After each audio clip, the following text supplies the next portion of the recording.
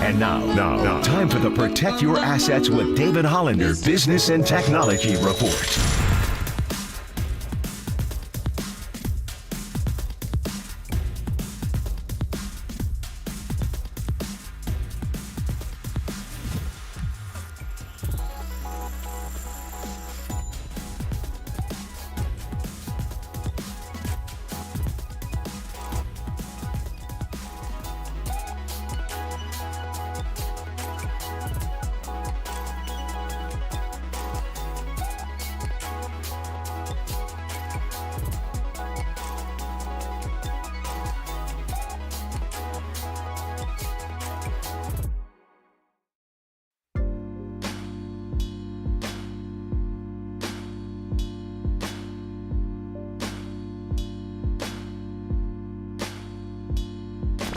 Dub Nation, Murph and Marcus keep rolling on the sports leader and streaming live on YouTube at KNBR 1045.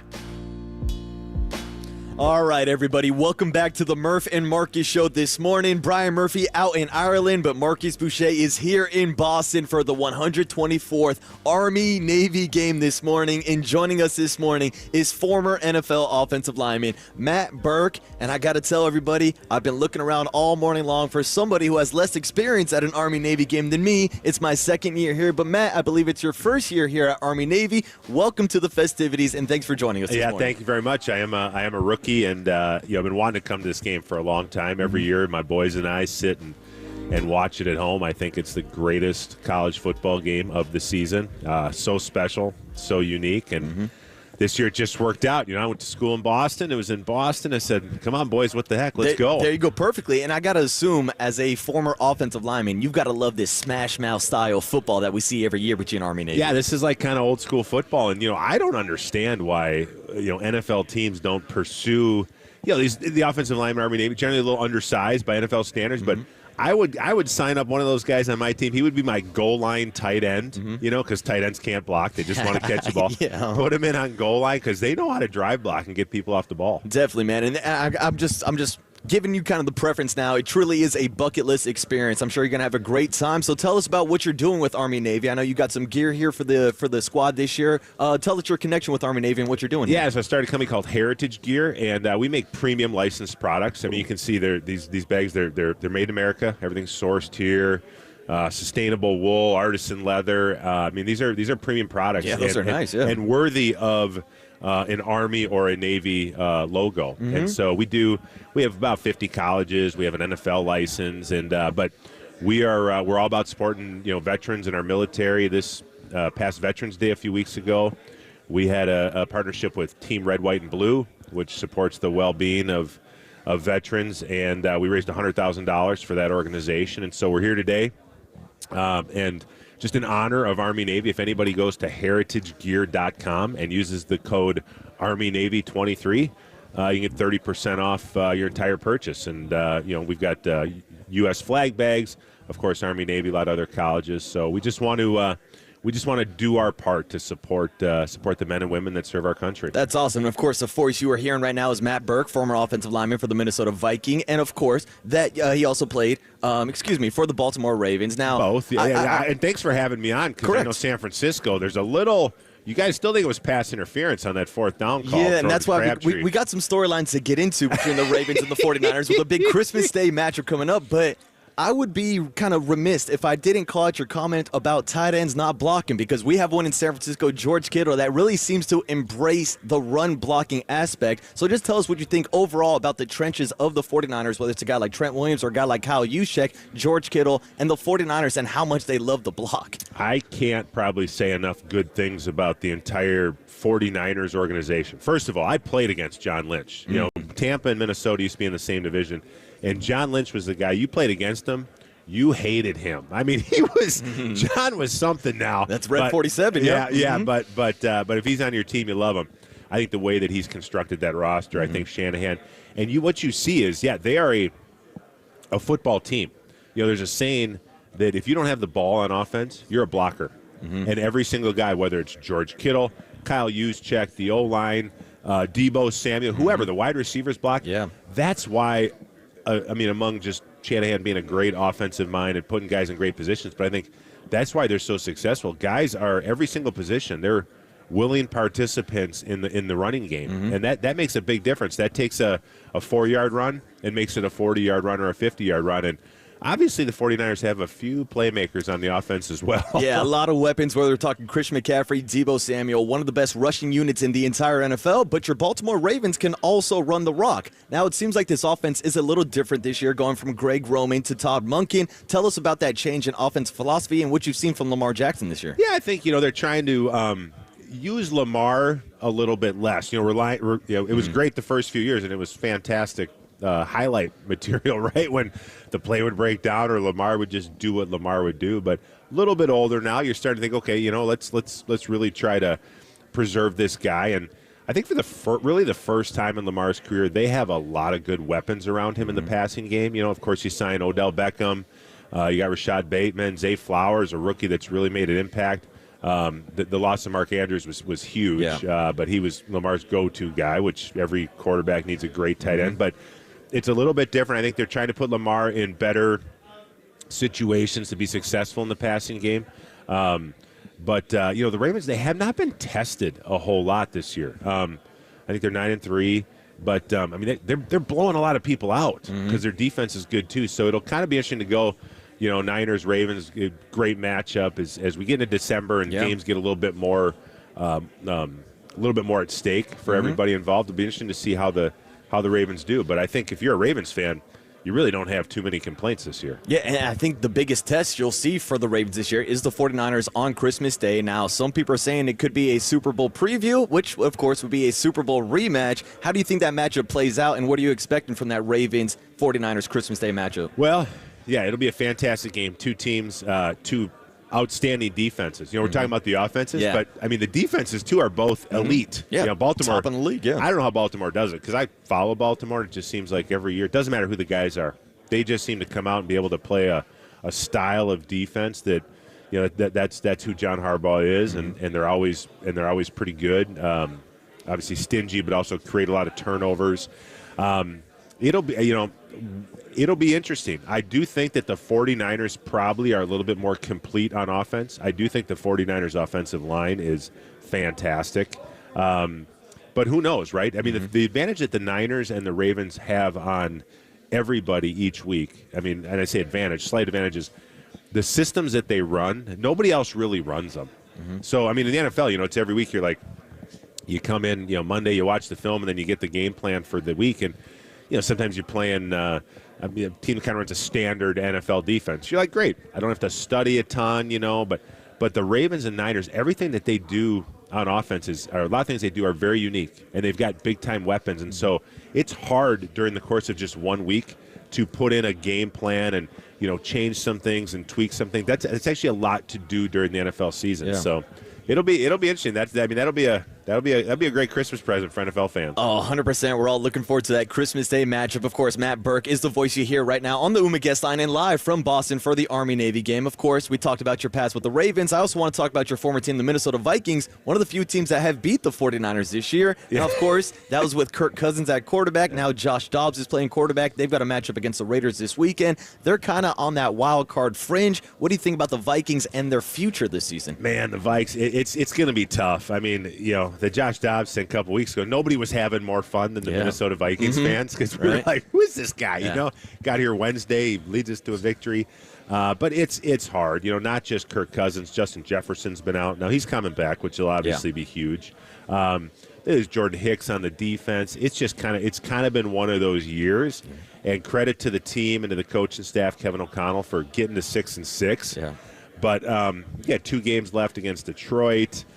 It might be tough for the Vikings to keep it going this last month to make the playoffs. But you never know. You never know. We're always Vikings fans. We are relentlessly optimistic. Yeah. We have never won a Super Bowl. We've lost a bunch of Super Bowls.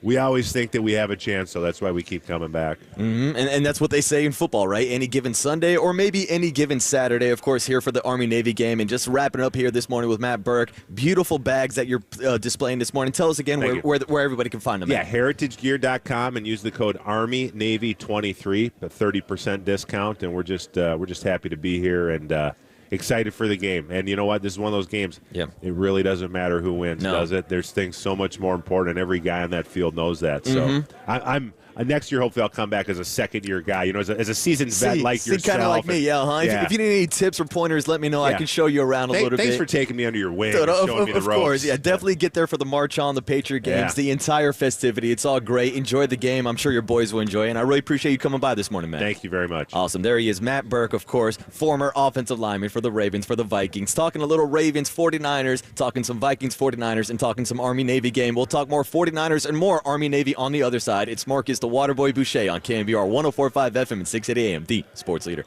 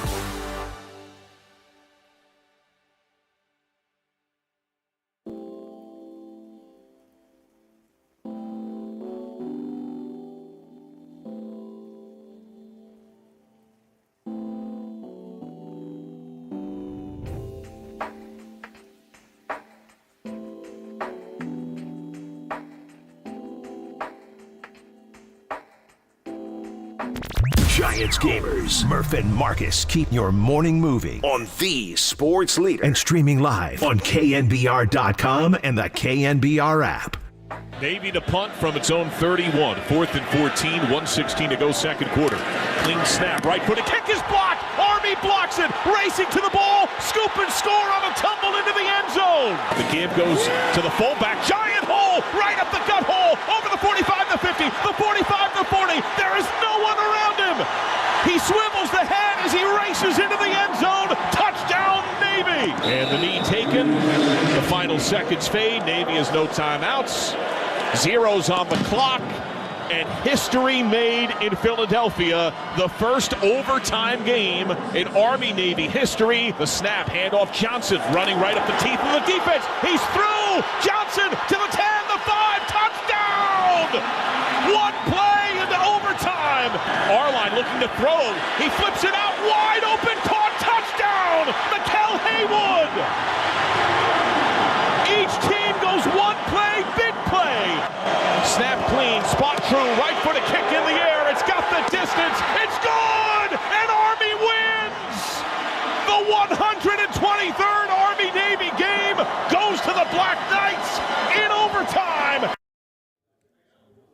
Oh, what a scene it was last year in Philadelphia as Army takes down Navy in double overtime. You heard the final call, the first overtime game in Army-Navy history. So, man, oh, man, it's going to be hard to top that this year as it is. Marcus the Waterboy Boucher back on the Murph and Marcus show this morning. My guy Murph is out in Ireland, still waiting for that Shohei Ohtani news to drop before we give him a call. But I'm here live at Radio Row in Boston. Just had a great conversation with Matt Burke, had Ross Tucker on this morning, and we've been talking to a lot of people about this Army-Navy game. Still got a great guest list coming up with Greg Papa, of course, on a Friday morning, 7:30. 49ers GM John Lynch at 8 a.m. this morning. And then we're even going to check in with Rob Ninkovich, who I see walking through the lobby right now. Rumors are Rob Gronkowski and Bill Belichick might be here, or maybe Bill's still out there celebrating after that Thursday night win last night against the Pittsburgh Steelers, kicking off Week 14 of the NFL season. Like we said, plenty of 49er and Seahawks talk coming up later on the show, but I did just want to kind of reset here and talk about my experience last year at the Army-Navy game in Philadelphia. You heard all the highlights, the back and forth action. It was a 10-7 game going into the fourth quarter. Army kicks a field goal, forces overtime. Army scores on the first play of overtime. Then all of a sudden, Navy starts throwing the ball, throws a touchdown pass, sends it to double overtime. Army gets a 3rd and goal stop, I believe, at the 1-yard line, recover a fumble, which sets up the game-winning field goal. And next thing you know, all the cadets are swarming the field at the link in Philadelphia. And it truly was like a sports experience that I have never experienced, because last year when I walked into this scenario, when I walked into Radio Row, everybody told me this is different. This is a different type of rivalry, and it truly was a bucket list experience, and I highly encourage everybody to come out, whether it's in Philadelphia, whether it's the first game ever played in New England this year.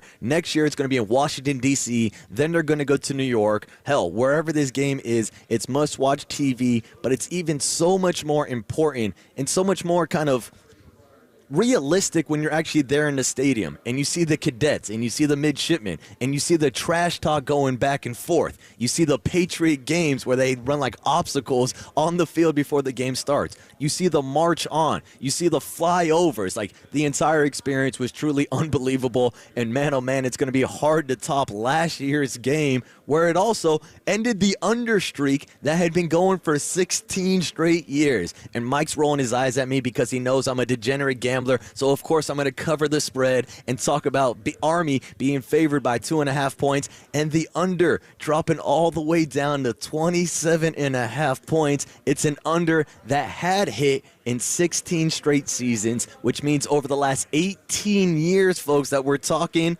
16-2. Army-Navy games have gone under. Pretty in any service game you're talking about, whether it's Air Force squaring off against Army or whoever, you can take the under, and it's a good bet. And it's a bet that I probably will be taking in Bobby Boucher's best bets this morning. We'll do that around 9:15 today. We'll also give you some Waterboys weekly winners as we'll go through the entire NFL Week 14 schedule and give you our list of winners. And maybe my guy Mike Holler will hop on air to give you his picks as well. But we'll get to the NFL talk in just a few minutes with Greg Papa, because obviously there's a huge matchup this weekend between the 49ers and the Seahawks. And it comes off the heels of a Thanksgiving beatdown where the 49ers went into Seattle and pretty much just dominated the Seahawks from start to finish. I mean, really the only highlight for the Seahawks was that pick six in the third quarter against Brock Purdy, his first pick six ever in his NFL career. But you know what else has also never happened in his NFL career? Him losing to the Seattle Seahawks.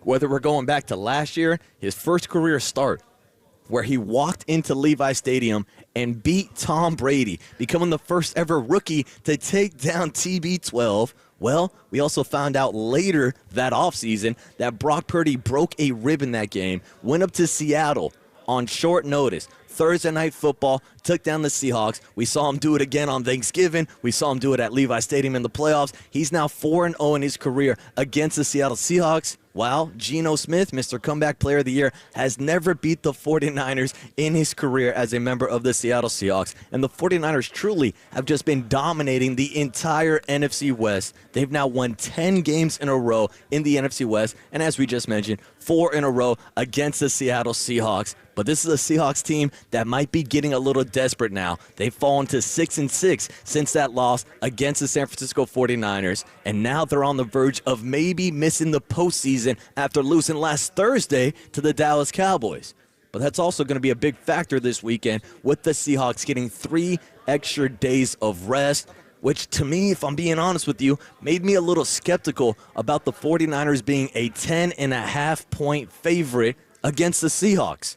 Because traditionally, these are games that are usually close. Well, that was mostly before Brock Purdy took over as quarterback, because Purdy has played 18 games in the NFL, and in those matchups, he's 11-5-1 against the spread, folks. Now, his actual winning record is better than that, too, but this guy can cover, so we'll see if he does cover that 10.5-point spread this weekend. But it's also the largest spread that the 49ers have ever had against the Seahawks since 1976. So we truly are talking about 2 different teams heading in the different directions, but there's got to be no days off for the 49ers. If they want to have a chance to get that number 1 seed, they got to take care of business this weekend against the Seattle Seahawks. We just got done talking about their matchup on Christmas Day against the Baltimore Ravens with Matt Burke. That's a huge, huge matchup also. But we all know it's going to come down to whether or not the Eagles lose another game this season. Hell, maybe 2. They're not playing their best football right now. We saw the effect that the 49ers had on this squad and all the effect that the 49ers had on teams last year when they would go and lose the next week after. Maybe the Philadelphia Eagles lose this weekend on Sunday Night Football in Dallas against Dak Prescott and a Cowboys team that has won 14 straight games out in Arlington. The Eagles are currently a 3.5-point underdog, and that's one of the games that we'll get into this morning too, breaking down all the top games this weekend, whether it is the Ravens versus the Rams. The entire NFC playoff picture is a mess. But hell, so is the AFC playoff picture now also after what we saw last night on Thursday Night Football with the Steelers losing back-to-back games against 2-win teams. 2 weeks ago, they lost to the Arizona Cardinals. Obviously, everybody saw the atrocity that was the Thursday night matchup last night and losing to Bailey Zappi and the New England Patriots. I was actually a little bummed out that the under didn't hit, but I actually wasn't bummed out that I got on the plane last night and I couldn't even find the damn game on the plane. Because, of course, in the day and age of Amazon Prime, everybody needs an app, everybody needs this, everybody needs that. Just give me the damn football games, and that's why I'm glad you're going to be able to catch the 49ers and Seahawks this weekend. I believe it's a Fox game. Might be the Fox game of the week. Who knows, Mike? You should probably know more than me. You're the program director around here. Our APD, shout out to Cubs back home, and shout out to all the boys holding it down at the station as we are live out here for Army-Navy Man, oh man, year 2 for the water boy. Hopefully they bring me back for a third year. But, Mike, last time they shipped me out to Las Vegas for the Canelo fight, all of a sudden Showtime ended their deal with boxing. So I don't know if I'm the bad luck charm, but, hey, maybe next year will be me and Matt Burke back once again. Ross Tucker joined us for a second time. And as we mentioned, we got Greg Papa, John Lynch, Rob Ninkovich, and still trying to get you some more 49er voices in that 9 a.m. hour. But it's almost time to come to Papa on a Friday. Greg Papa, the voice of the 49ers, breaking down this 49er defense that could be without Eric Armstead this weekend. Also facing off against a Seahawks team that could have Kenneth Walker back this weekend. Kenny did not play in that Thursday night matchup and truly is a tone setter for this Seattle Seahawks rushing attack. And of course, just like the San Francisco 49ers, they used that rushing attack to set up the deep ball to DK Metcalf, who absolutely went off on Thursday Night Football against Deron Bland, absolutely torched him, but also kind of exposed that Cowboys defense after we saw Charvarius Mooney-Ward absolutely lock up DK on Thanksgiving, or, in the words of Deebo Samuel, strap that S up. DK was absolutely invisible on Thanksgiving, so we'll see how that matchup plays out after Charvarius Ward truly did put down the clamps. DK was targeted 7 times. Only had 1 catch for 14 yards. And I'm wondering to myself, are we going to get an opportunity to see these sign language celebrations? Because that's another storyline going into this week. If you haven't seen it, DK Metcalf learned ASL, which is sign language, because he was getting fined too much by the NFL for his touchdown celebrations. So now he's talking trash through sign language. Hey, we saw a couple Philly fingers last week. That's about the most sign language I know. And hey, maybe there'll be a couple Philly fingers pointing towards DK this weekend and the entire Seahawks team. But also, you got to remember, last time DK showed up at Levi Stadium in the playoffs last year, he had 10 catches, 136 yards, and a touchdown. So I'm sure Steve Wilks is going to have that same strategy, that same game plan to slow down DK, just like they did 2 weeks ago. And we'll see if the 49ers continue to print out these blueprints of how to beat some of these top teams in the NFC, because that was a big topic this week with guys like Nick Bosa, with the entire 49ers defensive line,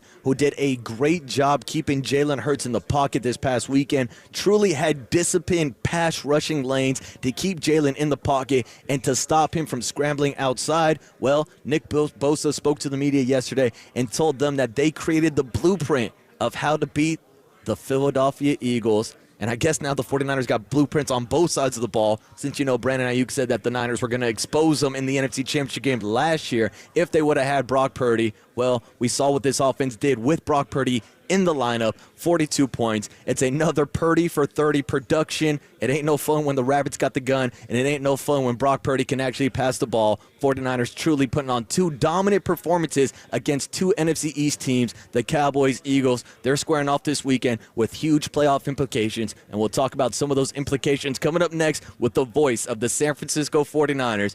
Greg Papa coming up next. John Lynch, the general manager, at 8 a.m. Back-to-back. It's a power hour of nothing but 49er football. So rip off the knob as we're live here in Boston for the Army-Navy game presented by USAA. It's Marcus, the Water Boy, a.k.a. Water Bud, Solo Dolo, out in Boston on KNBR 104.5 FM and 680 AM, the sports leader. Richmond, shout out to you for supporting KNBR, Richmond's sports leader.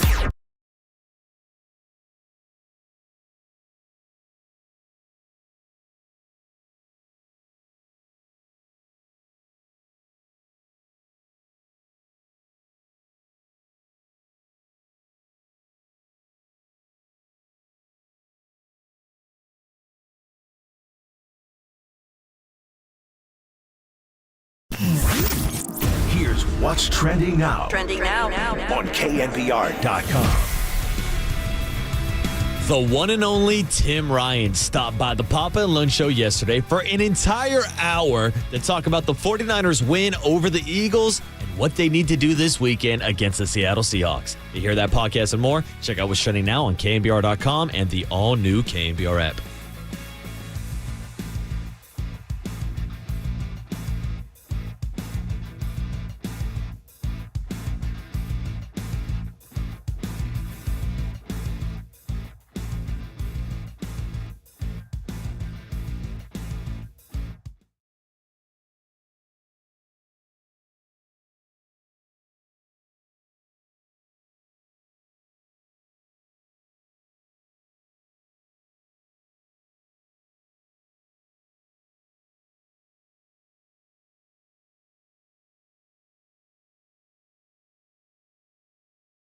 Protect your assets with David Hollander Business and Technology Report.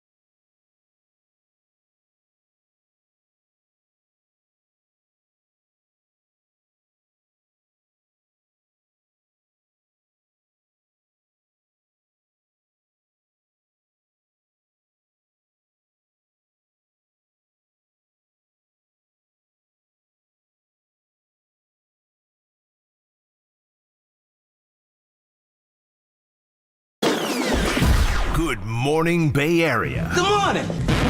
Good morning. The sports leader welcomes you to KNBR's Power Hour. Time to come to Papa. Come to Papa. We now prepare you for game day with the voice of 49ers football. Touchdown! San Francisco! Greg Papa.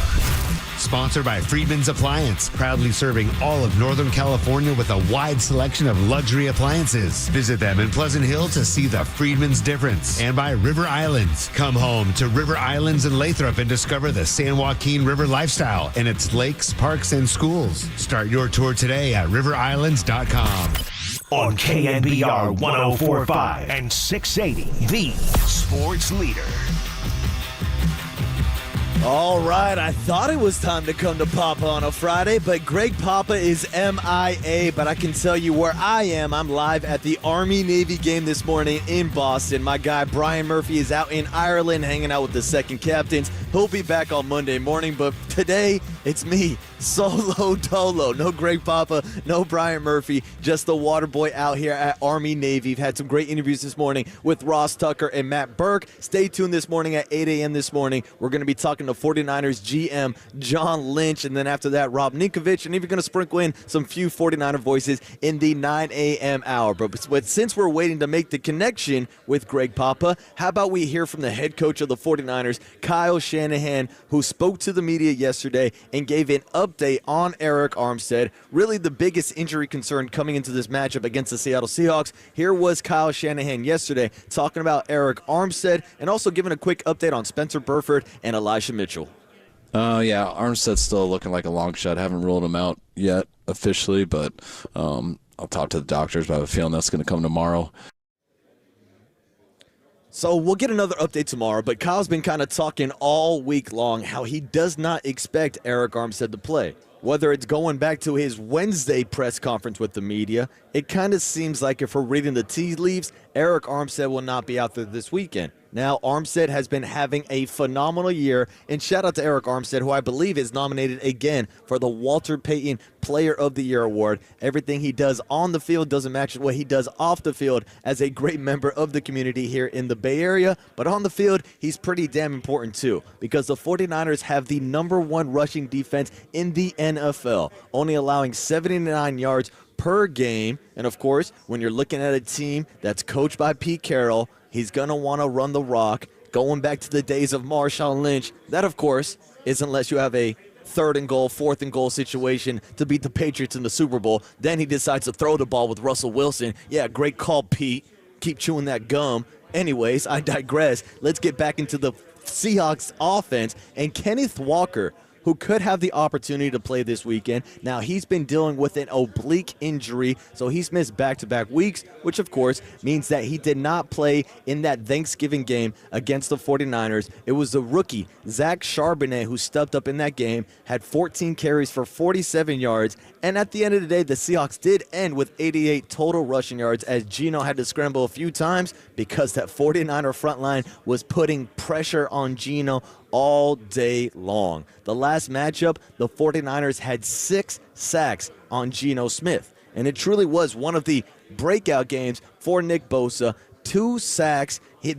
That led the game. He had 8 total pressures in that game and truly made a huge difference. So we'll see what adjustments that the Seahawks make this weekend as they travel down to Levi Stadium to take on the 49ers. And the man that's going to be calling the game this weekend is the one and only Greg Papa. Papa, what's up, my man? How you doing today? What's up, Boucher? How are you, bro? I already missed Paulie. Paulie was 7:35.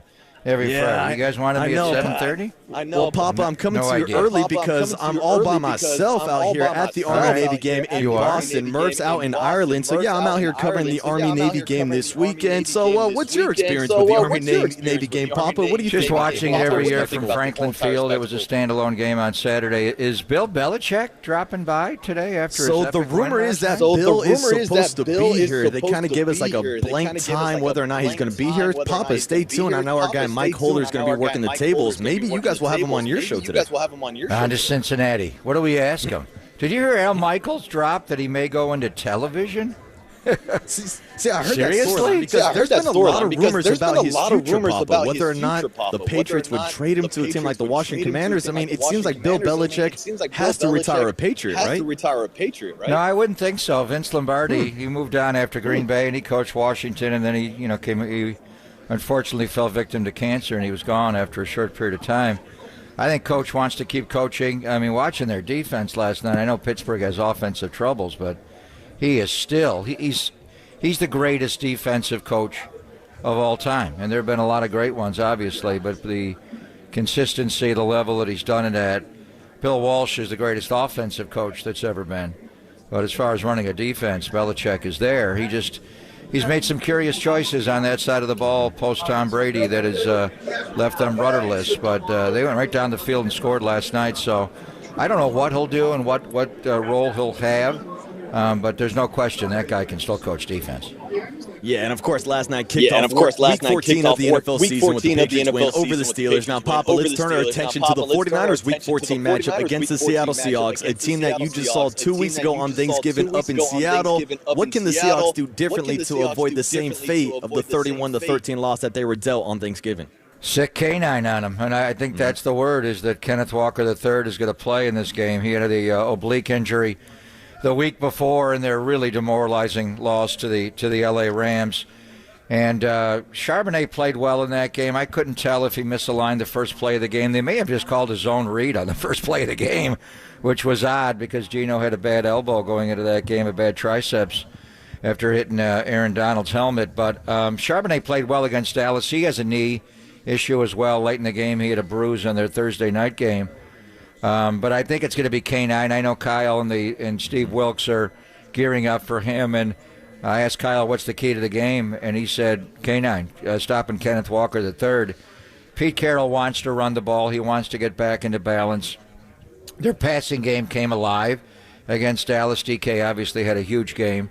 The matchup, I'm assuming we'll see how the 49ers line up, but they had so much success with Charvarius Ward, Mooney Man, following DK around. And I don't think Tyler Lockett's just playing as well as he did before. Something's wrong with him, whether it's the hamstring injury or he's just not as sharp on his routes, and people are taking advantage of him. So, but I do think the key to the game is going to be Kenneth Walker III, Marcus, just keeping him corralled.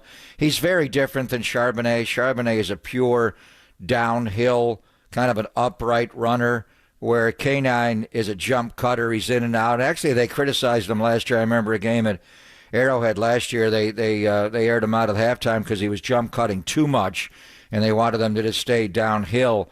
But he is electrifying, and he's the kind of guy with his jump cutting ability and a ability to make you miss in space that can take it all the way. So the main thing they're going to do is just sit K9 on you. Yeah, and we know the 49ers have one of the best rushing defenses in the league. They put that on display last week against the Philadelphia Eagles. Now, of course, Eric Armstead was on the field for that game. It sounds like he's not playing this weekend. Who do you think steps up? Is it Javon Kinlaw, or how do the 49ers successfully slow down Kanon if Eric Armstead's not playing this weekend? Yeah, I think Javon will get the start if Eric is out this game, and they have that's the one area of the football team they are deep. They got obviously the gravedigger Javon Hargrave, who is dominating as well. You move Kinlaw in. Kevin Givens obviously can mix in there. Kalia Davis, who got his first NFL snap recovering off the terrible knee injury in college, finally getting a chance to play. They've also got guys, the ends that can move inside. Randy Gregory, I think a lot like the 49ers have done in years past with a few players that have moved on to other teams have been able. Arden Key, Charles Omenihu, they were able to move inside and line up over guards. Chase Young has that ability. He does when they go to that Buckeyes inside with Nick and him together. And they got plenty of edge guys. So Armstead's the leader of this football team in a quiet way. There's no doubt. The longest tenured 49er. He got nominated again for a fourth straight year for the Walter Payton Man of the Year award, which is a highly prestigious award. After really league MVP, I think guys want that award more than anything. Wouldn't it be something on the Thursday before the Super Bowl at Honors if Eric finally gets the Walter Payton Man of the Year award and the quarterback wins the NFL Most Valuable Player award? That could happen, and then have the Niners in the game on Sunday in Vegas. But obviously you don't want Eric to go down, Marcus, but they are deep in that area. But I would expect Kinlaw to start the game. Yeah, of course, the voice you hear right now is the voice of the 49ers, Greg Papa, joining us on the UMA guest line. And, Pop, I wanted to stick with that 49ers defensive line because Nick Bosa yesterday said that the 49ers provided the blueprint on how to beat the Eagles. Now, my question is, do you think the 49ers finally figured out the blueprint of how to beat mobile quarterbacks with how disciplined they were with their pass rushing this past weekend? No, this quarterback's different because if you're running up against a quarterback that's going to run a lot of zone read, then you run him differently. This was just the way he steps up into the pocket and that quick quarterback draw. They wanted to keep him in the pocket and corral him, but they did not want him to have a hatch to step up in the pocket. So I was amazingly impressed with what they were doing. I knew they were doing it going into the game. They were going to run the mush rush. But when you actually watch it, there were a couple of times where I got frustrated in the booth. Like, he had 6-7 seconds to throw the ball sometimes. And you're asking a lot. I mean, it speaks to the discipline of the D-line to come up with a completely different game plan. That's not the way they play. It's not the way they practice. To ask them to rush in a whole different way, you can see it in Bosa's steps, the way he was rushing over Lane Johnson in particular. It was more of a measured. He just wanted to keep outside of him, never get inside and allow him the escape hatch. Later in the game, they did go after him, and Nick laid a Dwight Freeney 360 spin on Lane Johnson that was incredible, and Lane Johnson spun off of it himself, came out the other side and blocked him. It's like, how did he do that? Lane Johnson is an amazing player, as is Nick. But the D-line's performance overall was really impressive. Now, the whole world saw it. It's on tape. Part of me thinks that Nick shouldn't be telling everybody about the game plan, but it was obvious, and they all talked about it after. So, Philadelphia's coaches and obviously Dallas's coaches, Dan Quinn, they know what they're doing, so it really probably doesn't matter. But I don't know if Dallas, frankly, you got Micah Parsons, I mean, he's pure speed. DeMarcus Lawrence could do it. Are you going to ask those guys to change the way they rush? And I don't know if Micah can do that. He's just different. And he likes to win inside. That's the whole point, was you needed to stay outside and squeeze them in. And Micah predominantly with that first step I've never seen a guy win so fast inside. That's his strength. He can win outside. If they do that, let's see. I think Philadelphia will have a plan for it now. I mean, the simple way to do it is to move the pocket. But it's just everything they do because their offense is so different. And I mean, you're watching a college game, the ultimate Army-Navy game, and the way they played, back in the day. It's kind of the way Philadelphia plays, where everything is on that mesh point handoff with Jalen. It's a very different offense. It's really Kyle and Mike Shanahan brought it into the NFL years ago with RG3, when RG3 was a rookie. It's lined up a little bit differently because Washington back then did it with more of a pistol formation with Alfred Morris behind RG3. These guys run some pistol in Philly, but it's mainly the back to the side, and it really is a triple option. It's an RRPO where the quarterback can hand it to the back, he can pull it and run it, or he can pull it and pass off of it, and they have multiple pass options off of it. It's just allowing him to read a couple of things, the defensive end coming down, the safety alignment, a lot like RG3. He only had a couple of things to look at, and he made the call not at the line of scrimmage, but during the play on what he was going to do. And so what you're basically saying is Jalen Hurts is not a true drop-back quarterback who goes through his progressions, boom, boom, boom. And a quarterback like that, so I don't know if the Niners exposed Philadelphia. It would be surprising to me. Kansas City did some of that on that Monday night game. But if he cannot just hit his back foot and beat you from the pocket, you're going to have teams certainly in certain down and distances doing that, if not, in fact, the entire time. But I just thought the Niners' defensive line discipline in that game was beyond impressive, Boucher. Yeah, the entire blueprint or the game plan worked to perfection. And even on the offense side of the ball, it seemed like the game plan worked extremely well as well. We saw all the yards after the catch that Deebo Samuel got, but to me it started with that pre-snap motion in the backfield. I know we see what Mike McDaniel's doing out with Tyreek Hill out in Miami, but does Kyle Shanahan create the most pre-snap motion to confuse defense? Is he the best offensive coordinator moving his guys before the snap pop? Oh, without a doubt. I mean, the Niners have been doing it forever, and it keeps me up at night because I got to call it all. And to me, it's the essence of what the Niners do, that pre-snap motion. And you heard, some of the Philadelphia Eagles say, we just got misaligned. We couldn't line up, and it's not like they haven't played the Niners before. It's not like they don't go up against other teams that do it. The Niners just do it differently.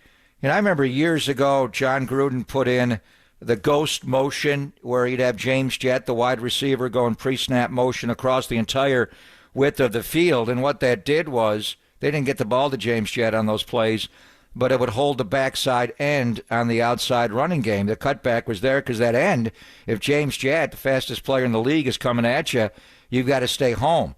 Well, now you're seeing, and then Andy Reid in Kansas City did it with Tyreek. And one off season, Andy Reid hires Brad Childress, the former Eagles coach, as his spread game coordinator. And I'm like, well, what's that? Who's doing that? And what he was doing was taking a lot of the college principles of opening up the game and the width of the field. And Sean Payton's so brilliant at it. It's not just horizontally or vertically, but it's horizontally. And Andy Reid did it with Tyreek, and Sean Payton did it with Darren Sproles, and just trying to stretch you out. Kyle does it all the time. Look at all the motion they have.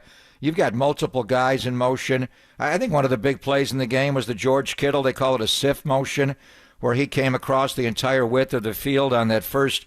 He had one big third down to convert on the third drive, but the big play to me was the play where he went in motion and then looked like he was going to block Hassan Reddick and just blocked for a beat and then went out to the right, and Philadelphia just dropped him. They had no idea where he Nicholas Mora was supposed to follow him across the formation. He had no idea, and George was wide open. So they used that. Then they got the orbit motion where you'll see Deebo go in the jet sweep motion, heading one direction, say he's going right to left, turn and come back behind Brock and McCaffrey. When it's orbit when it's behind the quarterback. They do that all the time, and that just stretches it out. All of a sudden, if it's man, a linebacker has to follow him out there, obviously, or a corner. Or if it's zone, they have to widen out their zone. It opens up the middle of the field. But the interesting one, and I asked Kyle about this yesterday, that motion where McCaffrey is to the side of Brock in the shotgun, and then he just slides like he's doing a defensive shuffle in basketball where he kind of hops to the side. I'm like, what is that? It's called bumper motion. Bump motion is when you go from one tackle to the other. Kyle calls it bumper, where he starts outside and then he bumps. What it basically is it gets you into empty, but they don't think you're empty because McCaffrey starts next to Brock in the shotgun, and then all of a sudden he's going bumper pull on you, and he slides. Now all of a sudden he's really in a slot position where the F wide receiver would be but they're still aligning it like he's in the offensive backfield. And what happens then? You get a running back matched up with a linebacker, and Philadelphia doubled him a lot in the game. If I'm covering McCaffrey, I just put a corner on him, honestly, and I'm not even sure a corner can cover him. And then that play, that wheel route, that choice, they call it a cholo route, where McCaffrey got isolated against Nicholas Morrow, our man again, on that out and up, and Brock hit him down the left sideline on the sixth play of the second half, the 33-yard gain. So you're right. It's just the constant pre-snap motion. Miami does it, I think, technically a little bit more than the Niners, but basically on 3/4 of every play. Miami, and they use that cheat motion where Tyreek goes in motion and then turns and goes out the side of the line of scrimmage. The Niners in Miami, shift so much pre-snap, and it just gets angles on guys.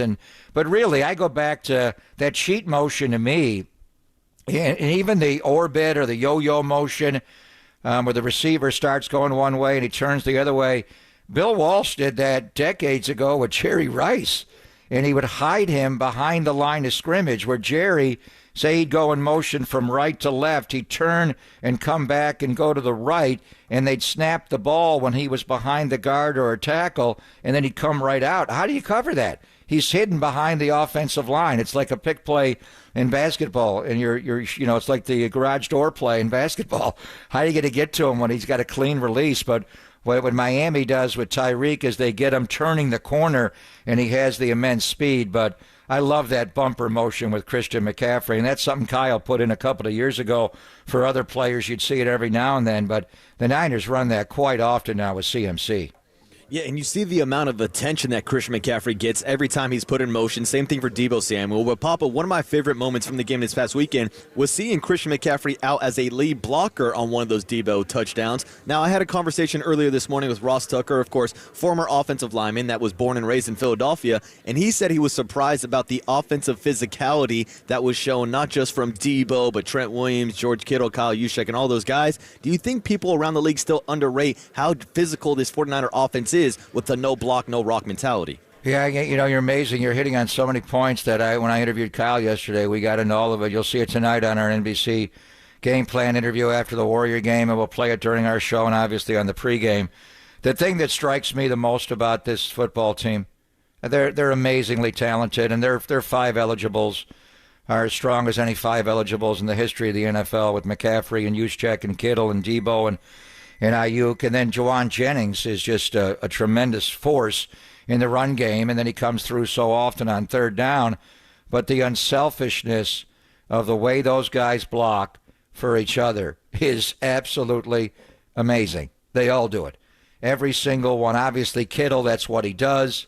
Ayuk has become a relentless, lengthy blocker. There's so many times he shows up on tape where he just continues his blocks for a long, long time. And that's being in the meeting room with all these guys. And it is no block, no rock. You don't get the ball. And to watch McCaffrey do it in everything he does. And Kyle said it the other day that Christian McCaffrey is the best player he's ever been around without the ball in his hands. Now, this is a guy who should touch the ball really on every single play. He's that good, but you can't do that because, he could go this year 1,500, 500 with rushing yards and receiving. But he does, and you see it in practice, every single detail of playing the position, even on a fake. I mean, look at the Deebo tunnel screen going left and the way he executed that fake going out the other way. Held the backside lineman, the backer, who was the only guy who could have chased Christian down on that play.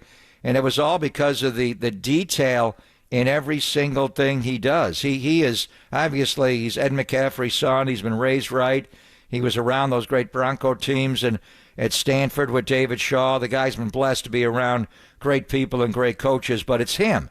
And his mom and dad certainly had a big influence on it, but the work ethic and just every single thing he does is just incredibly detailed, and it's all of them. The way they block for each other is really, they are the most unselfish, great collection of offensive talent I think I've ever seen. You've seen great players and Hall of Fame players as far as those five eligibles. But did they block for each other the way these guys block for each other? It is amazing. And one other thing that I noticed that I mentioned to Kyle, look at the receiving leaders for the 49ers this year. Christian McCaffrey leads the team in receptions with 51. Brandon Ayuk has 50. George Kittle has 50.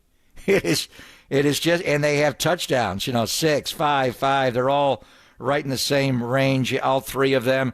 Debo's got 38, but he missed almost, 2 full games, and he really got hurt in the first play of the game in Cleveland, so he was out. So I think just the mentality of this football team is unselfish.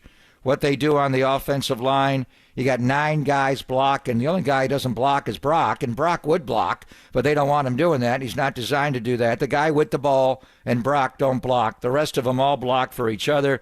They don't care who gets the ball. And then over on the defensive side, to be so unselfish and so disciplined to completely change your rush lanes, we got to really celebrate. These guys are a lot like the Warriors. They really are. They have a championship mentality, especially when Durant got here. It got a little pouty at the end with KD, but it's just an assemblage of immense talent with an incredible work ethic and then supreme coaching on every level, not just scheme, but overall thought process and how you play. Like today, John Lynch comes on. I think John actually moved back his meeting time with you guys later in the day because Kyle does the run game look on Friday mornings. And that's the day where if you don't block from the previous game, he puts it on the big screen in front of the whole team, and he calls you out. So the mentality is no block, no rock, and the unselfish nature. But if you don't do it, you get called out, and you just don't fit in. Last couple minutes here with the voice of the 49ers, Greg Papa, on the UMA guest line. And Papa, yes, we do have John Lynch coming up in just 5 minutes. So I wanted to ask you one last question. He's at 8 today. You're changing the whole schedule. Okay. Yeah, he's at 8 a.m. today. John Lynch right around the corner. But your final thoughts heading into this 49er and Seahawks matchup. There's been some talk about a potential trap game. The last time the 49ers put up 42 points on an NFC East team, they went on a 3-game losing streak. But Debo's healthy. Trent Williams is healthy. Do you think there's any chance that the 49ers could be overlooking the Seahawks this weekend? I mean, everything I'm just saying, it's just against who they are. They show up for work every day. They don't just show up for Sunday at 1 o'clock. These guys, they're just hard. Is there one guy on this team that's not a hard worker? Honestly, I don't see it. There's some, Bosa and McCaffrey have the lineage and second generation. But George's dad played. I mean, it's just the way they were raised. All of them. Debo, they don't cut corners. They just don't do it. I mean, they just come in and punch a clock. And they don't do it on Wednesday at install day. They're getting their bodies recovered after the game on Sunday and Monday. Tuesday, they're starting to lock in on the new team. Wednesday, it's install. Everything they do, every walkthrough, every meeting, they are obsessed with football. And so I don't buy that. So I don't think that's why they lost in Cleveland. I think they lost in Cleveland because Cleveland was coming off their bye week. It rained and it was windy on Lake Erie. Cleveland was good. They had a good defense. They got Bill Callahan running their run game on offense, and they just had a great plan, and they beat them that day, and it came down to a field goal at the end. It happens in the NFL. And then you had injuries in that game that cost you in the Minnesota game. They were tired for Cincinnati. It's not because they're not ready to play. I just don't buy that. Now, some of them could talk about a mentality and thinking they're better than they are publicly. I really don't think that's accurate. I think they say that for public consumption. Because sometimes the other team's pretty good. And this game, I don't know how to expect this game. The first half in Seattle on Thanksgiving night, Marcus, was an ass-whooping. I mean, that was, wow. Seattle could not breathe. I got a picture on my phone. I'll play it during the show on the stream of when they just ripped the helmet off of Geno Smith. He was decapitated.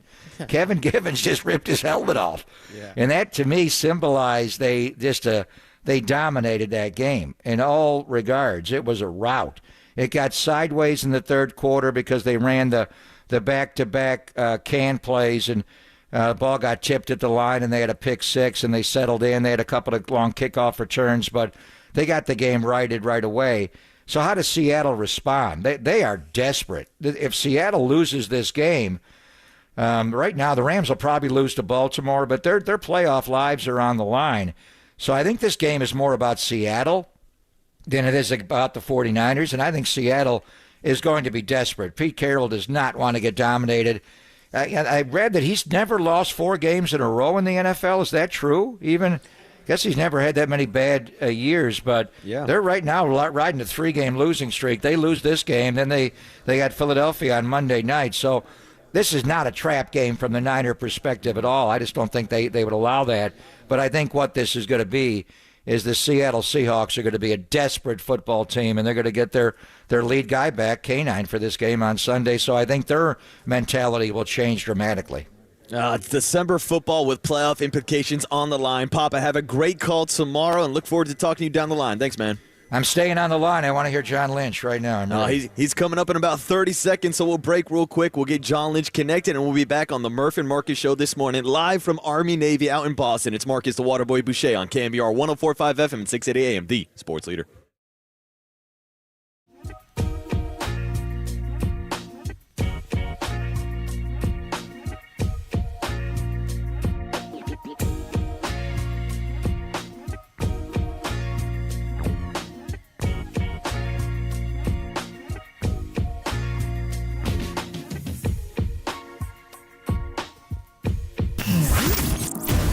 What's trending now? Trending now. On KNBR.com. 49ers head coach Kyle Shanahan stopped by the afternoon show yesterday for his weekly hit with Tolbert and Copes to talk about the 49ers win over the Philadelphia Eagles and their Thanksgiving rematch this weekend against the Seattle Seahawks. To hear that podcast and more, check out what's trending now on the all-new KNBR app. Here's 49ers GM and Hall of Famer John Lynch on KNBR 104.5 and 680, the sports leader. Sponsored by Nick the Greek. We welcome you to our house. Come taste the difference of our delicious local Greek flavors and become a fan. All right, live from Boston, Massachusetts, it's the Murph and Marcus Show this morning, covering the Army-Navy game. And joining us now on the UMA guest line is, of course, 49ers General Manager John Lynch. John, always appreciate the time. This morning, Brian Murphy is out in Ireland. I'm here in Boston for the Army-Navy game. But I did have your good buddy Matt Burke asked to pass along a hello to you. So hello, John. How are we doing today? I'm doing great, Marcus. Like an Irish theme here with Dublin and Boston. I like it. Good for an Irishman like myself. And you're the perfect guy to talk to, especially after that win last week against the Philadelphia Eagles. We can start there before we move on to this weekend's matchup against the Seahawks. That had to feel pretty damn good walking down to the field and seeing almost an empty stadium of Eagles fans leaving early after that dominant performance by the 49ers. Absolutely. I mean, I was just really proud of our team, the way they handled the challenge. Really good team. We still have a ton of respect for that team. It was a challenge. They present challenges in every aspect, but our guys prepared exceptionally hard. We didn't make too much of the game. I think what we made of it was that we had a lot of respect for the opponent we were going against, and we knew we were going to have to be on point to go get a win. And I thought from the job that the coaches led by Kyle did, and then really the players, the way they got their bodies ready and the way they came out and performed, enduring a rough first quarter, but staying with it and maintaining that confidence that we had a really good plan and that if we could just get some rhythm going, we'd be hard to stop. And you saw that all come to fruition. I thought we played really well. And then the challenge of this league is, and I was really impressed with our group too. It wasn't like a playoff atmosphere in that locker room because they understand that, hey, soon enough, the Seattle Seahawks, an in-division rival who we have a lot of respect for as a football team, is coming down to our place. So you have to turn it over real quick, but I was extremely proud with our team and the way they performed. And I wanted to talk to you about that game plan, specifically on the defense side of the ball, with the Steve Wilks strategy, with their defensive line, and the disciplined pass rush that we saw this past weekend. Now it led to a lot more time for someone like Jalen Hurts kind of scrambling back in the pocket, but it also led to Jalen Hurts not getting outside of the pocket and hurting the 49ers with his legs. What did you think about the game plan and the overall performance of that defensive line against Jalen Hurts? I thought we made some really nice tweaks, to try to, he's a very talented football player. And you learn things, over time when you play people. And I'm sure the next time we'll have to have another adjustment because they'll be prepared for that. But I thought it was one that worked well. I thought it was very selfless of our guys on the D-line because they don't like just getting in wrestling matches with the guy in front of them. And, it's frustrating for them. Just, at times it felt like 8 Mississippi. But our guys did it. I thought it was a great illustration when the rush and the coverage are tied together. At times Hurts had nowhere to go with it, and it felt like an eternity. But they just did their job, and I'm sure it'd be a lot more fun for them to try to beat the guys in front of them, get upfield. But then you open up all those lanes, and so our guys executed the game plan that was given to them really well, and we had success doing so. Yeah, and John, I think the last storyline I want to talk to you about that Eagles and 49ers matchup is, of course, the incident between Dre Greenlaw and Big Dom, the security guard, or head of security from the Philadelphia Eagles. Just wanted to get a quick follow-up if there's been any kind of follow-up from the league and if there's going to be any maybe punishments for Dre Greenlaw down the road. We haven't heard of that. I don't expect that. I think the punishment, for Dre was enough on the field, which was an ejection that really – that was at the time. Remember, the game was very much in the balance. Dre is an excellent football player. He's a tone setter for us. He covers so much ground out there. So, we all have to learn from that. Did it feel like it warranted ejection? Well, it doesn't really matter because they did that. And so we all have to learn. We have to learn as a sideline. I've been in that same position that Dre was at as when I was a player. One time a coach put hands on me, and you lose your mind because it's hard enough to play out there, and when somebody who's not supposed to puts hands on you, there is a visceral reaction. Having said that, I do know Dom. I've known him for years. Met him at the Pro Bowls years ago when Andy Reid and the Eagles staff were coaching us over in Hawaii, and he's a wonderful human being. He's a good dude. He was very apologetic as soon as the game was over. He tried to, he explained he tried to de-escalate, but in doing so actually escalated. He knew that. He acknowledged it. So I think everyone handled it well. But you never want to see that because that can really affect the game. And so we're going to have to learn from it. They're going to have to learn from it, and the league will handle it like they're going to handle it. But I do think a stern message was sent out in memos and whatnot that, hey, the controlling your sideline is on you as an organization. And so I think everybody's going to have to adjust to that. Yeah.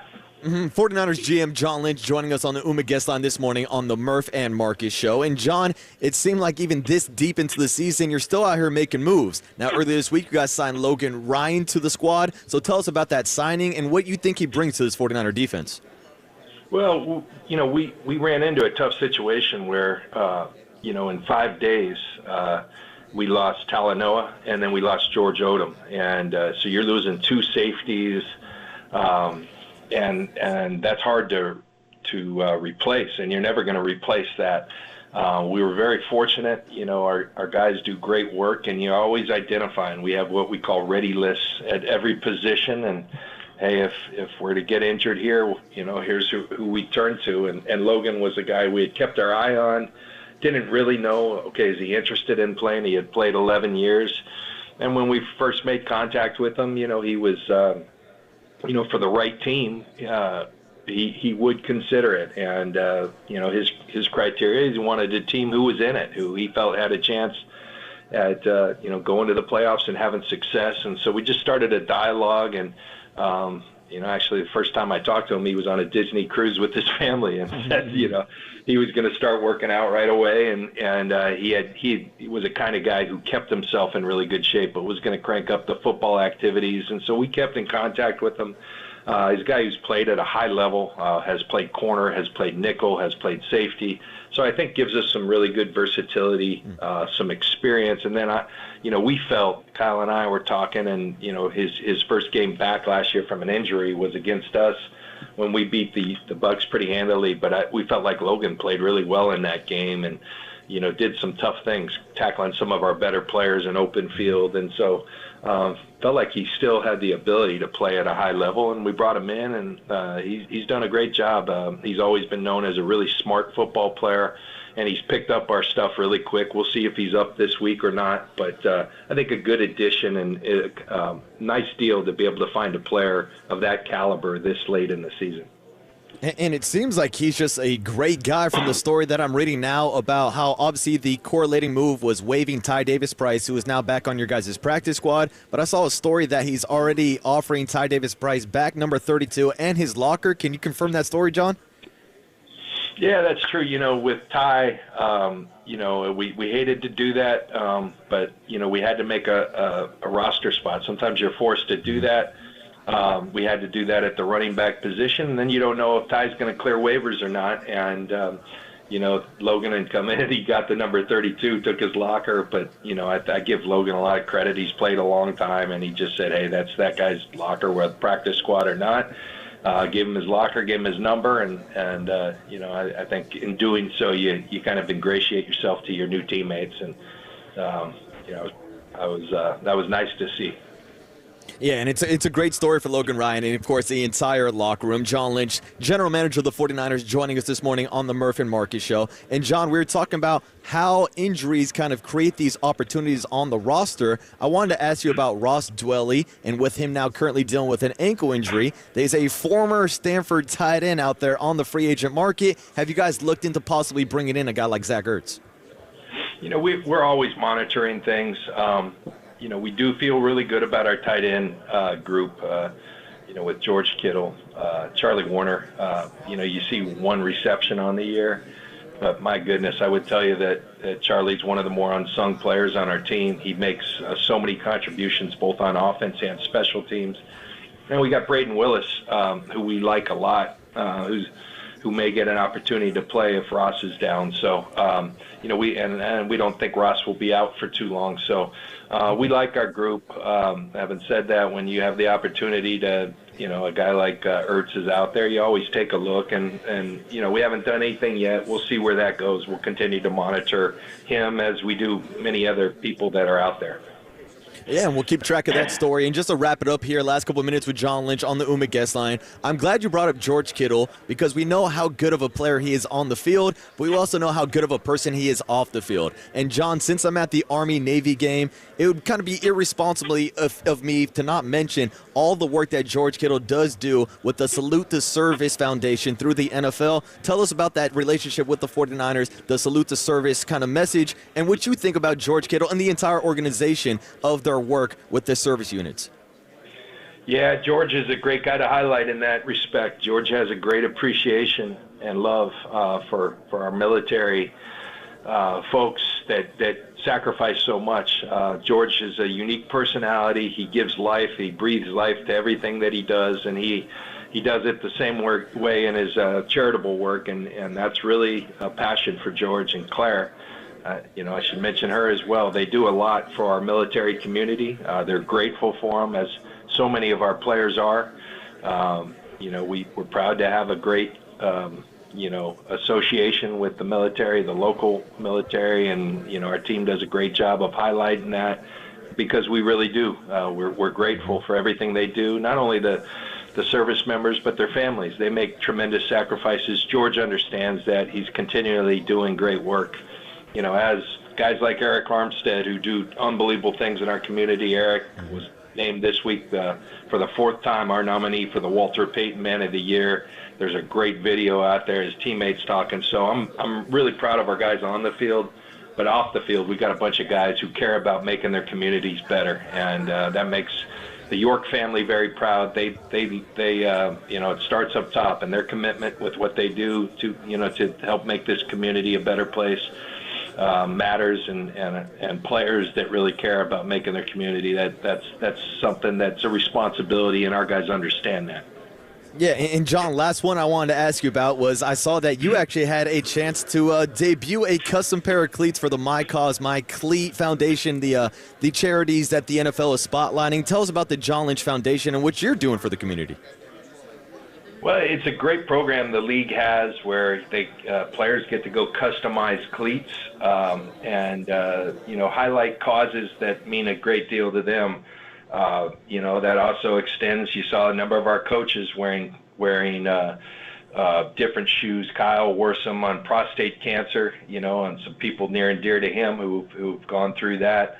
I highlighted our own foundation, the John Lynch Foundation. We do a number of programs, namely, probably the thing we're most proud of. There's over 120 kids out there at four-year colleges over the years that we've given scholarships to. So we try to make dreams come together for kids who understand their responsibility to their community. They're usually student athletes that also excel in the classroom and then also in the community. And then we highlighted the Gary Sinise Foundation, a foundation I've become aware of that does so much for our service members, our first responders. They build homes for veterans who come back that are, Captain Dan, that's who Gary Sinise is, the guy from Forrest Gump. He's a tremendous actor, but a tremendous American who does a lot for our country's service people. So those are the two charities I highlighted, but I commend our league for allowing players and coaches to highlight things that are passionate to them. Yeah, and it's a fantastic message that you, the players and coaches, are sending across the country and to the 49er fan base. John, always appreciate the time. Best of luck to you guys this weekend against the Seattle Seahawks, and we'll talk to you next week with hopefully the return of Brian Murphy. All right. Thanks a lot, Marcus. All right, sounds good. There he is, 49ers general manager John Lynch, always doing his weekly hits on the Murph and Marcus Show. Coming up next, we're going to change gears back into the NFL with a voice from the East Coast. We're talking to Rob Ninkovich about the Army-Navy game and the Patriots winning on Thursday Night Football last night against the Pittsburgh Steelers. More Murph and Marcus Morning Show coming up next with Marcus. No Murph today. He'll be back Monday on KNBR 104.5 FM, 680 AM, the sports leader.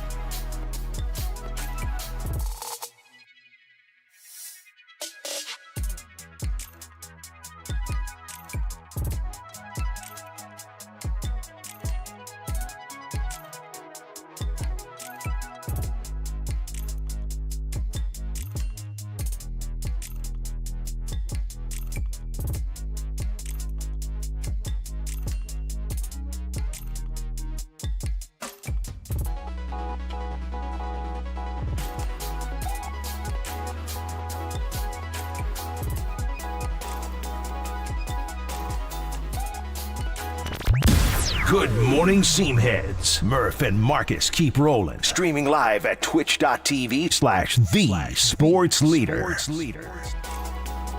All right, welcome back to the Murph and Marcus show this morning, live in Boston for the 124th Army-Navy game presented by USAA. My co-host Brian Murphy is out in Ireland right now, but I'm in Boston with a local and, of course, former New England Patriots linebacker, Rob Ninkovich. Rob, thank you for stopping by the Murph and Marcus show this morning. How we doing? What's up, guys? I'm doing great. You guys doing all right over here? It's a little chilly. A little cold this morning. It's a little colder than the West Coast. We are the flagship station for the long flight. Had a long flight. Your hours are probably. Yeah, I'm a little jet lagged this morning, but I'm excited. This is my second Army-Navy experience, and now this year is the first year ever that the game is being played in New England. So as a Boston local, tell us about that and how excited the people are. Yeah, I mean, I think it's great for the community, New Englanders.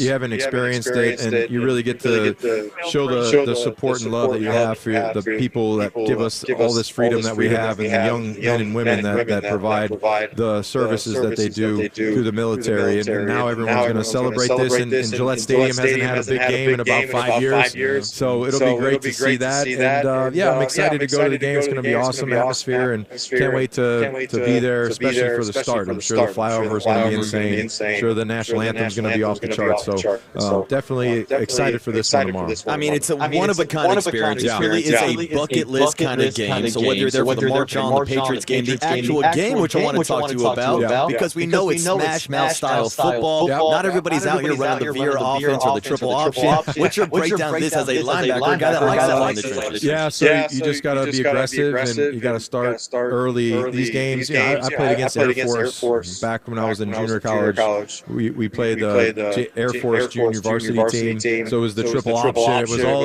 that stuff. I'm an old school football player, so the power, the wing tee, double wing, all those things, it's right up my alley. So it's all about being aggressive and having good technique. So this is your old school, grinded out, power football type game. I love that stuff. Yeah, and as we mentioned, the first game ever played in New England in the 124-year history. Now, you mentioned there haven't been too many big games at Gillette Stadium recently. Not recently.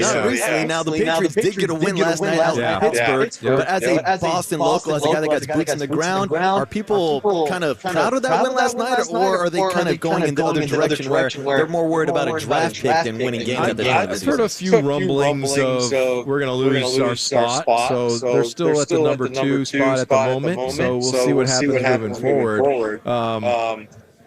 I'm a football ex-football player, so my mentality is every game that you're playing, you're trying to win that football game no matter what. So they're going to try and win every game the rest of the season.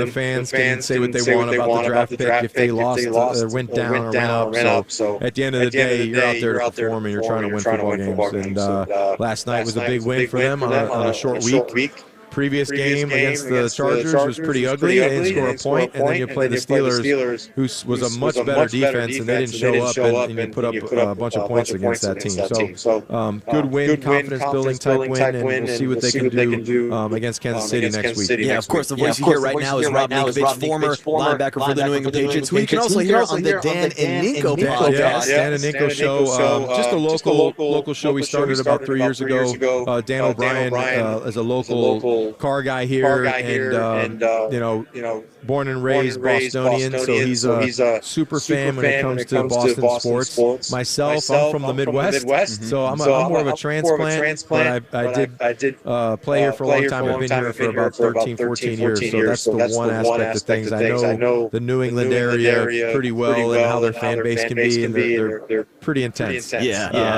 we have a great show. We talk about local sports and local businesses. Go to the local businesses and talk about what they produce and kind of experience the New England style of life. So it's a lifestyle type podcast. And I'm sure this is a topic that you've talked about a few times, and that, of course, is the future of Bill Belichick with the Patriots. Now, there was talk last night about maybe him moving to TV. There's been rumors about maybe the Patriots trading him to a different team. Hell, there's been rumors about maybe him showing up here today at the Army-Navy game. So what do you think about the future of Bill Belichick with the Patriots? I think it's really in his hands. It's what Bill wants to do. He's pretty much created that environment for himself with the history and how many wins he has and the experience that he does have. So, for me, it'd be really tough to see them moving on from him without him wanting that to happen. So ball's in his court when it comes to where he wants to go, honestly. And if they did want to trade him or do something with him, I think that he would have a say in where that happens. Not just going to move him somewhere and him not have a say so. That's just the way it's going to be. And of course, since we are the 49ers flagship station out in San Francisco, I want to ask you a couple of questions about what's looking like maybe the best defense in the league. Yeah, very impressive defense. I think John Lynch has done a terrific job at talent evaluation, bringing in the right pieces, and also for the mistakes that he's made, move on from people. Trey Lance, who move on from that, gave up a lot for that pick. But guess what? At the end of the day, Jimmy G didn't work out. You move on from Jimmy G. You got a great quarterback. You drafted Mr. Irrelevant. Yeah. So what does that give you? It gives you a lot of cap space, a lot of cap freedom until you have to pay him. You got a heck of a football player on the edge in Bosa, great linebacking core, good interior pieces. So when you have all those things in place, man, it's a recipe for deep playoff run, Super Bowl type stuff. So similar to Seattle when they had Russell Wilson and they didn't have to pay him yet. They had a great defense, great running backs, good receivers. So you look at the 49ers and where they're at right now, they're in the driver's seat. So a big win against the Eagles on the road. That it's very impressive to see that football team playing. And really, when you see the way the league is right now, they're clear-cut, to me, the best built roster top to bottom.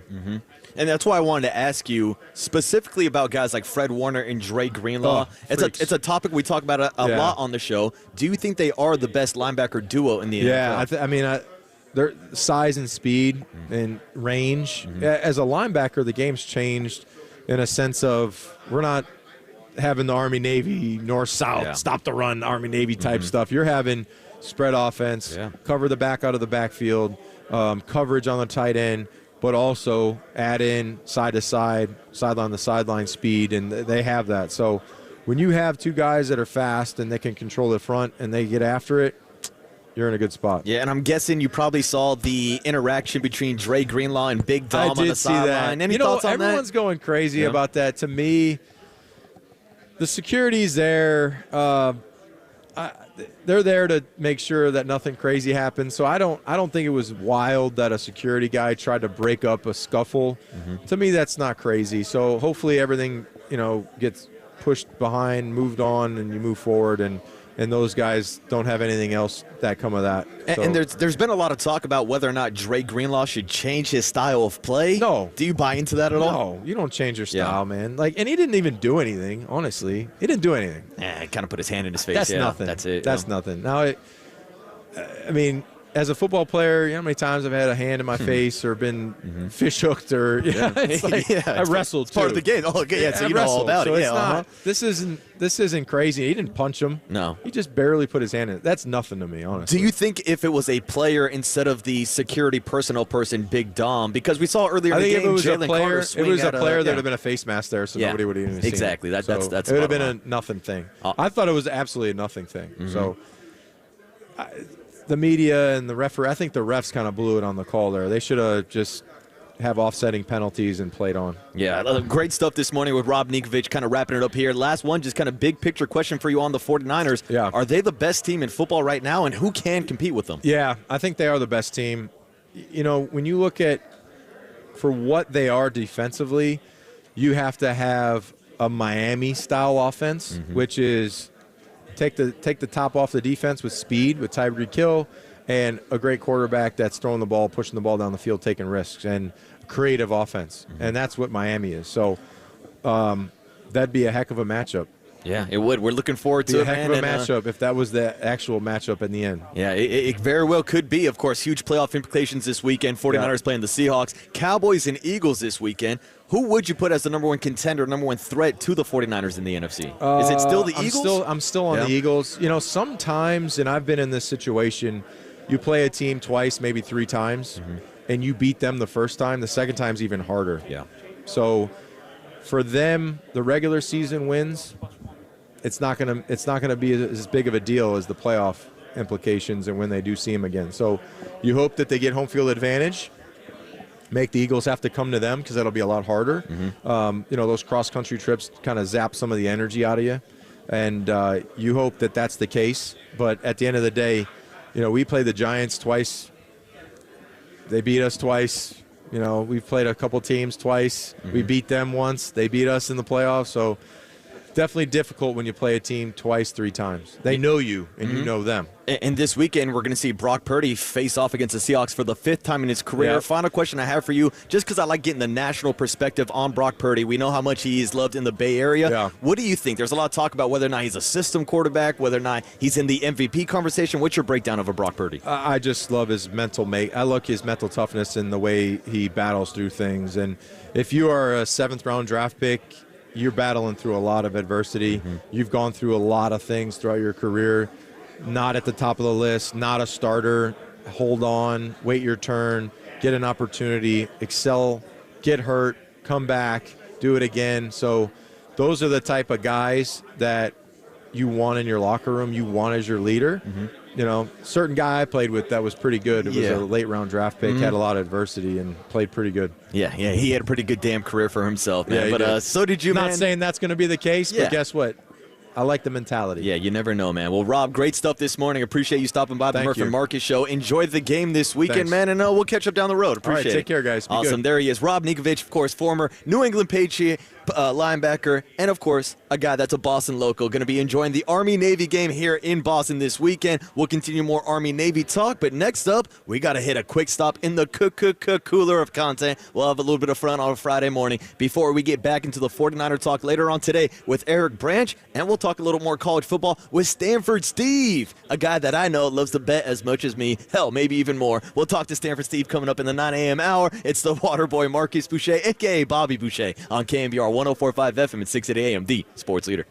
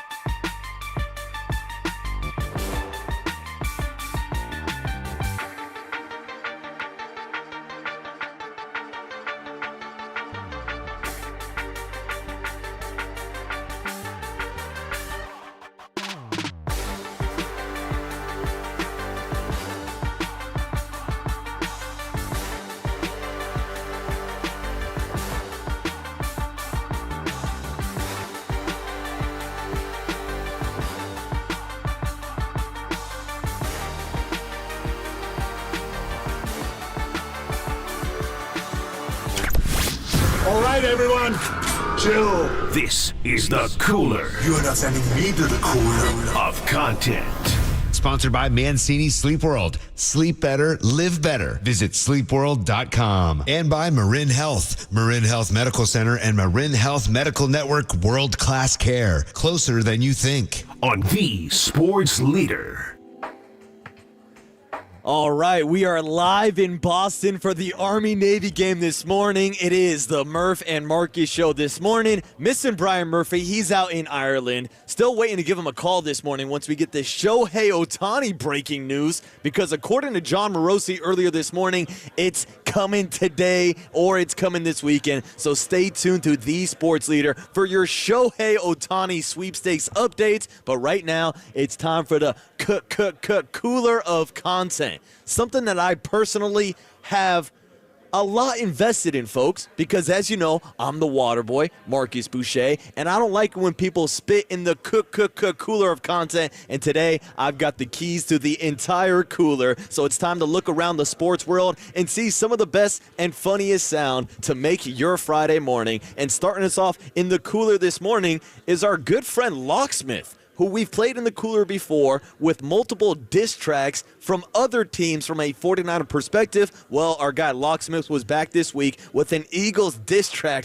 after Brandon Ayuk called his shot and exposed this Eagles defense. Oh, dear Philadelphia Eagles, time to quiet the talk. We gave you a lot to chew. You can write it in chalk, put it in a bulletin, let it ruffle your ego. But it still wasn't enough to slow up Debo, AJ. You and Devontae look pathetic. We gave you the headlines, but Hassan never read it. Our pass rush never need no blitz. We made Jalen Hurts look like Geno Smith. DeAndre wasn't swift. Sirianni was shook. Johnson, stay in your lane. Watch Kinlaw cook. Watch Brock dissect these consecutive drives. Third and Jawan and that stiff arm stifled your pride. We are not the Chiefs, not the Bills. We are not the Cowboys. They are not for real. Till Don we dominated. Your O was constipated. Bradbury got beat like he ordered a dominatrix. Number 7 put 11 in cuffs. Gainwell never gained well. Where was the rush? Wasn't enough. We expected a battle. Got an appetite for more bird feed in Seattle. There's no place like home. Better stay in your nest, cause Levi's is a no-fly zone. Levi's the no-fly zone. Okay, Locksmith, I see you working there, telling us on Reddit to line it back up, looking like Jalen Hurts is turning into Geno Smith. Well, guess what? 49ers are squaring off against Geno Smith this weekend and the Seattle Seahawks. I'm sure our guy Locksmith will give us an updated track, or he could probably just repeat the one he put out on Thanksgiving about the Seattle Seahawks. Shout out to Locksmith on Twitter, always giving us some good cooler of content. And anytime you get a diss track about the Eagles, I'd rather hear that than fly, Eagles, fly. I'll take Locksmith any other day over hearing that song. So let's keep it moving here in the cooler of content, where we're going to go to Will Ferrell. That's right, Will Ferrell is cropping up in the cooler of content this morning. And as you know, he's got ties to University of Southern California. Of course, we're talking about the Trojans, dude. How could we not be talking about them? So we know about Will Ferrell's connection to Pete Carroll at USC, but apparently Will Ferrell still feels a connection to Pete Carroll up in Seattle. Here was Will Ferrell earlier this week on the Up and Adams show with Kay Adams, giving his advice to the Seahawks ahead of their second matchup against the 49ers. I'd say, guys, we're going to punt on third down every series. And we're just going to – we're not going to control the ball. Let's not worry about it. I don't know what you do about the 49ers. Right? What do you do? I mean, they're loaded. They're loaded. Offensively, defensively, you just have to, I don't know, the Seahawks are always going to have to, play with defense, running the ball, and, playing they're not a flashy team. So I think it's just, we're going to have to get a number of turnovers and hold down their offense and hang on for dear life. That's my rah-rah tweet. Hang on for dear life. I mean, is there any better advice than that? Hang on for dear life. Hang on to Debo for dear life. Because we saw the Eagles' defensive backs not look like they were interested in tackling Debo. And what's going to change this weekend, really, when the 49ers have ran for 169 straight yards against the Seahawks in 4 straight games? Are they going to be able to hang on for dear life? Are they going to be able to cover that 10.5-point spread? Questions that we will answer later on today with Bobby Boucher's Best Bets, but I do think it's kind of hilarious. Will Ferrell saying, just try punting on third down, maybe come up with a different strategy, and hang on for dear life. Kind of sounds like a lot of offensive and defensive coordinators facing off against the 49ers, a team that Rob Ninkovich just told you is the best team in the NFL, and we'll see how they square up this weekend against the Seattle Seahawks. Next up in the cooler of content is our good friend Sir Charles Barkley, because last night was the semifinals of the NBA in-season tournament, which of course led to LeBron James and the Lakers putting a 44-point beatdown on the New Orleans Pelicans, and actually a really good game between the Milwaukee Bucks and the Indianapolis Pacers. Indianapolis. It's Indiana Pacers. That's what I'm trying to spit out this morning. And Tyrese Halliburton hitting the big shot to put down Dame time. We'll have some sound on that coming up later. But this was actually the interesting part about this entire setup, because these games were hosted out in Las Vegas. Not really the greatest crowd, but there was a huge crowd outside of T-Mobile Arena last night, as there were multiple concerts, one of them from Nelly, the other one from TLC. And apparently, this was like a competition of these two groups going back and forth. And Charles Barkley got to be the final judge, just kind of one of the many moving pieces of this circus production they put on yesterday. And you know it's not a circus unless Stephen A. Smith shows up, because TNT and ESPN were both broadcasting this game, which led to a panel with all the boys, Charles Barkley, Ernie Johnson, Shaquille O'Neal, and Kenny the Jet. But it also led to a panel that had Stephen A. Smith and our guy Bob Myers on it. But hear this. This was a little back and forth from Charles Barkley to Stephen A. Smith, sending a message from across the two sets. And let me tell you something, Stephen A. If you come over here with all that loud ass talking tonight, hey, this ain't first take. Hey, thank you. Tell him, Chuck. This gonna be the first ass whooping you take. If you come over here with that loud ass talk. I mean, Charles Barkley straight up calling out Stephen Smith, screaming at him, despite the fact that they're both mic'd up. I loved every single second of it. I mean, these guys were straight up clowning Stephen A. Smith. They kept on asking ESPN to air the footage of Stephen A. Smith's first pitch at a Yankee Stadium earlier this year. And then TNT actually had their clips ready to go. They showed off when Shaquille O'Neal debuted his Stephen A. Smith hairline, where he had a hairline back on the back of his head. It was a great banter back and forth from the entire game. And that's pretty much what you can expect from the Inside the NBA TNT crew. But don't worry, there's more. Here was Charles Barkley and Shaquille O'Neal going back and forth on whether or not Charles Barkley should show up to do the broadcast topless. I actually didn't notice the shirt thing. Yeah. I was gonna say from the man. I was gonna say from the man who wearing shades. Yeah. Sure. And I said, then he said the man didn't have a shirt on. Yeah, my man's got I will pay your FanDuel debt if you come to work next time. A suit and no shirt. Man, I don't Chuck would do it. I want to see. Chuck would do what? I want to see all that taco meat. That taco suit. I want to see all that taco meat. I tell you what. Listen to his offers. I will pay your FanDuel debt. What is it now? $20,000, $28,000. Well, Anthony Davis didn't get 25 tonight. I think that's funny, man. Shaq, I'm gonna do the show with just a sport coat on. No shirt. No shirt. Deal. And why are you going to do this? Because he's going to pay your fake debt off? No, I just want the women to go crazy.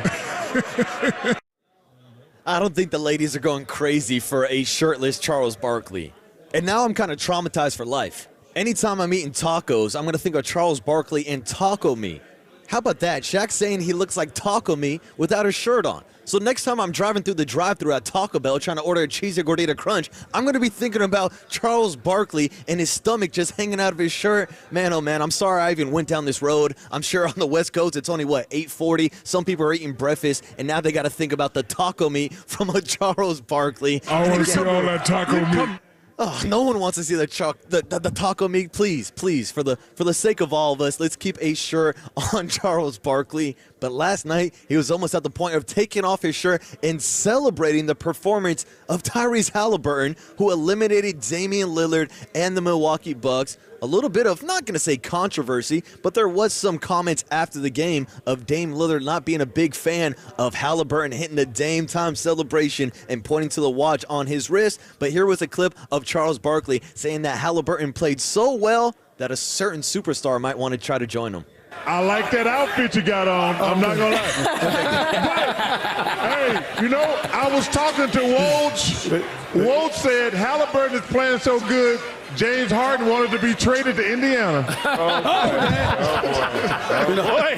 Wow. That would be. Listen. Wow. Did Woj know you were going to quote him? Probably not.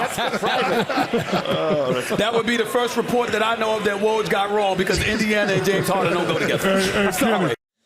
Now you got Charles Barkley dropping Woj bombs. And whoever that was chiming at the end, he's like, yeah, James Harden and Indiana don't go too well together.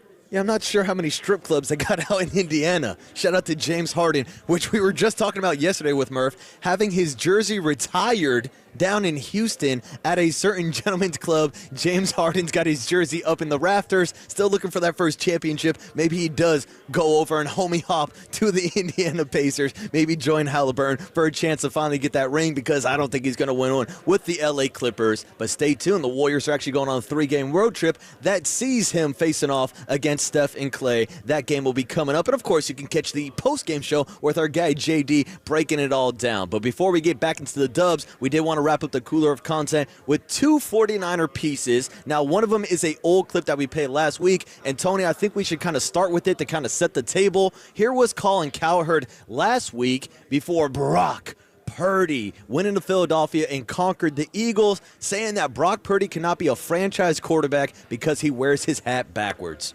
Brock Purdy. Hey, you guys want to hit some golf balls? You got a hat on backwards. He's not a franchise quarterback. I mean, come on.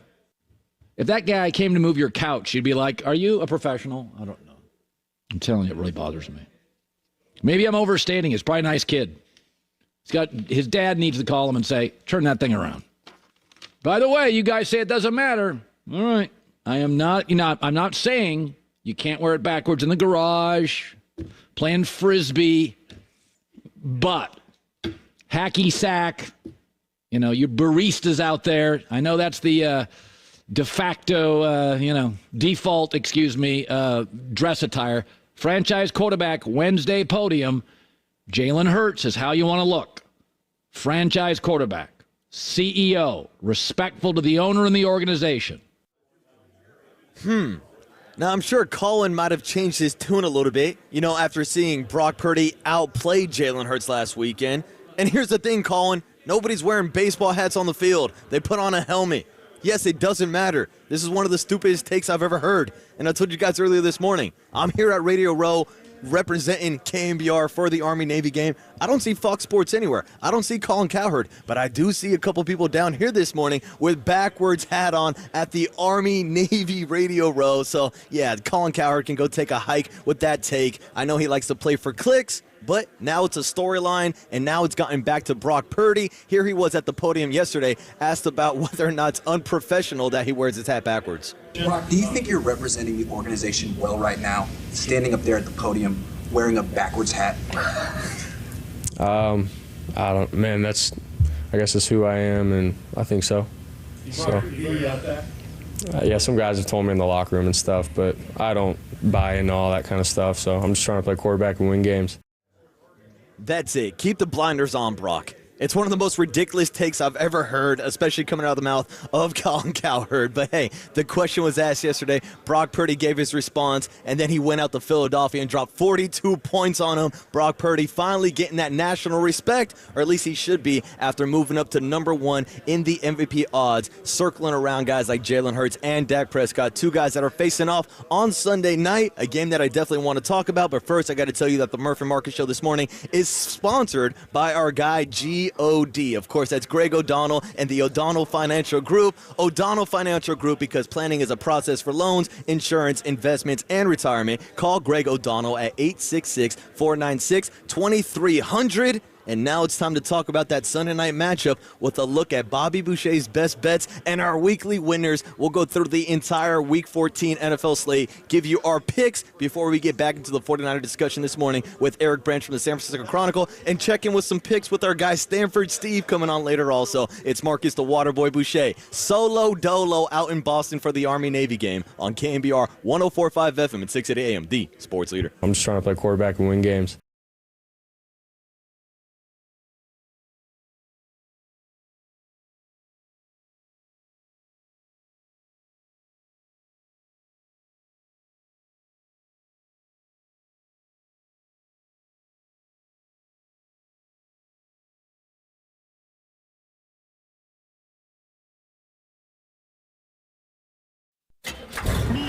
From the Chilton Auto Body Traffic Desk.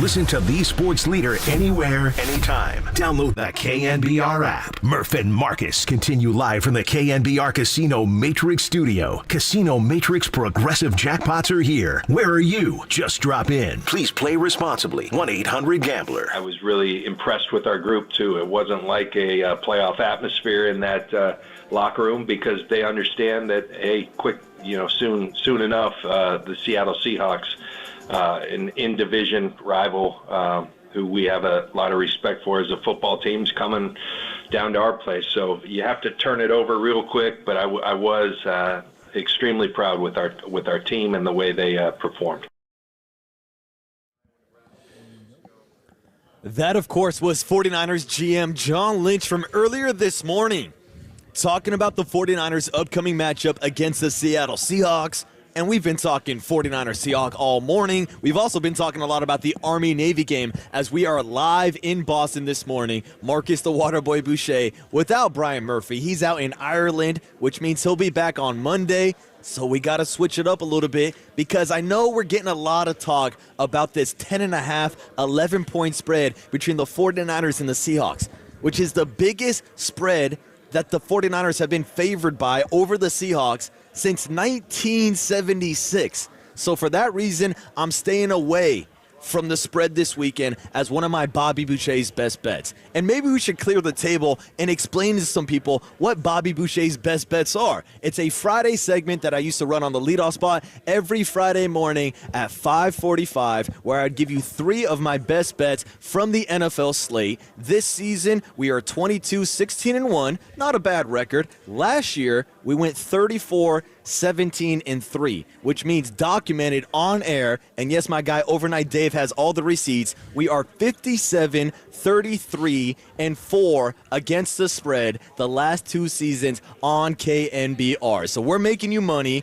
And I've even checked in a few times on the Friday football forecast and gave you some of Bobby Boucher's best bets. Last week we had the Chargers -5. They won against the Patriots 6-0, but it's a cover. We also had the Chiefs against the Packers on Sunday Night Football. That game was a disaster, and we had the under between the Jets and the Atlanta Falcons. So why not stick to the theme of the under? Since we are in Boston for the Army-Navy game, I did it last year, and I'm doing it again this year. I'm taking the under 27.5 points. And yes, folks, this is a low total. But we've seen this storyline before. We've seen this game technically 123 times.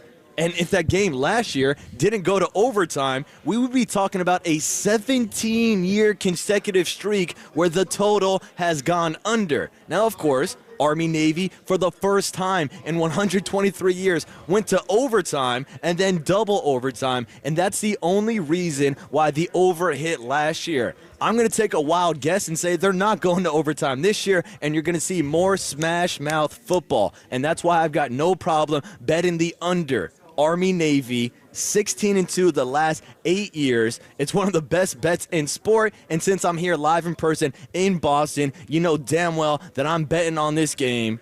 Hell, if you want to bet on any Service Academy games, those unders are actually 50, 10, and 2 during the last 20 years. So, yeah, I've got no problem with that spread. I'm taking Army and Navy under 27.5 points, and I might throw some shekels down on Army -2.5 as well tomorrow in Foxborough, the first ever Army-Navy game in New England. Now let's get into the NFL slate, where you're looking at a matchup this weekend between the Houston Texans and the New York Jets. And surprise, surprise, look who's back at quarterback. It's Zach Wilson. But the question is, does Zach Wilson want to be playing quarterback? Because there was a lot of storylines and rumors over this past week about whether or not he wanted to be back in the starting lineup. Turns out he'll be the starter this weekend, but to me, it doesn't really matter. The only quarterback you need to pay attention to is C.J. Stroud. They're a 3-point favorite on the road. I've got no problem watching this Houston, Texas team march into New Jersey and get a win. We're talking about a Jets team that's 0-5 against the spread in its last 5 games. So go ahead, give me the Houston Texans. Some spots it's at 3, some it's at 3.5. Buy that hook off just to protect yourself, but I wouldn't be surprised if Houston wins this game by more than a touchdown. The Jets can't score. That defense is all right, but I expect C.J. Stroud to put up some numbers. And then for our third play,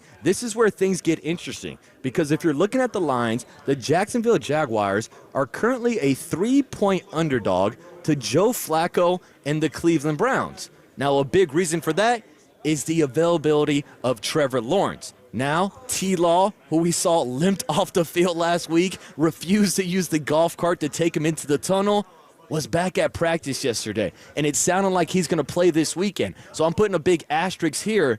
If Trevor Lawrence is playing, give me Jacksonville plus 3 points against Joe Flacco and the Browns. They are a much better team at home, but Jacksonville is a playoff team. I think the Browns and Joe Flacco are going to fall out, so I got no problem getting the 3 points as an underdog. That might be one of my upset victories of the week when we are looking at Waterboy's weekly winners also. Because on the leadoff spot, we like to give you the best bets, but we also like to pick the winners. And I've talked about it a lot. I'm in a KNBR poll here with my good friend Mike Holler, who just coincidentally is here live with me in Boston. And I've talked about the picks and how out of a group of 170 people, for a majority of the season, I was in first place. But now the guy I'm locking eyes with has taken over and is in first place. So I thought I'd bring on my good friend Mike Holder to give some picks this morning. Welcome to Waterboy's Weekly Winners, and thanks for being here this morning, Mike. It is a bad look that the guy running the pool is in the lead, isn't it? I think it's rigged, to be honest with you. And you've won it before, Mike. I have won it before. I am a past champion, and here I am again with a one-pick lead.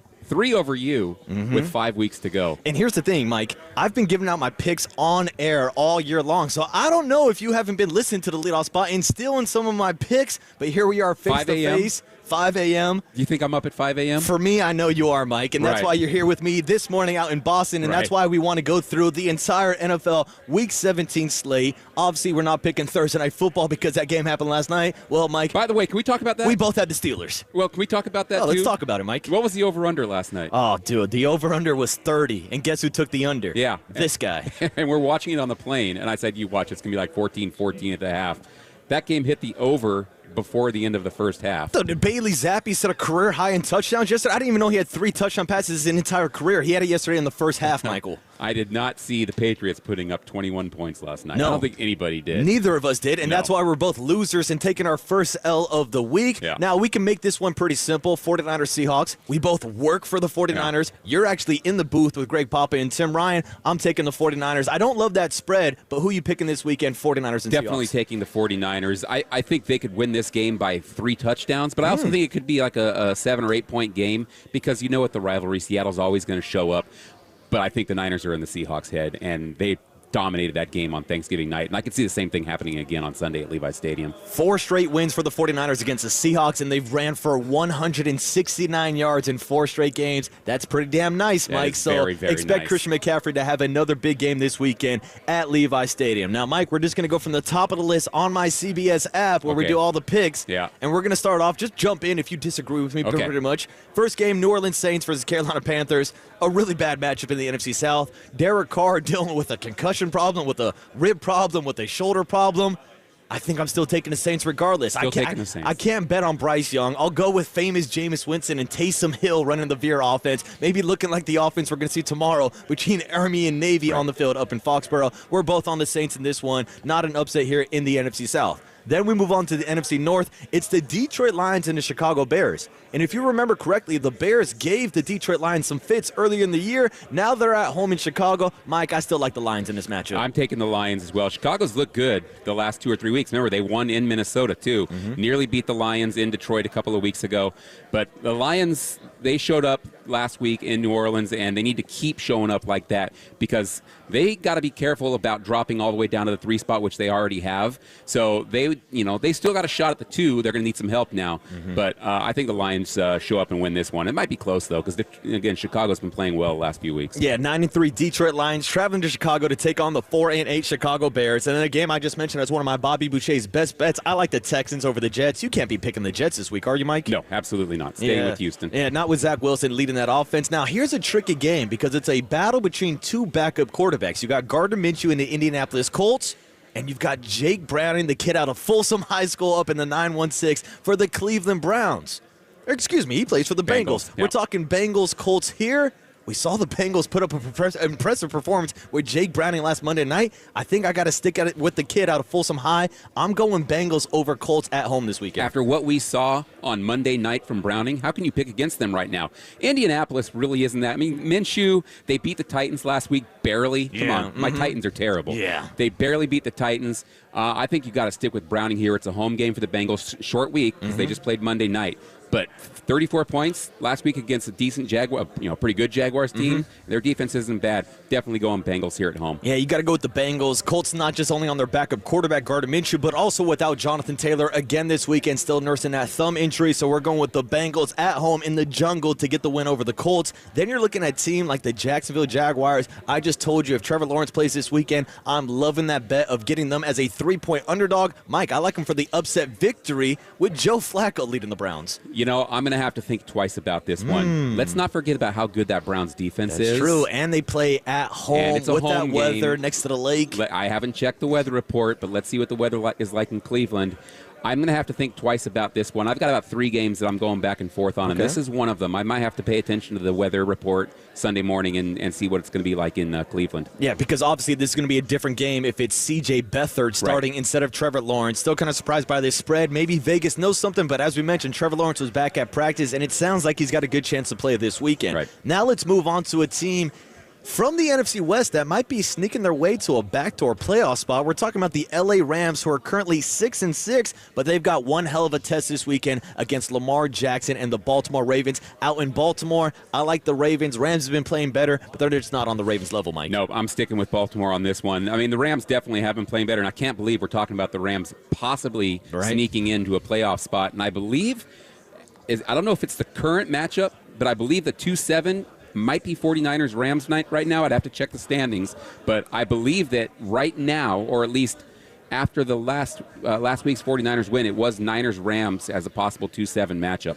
But no, I'm going Baltimore here, and I'm liking this because all of our picks have been the same so far, which means you're not gaining any ground on Come on, Mike. We got a zig and we got a zag here. Currently, the Green Bay Packers are in that 7th spot with a 6-6 record, but also the Rams with a 6-6 record. So they're tied up right now with a big possibility. Let's move on to a NFC South division matchup. Maybe we'll go different directions here because someone's got to win the division, right? I hate this. And I'm not picking Desmond Ridder and the Atlanta Falcons, so I'll go with Baker Mayfield and the Bucs. They're 5-7. Falcons are 6-6. I'm calling it right now. The Buccaneers are going to win the NFC South. Look at my screen. I got the Tampa Bay Buccaneers for this game, so we're even all the way through. Great radio. We're matching every game. Yeah, I should have left you off air for this one. Well, how about this one? I know you ain't picking the Raiders this weekend. Hell no. They're coming off their bye. So are the Minnesota Vikings, who could be getting Justin Jefferson back. But there's been a lot of talk about maybe moving on from Josh Dobbs. That storyline has fallen off. Sounds like he's going to be playing this weekend. Who do you like between the Raiders and the Vikings? I've got Minnesota, but I don't like that pick because Dobbs has looked terrible the last couple of weeks. But for now, I've got Minnesota. Well, just because you're going Minnesota, I'm trying to make up some ground. I'm going with the Raiders. Okay, 2 weeks. I think they run the rock with Josh Jacobs. Devontae has been getting more involved lately. Max Crosby's got a knee injury, but he's balling out in the Defensive Player of the Year conversation. And you know I love me some Raider football. Surprise, the water bud, is going with the Raiders. I'm out here sending subliminal messages about the Raiders. Moving on, we talked 49ers Seahawks. How about this matchup between the Buffalo Bills and the Kansas City Chiefs? Now, these are 2 teams that usually put on an absolute shootout. I actually saw a stat that these matchups between Josh Allen and Patrick Mahomes average 55 points per game. That's the highest in NFL history. Over-under is only at 48, but I think it's because we've seen the struggles from Josh Allen this year, and we've seen the struggles from the Kansas City Chiefs without Eric Bieniemy, without Tyreek Hill on that roster. They've kind of taken a step back, and we saw them lose to the Green Bay Packers last week. Are the Chiefs going to lose 2 weeks in a row? It feels like the Chiefs have been running on 7 cylinders all season. I know you're not an automobile guy, Marcus, but that means they're running on about 87% of their capacity. Something hasn't been working right with the Chiefs this season. So I keep waiting for them to snap out of it. I can't believe they lost at Lambeau Field last week, but that's credit to the Packers because they've obviously been playing well. But can we believe we're talking about the Buffalo Bills possibly missing the playoffs? I'm going with the Chiefs in this one. I mean, that's a crazy thing to think about because we mentioned earlier this morning the Pittsburgh Steelers currently falling out of the wild card picture with that loss to the Patriots last night. But you're looking at teams like the Colts with Gardner Minshew, the Browns with Joe Flacco. Like, these are playoff teams, and the Bills aren't. I think the Bills are going to go on a run at the end of the year. I just don't know if it starts this week against the Chiefs. Chiefs. If they were playing at home, I would have more confidence in them. They are coming off a bye week, but I just hate betting against Andy Reid. As much as I hate the Chiefs, I don't see them losing back-to-back weeks, Mike. Especially at Arrowhead, and you know that they want to make up for last week in Green Bay. Well, how about this AFC West divisional matchup? The 6-6 Denver Broncos, who were on the bubble to make the playoffs, also going into SoFi Stadium to take on Justin Herbert and the Chargers, who have truly been one of the biggest disappointments this season. Now, Mike, these are two teams that I'll be honest with you, I don't like either one of them, but I hate one more than the other. I hate the Broncos. I don't ever bet on the Broncos. I'm going with Herbert and the Chargers at home, despite the fact that Brandon Staley finds a way to lose every single game. Give me the Chargers. Okay, we finally have a game that we're different on. Let's go. Although, okay, you did say you're taking the Raiders, and for now I have Minnesota. I hate this game because look what the Chargers did last week, playing a terrible Patriots team. Oh, they dude. scored 6 points. And they covered the spread, 5.5, Mike. And they won. A 6-0 NFL game. Yeah. Right now, I've got Denver because the Broncos have been playing well. Boy, did September ruin their season. If they have a decent September, the Broncos are clearly a playoff team. But they are 6-6. They're, they probably need 3 more wins out of their last 5 games to get into the playoffs. Russell Wilson has been looking like Russell Wilson of old lately. So I'm gonna take the Broncos on the road here. Prove me wrong, Chargers. Let's see how they can bounce back from scoring 6 points against the New England Patriots. I'm going with the Broncos in this one. Ooh, I like that, Mike. A little zig, a little zag. Yep. We've got some head-to-head competition, and I feel like this game might be the biggest game decider for everybody in the pool this week. Probably will be. It's the Eagles and it's the Cowboys. Now, Eagles won the first matchup. Dak Prescott stepped out of bounds, had a chance to win it, and the Cowboys are looking like one of the hottest teams in the league right now.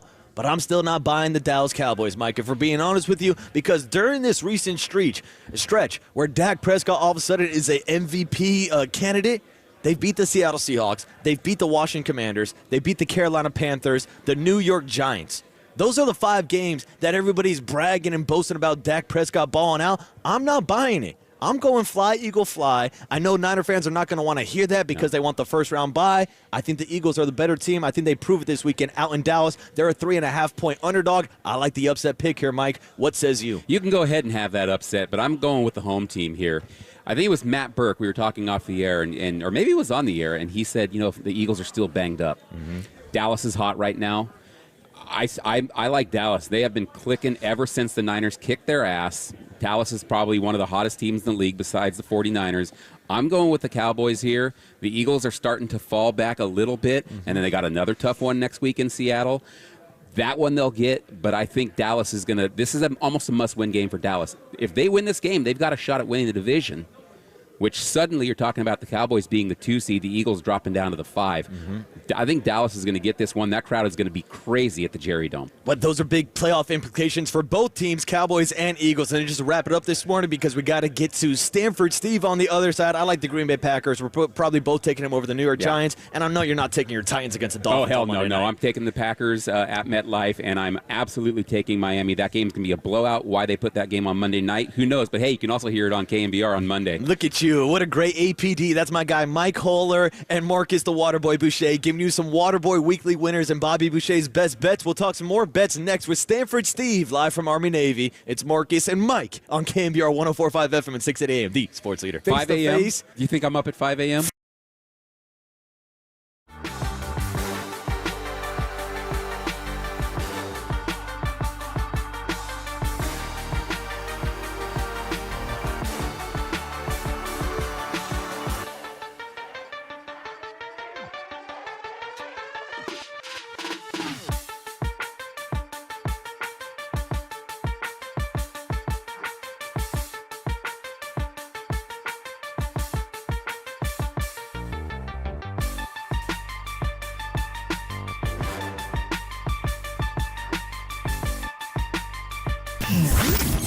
Here's what's trending now. On KNBR.com.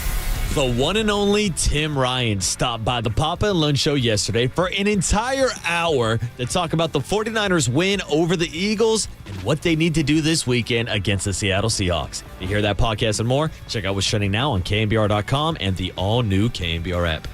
American Canyon, shout out to you for supporting KNBR, American Canyon's sports leader.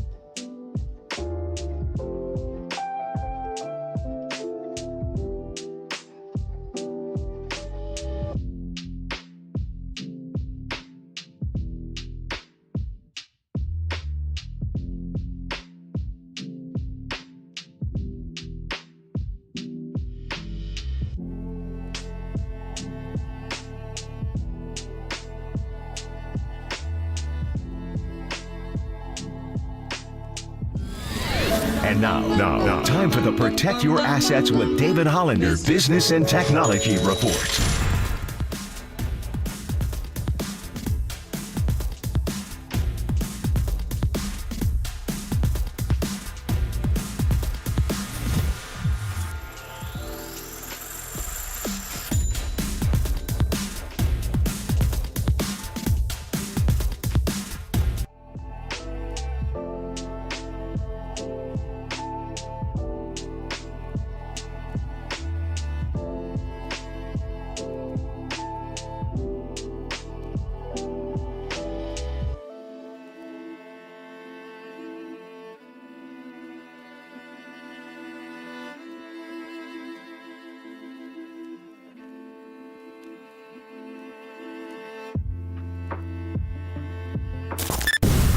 This is KNBR, and this is Murph and Marcus on KNBR 104.5 and 680, the sports leader.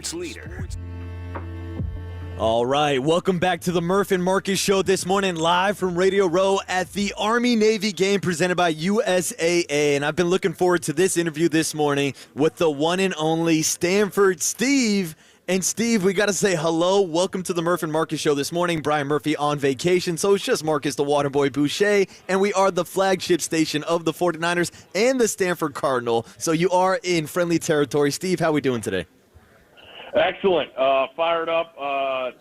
Army-Navy is one of the few things we have in sports that lives up to the billing every single year. So actually really, really fired up for this, and awesome to be College Game Day and here in Foxborough. Awesome. So you guys are already up in Foxborough. You're not here at Radio Row, correct?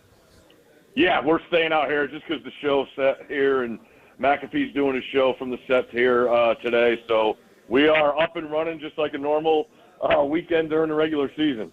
Hell yeah, man. And I know I want to get into plenty of storylines with Army-Navy this weekend. And Steve, I think everybody recognizes you not only from your work with Scott Van Pelt with College Game Day, but of course the legendary segment Bad Beats. So you tell me, was Army and Navy going to overtime and then double overtime last year the worst bad beat in Army-Navy history after the under streak was finally broken? Yeah, when you think about the streak, it being 16 years, and that feels like everybody just blindly bet the under. Had the ability to go to the last couple Army-Navy games. So might have had an over ticket in that one, which we were hoping for overtime, and it got crazy in Philly. But like I said, it feels like these two teams just build towards this moment all year. Jeff Monken doing some media before, or I should say earlier in the season. They went to LSU and got pasted, and they were trying to do some new things with the offense, but then they go to Air Force and win. So, you see how important this game is. Both teams want to be playing well going into this one, so it should be a really good one. Yeah, and Steve, I don't want to steal any of your thunder from College Game Day, but of course Army is favored by 2.5 points, and the under is down to 27.5 points. Is that too low to take the under this year? We've seen a lot of unders hit this year, like if you're watching Iowa, and this game is in Iowa territory. When you look at what Navy does, when they've been able to, not play spread teams, their defense has been awesome. They held Air Force to 10 points and gave up a touchdown late in that game, and they've only given up 6 points in their win. So I feel like Navy matches up well. The familiarity with these teams, but this is the third game with a total under 30 since 2000. And one of those games was earlier this year with Rutgers and Iowa. Or actually, both were Iowa, Nebraska, and Rutgers, Iowa. So if you look at that, I was actually looking at the first half under. It's 13.5. But being at the game 2 years ago, Navy was a big underdog and scored on the second play of the game. So both teams got surprises. If you got enough to withstand that, I was looking at under 13.5 in the first half. And the voice you hear, of course, is the one and only Stanford Steve on the Uma guest line on the Murph and Marcus Show this morning. And Steve, I got to ask you a question that hits home. Of course, we know about the news of Stanford moving to the ACC next year. My question is, should they have second thoughts after seeing what happened at Florida State University in the college football playoffs? No, not at all. I believe they are set up to succeed in the ACC. Being in Dallas and being able to go talk to guys at the SMU program, I think it's kind of cool where SMU and Cal and Stanford are going to be partners. They're going to play every year. I would imagine they're going to play twice a year in basketball and in women's basketball, things like that.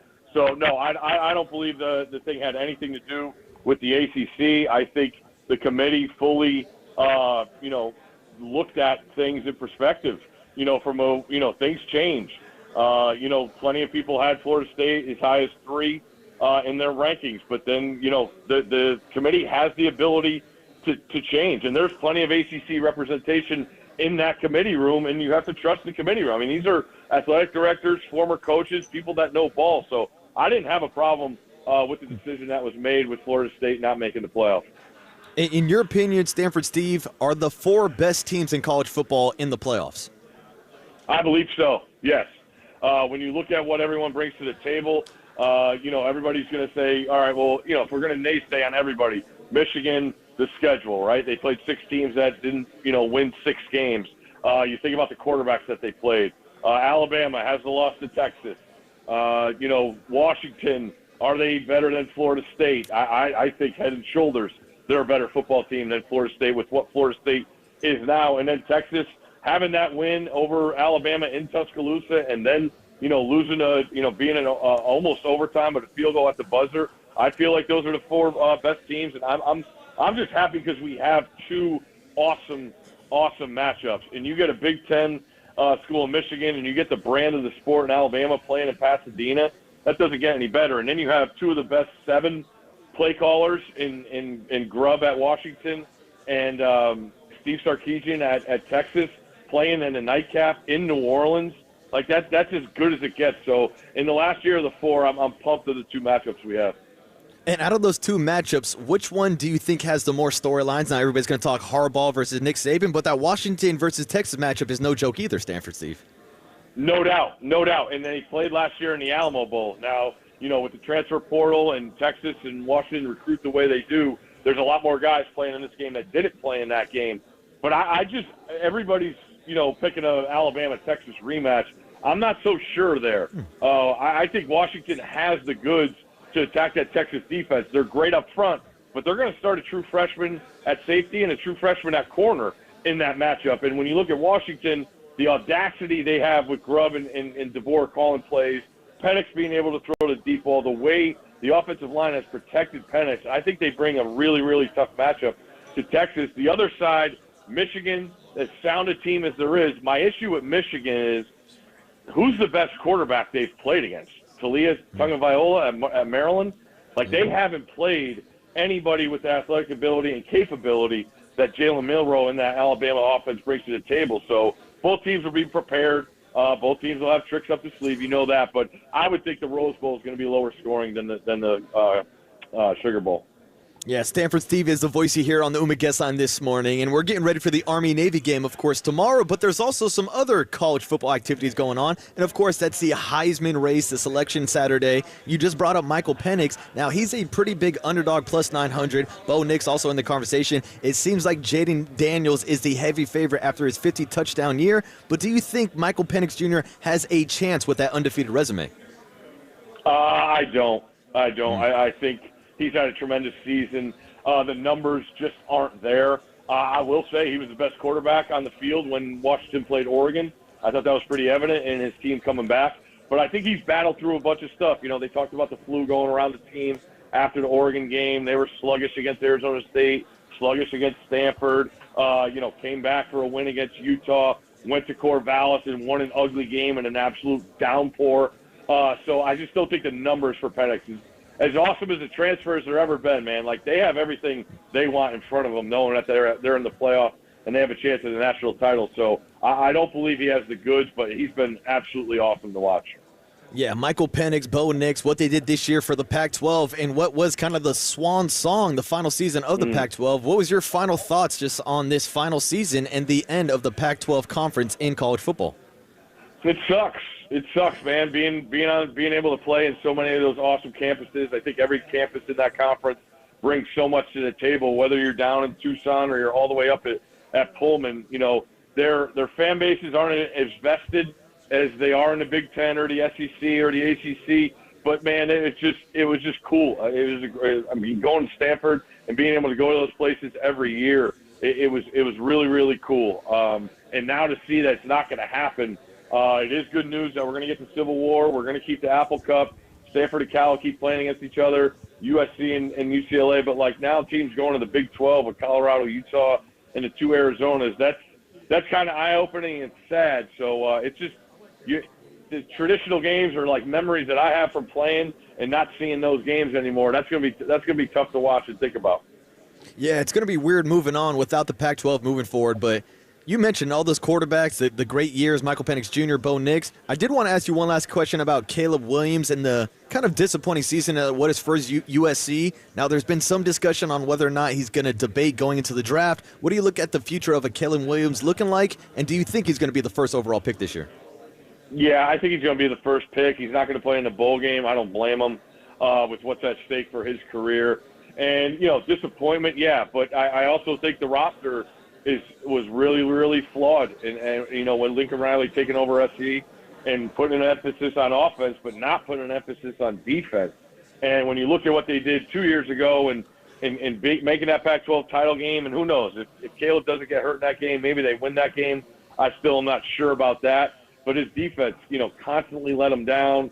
I thought the schedule was really, really backloaded where they maybe got a false identity of what they actually were, playing a soft schedule early on, and then, going to Notre Dame and getting kicked in the teeth. That really showed what their flaws and weaknesses were, and I thought you saw that play out. I thought they were really fortunate to win the Arizona game in overtime. So it was great. It brought a huge spark. He got a Heisman Trophy out of it. But I think what Caleb Williams wanted are these bigger and better things, and that's going to come at the next level. Wrapping it up here with Stanford Steve on the Umagas on this morning. And, Steve, since I asked about USC, I got to do a favor for my co-host, Brian Murphy, who is a UCLA alumni, and he's not a huge fan of Chip Kelly. So what can you kind of tell him about the future of that program with Chip Kelly moving forward? I don't know how you can't be a fan of Chip Kelly. What he's done in that program, up against it, not having what SC brings to the table, I think they're more than prepared to go to this Big Ten move. Love what they bring to the table. I thought the defense was absolutely phenomenal. The quarterback injuries, that's what hurt them. They couldn't keep a quarterback healthy, and that's a main part. You talked about Bo Nix and Michael Penix. Those are transfers. Caleb Williams transfer in, and when they got down to it, those guys were the difference makers. And when you don't have one of those guys, it's hard to win at that level. So hopefully they can keep a quarterback healthy in Westwood, and they can do some big things in the Big Ten. Great stuff as always, Stanford Steve. We love you with SVP. We love the bad beats, and looking forward to seeing you on College Game Day tomorrow morning out at Army-Navy up in Foxborough. Appreciate it, man, and enjoy the game tomorrow. Will do. Thanks for having me. Perfect. There he is, Stanford Steve, the one and only, the legendary Bad Beats. It feels like I have one almost every single weekend with Bobby Boucher's Best Bets. But we gave you our bets. Stanford Steve gave you his bets. Now it's time to get back into the breakdown of the 49ers matchup against the Seahawks this weekend as a 10.5-point favorite. We won't talk too much spreads, but we will talk some 49er injury and how this match will play up this Sunday with Eric Branch from the San Francisco Chronicle. We'll do that coming up next. More 49er talk with Marcus the Waterboy Boucher live from Boston at Army-Navy, presented by USAA on KNBR 104.5 FM and 680 AM, the sports leader.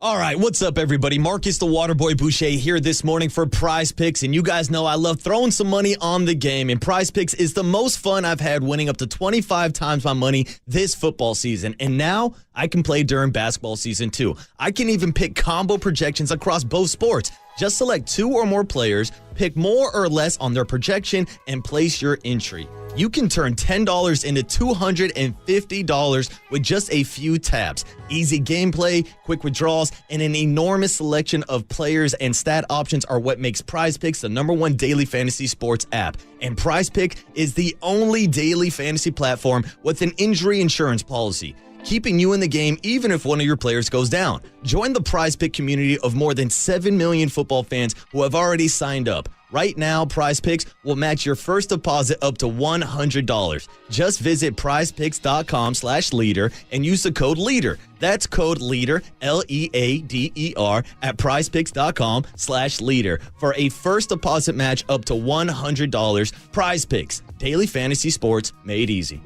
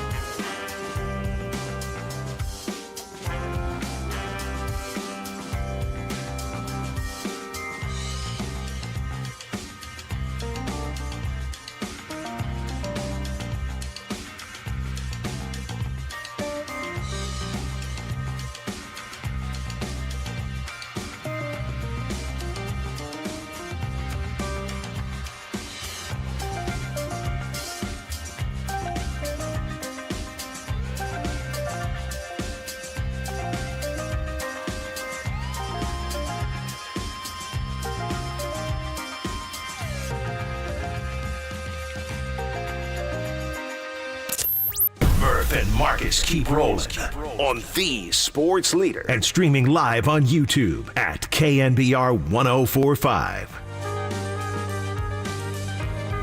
All right, welcome back to the Murph and Marcus show this morning. Brian Murphy out in Ireland, and the Waterboy is out in Boston for the Army-Navy game. But you know we got to talk some San Francisco 49er football. And joining us right now on the UMA guest line is a man that survived the Philadelphia press box, Eric Branch. Eric, of course, covers the 49ers for the San Francisco Chronicle. Eric, thanks for stopping by this morning. How you doing today? I'm doing well. How about yourself? I'm doing great, man, but I do want to dive into that storyline because we've talked to Matt Barrows, we talked to Matty Mayoka earlier this week. What was that experience like, being in the press box with Eagles fans allegedly trying to break into the press box? Well, as a savvy beat writer, I stationed myself away from the press box window that clearly could have come loose. So I'm going to have to assume the windows I was looking through were firmly secured, so I was never in danger. And again, that just speaks to my veteran savvy. You're a smart man, Eric Branch. Way to stay out of danger and way to do your job covering the 49ers' big win against the Philadelphia Eagles. Now, I knew earlier this week Nick Bosa spoke to the media that the 49ers provided the blueprint on how to beat the Eagles. Would you agree with that take? Well, 42-19 suggests they had a few answers for what the Eagles had to offer. Bosa's great because he kind of just says stuff, and he says it in a monotone. So sometimes you're not aware of, like, hey, that was pretty revealing. But yeah, I mean, he said the rush plan against Jalen Hurts, was particularly effective. Let him get outside, but don't let him, run between the tackles when he's at his most dangerous. And obviously they did that by having a really disciplined rush. The Niners, like a lot of teams, don't want to pin their ears back and just attack the quarterback. But they focused with Hurts, and I guess it's something you might see Christmas against Lamar Jackson, maybe against Kyler Murray coming up. It's just like, have discipline, stay in your rush lanes, so don't let him get loose. And as they like to say, make him play quarterback, make him make the reads. Bosa said, Hurts often looks at the rush and as far as, to get an idea of, hey, something is going to be open, or am I going to pass this ball? So they took that away, and I think when he was talking about, kind of a secret to beating the Eagles, that was kind of the foremost thing. Yeah, that 49er defensive line had a huge impact in that win, and this weekend they're squaring off against the Seattle Seahawks, where they sacked Geno Smith 6 times the last time they faced off. Now that defensive line could look a little different this weekend if Eric Armstead is not on the field. What's the latest injury update on Armstead and the plan if he can't play this weekend, Eric? Yeah, I don't think he's playing. I base that on Kyle Shanahan said Wednesday, it was unlikely. So when Shanahan says Wednesday it's unlikely, that means basically the guy's not playing. And he even, alluded to the fact that it could be a one or 2 week injury. So guessing Armstead is out, and that presumably, obviously it won't just be Javon Kinlaw, but I think Javon Kinlaw will start. Guys like Kevin Gibbons will get more run. And, Kinlaw's coming off, 2-sack performance against the Eagles. Those are his first sacks since November of 2020, his rookie season. His struggles as far as injuries and everything has been well chronicled. And then, one of his sacks, Jalen Hurts fell down, and so it was kind of a layup. But he did earn his other sack. So, there's been a lot of kind of false starts when it comes to Kinlaw, particularly in training camp, like, okay, this is the year, he's arrived. But, the fact that, he was productive in a big game against the Eagles, speaks well for him and his development. I don't think, obviously, Javon Kinlaw is ever going to become, the first round, kind of pick and have that level of production. But, he could be serviceable, in a fill-in role against Seattle. Yeah, Eric Branch is, of course, the voice you hear on the Umagesan this morning.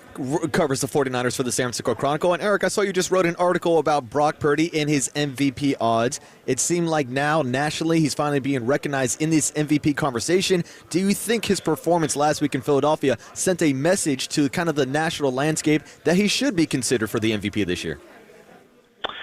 Well, I don't know. I mean, we still got 5 regular season games left, and I just think it's can be a bit silly just because it's like, well, was it 5 days ago it was Jalen Hurts, and then one game changes everything, and Brock Purdy throws 3 interceptions, the Niners are upset by the Seahawks.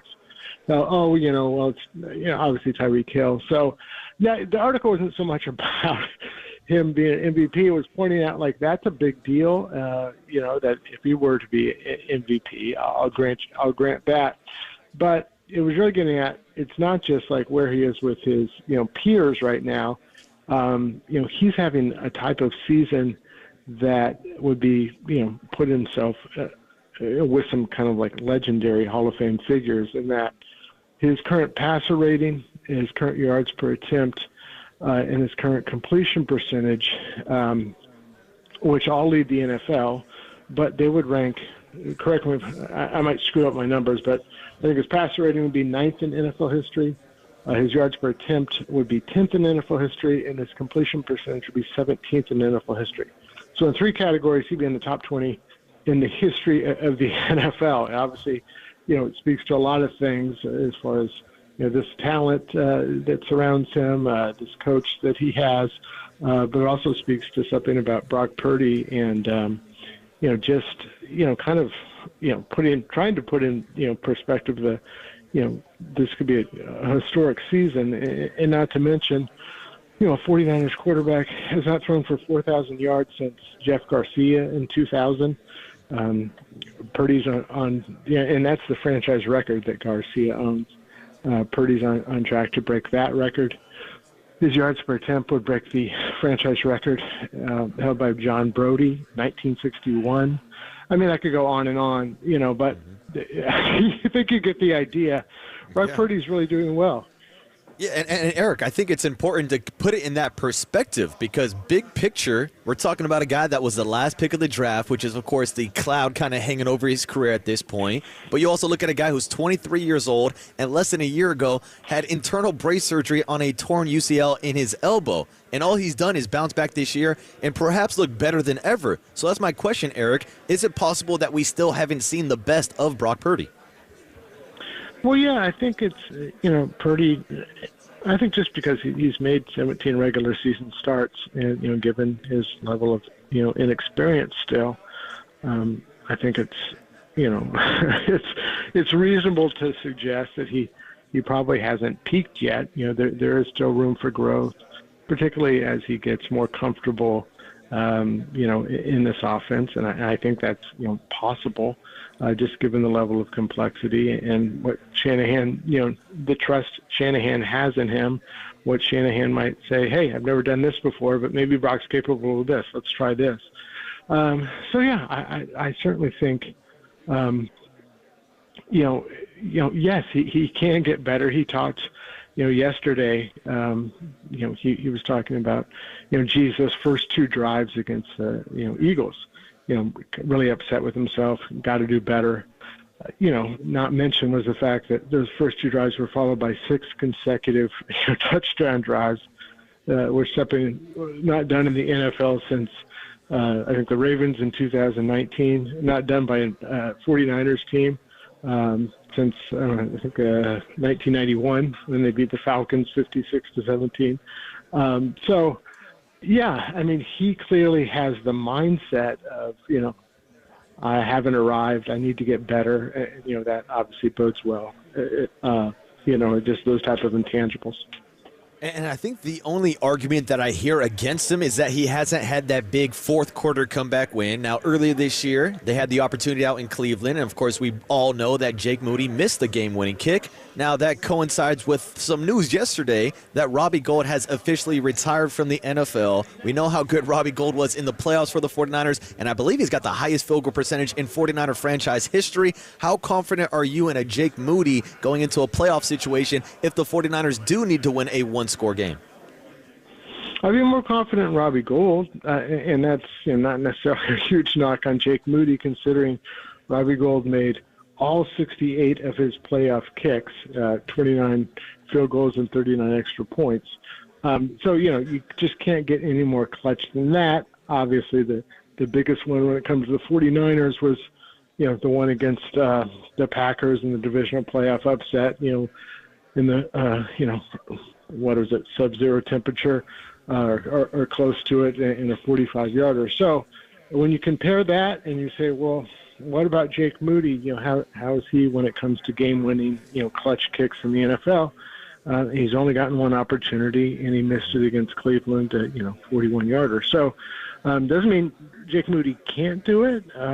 Outside of that, significant miss, he's been very, very good. He's made 17 of 20 kicks, hasn't missed an extra point, and he's become the third Niner kicker in franchise history to make 2 field goals of 55 or more yards in a season, joining David Akers and Phil Dawson. So it's been largely good, but there's this very kind of in flashing red lights. There's this, well, the one time he lined up for a game winner, it didn't go well, and there was a game winner. He had a chippy, I forget exactly how long it was, in a preseason win against the Broncos, maybe 32 yards, and it just snuck in. So, are those flukes, or are there signs that, pressure will get to him? I'm sure at some point, unless the Niners keep beating every team 42-19, we're going to find out.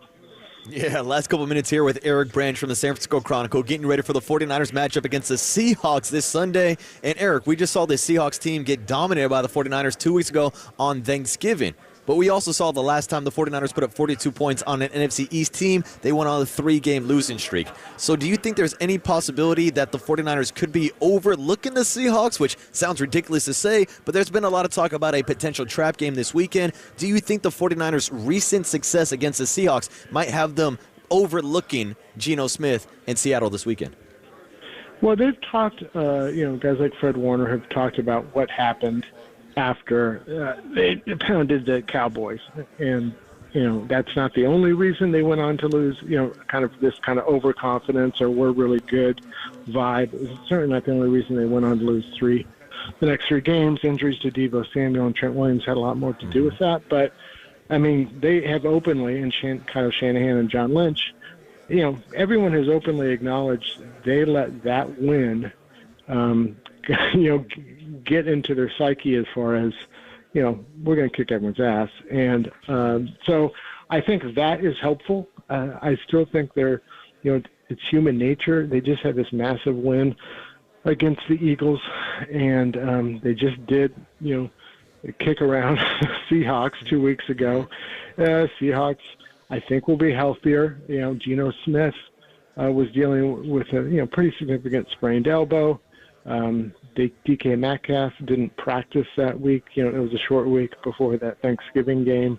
They should get their top running back, Kenneth Walker, back. He didn't play with an oblique. The Seahawks do have 3 extra days rest after playing the Cowboys, last Thursday. So, I guess I'm kind of making the case that it could be more competitive.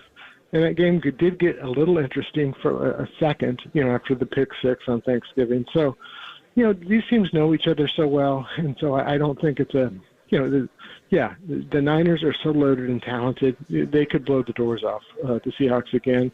But I'm guessing for all the reasons I just outlined, this will be a competitive game. I'd be obviously stunned if the Niners, who are 10.5-point home favorite, would lose. But I do think the Seahawks, can hang with them at least for a little while. Yeah, you're right. I was kind of surprised by that 10.5-point spread also. 49ers hosting the Seahawks this weekend. Eric, enjoy the game, and we're glad you made it out of that Philadelphia press box unscathed, man. Thanks for coming on this morning. I appreciate you. Thanks. All right, perfect. There he is, Eric Branch from the San Francisco Chronicle. You can check out his articles. He wrote about Brock Purdy, also wrote one about Logan Ryan being added to the team after taking a Disney vacation tour. Had some great conversations this morning with John Lynch about Logan Ryan, and of course, everything going on with the 49ers as we get you ready for their matchup this weekend against the Seattle Seahawks. And coming up next, we'll make the connection with the Papa and Lunch Show, the voice of the 49ers, who will be calling the game this weekend, of course, on KNBR 104.5 AM and 680 AM, the sports leader.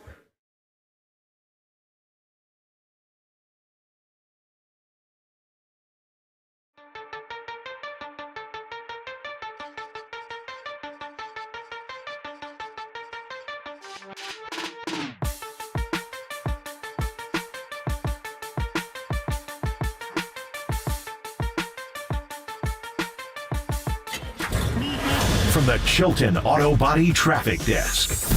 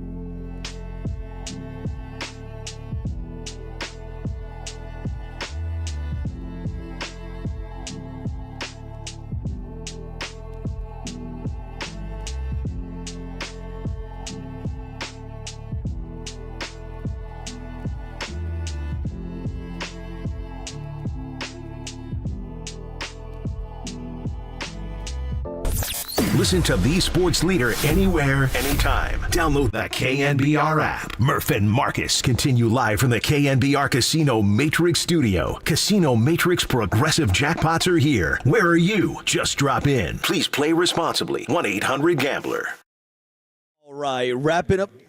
All right, wrapping up the Murph and Marcus show on a Friday morning. No Brian Murphy today. He's out in Ireland, but he will be back Monday morning, which means I was all by myself this morning out in Boston as we're getting you ready for the 124th Army-Navy game, which you can hear tomorrow morning starting at 11 a.m. right here on KNBR 680. But I do got to give a thanks to all the guests we had today at Radio Row, starting off with Ross Tucker this morning, Matt Burke, John Lynch, Rob Ninkovich, Stanford Steve stopped by to talk some college bets, and we just had Eric Branch on at 9:35. Our time, your time, I don't know. I'm all confused by the clocks, but I know the clock starts in 4 minutes for my 7:30 West Coast guest, Greg Papa. Papa, thanks for stopping by this morning. I believe we got John Lund ready to go also, and I think you guys might be getting some Radio Row guests. What's up, boys? How we doing today?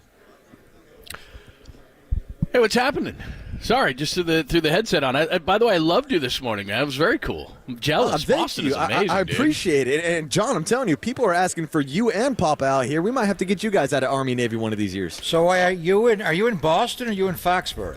I'm in Boston. The game's in Foxborough. We'll take a shuttle up to Foxborough tomorrow for the game.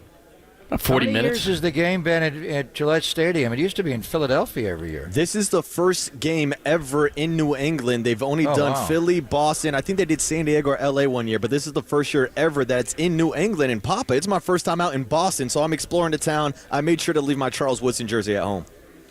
You want me to send you some spots to go to there? You know. Oh, well, are you going to Foxborough for the game? Oh, I'll be at the game tomorrow. You got to stay away from that museum there. You don't want to don't go to the museum, but right next to it is all those shops and restaurants. Yeah. You'll be fine. Papa and I did some damage at that place.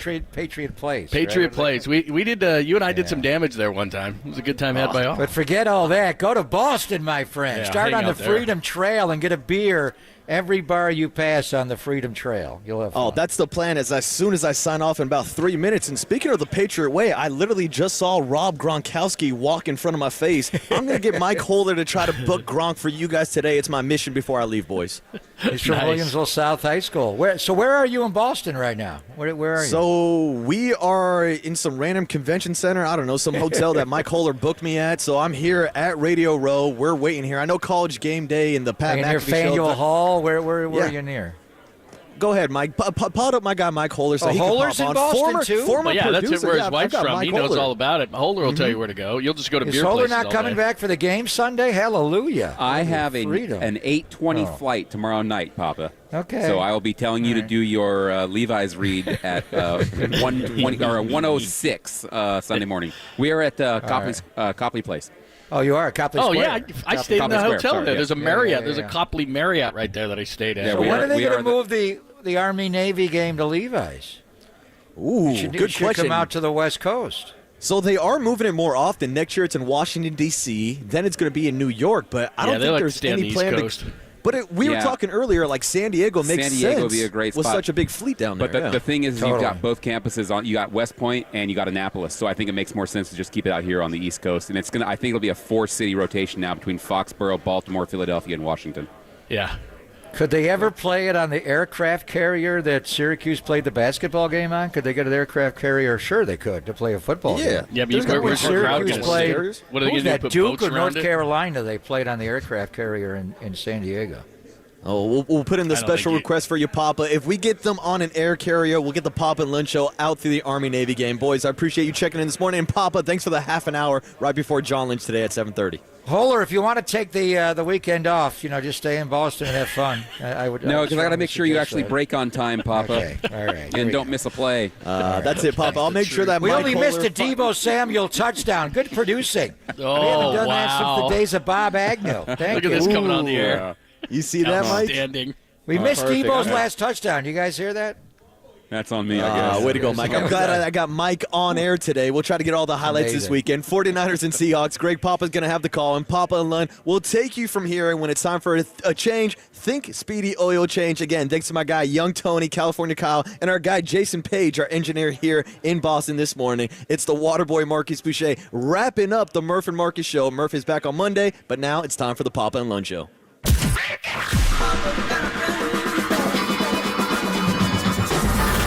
Ladies and gentlemen, prepare yourself. Prepare yourselves I love it when you call me Big Papa. for Greg Papa Sleeping Boy is Superman. San Francisco. and John Lund. It's 10 o'clock. Let's hit it. This is Papa and Lund That's right. We're getting it going.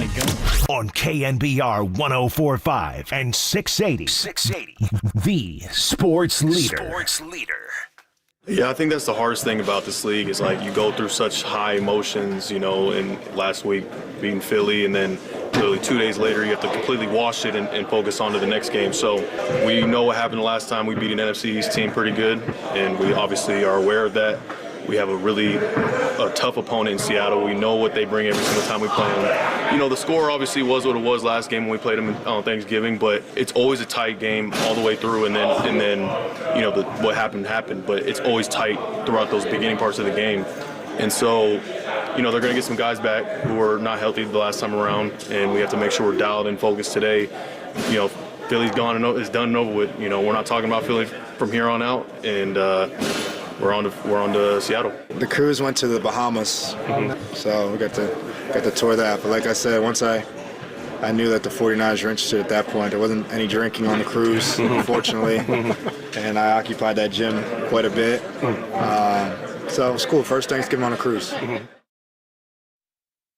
Yes, thanks for joining us. Happy Friday. Hope you're well. It looks like Ohtani has made a decision. We'll tell you about that and what is the backup plan for the Giants. A ton to get into. Baseball winter meetings are over, but it has just begun, and the biggest domino may fall. The Warriors are in OKC, but as you heard right there, first from Fred Warner. Moving on from Philly, looking ahead to Seattle for the second time in 3 weeks. Logan Ryan was on a cruise ship, got to the gym quickly, and he did a very nice gesture for Ty Davis-Price. We got a ton to go over today. Happy Friday. Got to get a poll erected for you. Good morning, my friend. And Ty Davis-Price was back on the practice field wearing number 32, and he got his locker back, so that's all good. I don't think Logan Ryan will be up for this game. That's quite a ask for him to come in immediately, and Eric Harris does play so well on special teams. But we'll see. You never know. So we are tracking the whereabouts of one Shohei Ohtani. This is where we are in today's media drivel. Is this my guy Henry from the Sons of Johnny LeMaster that is tracking him? Yeah, well, I just sent you that text as one of many that essentially what is happening today is John Morosi went on MLB Network, and I don't know if you have the cut, boys, so we can play it and get everybody in on the latest here. But John Paul Morosi is saying imminent. Well, no kidding, it's imminent. He's going to sign a contract at some point, but snarkiness aside, he said that it could happen in the next 24 hours. And then upon that, I don't know how people do this, but they do. They start looking at private planes or private jets, and one going out of John Wayne in Orange County, which it was the type, and that was by the way confirmed by Brody Brazil, who knows all about aircraft.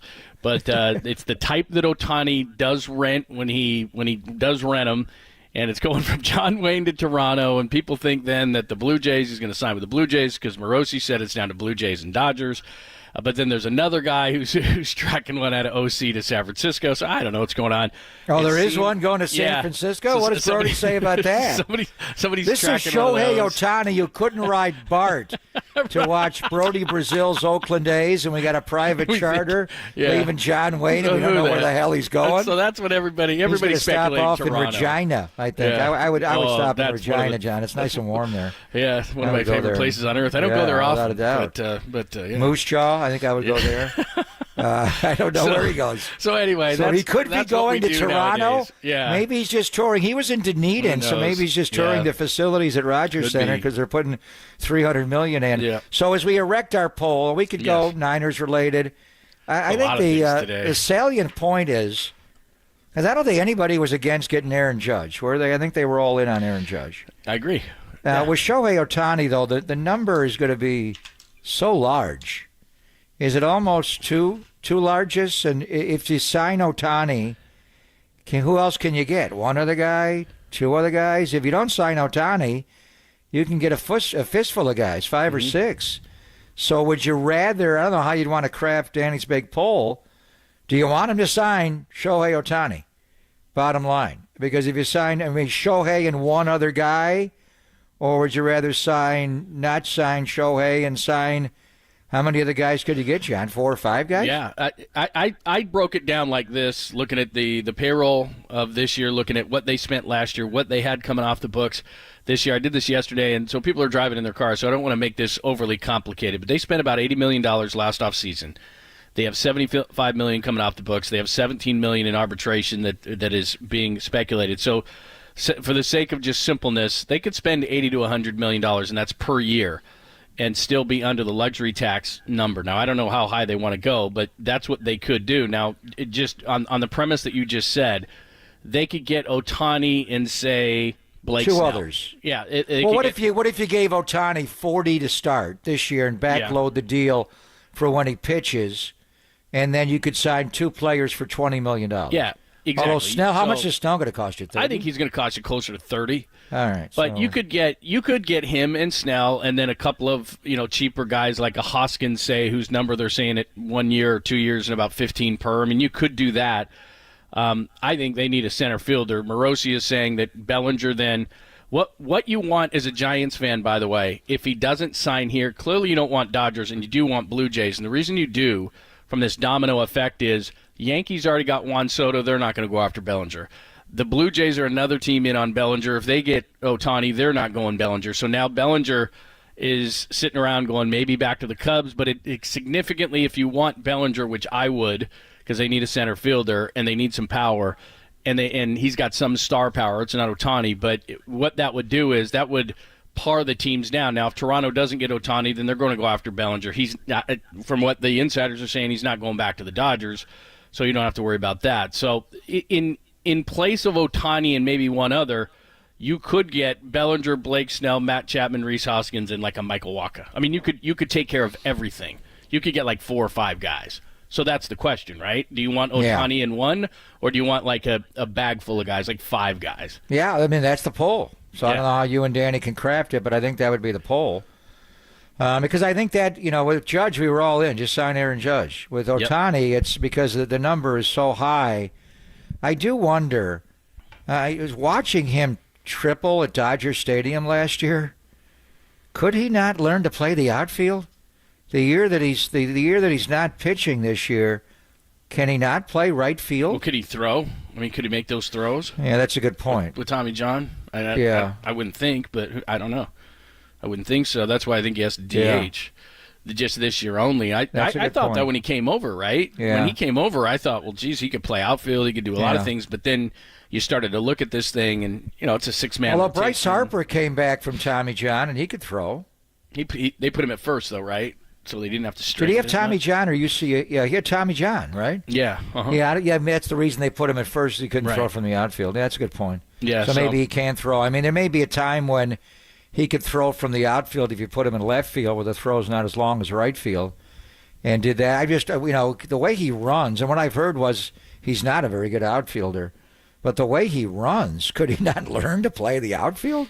I would think. Could he learn to play? Could he play first base at some point? What's he, 6'5", 6'4"? I mean, is there any other position? I mean, it's just because you're saying you'd have to go out and get all these other things. I mean, is he strictly a DH? Is that all he could do while he's a non-pitcher for a year or two? So I don't know. I mean, it's interesting to see where it's at. So you think maybe we'll have a Shohei? I don't know if he'll sign. He may land in a new city and take a physical and all that between now and the end of the show at 2 o'clock. But for him to actually, maybe he'll agree in principle or something. But if he's flying to Toronto and he's already been to Dunedin, it's possible he's just looking at the upgrades. They're putting $300 million into the Rogers Center.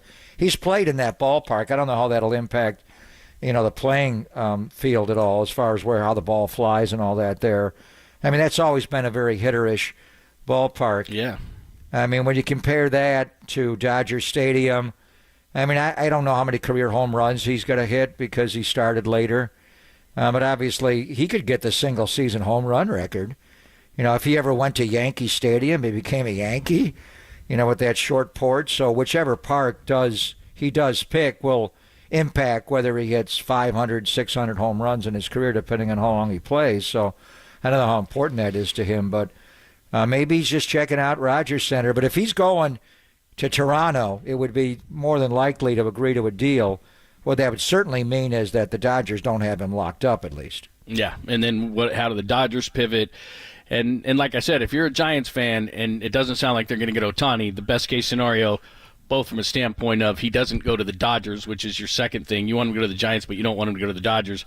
And then the Blue Jays would be off the market. The Yankees got Juan Soto, and now you get some clarity, as we were kind of talking about yesterday, that the dominoes can start to fall. And look, I understand that, A, Bellinger was a Dodger, so there may be Giants fans who don't want him for that very reason. And B, from a front office standpoint for the Giants, Bellinger's not the draw, obviously, that Ohtani is, but isn't he something? I mean, if he headlines like a 4 or 5-man class that you like for the Giants, and it includes like a Blake Snell and a Cody Bellinger, which they're the ones continuing to say that they're going to be ultra aggressive in that this offseason, would that not be very successful in one offseason of, say, it was Bellinger, Snell, and then a couple more? Well, he's a two-way player. I know he doesn't pitch, but Cody Bellinger is a tremendous center fielder. He's one of the best in all of baseball. I mean, Trent Grisham, who just became a Yankee, I think a big reason why he went in that deal is they don't want Aaron Judge playing center every day, but he's a great center fielder. Cody Bellinger is a difference maker in center, and they have said they want to get more athletic and they want specifically a center fielder. I mean, is there any way you'd pass on the pitching and sign Cody Bellinger and Shohei Ohtani? But we'll see where Shohei goes. But I think now that it's coming to a head, at least to some degree, we should have resolution. We probably won't have this linger into Monday, so this would probably be our last show to talk about it. What are the fans of the Giants and overall baseball fans in the Bay Area want? Do you want Shohei Ohtani and one other sizable free agent signing, probably a pitcher, but pick whoever you want? And then the budget constraints are going to make it difficult to add more beyond that. So do you want Shohei and one other, or do you want 4 others and no Shohei? All right, we will craft that, and you can vote on it. We'll put it up on X, and Danny and I will get together, and Walter, and we'll get together to word this whole thing. But that's the bottom line. The one thing is, if I was prioritizing Giants, obviously pitching, because I want this team to get back to the pitching, the defense, timely hitting, the thing that wins in this ballpark, they've got to get a center fielder. So if it's not Bellinger, and I heard Harrison Bader's name yesterday, I have a bucket next to me for that signing. He offensively last year, he was basically Brandon Crawford. He's terrible offensively, and that's not where they need to go. I think they need a big-time center fielder, and then you can put Yaz in right, and you got to keep Haniger, I guess, and you put him in left, and I don't know what you do with Conforto, but they've got to get a defensive-minded center fielder who can hit. So I don't know. I don't know the kid from Korea enough, because Korean baseball is not Japanese baseball. I don't want people to be confused on that. Japanese baseball is on a par with Major League Baseball. Korean baseball, I found this out during the pandemic because we were so bored. We all picked teams in-house at KNBR, and we had to follow that team. It's like high A or maybe low double A type talent. So the kid that's coming over from Korea, I don't know that. I mean, is he automatically you're going to give him $60 or $80 million and you're going to stick him in center field, and you just don't know. I think there's a question there. I'm not sure about that one. So, yeah. Meanwhile, the Seattle Seahawks have signed Sean Mannion from Foothill High School to their practice squad. Geno Smith has a groin injury. Something came up with him in practice. He's not completely over the elbow and the tendon, but he has something going on with his groin that they didn't talk about because Pete already had his press conference, and so did Geno. And Sanjay Lal's going to join us, their wide receiver and special passing game coordinator. They're going to go to practice at around noon. He probably won't tell us. But they need are they looking for a third quarterback in case he can't play in the game and Drew has to start the game for them and he can't play? I mean, why are they signing at this late date Sean Mannion to their practice squad? It would seem like something may be wrong with Geno. Yeah, and they just lost Rippon, right? Brett Rippon, who was actually with the Rams, then with the Seahawks, and then he got signed off the Seahawks practice squad. I can't remember by who now, but and then so they had to replace that player. But you're right, they wouldn't have had to do it, I think, if they had full confidence in Geno Smith. So let me send a few texts and see what's going on there. So we've got to hit up some Seahawks and 49ers. Obviously, a ton to talk about during that one, but we will get a poll together as well in regards to Shohei Ohtani. You can also hit us up on the text line as well. That is wide open. YouTube and Twitch. You can start the conversation there and see our beautiful, lovely faces. I don't have it up yet. Are you wardrobe changing today? Military in honor of the Army-Navy game. Cool. We are going to have some guests from Radio Row in Boston for Army-Navy. So I've got on my salute to the military hat from last year and the what the Niners wore to honor the military and the NFL did a few weeks ago. But then we didn't talk about football at all. We talked about baseball. So this is my homage to the Japanese. Keep it on. The Japanese military and the great Shohei Ohtani. Okay, who is flying where now? Do we, Brody? Can we get a better tracker on the plane? Oh, okay. I got you up now. I like that. That's one of my favorite hats, right. and I love the sweatshirt. Beautiful. Yeah, that's Very for nice. the Army-Navy. Yeah, I like it. I like it a lot. Why is the Army-Navy game in Boston? That's weird. Yeah, they're just rotating it Philadelphia. around. Yeah, it's always been in Philly. Yeah, so the boys are in Boston. That's very cool.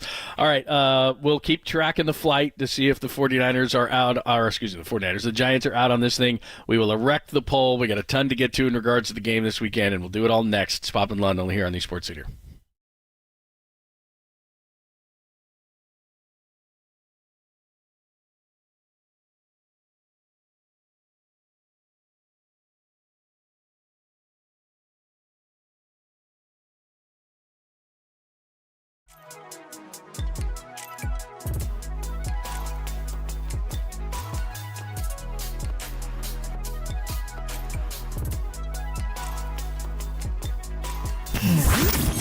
Here's what's trending now. Trending now.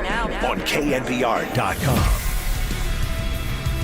Tracking Shohei Ohtani. Are the Giants in or out? That story and more trending right now on KNBR.com and the KNBR app.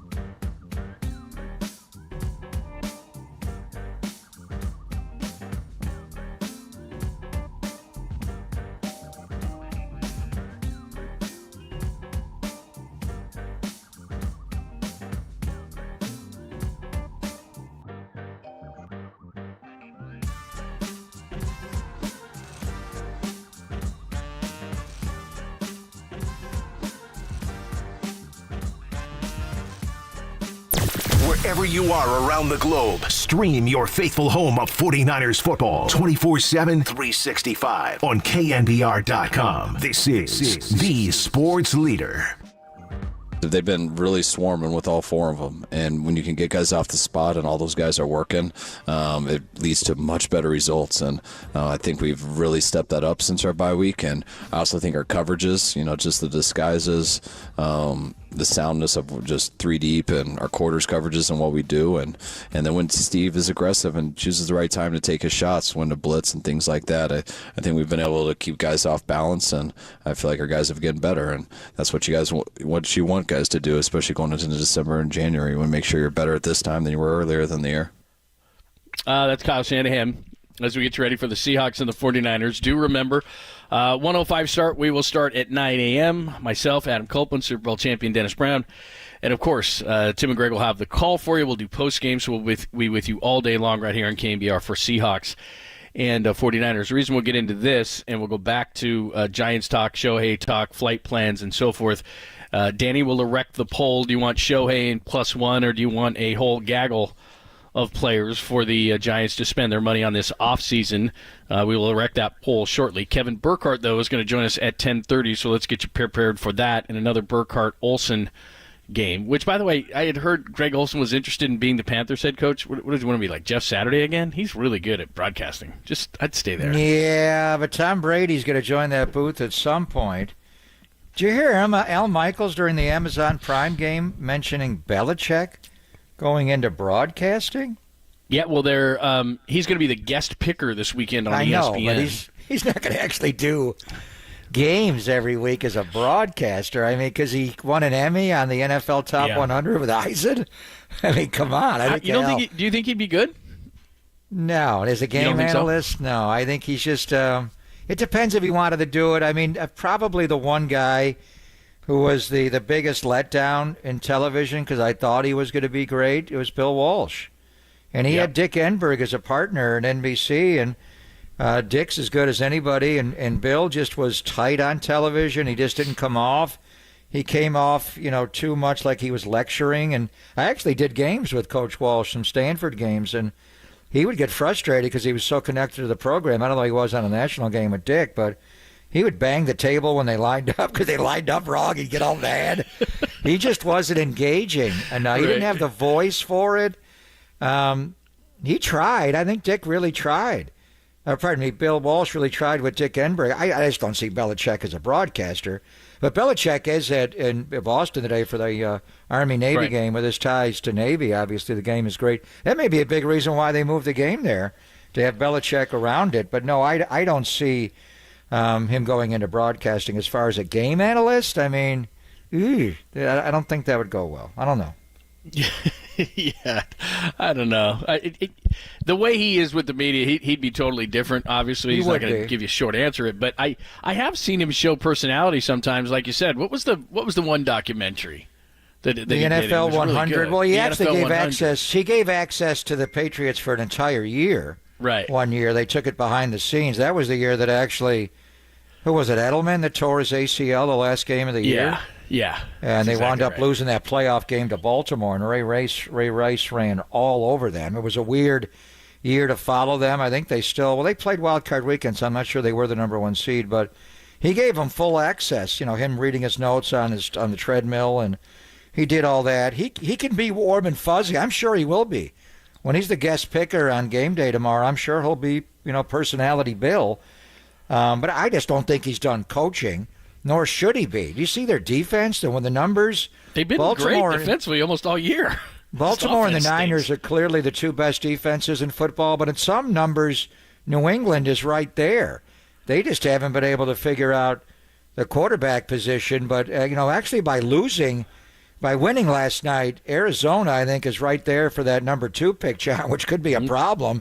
Even if they don't get Caleb Williams, they could wind up with the North Carolina quarterback. Or Drake May. There are a lot of good quarterbacks coming out this year. And what would Arizona do with Kyler Murray? But right now, New England's looking at maybe if they can solidify the quarterback position. And Bailey Zappi played well last night. I don't know what's happened to Mac Jones. They've completely taken his confidence away from his rookie year. So I don't know. But just when Michaels was And Michaels gets on his soapbox during these Amazon Prime games, and Herbstreit just nods his head, and he's going off on Belichick. First of all, he's saying nobody knows what he's going to do, and then Al gives like 4 scenarios of what he might do. So obviously Al might know, talking to the Crafts, and he's tight with Belichick from doing the league for as long as Al has. But when he dropped him going in, well, then he went to John Bon Jovi, so you know he was joking. But I don't know if he was joking or not about him going in and being a game analyst. I do not see I don't think he was. You might have heard that. I don't know. That would be interesting.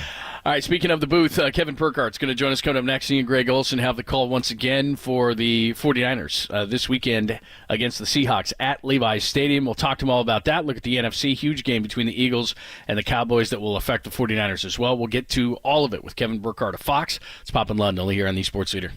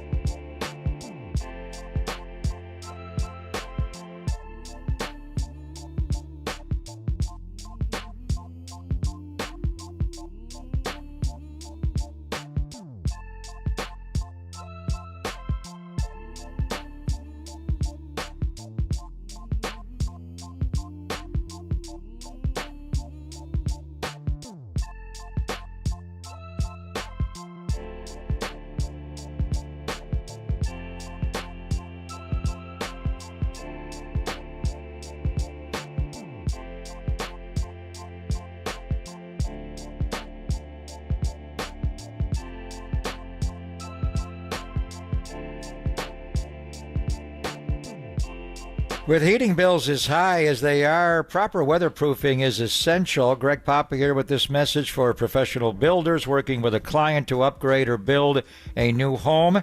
My message, visit Golden State. They partner with respected brands such as Owens Corning, James Hardie, and Boral Siding. Owens Corning provides a broad range of insulation, roofing, and fiberglass composite materials and are known for innovation and sustainable solutions. James Hardie provides a durable, lower maintenance alternative to wood and vinyl, and Boral True Exterior Siding and Trim offers phenomenal performance while consisting of 70% recycled materials, a environmental leader there. So and talk with your client and about double or triple pane windows as well. They offer a comfortable environment year-round while delivering lower energy bills. Golden State's respected window and door partners include the very best, Marvin, Anderson, and Milgard. So start online at goldenstatelumber.com. Building better in the Bay Area since 1954. Golden State. When you succeed, we succeed.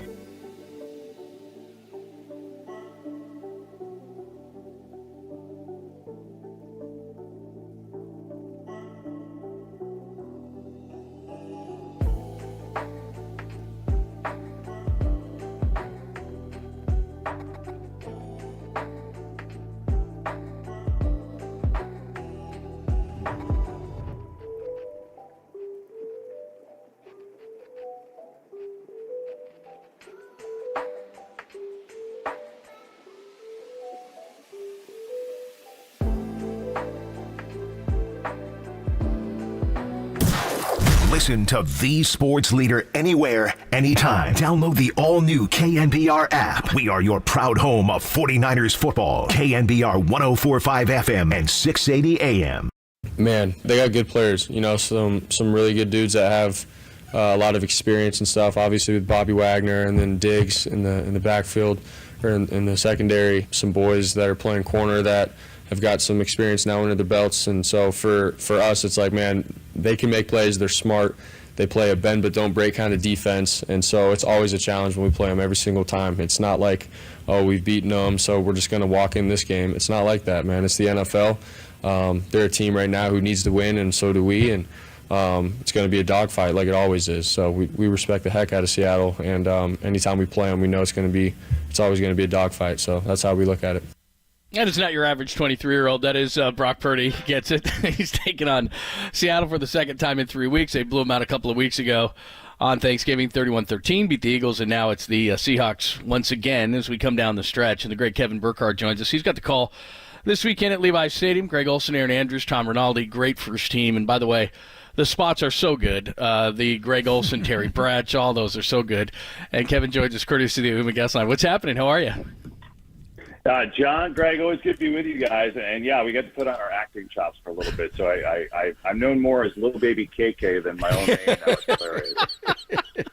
Yeah, that's the problem with those now, right? Everybody jumps on that, and you're like, okay, man. It's pretty funny. Yeah, it is funny. The number one question I get asked is, do I have the jacket? And I'll save you the question. The answer is yes, I do. So the one about picking the call for the sack, was that motivated by Nick Bosa when NFL Films mic'd him and he was going to sack a Rooney? Was that the genesis of that? Where did that one come from, KB?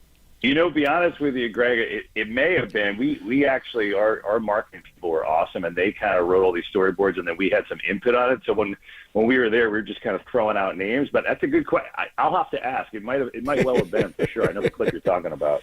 Yeah, Bosa. So the numbers in the game, even though the game got lopsided, 27.7 million viewers for 49ers and Eagles on Sunday on Fox, the most watched telecast of the week on any network, and Fox's most watched Sunday game of the season. Wow, even that game, and I'm sure it would have been more had the fourth quarter not been a rout.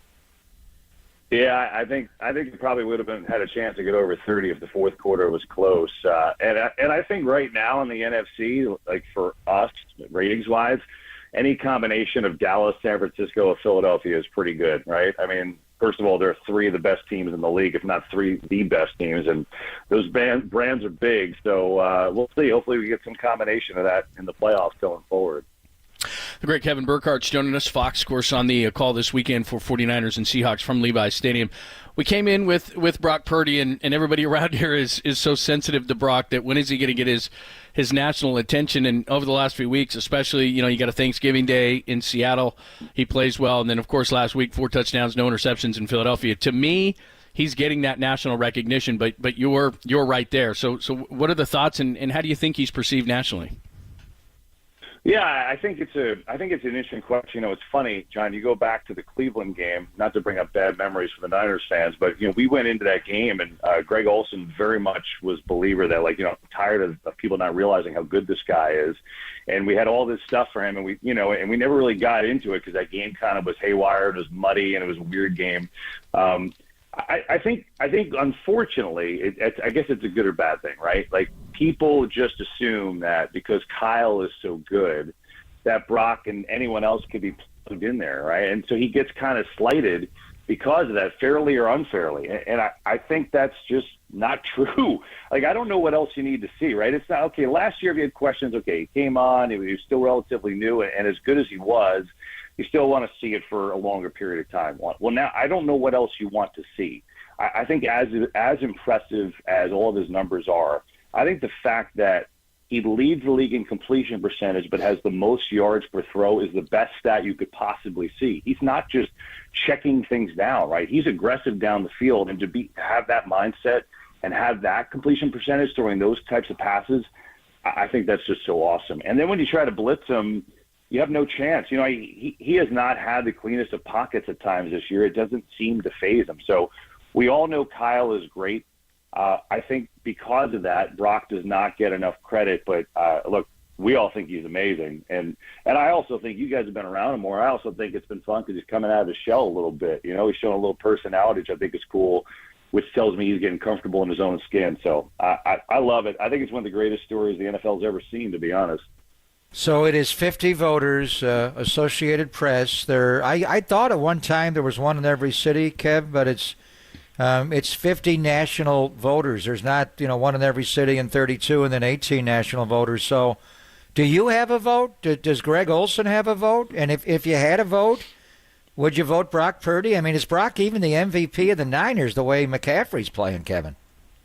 Greg, it's almost like you're producing our broadcast this week. I swear. It's like Did you guys vote for MVP during the game? I want that. To answer your first question, I don't have a vote. I don't think Greg does, but I'm not 100% sure. And I'm with you. I feel like you have to have at least a vote in every NFL city, don't you?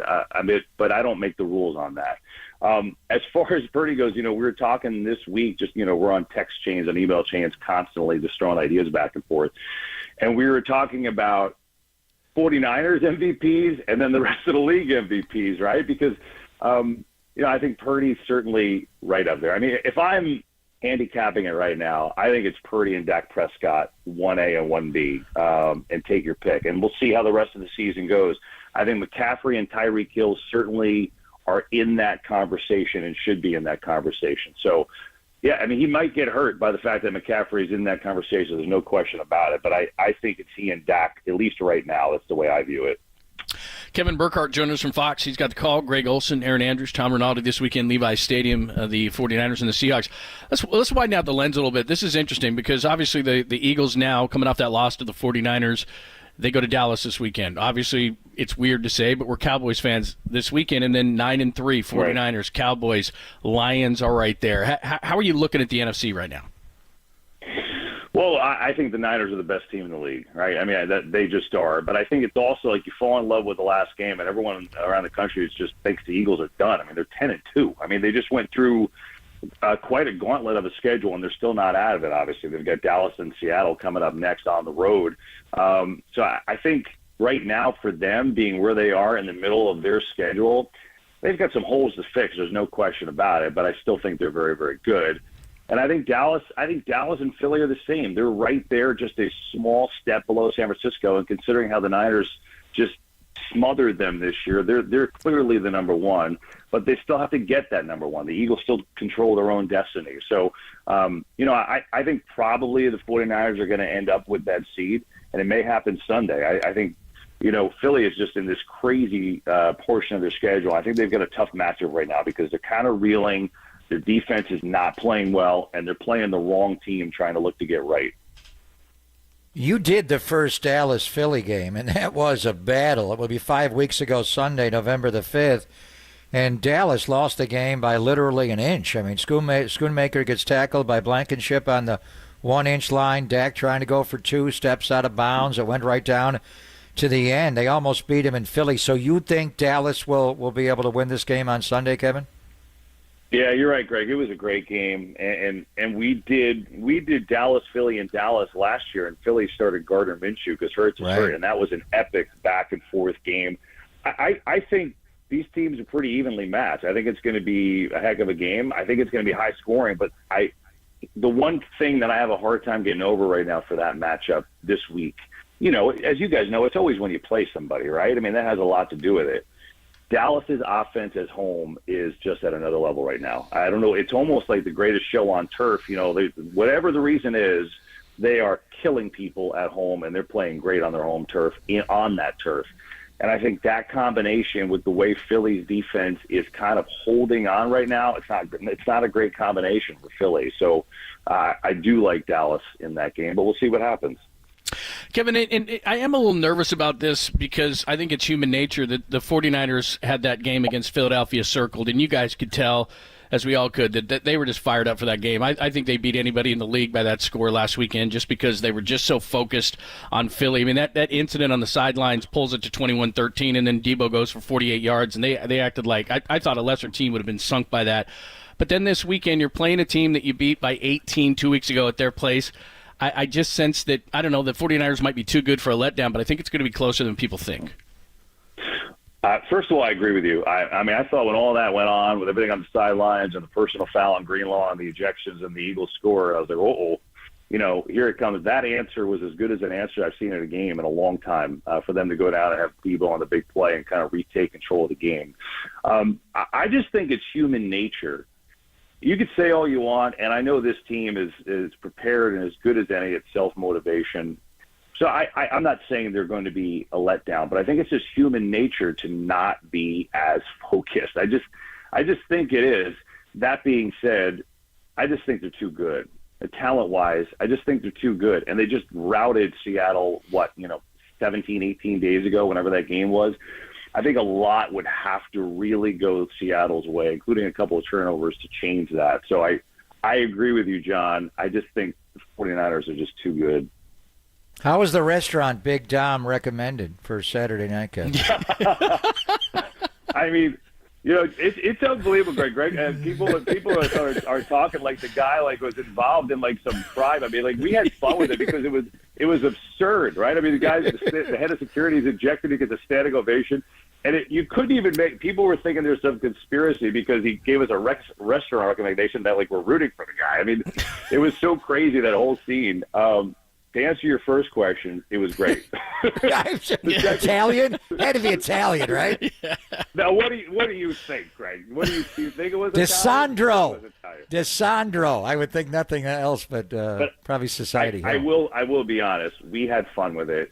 I didn't necessarily think that either guy should have gotten ejected, but I understand why the league had to do it, and I think it was good the way it played out. That both guys this week were like, "Hey, no big deal, our bad," and I don't know. I thought it was made a much bigger deal than it should have been. And I get it. You're not allowed to touch anybody when you're a non-player. I understand why, but I don't know. We just had fun with it.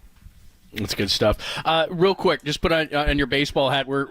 This is where we are as a media now. We're following Shohei's plane, possibly from John Wayne to Toronto and all this stuff. But what are your thoughts on this on this whole Shohei thing? And maybe this will be the big domino to fall, so then we can actually get some signings and trades. Yeah, I mean, to be honest, I'm not on the inside of this right now. I've been in football mode, so I really haven't talked to anybody. But my reaction to it is stunned. I mean, this whole time, from everything I heard and talking to people in the industry, it was always Dodgers, right? And if he goes to Toronto, which a lot of reports are leaning towards today, I would be flat out stunned at that development. I really would. I mean, good for the Blue Jays. They've got a really good team, and you had him. I just never saw it coming. I'd be amazed in what that does to the whole American League. So, yeah, I would be very, very surprised if that actually does go down. I thought he was ticketed for the Dodgers the entire way. The Dodgers kind of planned their offseason for that, and that would be a hell of a curveball. But I'll tell you what, if he goes there, I mean, they might be the favorite for the World Series. They were a great team last year, and they had some things injury-wise that didn't go their way. So it is – I classify that, guys, as a stunning development. I don't know how you feel about it. Well, how about this, the American League East? Juan Soto goes to the Yankees at the meetings, and now they get Shohei Ohtani in Toronto? That would be, and then my first reaction, we're kind of debating, Kev, whether it's better to get Shohei Ohtani and maybe one other piece. If you don't get Shohei, you could get 5 or 6 guys for the money you have to give Shohei. I'm wondering, and you live down in L.A., what do the Dodgers do if they don't get Shohei? Who do they go out and buy? They bring Bellinger back? Yeah, the answer is anybody they want, right? They've got more money than anybody in the league, so they can do whatever they want, and they probably will. But I'm one to believe, I watched him enough down here in L.A. because he played for the Angels, and I watched a lot of their local games. I think he's worth the price of 5 guys. I mean, the guy's incredible. I mean, he is as good as a player as I've seen since Barry Bonds. And I'm not throwing that out there lightly because I know who I'm talking to. I'm just saying, watching him on a daily basis, the guy is amazing. So I think the Dodgers will do whatever they want, but I think that kind of impact with their lineup, which is already pretty insane, would really bend something. I just don't know. They could sign 4 or 5 guys, to your point. I don't know that it'll have the impact to him. He's just different. That's great insight. Kevin, have a tremendous call on Sunday. We always enjoy having you. Thank you so much for the time, and we'll talk to you soon. John, appreciate it. Greg, look forward to seeing you on the field, buddy. We'll see you Sunday, brother. There you Kevin go. Burkhardt. What a good. Well, he has the best job in sports. He's the number one play-by-play announcer on Fox Awesome. doing NFL games. He gets the best game of the week, and then he goes in the studio and does Major League Baseball. To his point about Shohei, Shohei to the Dodgers is more valuable because where do you hit him? Do you hit him after Mookie, in front of Freddie, or you put him more in the middle of the lineup, and you got obviously Will Smith there, and I mean, he's going to be surrounded by great hitters. If he goes to a standalone lineup, and the Blue Jays, I mean, obviously with Bichette, do they trade Bichette now if they get Shohei? What do they do with Vladimir Guerrero long term? They got Springer. That lineup goes on. They could kind of hide him. He comes here. There's the pitch around factor, getting the Bonds rubber chicken treatment. So what do we want him to go to the Dodgers? Probably not, No. because he'll be surrounded by all those great hitters. But if he goes to the Blue Jays, the same question we're asking with Danny's big poll, if the Dodgers don't get Shohei Ohtani, John, what are they going to do? Now, who are they going to buy up? And now all the players you want to come to the Giants, the Dodgers are going to be in play for those guys. Which was my original point, which was if you didn't think you were getting them and the flow was going the other way, they should have jumped on it faster and earlier, because now you're in the pool with everybody. Had you concentrated, I think, just on these other guys, and look, maybe that's what the Giants were doing. Maybe they got early indications that he just wasn't showing them the love back, and maybe they have been negotiating quietly with all these players, because nobody's going to sign, and especially Boris clients like Bellinger are not going to sign before Ohtani. They're just not. So maybe we'll get this mad flood that we've been talking about, and maybe the Giants are doing their due diligence, and maybe they are going to announce after Ohtani 2 or 3 guys. But to your point of the Dodgers, they've always got money. The Giants have money right now. The Dodgers will throw it around no matter what. And it looks like to me, I mean, everybody's been talking about this for a year, that one of the reasons they didn't sign Trey Turner and Justin Turner and open up all this money was so that they were positioning themselves under that luxury tax to sign Shohei Ohtani. Should he go to the Blue Jays, like you said, I guarantee they have a backup plan B, and it might be the same plan as the Giants. So now you're going to try to get to the same players, and will the Giants be able to do that? So here's what we got. The Friday's Big Poll by Danny is up. We'll introduce you to that next, and then top of the hour, EJ Manuel's going to join us from Boston. We got Army Navy coming up this weekend. Plus, he's a college football analyst for the ACC Network, and he's a Florida State guy. So we got a ton to talk about with him to the top of the hour. So poll first, then we'll go to Boston at the top. It's Pop and Lund, only here on the Sports Leader.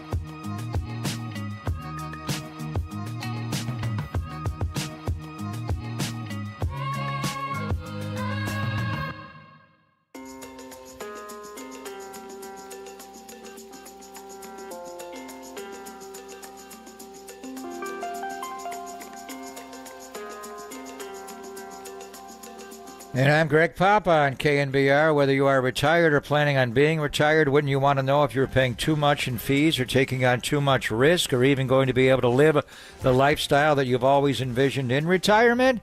Of course you would. For that reason, Greg O'Donnell is your guy. For more than 3 decades, Greg O'Donnell has been helping people like you plan, protect, and pass on their wealth to their loved ones. If you are interested in learning how O'Donnell Financial Group can help you and your family, then give him a call. Greg and his team are a breeze to talk to. They can even weigh in on Shohei Ohtani maybe going to the Blue Jays and not the Dodgers or Giants. So there's no cost. There's no obligation. So call Greg O'Donnell and his team right now, 866-496-2300. Or you could visit online, o'donnellfinancialgroup.com. That's 866-496-2300, because planning is a process, not a product.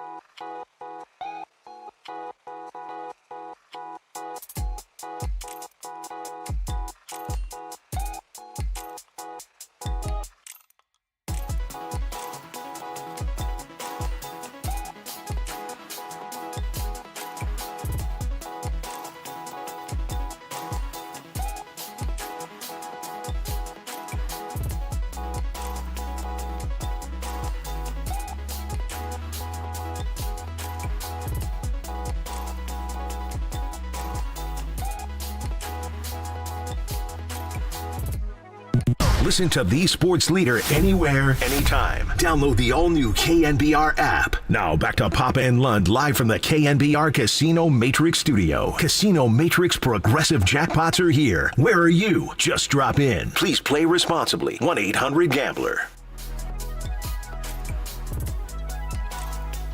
What's happening? Thanks for joining us. Pop and Lund, top of the hour. EJ Manuel is going to join us. Former first-round pick of your Buffalo Bills. Went to Florida State, so I'm sure he's not happy about that. He's an analyst for the ACC Network, and he's in Boston with Army-Navy this weekend. By the way, we're going to talk to Hugh Douglas, the former Philadelphia Eagle. He's in Boston, too. We're going to talk to him at 11:30.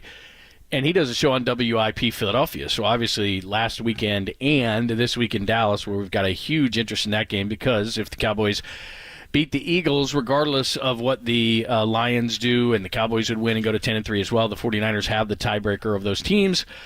Dallas head-to-head and better conference record against Detroit. So if they win that, they would be the number one seed in the NFC. So we'll talk to him about that at 11:30. But let's do it without further ado. It is time for Danny's Big Poll. Grab my pole. This is Danny's Big Poll. The most important decision you can make right now is what do you stand for, Danny? All right, this is what we opened the show with. We've heard that Shohei Ohtani is down to the Dodgers and the Blue Jays, and if you believe people who track jets for a living, he is possibly flying from John Wayne in Orange County to Toronto, but we'll see.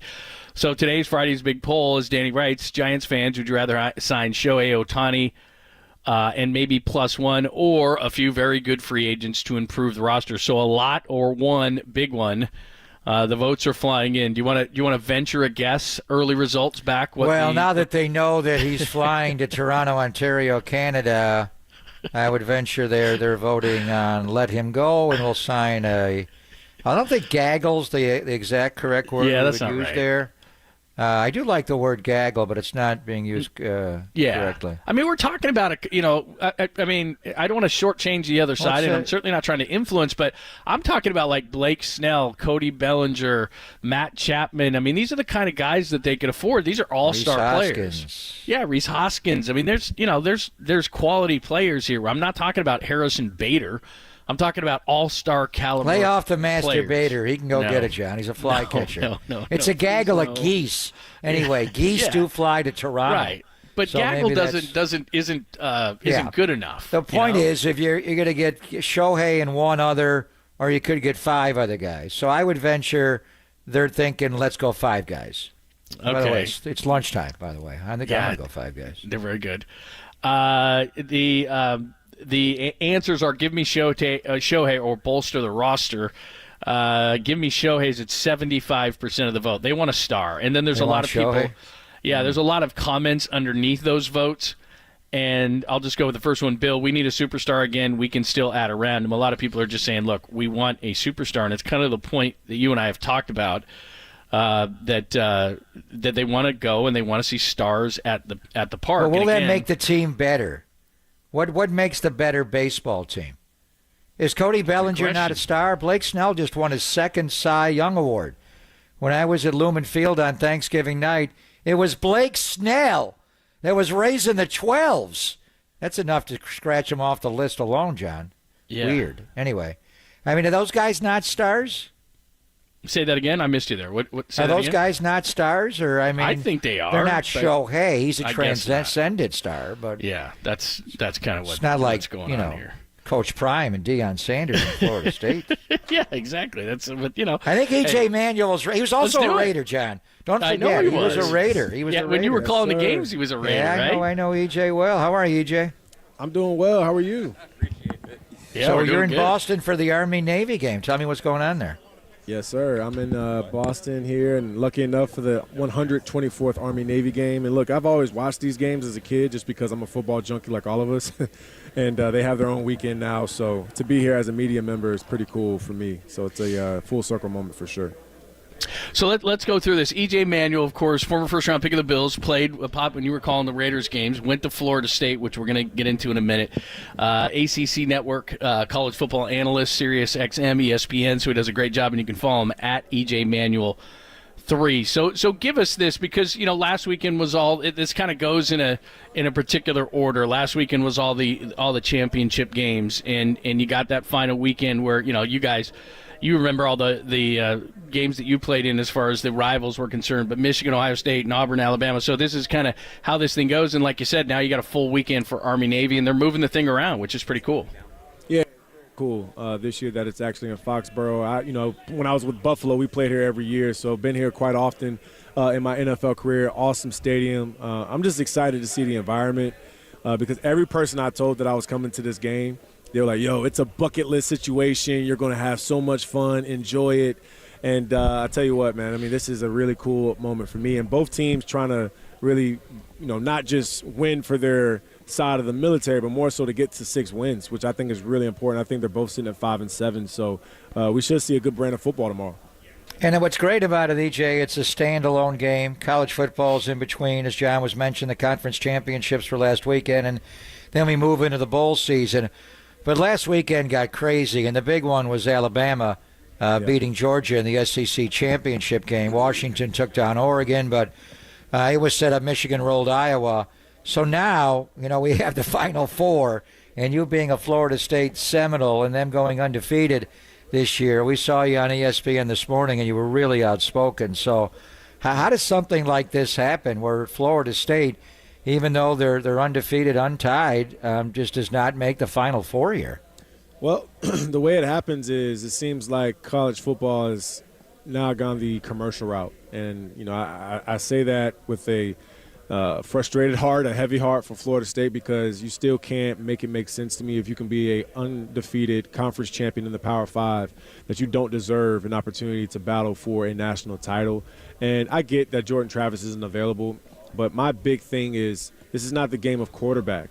This is the game of football, guys, and we've all played the position, or maybe not the position, but we played the game, and you realize you have to have a defense. You have to have a left tackle to block for the quarterback. You have to have all these different recipes to have success just to win a game. And so now that the committee seemingly set the precedent by saying if you don't have your starting quarterback, you don't belong. You're not good enough to be in the top 4. I just think that's really gut-wrenching to these players that fought hard to not only stay in and keep their heads about themselves, but also to fight and win those games without their leader, without their best player, Jordan Travis. And so even though I'm an alum, I think I would have fought for any team that was in this situation because I don't think it's right, and just really unfortunate moving forward for that team.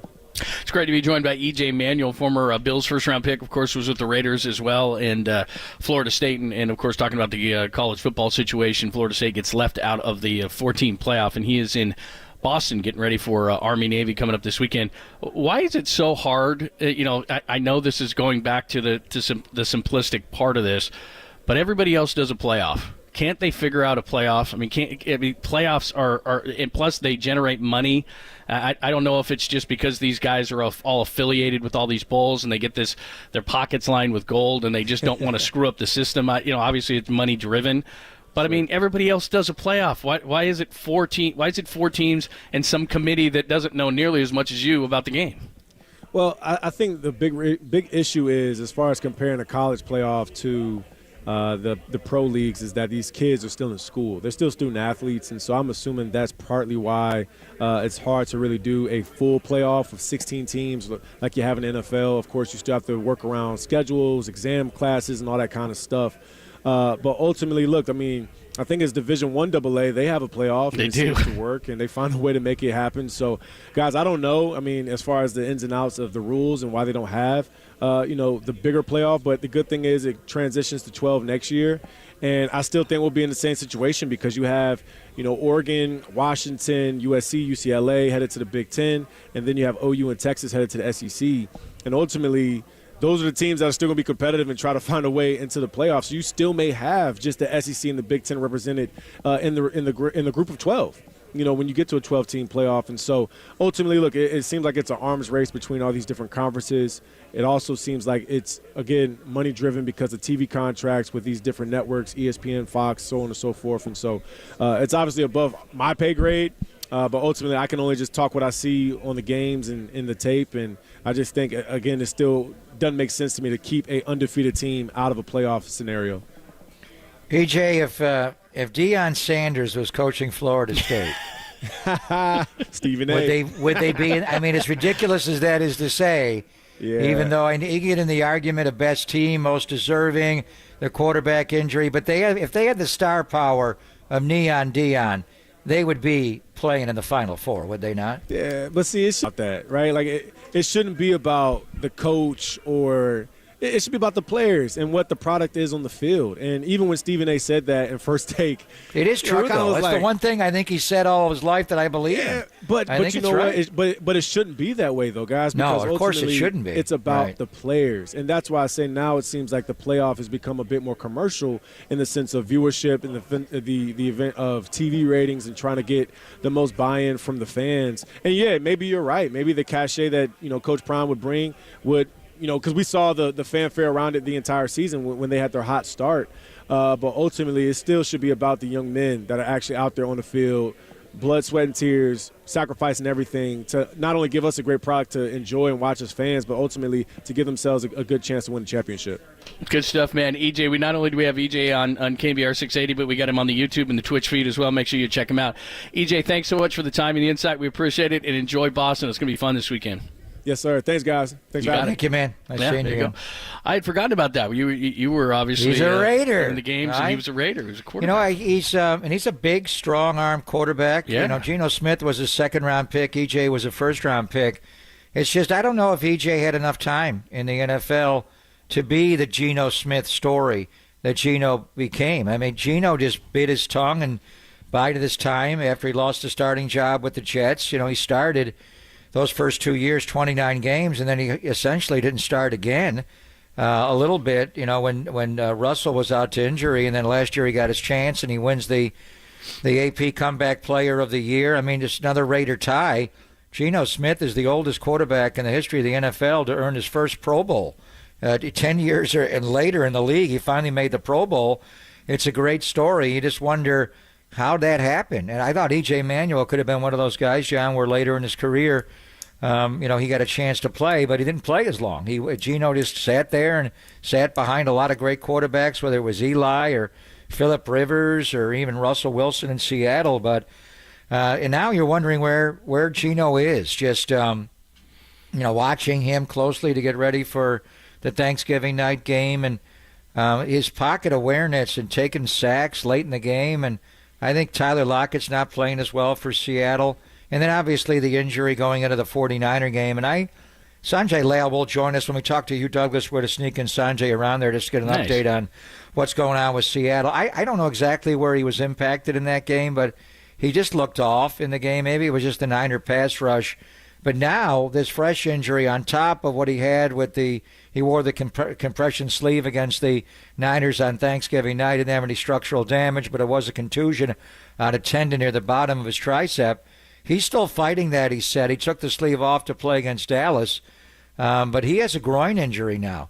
And for them to sign Sean Mannion into the practice squad, are they going to have 3 quarterbacks up on game day? Mannion just got there.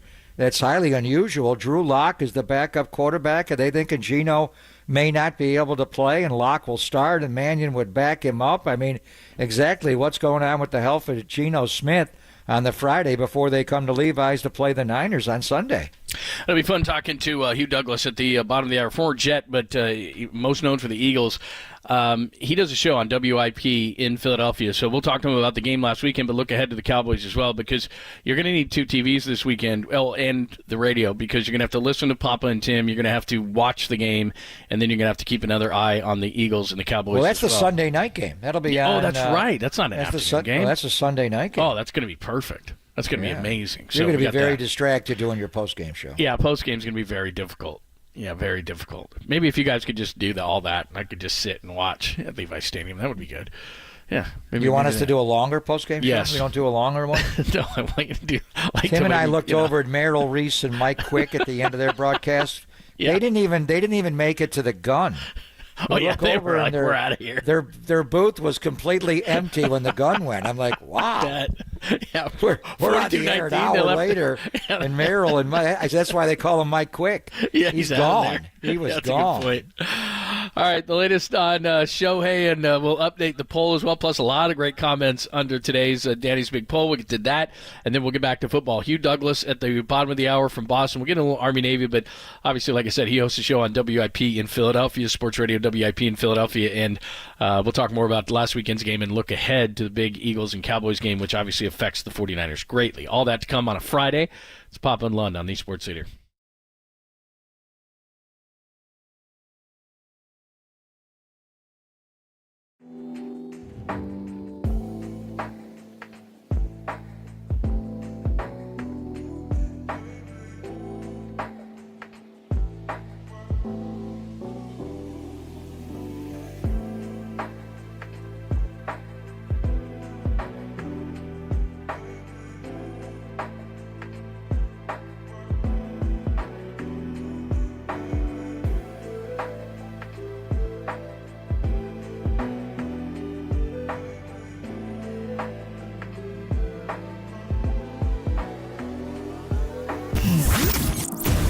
What's trending now? Trending now.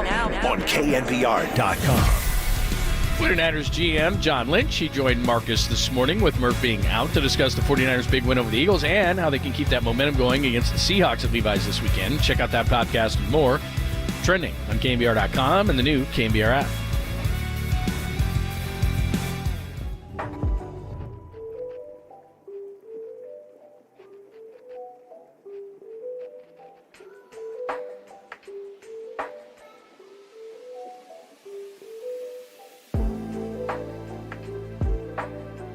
Hey, it's Greg Papa here. You have 48 more minutes and that's it. The Laser Eye Center of Silicon Valley's free live CLR webinar is today at noon. It's starting right now.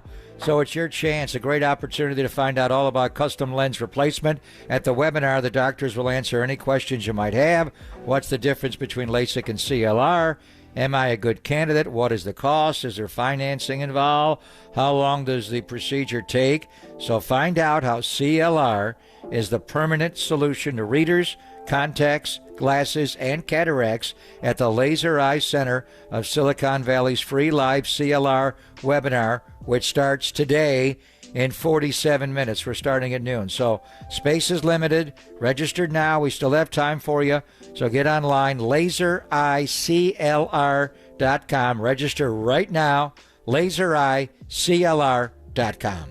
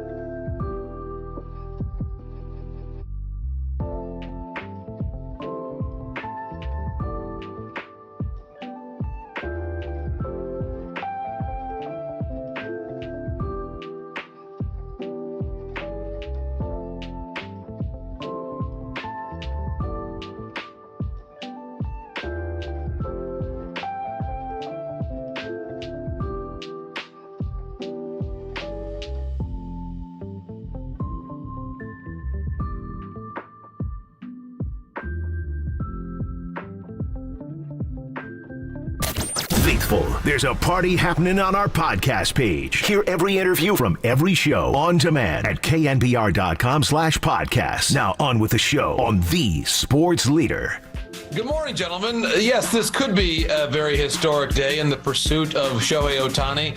Yes, what I can say for certain is that the decision is imminent. Again, as I reported this morning, it could happen as early as today. Now, we still do not know where. That part is still unconfirmed. As of the middle of this week, there were still 5 teams involved, we believe. I do know this, that in the last week since his visit to Dunedin, Florida on Monday, momentum has built for the Blue Jays. I will stress and say we do not have this confirmed as to where he's going to go, just that in the last several days, the Jays have certainly improved their standing. And for a long time, the Dodgers have been regarded as the favorites, and that was still the case as of the middle of this week. But again, this is now happening, I think, in real time today. I do believe that this final group of teams does involve the Blue Jays and the Dodgers. I'm not sure how many other teams are in that final group, and we should be hearing, we believe, sometime in the next 24 hours. All right, that is John Morosi. Next 24 hours, Shohei watch. Even Alex Wood, who's a former Giant, is saying he's getting sick of refreshing his feed. Everything is Shohei's trending everywhere. Alden Gonzalez, who we've had on the show many times from ESPN, great baseball reporter for ESPN, says Shohei has not made a decision yet. That's not to say it won't ultimately be the Blue Jays. He says, my understanding is at this point the decision has not been made, and we're tracking planes or jets and all these kind of things. And Friday's big poll for Danny, would you rather have Shohei, and again, at Danny Dunn 24, KNBR has retweeted this, I have retweeted this, give me Shohei, 72% of the vote, or would you like a collection of a few all-stars, a couple other guys, you get probably 4 or 5 guys, Shohei plus 1 or 4 or 5 guys, 72% want Shohei, 28% want the group of really good players, so it's Shohei or bust, and there's a lot of good comments underneath that as well, so that is the latest as we wait for Shohei. And hopefully it is 24 hours because I don't know how much more I can handle. Let's go. Well, it's a big decision he's got to make. It really doesn't impact us at all. So, I mean, the one thing is he on that plane going to Toronto? And maybe he hasn't made a decision. Maybe it's just more of his intel that he's doing. He went to Dunedin. He did not go to the Rogers Center. Maybe he wants to meet with ownership there specifically. And they are renovating the Rogers Center this offseason with a lot more money coming that way. I mean, that was a it's a completely different ballpark than Dodger Stadium. Dodger Stadium has the feel of the 60s and very clean, obviously, but it opened in 1962. Rogers Center opened as Sky Dome, and it was futuristic. It was just different with the hotel inside there and just everything, all the restaurants. And but it's been open a long time. That ballpark opened, they left Exhibition Stadium, in the late 80s, I think, and because Dave Stewart threw a no-hitter in there in 91. So it's been open a long time. So they're putting several $100 million, a lot of loonies in Canadian money into renovating that stadium. So maybe he wants to get a tour there, meet with ownership.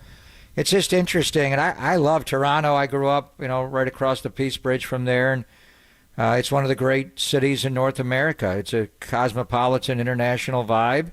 I've always wanted to live in Toronto. But very few people, if you're born in the United States, would pick the Toronto Blue Jays over the Los Angeles Dodgers. That is, I think the fact that this is an international player and that city just has a different feel. I think the one thing they've got to factor in is the income tax there and how that's going to impact him.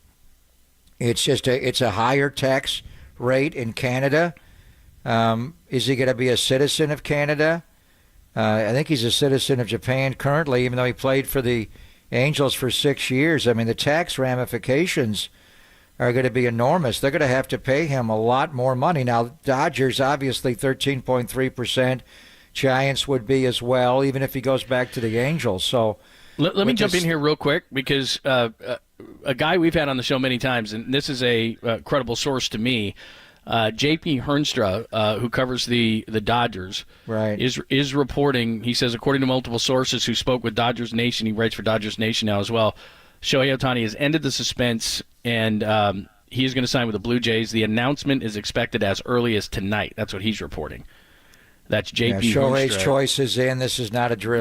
That's what he says. And again, he's a credible source versus many that we've seen or well, what it would be is that so what I mean, these are people that cover the Dodgers, so they're being told the Dodgers have been told that he's going to Toronto. That he's out. He's out. Yeah. Which leads to, are they going to make a big deal about what Dave Roberts said? I just, people laughed about that, but there was a edict put out. Nesbalalo, his agent from CAA, laid it out that he didn't want anything out. Now, would Shohei Ohtani not play there because of that? That would be extreme.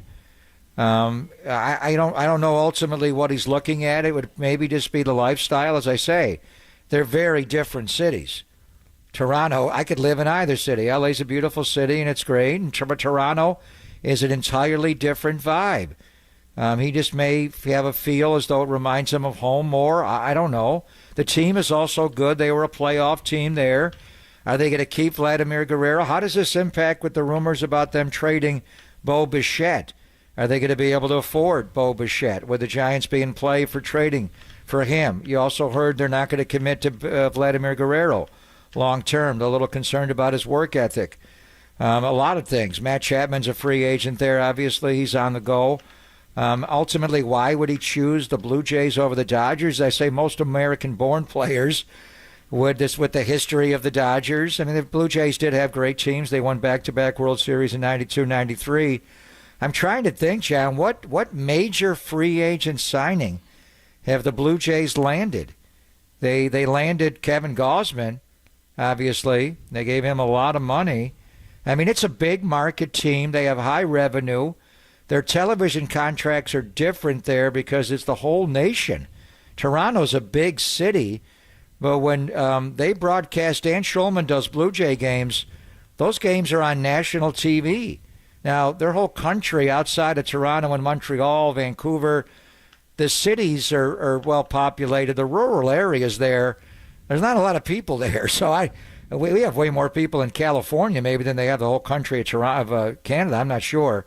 Probably not. But there's it's a vast area up there, but there are a lot of open pasture there. But they're all watching the Blue Jays now that the Expos don't exist. It is a hockey country. There's no doubt. They love hockey way more than any other sport. It just would be a curious call, why he would pick the Toronto Blue Jays over the LA Dodgers. Does he think they have a better chance to win? That's a tough division. Well, beyond that, I think it's just lifestyle. I think you're picking the city of Toronto over Los Angeles, where he's lived, and he lived in Orange County more with the Angels. It's just a whole different vibe. But Toronto is a beautiful international city. The biggest signing they've ever had in terms of dollars is George Springer for 6 years and $150 million. But it doesn't mean, like you said, that they wouldn't have it. And I think there's an attractiveness for Toronto because it kind of is out of the mainstream as far as baseball is a little bit, even though, like you said, it's a major city. They have a great the ballpark is awesome for hitting in. He's got a bunch of guys like Vlad Guerrero. If they keep Bichette, maybe that opens up, moving guys and moving some salary.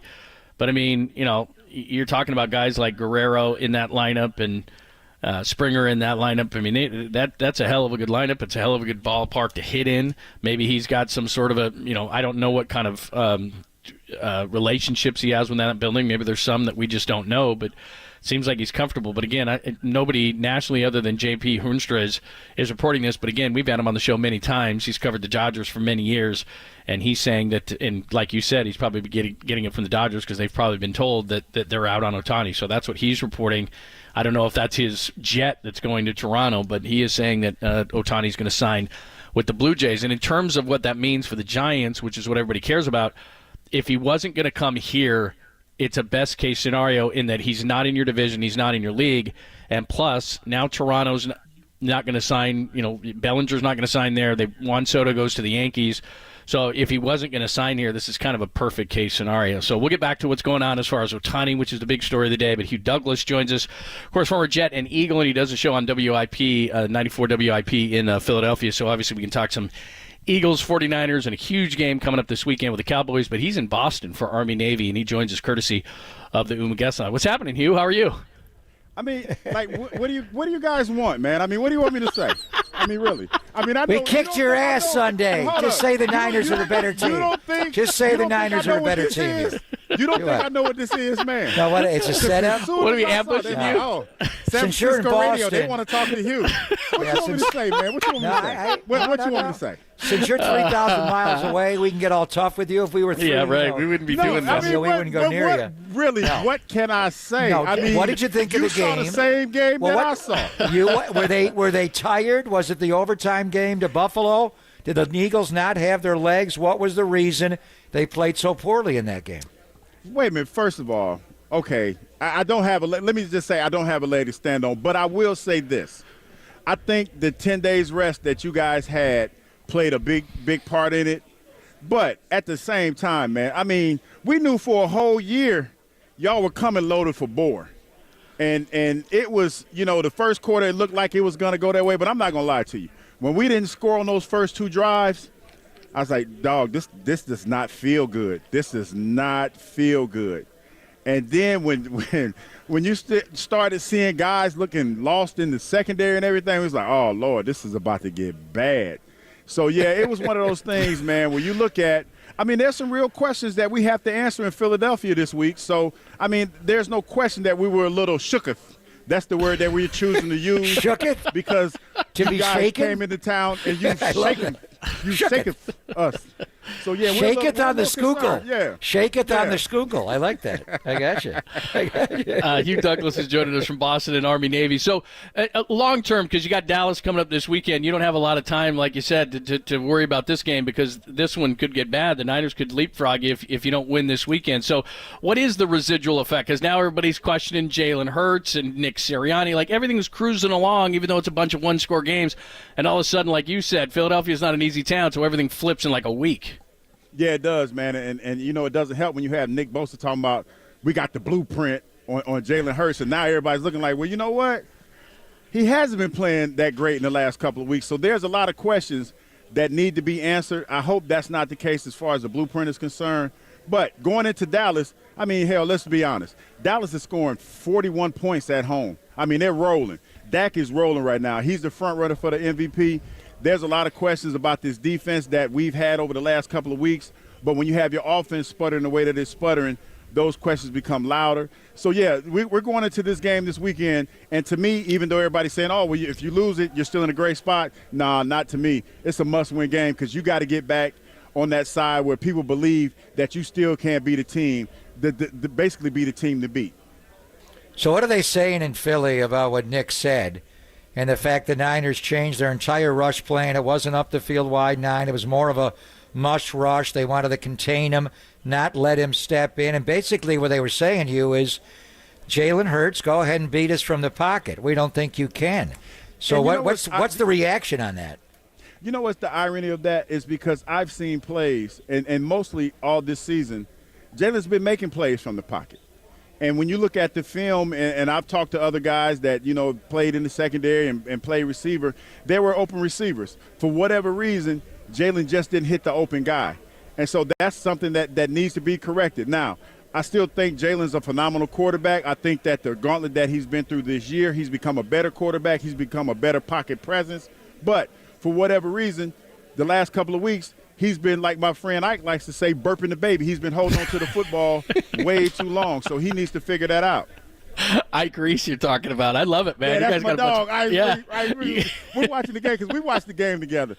And he was like, why is Jalen burping the baby? And I'm like, what the hell you mean burping the baby? Yeah, They held the ball for like 6 seconds. I thought he was going to burp and diaper the baby. Yeah. What was he doing? Is he hurt? I have no Is clue, he hurt man. you? Do you think he's playing hurt with the knee? He had a couple chances where he had a couple times where he took off. So I don't know if that's what it is. And like I said, I've seen him play well from the pocket. I think for whatever reason, and I know Nick pointed this out, talking about he's more worried about the rush than looking down the field. Maybe the clock in his head is off a little bit. But I tell you what, you better figure it out this weekend because Micah Parsons and those guys, they broke that film all the way down.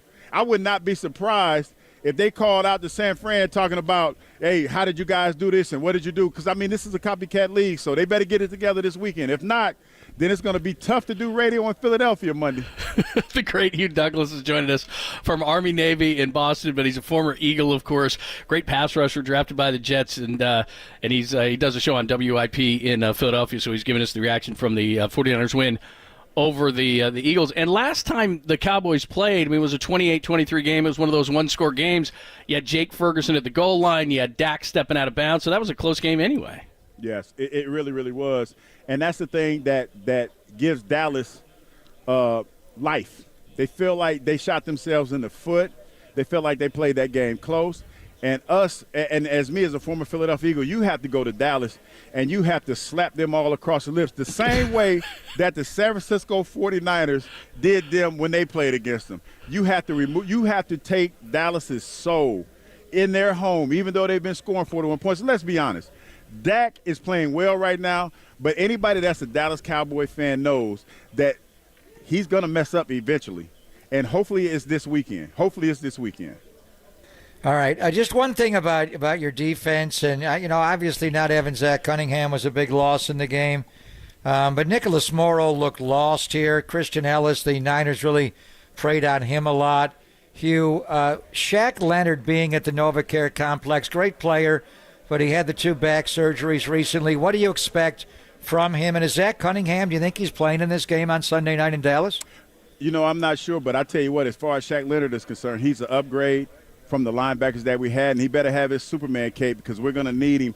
And listen, I saw the same thing you guys saw. I think motion really killed our team, especially in the secondary. Coach Shanahan is phenomenal at putting guys in position to be successful, and he did that a lot of times. I don't even play in the secondary, but there was a lot of guys running free. Brock Purdy had multiple opportunities to hit whomever he wanted to hit. He just so happened to go to the first read because the first read was there. So this is a secondary that has to shore up the mistakes that they made on the back end. And like I said, this is a copycat league. You best believe the Dallas Cowboys are looking at that film, and I would not be surprised if they do a whole lot of motion come Sunday night. Hugh, before we let you go, this Army Navy is normally in Philly, man. It's in Boston. What's going on? Well, you know what? It's a little bit colder in Boston. But it's an exciting time, man. Shout out to all the people that are playing in this game. This is the only history lesson that I enjoy listening to. When you talk about the history of this game and the pure rivalry of this game, I love it, man. And just to be a part of it, to be here, it's phenomenal.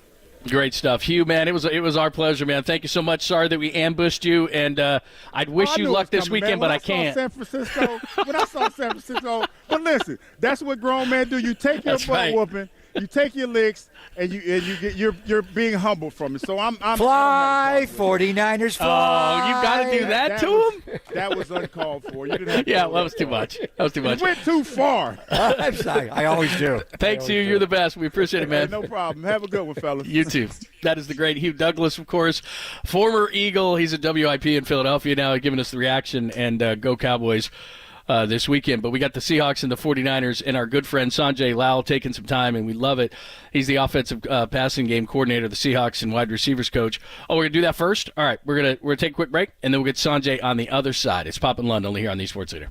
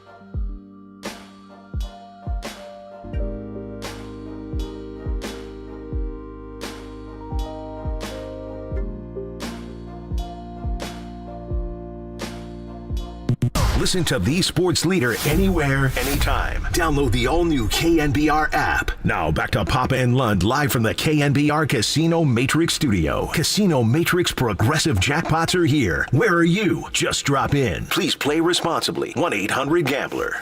In the shotgun, Noah Fant is left, everybody else right. Gino back, going to throw a deep one down the field. Smith and Jigba made a one-hand over-the-shoulder catch. Incredible What a catch. play by the Ohio State rookie. Incredible catch. Jackson Smith and Jigba. And it's an out and up, and the 49ers are coming with pressure. That was from Thanksgiving. That was a great one-handed catch by Jackson Smith and Jigba, who's been much better over the last few weeks. Sanjay Lal is the offensive passing game coordinator and the wide receivers coach for the Seahawks. We love talking to him before Seahawks and 49ers games, and, of course, Sunday at Levi Stadium. And Sanjay joins us courtesy of the Uma guest line. Hi, Sanjay. Good to talk to you again. How are you? I'm good. How are you guys? Yeah, we're good. And I think you told us a couple of weeks ago when we talked to us until right on cue he makes that one-handed catch, but he had some injuries at Ohio State and then early in the season. But Jackson Smith and Jigba, he's coming on for you guys. He's coming on big time, and everything's starting to make sense to him, especially like how the defense is playing him. So it's always a great sign when a receiver comes to you and says, get me the ball quicker. I need it in my hands now. Not asking for more targets, but asking for the ball out faster so he can do what he wants. And he's starting to really feel that confidence where he's wanting the ball. His ability to track the ball in the air, Sanjay, that play, it was to the outside shoulder. He had to flip his whole head around, adjust to the flight of the ball, and make the one-hand catch. Is that his special quality, is the ability to track the ball in the air? Absolutely. He has two very special ones, but that was it because it was a simple corner route. And then with the pressure, the ball went past him. He flipped his hips, like you said, got his eyes around, and then just snagged it. And the beauty of it is, as you watch him going to the ground, we really preach strongly is we call lock it up. He not only catches it, but he gets it to his body, and he covers the wrist with the other hand, locks it up on contact on the ground. So it was just a great play by him in every aspect. Sanjay, the other thing I don't think people realize about him, he, like you said, he's got special run after the catch ability, but he's 200 pounds, so he's not like a 180-pound slot receiver. When he catches it, I've seen him in numerous games this year. He catches it, he runs after it, and he'll punish you at the end of the tackle. Right. We have this saying in our receiver room, like the play doesn't start till we get the ball in our hands, and that's our goal. And your receivers are some of the best in the league at having that mentality, but Jackson really fits that too. And like you said, he's going to finish runs the right way and just go explode into the defense. All right, now let's go over to your veteran guys. And let's just start with the matchup of DK Metcalf against Charvarius Ward. And the Niners were not going to do that. I'm sure you've read all the clips. They were going to have him play on his side, but John Lynch and Kyle Shanahan got together and told Daniel Bullocks, the Niner DB coach, we want Mooney man Charvarius Ward to follow DK around. He only had 3 catches in total for 32 yards, just 1 on the coverage of Mooney. Assuming that is going to be the case again on Sunday, where 7 will follow 14 all around the field, Sanjay, just what's the coaching point to DK for this game? The coaching point, honestly, is to do what he did last week in Dallas, and that was play his game. Because there's no greater tell than Bland was like mentioned for MVP.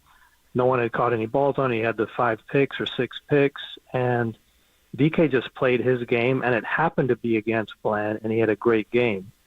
So the lesson from our last game was we didn't play like we felt we can play as ourselves. And if we just do that all across the board, then it's going to be a competitive game. But if we do what we did on Thanksgiving, which is kind of just play to what we think's going to happen, then the result was as you saw, and it wasn't our best execution. So to answer your question simply is DK go be DK, run your routes the way you know how, and let the chips fall where they may. And that's really the coaching point of it. Sanjay Lal joining us. He's the offensive passing game coordinator and the wide receivers coach of the Seahawks 49ers at Levi Stadium this Sunday. He was awesome in that game. 3 touchdowns. I think it was a 73-yarder, and I think that was the fastest miles per hour time this year in the NFL. Is part of the key for him getting him involved early? Because it seems to me like he's a snowball rolling downhill, and when he gets confidence, he's really hard to stop. Yes, and I would say that's the case for most receivers, but especially him. If we get him going early, it just builds and builds. And then the psychology of the game is the DBs get off balance, and they really start feeling how fast and how big he is. And like you said, it does become a snowball. All right, now over to Tyler Lockett, and I'm going to ask this question with the utmost respect. You know how much I love Tyler Lockett. I mean, Steve Largent's number one in every significant pass-catching category in the history of your franchise, and Tyler Lockett's number 2. He's the modern-day Doug Baldwin.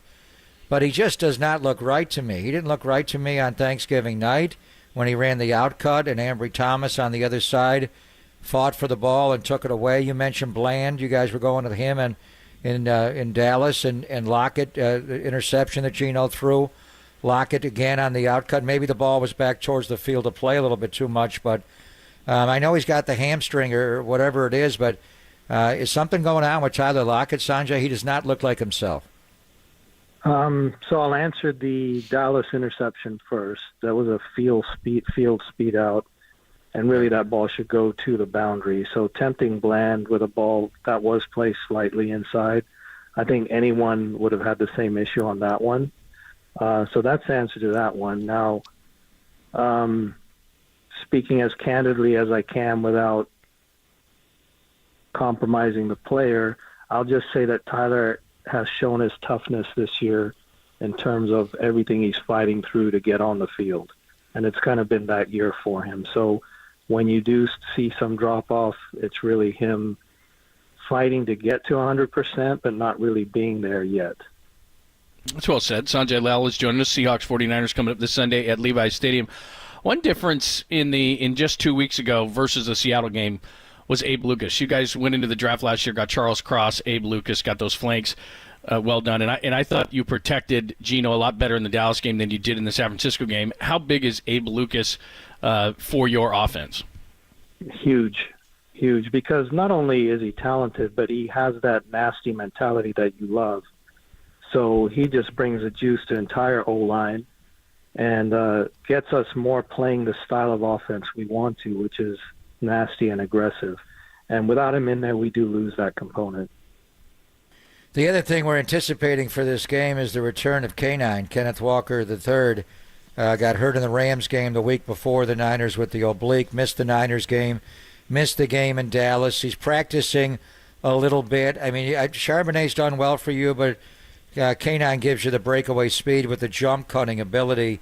Is he trending, do you think, towards being available for this game on Sunday, Sanjay? Is this a trick question? No, I think I asked it pretty straightforward. You don't want to answer. No one listens to our. I'll tell you flat out. No. Kyle thinks he's playing. Steve Wilkes thinks he's playing. That's the mentality in the building. Okay. Is they got to stop K9 because they think he's playing. Yeah, well, I'll answer it this way. We hope he plays too, because that 1-2 punch is something we really need against that great defense you guys have. Well played. This is so unusual to play a team 2 times in 3 weeks, and you already know each other so well. So what are the challenges here when you see a team so quickly after you just played them? Well, in our case, again, we weren't satisfied with how we played, leave the opponent out of it. So it's kind of been not only a challenge that way, but it's actually good for us to say, okay, let's just fix what we did to ourselves, and then we'll go play a fair game and see what happens. So it's kind of unique in that respect, where it's not really, like you said, we know the opponent, we know the defense, I know how Mooney's going to play, we know all the grabs, we know everything. We know number 2 is going to hard jam us at the point in the bunch. So we know everything. But it's more about us, and it's been a really good focus week in terms of looking inwards and just trying to play our best game. The other factor is you played the Niners on Thanksgiving night, and then the Dallas game was on a Thursday right after that. So that was a normal week after a short week. You've got a few extra days now. You haven't played since 10 days ago by the time the game kicks off on Sunday. And you got some veterans in certain spots here. Do you think just having the 10 days to get your bodies right, your mind right, your spirit right will result in a different, not result maybe, but a different production from your group on Sunday, Sanjay? I do, but I've also, what's interesting about this league is I've also had short weeks where you play better than you did coming off a bye. So it's really so random. It's the spirit of the team. What are they feeling? It could be on a short week. It could be on a long week. But, yes, you would always like that extra time. Everyone needs a rest this time of year. So going into a short week, playing a tough defense like the 49ers versus having 10 days, obviously we'll take the 10 days. Sanjay, thanks so much again. It's always our pleasure to talk to you, and we really appreciate it. And well played, dodging Greg's questions. Sorry on the trick question. You know how tricky. I was going to ask you about Sean Mannion. I was going to leave that to John. A little odd that you're signing a quarterback so late in the week, isn't it? Well played by you too. And the hits keep on coming. We'll just speculate. We know him from Foothill High School. Speculate. I know his dad. Yes. You know Sean, I'll right? I'll say this, yes, because he was with us last year, and he is right. This guy is going to be a great coach someday. He's very smart, and he knows football, and he loves studying football. He's a son of a coach. He played for his dad when he was at Foothill High School. You know that. Yeah, he is so impressive. Great stuff. Thank you, Sanjay. We appreciate it. Thank you, Sanjay. Okay. Thank you, guys. Thank you, man. He's great. Is this a trick question? Well, last time he got off the phone 2 weeks ago, and I said at the end, good luck, because I really appreciate him doing this, and you know him really well from your Raiders days, and he's been all over the league, and he's great at what he does. But I usually say to him at the end, good luck, except for this week. And I just said good luck, and I left it at that because I like him so much. And he told Walter, who produces our show, said it threw him off. He didn't know what to say because no one wishes him good luck. Because you don't mean it. You don't really mean it. So I didn't say Now, with anything, him, we did. He's a tremendous coach. And I mean, he answered the Tyler Lockett question. He's playing compromise. There's no doubt. He's got a hamstring injury. I love Tyler Lockett. That guy makes insanely difficult catches. He runs incredible routes. He's just not the same guy. He's not fighting for the ball, and he's really not the go-to guy. I think with Kenneth Walker, what was your take on that? It sounds like they'd like him to play. Yeah. But I think they need him to play in this game. I mean, they're desperate now. They need to find a way to pull off this upset. Has Pete Carroll ever lost 4 straight games, John? I read that he's never lost 4 in a row, and he's coming in the game with a 3-game losing streak. I don't know if he did it early in his career when he coached with the Jets, but I mean, wow. Oh, in those games he did. I don't know if he has with the Seahawks. I mean, they weren't great at the beginning when he first came here, but geez. I don't know if the Seahawks, if he has. That's a good question. I read he's never had a 4-game losing streak. No. He never had one at USC. That's pretty clear. Yeah, that's for sure. All right, let's talk to Matt Mayoko. We will go from the Seahawks side of things to the 49ers side of things, and we'll ask him. He's been around the team all week, how they're feeling, bouncing off that Philadelphia game. Could you have kind of a letdown? You just beat up on the Seahawks 2 weeks ago. We'll ask him about the health as well, especially on a guy like Eric Armstead. He's not going to play this week, but how long is he going to be out? All those questions to be answered by our 49ers insider, Matt Mayoko, NBC Sports Bay Area, and the 49ers Talk podcast next, only here on the Sports Leader.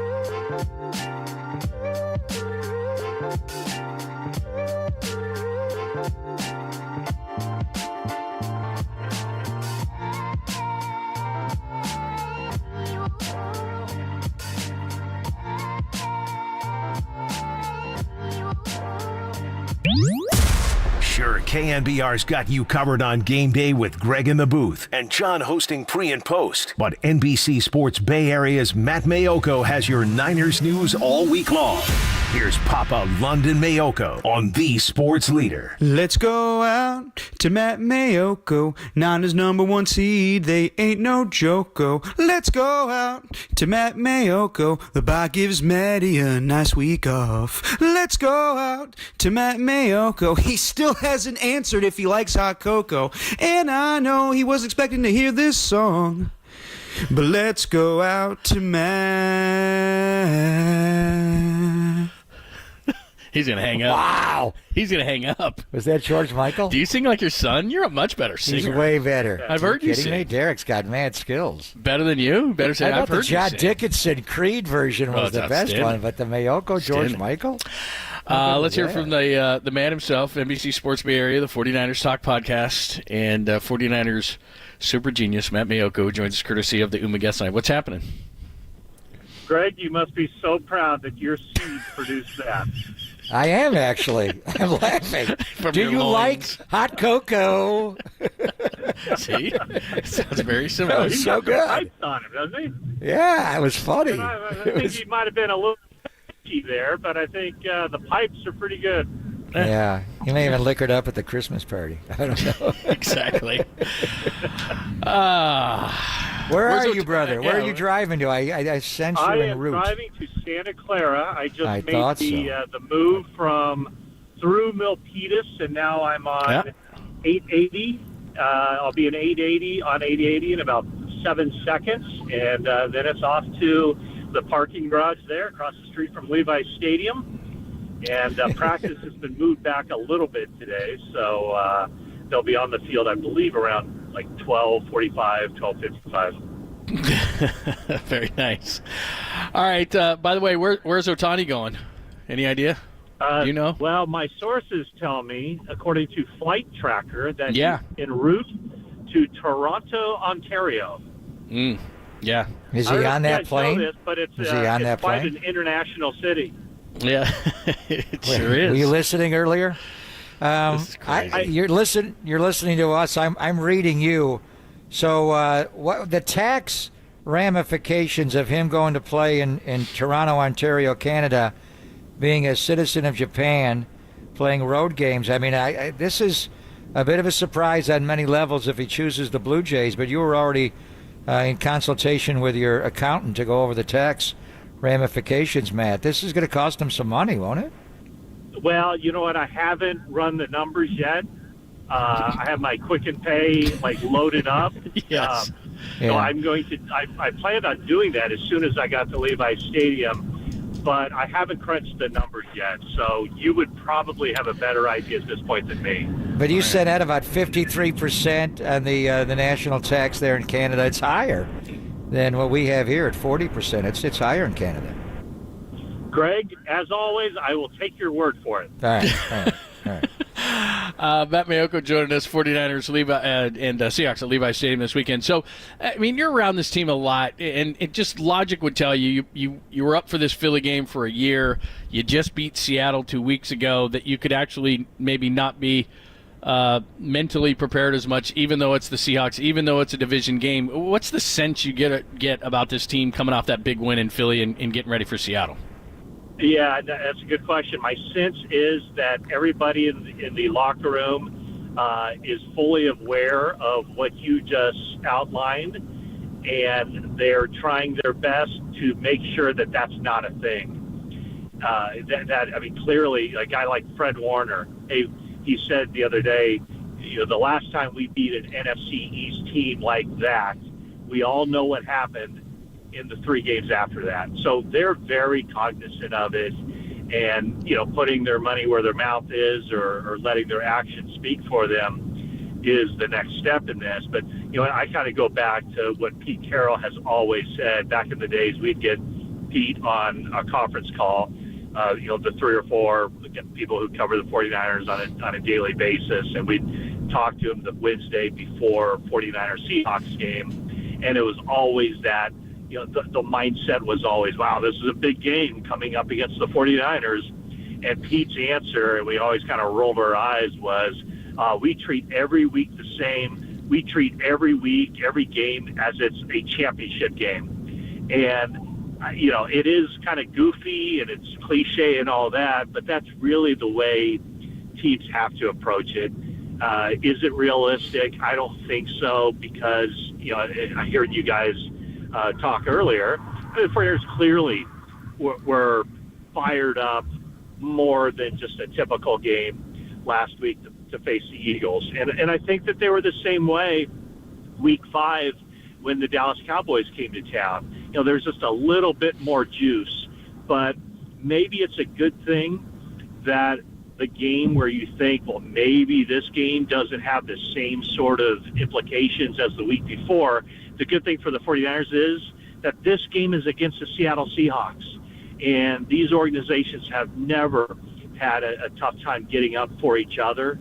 So from that standpoint, having these 3 games back to back to back at Seattle, at Philadelphia, back home to Levi Stadium against Seattle, I think that probably helps the 49ers kind of recalibrate and focus in on facing this Seattle team.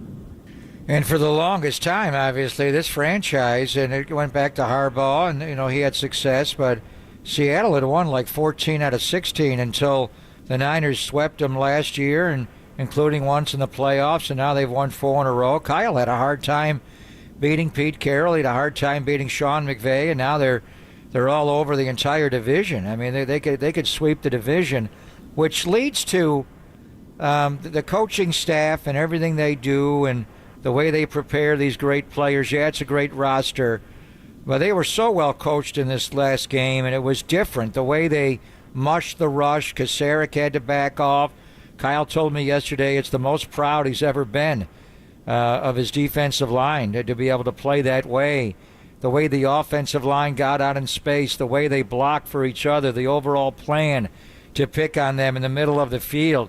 Very simply, we know how good Kyle is and his entire staff, Matt, but was last week the best coaching performance of Kyle Shanahan's career? You know what? Yes, I think you can make that argument for sure, just because and I think the mush rush, as you called it, I think that really originated last year, and I think that came from Kyle Shanahan. So I think that was something where the 49ers saw certain things on film last year against Jalen Hurts, and they never really had an opportunity to implement them a year ago, just because of how that game played out. And the Eagles, basically the Eagles kind of shut down their offense after a while too. So we never really saw a true football game where both team was trying to do the things that they had planned on doing. But, I don't know how quickly. Well, you watched them in practice last week, so you probably knew right from the get-go what their plan was. But for me, focusing in on Nick Bosa against Lane Johnson, the first couple times I watched that pass rush live, I'm thinking, what's Bosa doing? Like, right. all he's doing is bull rushing. He's not, a guy who's a master technician is not doing any of the technical stuff. He's just putting his head down and bull rushing. And it's funny because I talked to Nick for quite a while on Wednesday, and we were just kind of chatting about that game plan, and he kind of confirmed. He goes, I've never bull rushed so many times in my life. And it wasn't setting Lane Johnson up to go get a sack, because if you're picking a side with Lane Johnson and that huge kick step that he has, if you're picking a side, what you're basically doing is swinging the door wide open for Jalen Hurts to run. And the 49ers felt like they could take away, they could plaster on the back end, take away Jalen Hurts' first read. And they're of the belief, in watching the film, that if you can take away Jalen Hurts' first read, his eyes automatically drop to the pass rush, and he almost kind of gets a little bit paralyzed, and then he starts looking for a place to run. And if he doesn't find a place to run, it doesn't work out well for the Eagles. So it was a unique game plan, one that was very specific to Jalen Hurts. And we just talking about the defense there. Offensively, once they got that first down and they could kind of open up the playbook and integrate the run with the pass and just do all these kinds of things to set up plays, to show basically the same play but only variations off of it. I mean, they just had the Eagles defense in spin cycle the rest of the game. Matt Mayoko joining us. He's heading down to 49ers and in Santa Clara as we get you ready for the Seahawks and the 49ers at Levi's Stadium on Sunday. Defensively, let me stay on that side of the ball just for a minute, because it seems like forever ago that Steve Wilks is in the booth. No, he's on the sidelines. What's going on with the defense? And all of a sudden, and I think a lot of it, Ambry Thomas has shored things up. Jair Brown, I know he got beat early by Brown, took a bad angle on that slant, but he has been solid. The defensive line, maybe it's just Chase Young, that simple, but all of a sudden this is the defense that we thought we were going to get over the last few weeks. Yeah, I think, since the bye week, there's been three major things that have happened to the 49ers defense, three major changes, and the first two of them got a lot of attention. Steve Wilks moving from the booth to the sideline, and then, of course, the acquisition of Chase Young. So those are the two things that everybody was talking about and got all the headlines. But I do think that Steve Wilks moving to the sideline has had an impact, a very intangible impact. But I would rank that third as far as the things that have really happened to help this 49ers defense. And you know what? You could make an argument that even above the acquisition of Chase Young, or at least right there with it, is the decision on how to play their nickel defense.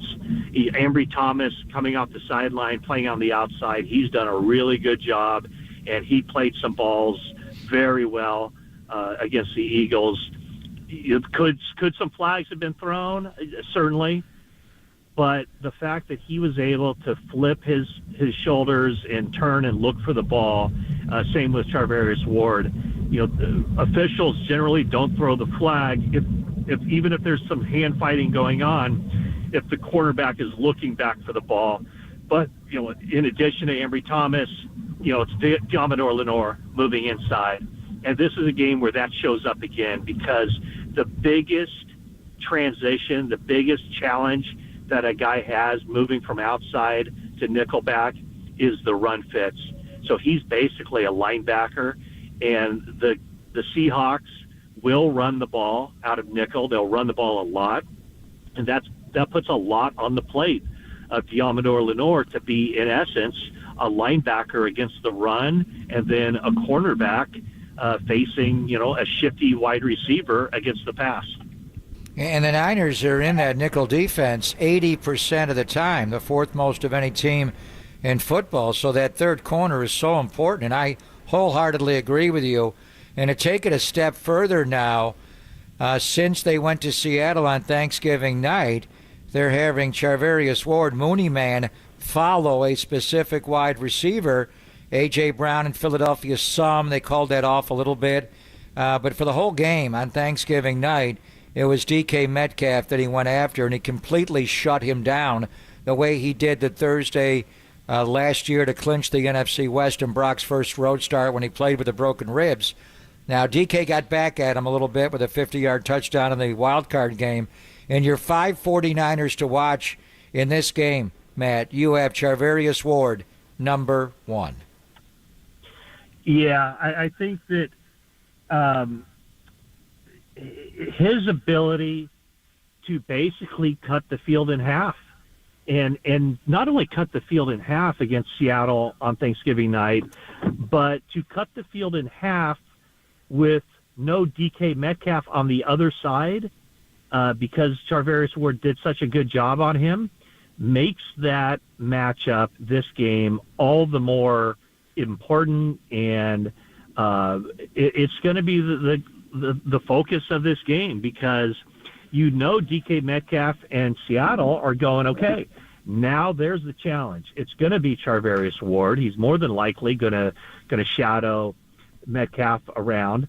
So Seattle and DK Metcalf and Geno Smith are saying, well, this should not be a positive for the 49ers. The Seahawks feel like that's going to be a situation that they can exploit, that they can go after Charvarius Ward. And if they do, and if they're successful, then that opens up everything for the Seattle offense. So that's why I think that it was a little bit of a surprise, not really, but a little bit of a surprise to see Charvarius Ward leaving the left side and shadowing Metcalf on Thanksgiving night. It certainly will not be a surprise if and when it happens on Sunday. So that's why I really believe that his performance, that one-on-one matchup, Ward against Metcalf, is going to basically determine whether the 49ers win handily like they did Thanksgiving night, or whether it's going to be down to the wire with Seattle this coming week. Great stuff, Matty. Thanks. We appreciate it. We will see you and talk to you on Sunday. Sounds good. Thanks, gentlemen. It's always good to He's talk. arrived at Levi's. I heard him get out of the car, John. Yeah, I heard him get out. And so I wanted to let him go. Don't and get your finger caught in the door like Andrew Wiggins. I know. Isn't that amazing? How much would that hurt? Wow. I've had that happen before. I think I might have been I did it in a door jam when I was a kid, and it really hurt. But in a car door? Yeah. I did that, and it's like then the nail falls off, and it turns purple and all bloody and gross. And, yeah, it's not good. It's not good. But like I said, I was intoxicated at the time, so I didn't feel it until the next day. Of course you were. So it was fine for a minute. And then I woke up the next day like, what did I do to myself? My fingernails falling off, the whole thing. Wow. 49ers Talk podcast. Read all Matty's great stuff. And, again, he'll be part of the pregame show on Sunday, as he always is. All right, bottom of the hour, Dave Wyman's going to join us. Former Stanford linebacker, former second-round pick of the Seahawks. He's the analyst now with our good friend Steve Rabel on Cairo 710 in Seattle on the Seahawks Radio Network. We're going to talk to him at 12:30 and go behind enemy lines. We'll give you the latest updates. It's back and forth on Shohei Ohtani. Where's everything sitting? We'll tell you next, only here on the Sports Leader.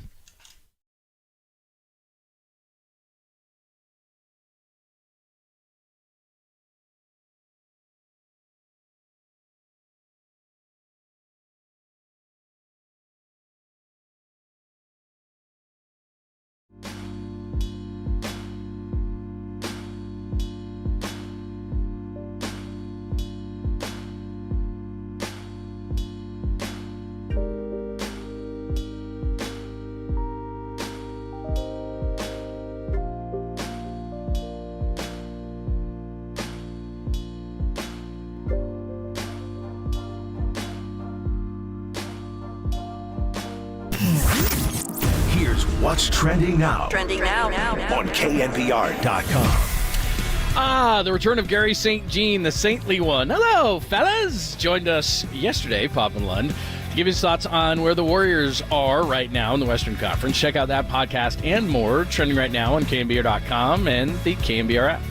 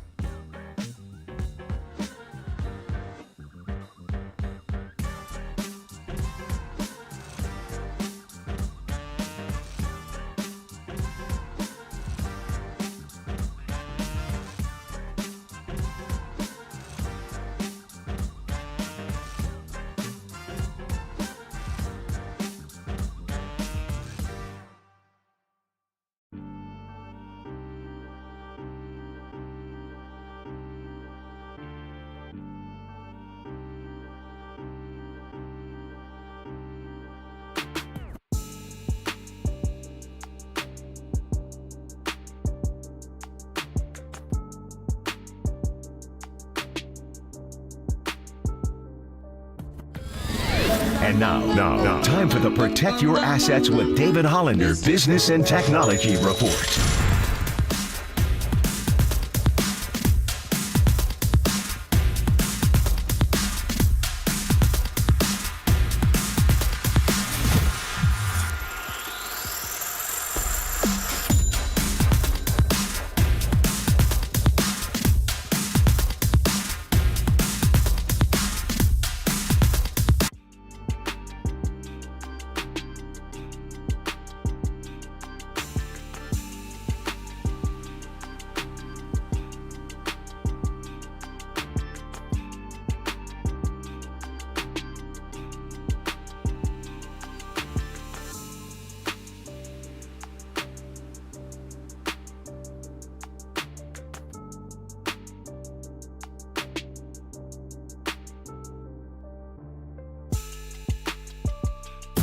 Do yourself a favor. Download the KNBR app on your smartphone. You'll be glad you did. This is KNBR 104.5 FM and 680 AM.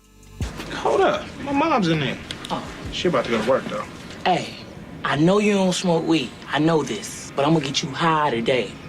Because it's Friday, you ain't got no job, and you ain't got shit to do. What are the weed laws in Ontario, Canada, John? Yeah, they're not. It's not legal there. I don't know if Shohei's a smoker, a toker. You better drink a lot of Molson Canadian. But yeah, Labatt's Blue. Yeah. So here's the latest, and we do have the poll going. Would you rather have Shohei or a few All-Stars? You can spend a lot more money, sprinkle it all around the diamond. You can go to X and vote there. Danny Dunn 24. I've got it retweeted. John Lund Radio at KNBR as well. So here is the latest before we talk to Dave Wyman about the Seahawks and the 49ers at the bottom of the hour. So first of all, there was a private jet that apparently is the jet that Shohei uses going from John Wayne today to Toronto, which, by the way, you can tell via this app how many people are tracking it. So over 5,000 people are tracking said plane, and everybody thinks that that's Shohei. Our friend J.P. Hoonstra, who has covered the Los Angeles Dodgers for a long time, is reporting that the Dodgers are out and Shohei is going to Toronto. After that report came out, Jim Bowden and others came out and said that they've talked to people in the know, and he has not made a decision yet. And Jeff Passan was just on ESPN radio saying that interested teams are being told that Shohei wants a part of the team. So that's where we are. He wants ownership in a team? Yeah, that's where we are. What percent? On Shohei, I don't know. What percent? I don't know. So anyway, what is he, Caleb Williams? Yeah, he's starting to be a pain in the ass. He's starting to be a diva. Okay. I'll just take I'll take the 3 All-Stars and the 2 pretty good players. I just turned on him. All right. So how much money do you think the Giants will put forth in player acquisition salary this year?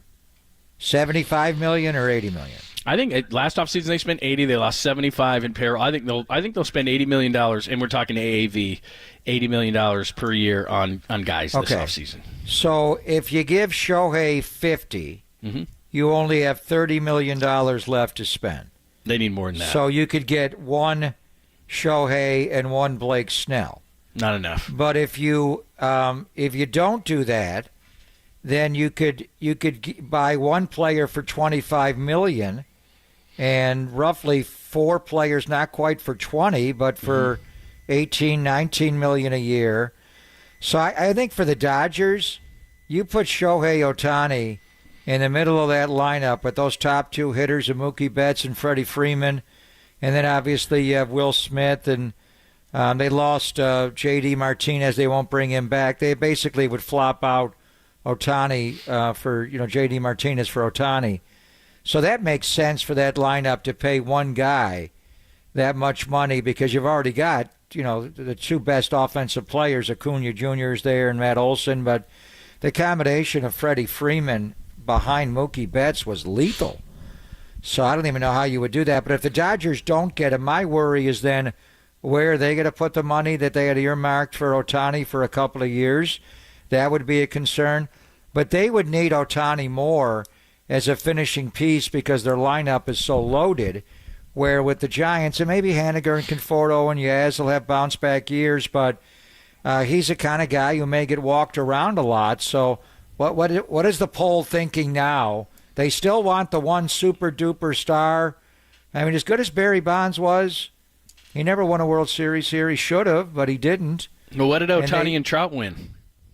They never made the playoffs. Yeah, exactly. Trout made it one time. Ohtani's never made the playoffs. I mean, isn't that the point to our poll, which is, and again, I was around the Seattle Mariners in 2001, and in consecutive off seasons, 3 in a row, they lost Alex Rodriguez, Ken Griffey Jr., and Randy Johnson. And what they did when they won 116 games was they got Ichiro, and they got John Olerud, and they got Aaron Seeley, and they got Mark McLemore, and they went out and they bought a bunch of guys, and they won 116 games. Now, they got a superstar in Ichiro to start everything off, but they lost those guys, and those guys weren't around when they won 116 games because they distributed the money.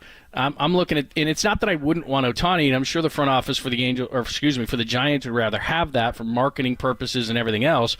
But Ohtani and Trout didn't win anything. Would Ohtani and Yaz win anything? I mean, I think that if you could go out, and again, this is if, and I think it's a big if. I'd rather have Bellinger and Blake Snell and Rhys Hoskins and Matt Chapman because you could actually get all those guys and solve a lot more issues. And it's how I think Ohtani looks at it too, just like Judge did last year.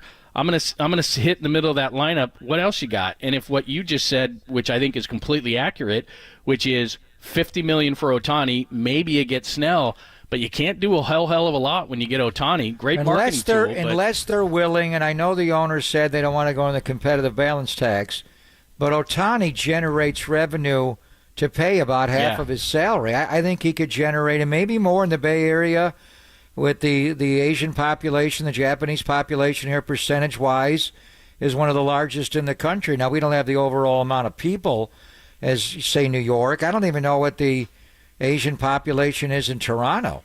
Is he gonna? How much business is Shohei Ohtani? It doesn't have to be just Asians like Shohei Ohtani, but you're going to bring people to the ballpark that wouldn't ordinarily be in the ballpark. We saw that when he came to Oracle Park, that one Memorial Day series in 2021. I mean, it was jammed, and you could see it at Dodger Stadium. So there's a built-in a business model for just Ohtani.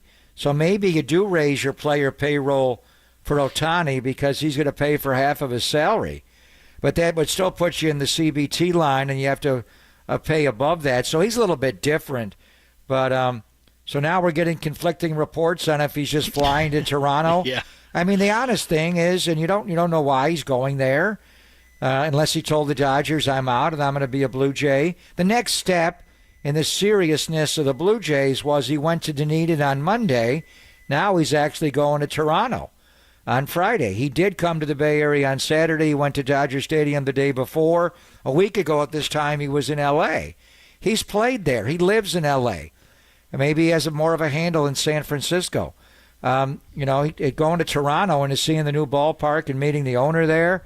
Is he going there to just do that, or is he, once he gets in the building there, they agree to a contract, and then the next thing you've got to brace for, because he's coming off Tommy John surgery, is to actually get your hands and your doctors on the medical records and not just rely on what CAA tells you. Yeah, and that's a whole other thing that we are obviously well aware of around here is, like you said, maybe that's why he's going to Toronto. Maybe the doctors want to take a closer look at him. But anyway, we'll keep you up to date. There are conflicting reports, some saying that he's going to the Blue Jays, some saying that no decision has been made yet. John Morosi started all of this morning, saying it's down to the Blue Jays and the Dodgers, and the signing is imminent, which is obvious because he's got to sign at some point, but he's saying it could happen in the next 24 hours. So we'll keep you up to date on everything. In the meantime, Seahawks and 49ers, a big one at Levi's Stadium coming up on Sunday, and of course you'll hear everything right here on the home of the 49ers. KNBR, the Sports Leader. Pregame starts at 9 a.m., and then you guys got the call. We'll do the postgame for you right after the game, so make sure you tune in. Dave Wyman's going to join us coming up next. Former Stanford linebacker, was a second-round pick of the Seahawks back in the day. He's also part of the Seahawks radio broadcast team with our friend Steve Rabel. He's going to join us behind enemy lines next, only here on the Sports Leader.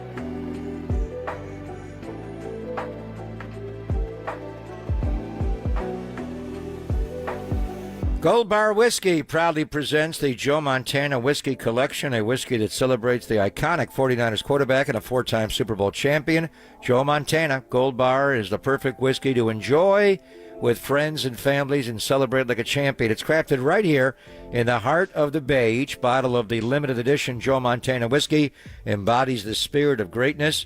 Aged to perfection and finished in cognac barrels, it delivers a unique taste that is as smooth as Joe's legendary passes. You can find the Joe Montana collection at local retailers, online, and at goldbarwhiskey.com, or at the Gold Bar Whiskey Distillery located on Treasure Island. Elliot may take care of you, so stop by there for delicious foods. They serve lunch from Wednesday through Sunday, refreshing cocktails, and the best views that San Francisco has to offer. You're on Treasure Island. For more details, including location and hours, visit goldbarwhiskey.com. This is a totally new whiskey blend from Gold Bar Whiskey. It is not double cast, but triple cast in cognac barrels. So wherever you are on game day, at home, a tailgate, or at the bar, make sure to order a Golden Joe for a refreshing game day cocktail. Gold Bar, the official whiskey of the San Francisco 49ers.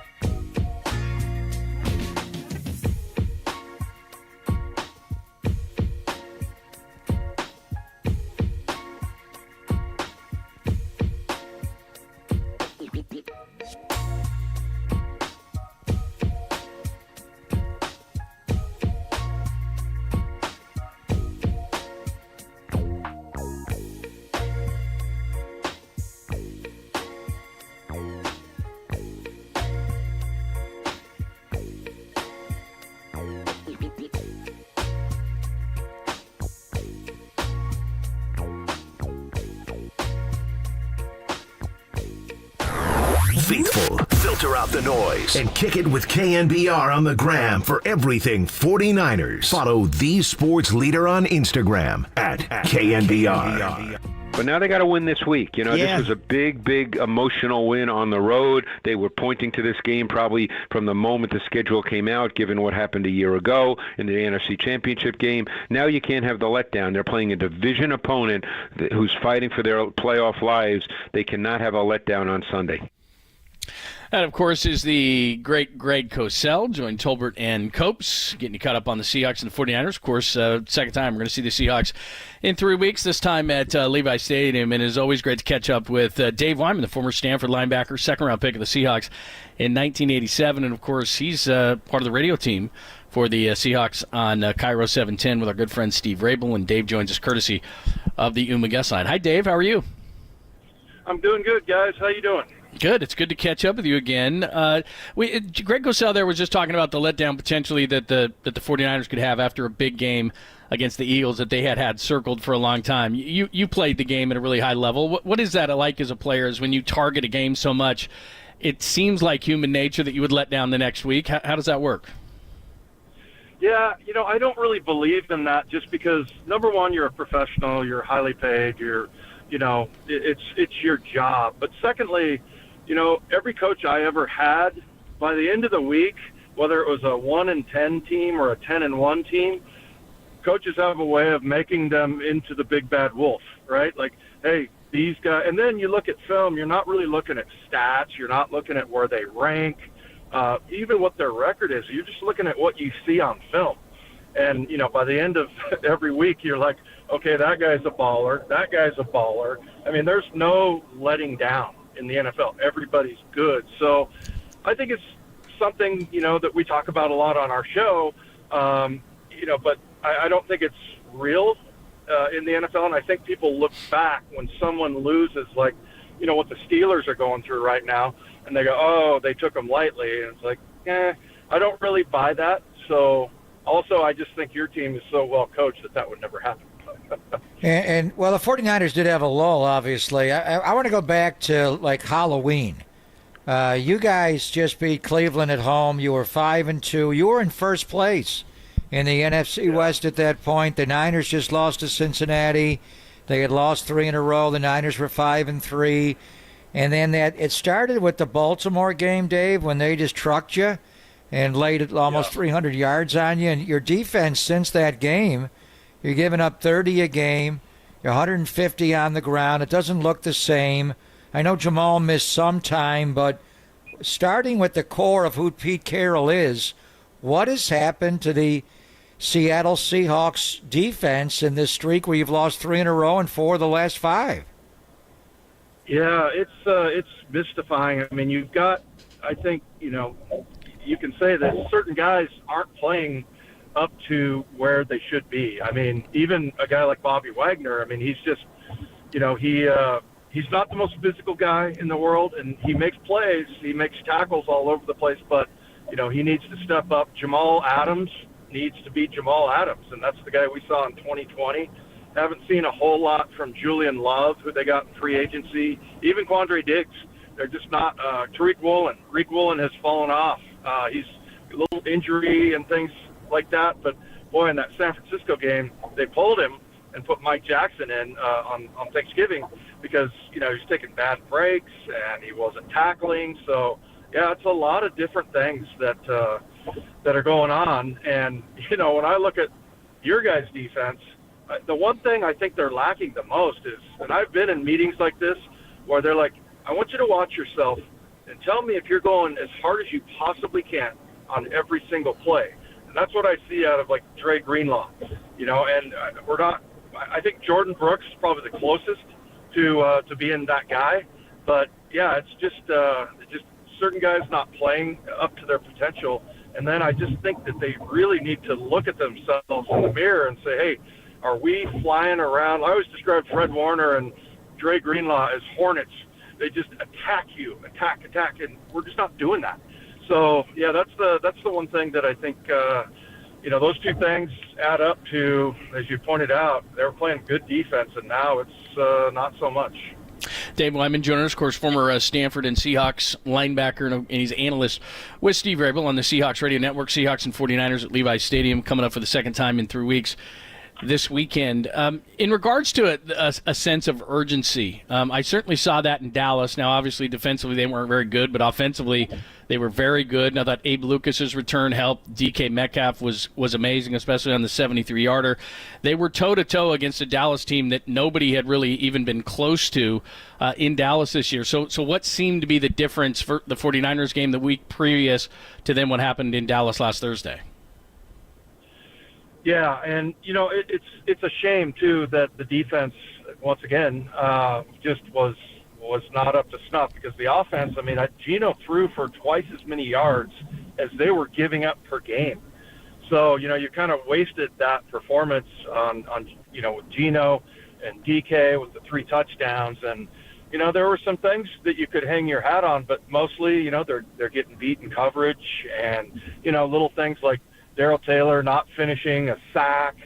So yeah, it was. You felt like you wasted a really good offensive performance because they just couldn't keep the Cowboys out of the end zone. So yeah, it was very discouraging. I think going into that game, I didn't think that they were gonna hang with the Cowboys the way they did. So it made it even more disappointing, that loss. The amazing thing going back to that Thanksgiving night game is the way the 49ers battered Geno, and he came in there with a bad elbow. And I love the picture in the Seattle Times when Kevin Givens took his helmet off, just ripped his helmet right off his head, and they had a picture of a unhelmeted Geno in the paper, and it's stuffed and roasted. Unbelievable picture. So just the overall state of your offensive line. Is Abe Lucas, he was back on a pitch count for the Dallas game a week ago last night, and Jason Peters was still mixing in. Should we expect Abe Lucas to take all the snaps in this game at right tackle? And I know Haynes is out the year, so Bradford will start at right guard. Just the overall state, because the offensive line was really good with those 2 rookies on the outside, and the 49ers just, well, they took his helmet off. They decapitated Geno. Yeah, well, and look, they've been banged up all year, and they had, like when we were playing the Giants, I think that was our second or third or fourth game, but they were on like their third or fourth iteration of whatever their offensive line was, the combination, and they were actually playing okay, but lately it's not been good. I think Abraham Lucas is their best offensive lineman, even though he's a third rounder. I mean, Charles Cross is really good and solid, but Abe also has this.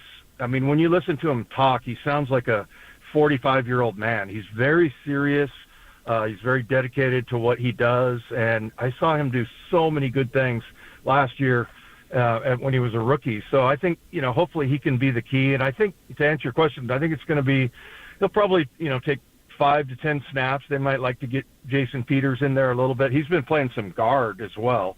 I guess when you're 42, you can pretty much play any position. But yeah, I think you're going to see, probably 90% of the snaps from Abe Lucas, hopefully, because the one thing that concerns me is the things you hear about his knee. It kind of sounds like an old man knee, kind of like it's a chronic thing. It's not something acute that you can, do surgery on. So that's the part that kind of concerns me. But hopefully that will, help them.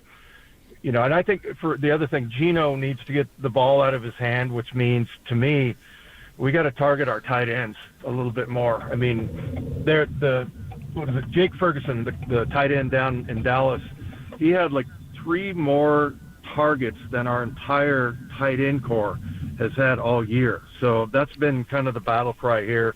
Get the ball out of Geno's hands, get it to some of the short routes, especially the tight ends, because those are fairly easy throws. Something that didn't happen, like in Baltimore, everybody was talking about how bad Geno stunk and this and that, but I mean, he was getting hit. There's times where he's ready to throw the ball. They're blitzing, and nobody's turned around looking for the ball. The routes are long, developing routes. So I think it was more about the scheme and what they were doing. So hopefully they can, because I'm assuming the pass rush is going to be pretty good this weekend. So yeah, hopefully that'll come into play, and they'll start to find, get Geno in a rhythm. He's a rhythm quarterback. He really is. When he gets going and he gets some confidence, he gets better and better. But You start off like in that Baltimore game, it's 3rd and 8. He throws a beautiful pass, and the rookie JSN can't bring it in, and now you're 3 and out, and then the whole thing went downhill from there. Dave, obviously in your playing days, you played against some really good offenses, but as you look at this 49ers offense, there's so many different options. What do you try to take away first? Well, I think the key is, the pick six that Jordan Brooks had off of Purdy. It was a tip pass, and I think it was the second play in a row where they got pressure up the middle. And look, that's the case with any quarterback, right? Get pressure on the quarterback and make him uncomfortable. And I feel like, that if you can, get him moving around the pocket a little bit, and and he's a great athlete. He's a really, really good quarterback. But I feel like that's the one thing. If you get pressure up the middle and kind of make him uncomfortable, that might be something. But I feel like there's some bad matchups. I mean, Christian McCaffrey, I think there's maybe a couple of guys that might be able to cover him, one being Devin Witherspoon, maybe Quandre Diggs. But, yeah, some of the matchups are just not good for the Seahawks. So they play a lot of zone. We get beat in the middle of zones. I saw Purdy throw a pass that was very familiar the week before. Sean McVay had a similar kind of half rollout throwback to the opposite hook across the field, and it was wide open. And so middle of the field zone is really tough for the Seahawks. Yeah, the one you're talking about in the pick six, it was Jaron Reed, the nose tackle, that tipped that ball, and it went off of McCaffrey's hand, and it was intercepted by Jordan Brooks. Just going back over to Geno, I don't think he was completely right on that Thanksgiving night game with a tricep injury. He wore the sleeve. It looked like the ball was coming out of his hand, but and then what's going on with his groin injury in practice this week? They just signed Sean Mannion to the practice squad to add a third quarterback behind Geno and Drew Lock. What did you notice from him on Thanksgiving? Do you think he was completely healthy in Dallas? And is this groin injury that developed apparently on the practice field this week, would that be an issue going into Sunday's game, Dave? Yeah, it's tough with him to tell what's going on physically. He's an interesting quarterback to me. Like, he has the personality of like a grumpy linebacker. He's kind of Pete has to kind of calm him down a little bit, and he's also a tough guy. He's going to try to play through things. I wouldn't be surprised if we had a linebacker here, Lofa Tatupu, and he used to wear like a shaded visor so nobody could see his eyes in case he got a concussion. He didn't want to get dragged out of the game. Geno kind of has that mentality. He really does. He's a tough guy. He's fiery. He's the only quarterback I've ever heard of that got in a fight in a locker room. That was when he was with the Jets. Right. So, yeah, usually that's between like a guard. He lost, though. Didn't he break his jaw? I think he got sucker punched that day. Yeah, there's something about an airline ticket. And yeah, but yeah, I mean, he's grown up since then. And, he's been very solid, but he's a quiet guy. He's got kind of like I said, kind of a nasty demeanor in a good way. And so as far as his injuries go, I think he's one of those guys that at the end of the year, he's going to be like, yeah, this was killing me. We had with DK Metcalf, I think it was 2 years ago, where it was like his foot was just killing him all year. And we saw that he was out of practice, but he didn't really, talk about it or anything. And so kind of admire that from Geno, but, I just don't see that he's to the point where you would put Drew Lock in there. Drew's a great athlete. Only guy I think on the team that actually got offered a scholarship to play basketball in college. Just great athlete, but he's just not quite there yet. I think he's a good backup, but I don't think Geno's to the point physically where you would go with Drew Lock. Dave, thank you so much for the insight. We appreciate it. We'll see you at Levi's on Sunday. Sounds good, guys. Thank you. Thank you, David. See you Sunday. Dave Lyman, second-round pick out of Stanford, linebacker at Stanford, and, of course, radio analyst for the Seahawks radio team with Steve Rabel, and they'll be in town on Sunday. All right, we got a great foreplay for you coming up at the top of the hour. Nick Bosa is involved in it.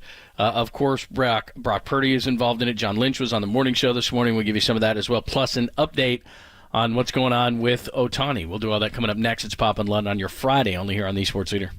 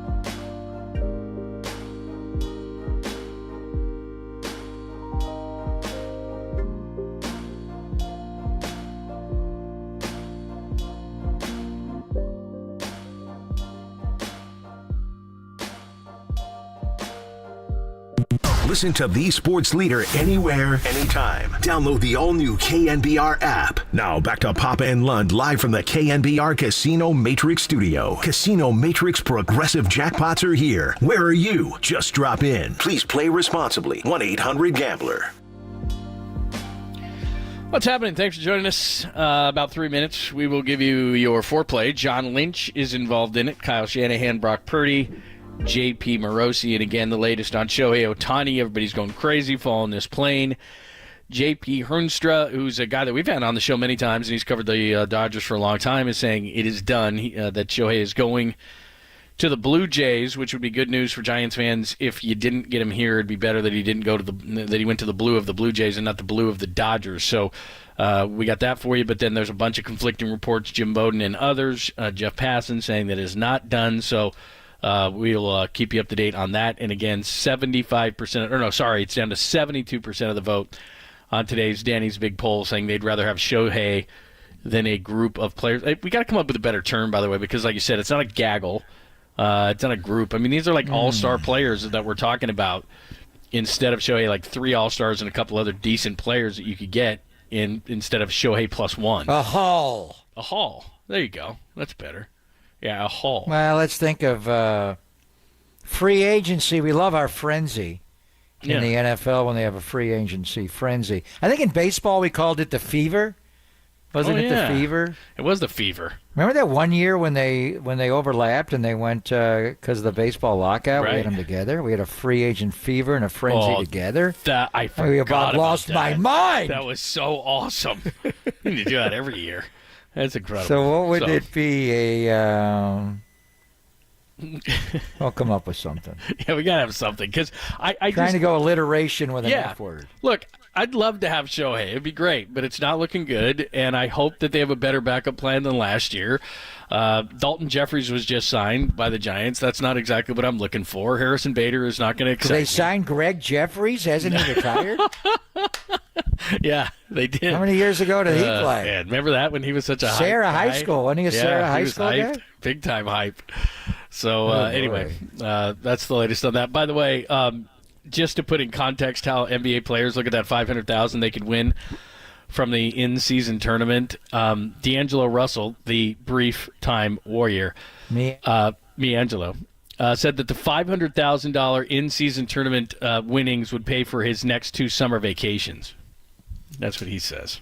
So good for him. That's $250 each. Good for him. Jeez, that's a nice vacation. How about just the bill in Vegas for the 3 nights they're going to be there?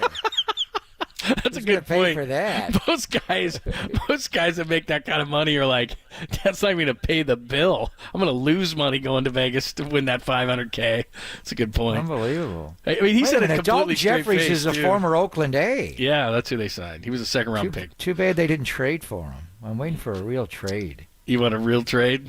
Yeah. Between those 2 teams? Sitting on D. Lou and Ernest Riles for decades here. We need a real trade. And then they had the cash trade. What was the guy named? Sky Bolt. They had the cash trade for Sky Bolt. I think there was an Adam Pettyjohn. Yeah, you might be right. Went in the petty cash. So. Yeah, there was stuff like that, but Was Dick Lovelady ever a Giant, John? I don't think he was. I don't think so. I don't think that was a... Maybe they could sign Dick Fitz. Who got Dick Fitz? That was in the Yankees-Padres trade, so he went from the Yankees to the Padres. He's in the Padres. Uh-huh. Yeah, that's what that was. I'm looking up Dick Lovelady as we speak. No, he was never... He was never a Giant. I think he was a KC Royal. Look at you. That's some knowledge right there. Believe me, John. I keep all my Dick Loveladies and Dick Fitzes. You do know those. Keep them all straight. Yes. Yeah, you got to keep it straight. It's kind of part of the deal. All right, it is Papa and Lund on your Friday on KNBR AM and FM San Francisco, the Sports Center, a Cumulus media station. Let's hit it. It is foreplay time. Time for some foreplay with Papa and Lund. I'm Dirk Diggler. 4 chunks of audio that really get you going. I have a gift, and I am trying to not be selfish about it, but to use it. On KNBR 104.5 and 680, the sports leader. All right, let's do some Niners for you. John Lynch was on this morning, and Marcus was, by the way, Waterboy, was in Boston today for Army Navy. Murph was in Ireland Wow. Probably drinking some green beer, dark beer for sure, whatever he was doing. And so he what was. What a time of the year to go there. Yeah, not bad, right?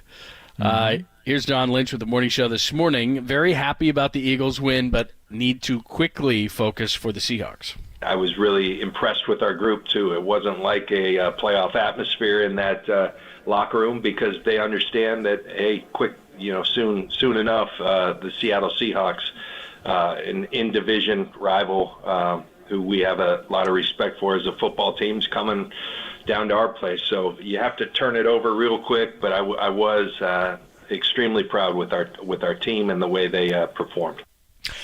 What is your concern level? I think I've assumed your normal position for this week. I'm overly concerned. I don't think they're going to lose, but it just seems like human nature, and I guess I'm stuck on that Dallas game. And I know that the Cleveland, there were other circumstances, but this game makes me a little bit nervous because human nature is you focus so much for so long on that game, and then you come back and you play a team that 2 weeks ago you smoked them. So it would seem like human nature to let down. How do you see this game? I don't think they do that. I think they started the focus on Philadelphia after the Seattle game on Thanksgiving night, and Kyle, they went home. He sent the coaches home, but they can all work from their house. So they started to game plan on Philadelphia, and they had 3 extra days before the Bills and Eagles even played in the rain at the Link. They were already on them, so that's a huge advantage there. I just don't buy. I think these guys are as well focused, as professional. They're maniacal in the way they prepare. They don't cut corners. I'm telling you, Christian McCaffrey practices as hard on a Wednesday as he plays on Sunday. He just does. So does Nick Bosa. You have to pull these guys off the field. So does Kittle. They're just different now. But I think Seattle, having the extra time, because after the Thanksgiving night game, they played Dallas the next week. So they didn't have that extra time for that game, and they played well offensively, and Geno looked healthier. And now they have the extra time. So, and this is almost desperado time for them. I think it is. If they lose this game, they're just, the Rams will probably lose in Baltimore, but Green Bay's playing well. There's some teams that could steal the final playoff spot from them, which is what they had last year. So I think this is more about Seattle. They're going to get their mind right. You're going to get their best effort. Is it going to be good enough to beat the Niners? I don't think so. But there'll be some moments where, and they're good on special teams, will they fake something? Will they do something out of the ordinary? Will they have DJ Dallas throw the ball in a halfback pass? They did that against the Niners last year at Levi's the first go-round. They tried to do that against Dallas, and he kept the ball and didn't throw it. So I think it's going to be a competitive game. I expect the Niners to win, and to win by a couple of scores ultimately, but I think this one's more about Seattle, and I think you're just going to get a much better effort. They were humbled. You heard it from Dave Wyman, their coaches. They couldn't believe it, how soundly they were beaten. They got back into the game in the third quarter, John, but the Niners were they were great against Dallas for the first 3 quarters, and Philadelphia the last 3 quarters, but those first 2 quarters of most of the game in Seattle, they were completely dominant. That had to be humbling for Seattle. Absolutely. By the way, we got some news from John Morosi. Now, again, you've pointed this out. It doesn't mean that Shohei is signing there, but that jet that everybody has been watching, John Morosi has said Ohtani is on that jet. Sources, Shohei Ohtani is en route to Toronto today. John Morosi reporting. A representative of his agency, CAA, would not comment when asked about Ohtani's travel plans, does not have a signed agreement, blah, blah, blah. But he does say he is going to Toronto. So whether that's to take a physical, whether that's to sign, we don't know. But if you just kind of marry up what Morosi said this morning, that he thinks it's going to be done in 24 hours, and Ohtani's going to Toronto, I mean, maybe Farhan's in Toronto trading for Bo Bichette. Could be. He's going to meet Farhan there to sign a contract with the Giants there. Yeah, there you go. See, he's very probably sneaky. Not happening. I do Anybody know this. Have Bellinger's number? Exactly. That's a hell of a long flight, and it's probably more than to kiss hands and shake baby. I mean, that tells me he's signing there. So that's what everybody's reporting. But it's going there flight for more intel. Yeah. I mean, it's obviously sure, he's serious with the Blue Jays, but Maybe they have to give him a physical. Maybe he has to physically sign a contract. Right, but if he was I'm just thinking logically that if he was already in Florida talking to him, wouldn't you think they would have done a physical there, turn your head and cough there? Well, I think he wants to go to, he probably wants to meet the owner. I don't know what he went to Dunedin to see their facility. Now he's going to the Rogers Center to see what upgrades they're going to make there. I mean, if you're going to, how long is he going to sign a contract for?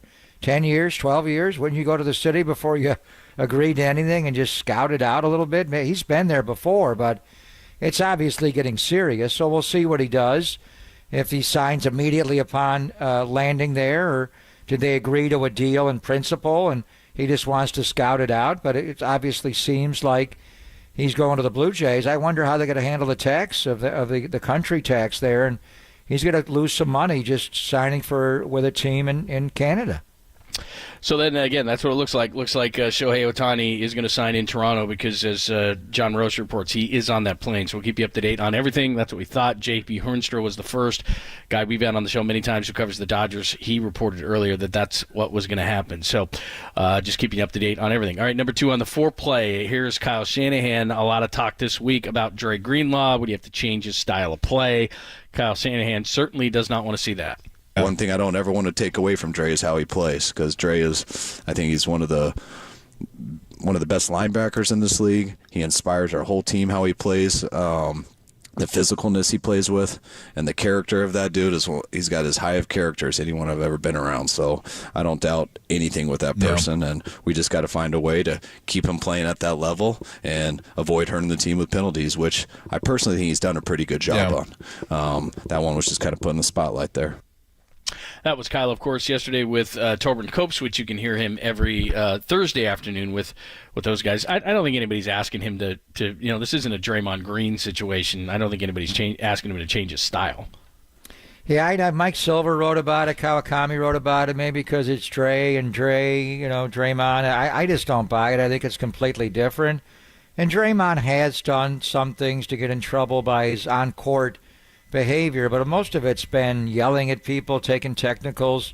Obviously, the Gobert situation, I just don't see it that way. I think the one thing you want to say, do you want to suplex tackle anymore? Can you get that out? And then most of it's been just playing to the boundary and beyond. I mean, I thought Javon Hargrave was well in the white. I thought there was a penalty on that play, but he didn't get flagged there. I don't know how they missed that one, and that was on the same drive, and Philadelphia's sideline was starting to get amped up at that time. So I don't see it as a commonality. I think we'll move on from there. But I love Kyle's line. If you get a penalty, you're wrong. Bottom line. If you don't get a penalty, you're okay. So a lot of it is just the interpretation of how they're gonna flag that. But I think the one thing he may want to eliminate from his game is just the lifting and suplex slam of the guy he's tackling. He may want to just eliminate that. Speaking of Draymond, are we bracing for a major starting lineup change with the Warriors tonight? I don't know. It's interesting, and I mean, they could, Šarić. If I'm going to start Šarić, I want him on the floor with Paul. So I would make 2 changes there. I mean, they're not going to do anything where they're going to bring Clay off the bench, are they? Boy, that would be huge. And you got to be delicate in how you handle Clay if they do that. But the way Steve was talking, and that starting 5 is not performing well. Nope. It's the lowest graded 5-some in the league, and it was the highest graded 5-some last year. So, and then you're swapping out Kavan is. I want Šarić playing with Paul. So I'm not sure how they would do that. I mean, are they going to make a major lineup change tonight in Oklahoma City? Look, it's not Little League, and I know that they owe Clay a lot of respect in however they handle all these situations. But at some point, you got to start winning games. I mean, and this game specifically is, I think, symbolic of where the West is, where you've got this up and coming team like Oklahoma City, young athletic team on the rise, and you're the Warriors. And again, this early in the season, it's not like it's a critical type of a game, but it is symbolic to me. And we're 20-plus games in, and regardless of if they've been together enough or not, which they have not, there's only 60-plus to go. And you don't want to be a play-in team as an older team. You want to move up and potentially be as high as you can, maybe 4, whatever. But they've got to do something, and they don't have a whole lot of they don't have a lot of time to wait. To me, I think Clay will come out of this, but he can come out of it with the same amount of minutes off the bench. If your starting 5 is putting you in holes early, you got to do something. Be careful with that one. Yeah. So I mean, the one thing you would do is just get more athletic and start Kuminga. I mean, I want Wiggins on the floor to guard. This team is going to score, so I'm not going to bring him off the bench. I don't know. We'll see. But just talking about Dre Greenlaw and thinking about, I mean, Draymond's going to start, but who knows what they would do. But it just sounds like Steve is bracing us for a starting lineup change, and just swapping out Looney would not be enough. It sounds like he's thinking about something bigger. All right, here is Brock Purdy. As well as Brock has played this year, he says that he can actually play better.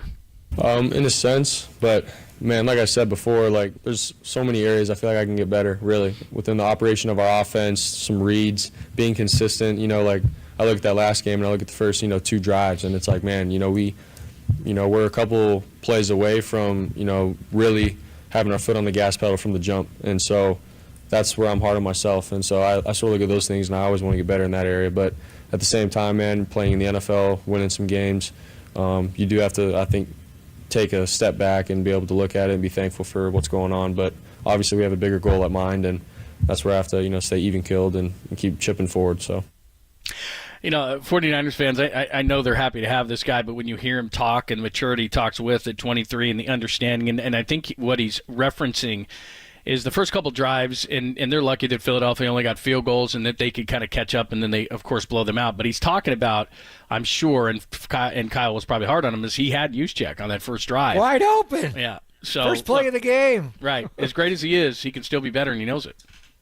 I don't know how he missed that. I mean, that's not the primary on that, but they just dropped Juszczyk. It would have been Darius Slay jumped the underneath route. He just dropped the fullback. It would have been a huge gainer. I think Kyle would have scored if he would have got it to him. So I'm surprised nobody asked him that specifically, because they were too busy asking about him wearing his cap backwards.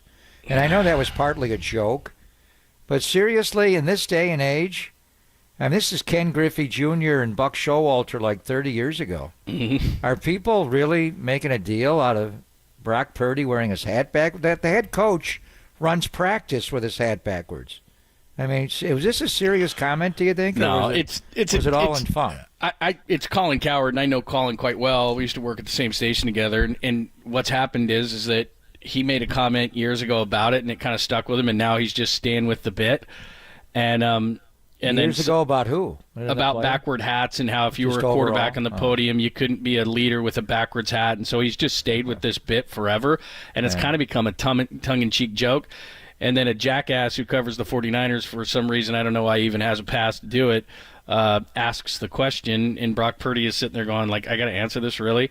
So the actual guy that started it kind of has it's a tongue-in-cheek joke, is what it is. So none of it was serious? No, it's not, because he started this. I'm trying to think. Does Josh Allen wear his cap forward? I guess he does. Yeah, I think it started with like Baker Mayfield, because Cowherd and Mayfield have a whole thing that goes back, and then it just kind of snowballed, and then just anybody that wears a backwards cap, he'll put a backwards cap on. Well, originally it was Ken Griffey Jr. in Seattle. Right, but I'm saying that Buck Showalter called him out about it, and it was like, well, that was 30 years ago. Yeah, and then he started it with like quarterbacks on the podium, like they should be a certain way, and they should have a certain professionalism about them, and it started serious, and then it turned into a joke. In fact, our guys in their bullpen over the weekend, I think Copes took the picture, like 3 or 4 of our guys had their hats on backwards during the 49ers game, and he actually sent it to Cowherd on social media as a joke, and he sent back honored. Yeah, like, honestly, it's a joke. It's kind of turned into a joke. When I'm in practice and I wear my hat this way, I feel old, because I'm the only one who does it. Like Kyle will coach most of practice with his hat backwards. Yeah. I mean, I don't get it. I don't know if it was serious or what to make of it, but it is what it is. I was at a golf course one time, and I wear it forward. I wear a hat golfing all the time, but it was bugging me. I don't know, for that day, because I was shooting shots into the woods like I often do. I wanted it backwards because the bill was bothering me. It got into my head, and right away, it was a fancy country club, and right away some golf member came up to me like it was Bushwood and Caddyshack and went, "Son, you can't wear your hat backwards on this golf course." I'm like, "What is this, Bushwood?" Yeah, the guy got all mad because I just turned it around, not for any kind of a fashion statement, but just because, psychology and golf, and I'm like, I want to turn my hat backwards. And the guy was literally right when I did it, the guy was like to force him behind us. I wear it to block the sun, so it doesn't block the sun when it's facing backwards. But I can't even pull off the flat bill. I look silly in that, so I don't. I'm just too old for the whole thing. But in this day and age, we're questioning wearing the hat backwards. Is he the only one that does it? No. How about Joe Burrow? What does he do? He wears a big fedora with a feather in it.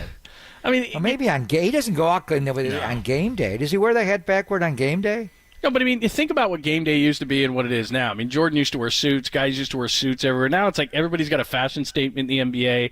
They've got cameras. I mean, we take videos. We made a big deal that the Niners were wearing black into Philly last week. I mean, do whatever you want, man. It's your style. I don't care what guys dress like. I don't think it has any bearing on anything. I don't know if it was serious. No, I don't think it is.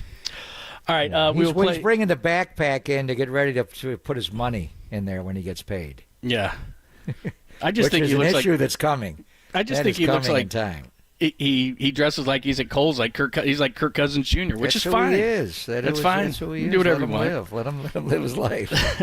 All right, we do have the John Morosi Cup for you. We'll play that coming up next, and we'll get you the latest on Ohtani, plus update the poll.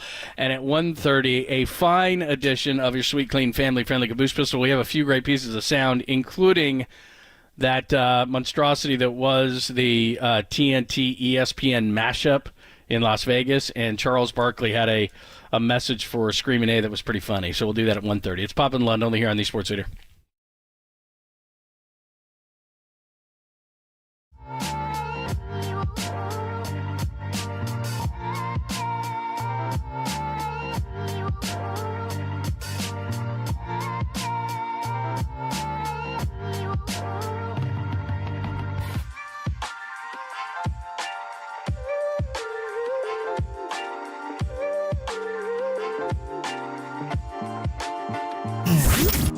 Here's what's trending now. Trending now. On KNBR.com. Tracking Shohei Ohtani. Are the Giants in or out? That story and more trending right now on KNBR.com and the KNBR app.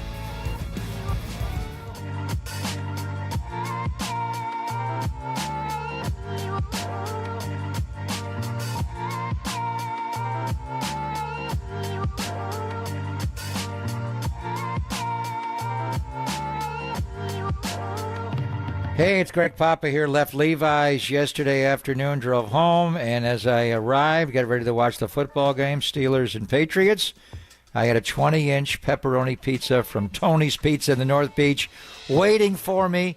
It is the best. And you can put any topping on it, but the traditional pepperoni, the 20-incher, the way to go.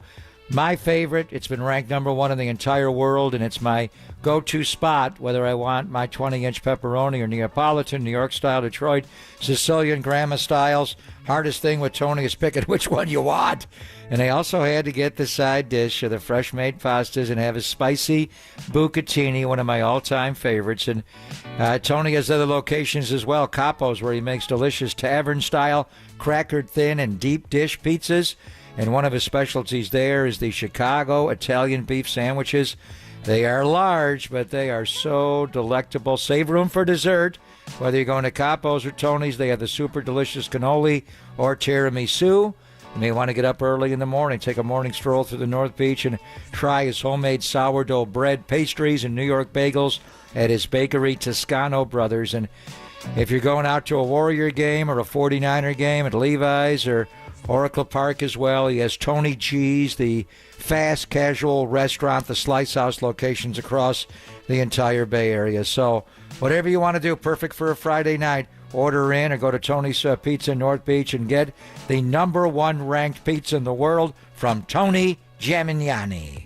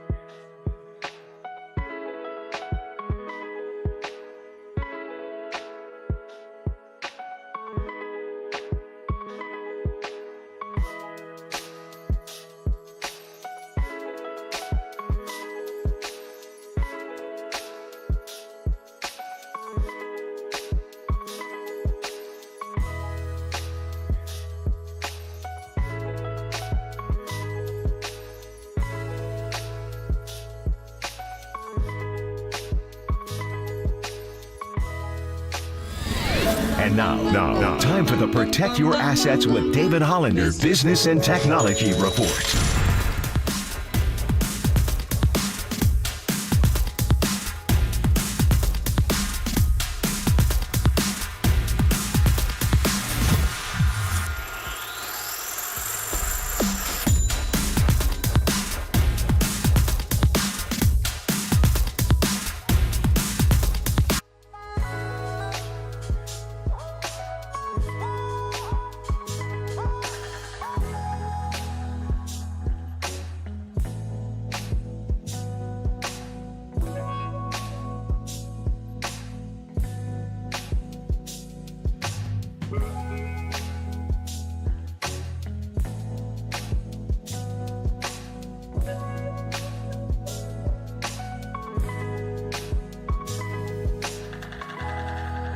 Seam hits, filter out the noise, and kick it with KNBR on the gram for everything Giants. Follow the sports leader on Instagram at KNBR. Yes, what I can say for certain is that the decision is imminent. Again, as I reported this morning, it could happen as early as today. Now, we still do not know where. That part is still unconfirmed. As of the middle of this week, there were still 5 teams involved, we believe. I do know this, that in the last week since his visit to Dunedin, Florida on Monday, momentum has built for the Blue Jays. I will stress and say we do not have this confirmed as to where he's going to go, just that in the last several days, the Jays have certainly improved their standing. And for a long time, the Dodgers have been regarded as the favorites, and that was still the case as of the middle of this week. But again, this is now happening, I think, in real time today. I do believe that this final group of teams does involve the Blue Jays and the Dodgers. I'm not sure how many other teams are in that final group, and we should be hearing, we believe, sometime in the next 24 hours. All right, the update as we play "Oh Canada" for you is greatest national anthem ever. We need Roger Doucette from the Montreal Forum. So the deal is, John Morosi has updated, that was him this morning, that jet that everybody has been tracking is indeed carrying Shohei Ohtani. He is going to Toronto. So is that to check on medicals? Is that to sign? Probably to sign. And Morosi also said that he expects it to happen within the next 24 hours. So if we assume for a minute Ohtani's off the board, Yamamoto sounds like one of the New York teams or potentially Boston. Where does that leave the Giants in all of this to pivot? And I get a little nervous because when they pivoted last year, it turned into Haniger, Conforto, Manaea, Stripling, Jock, and Luke Jackson. So what will they do to pivot this offseason? So when is that plane going to land in Toronto? He has to go through customs, I'm sure. Yeah, which is going to take a long time to get through there.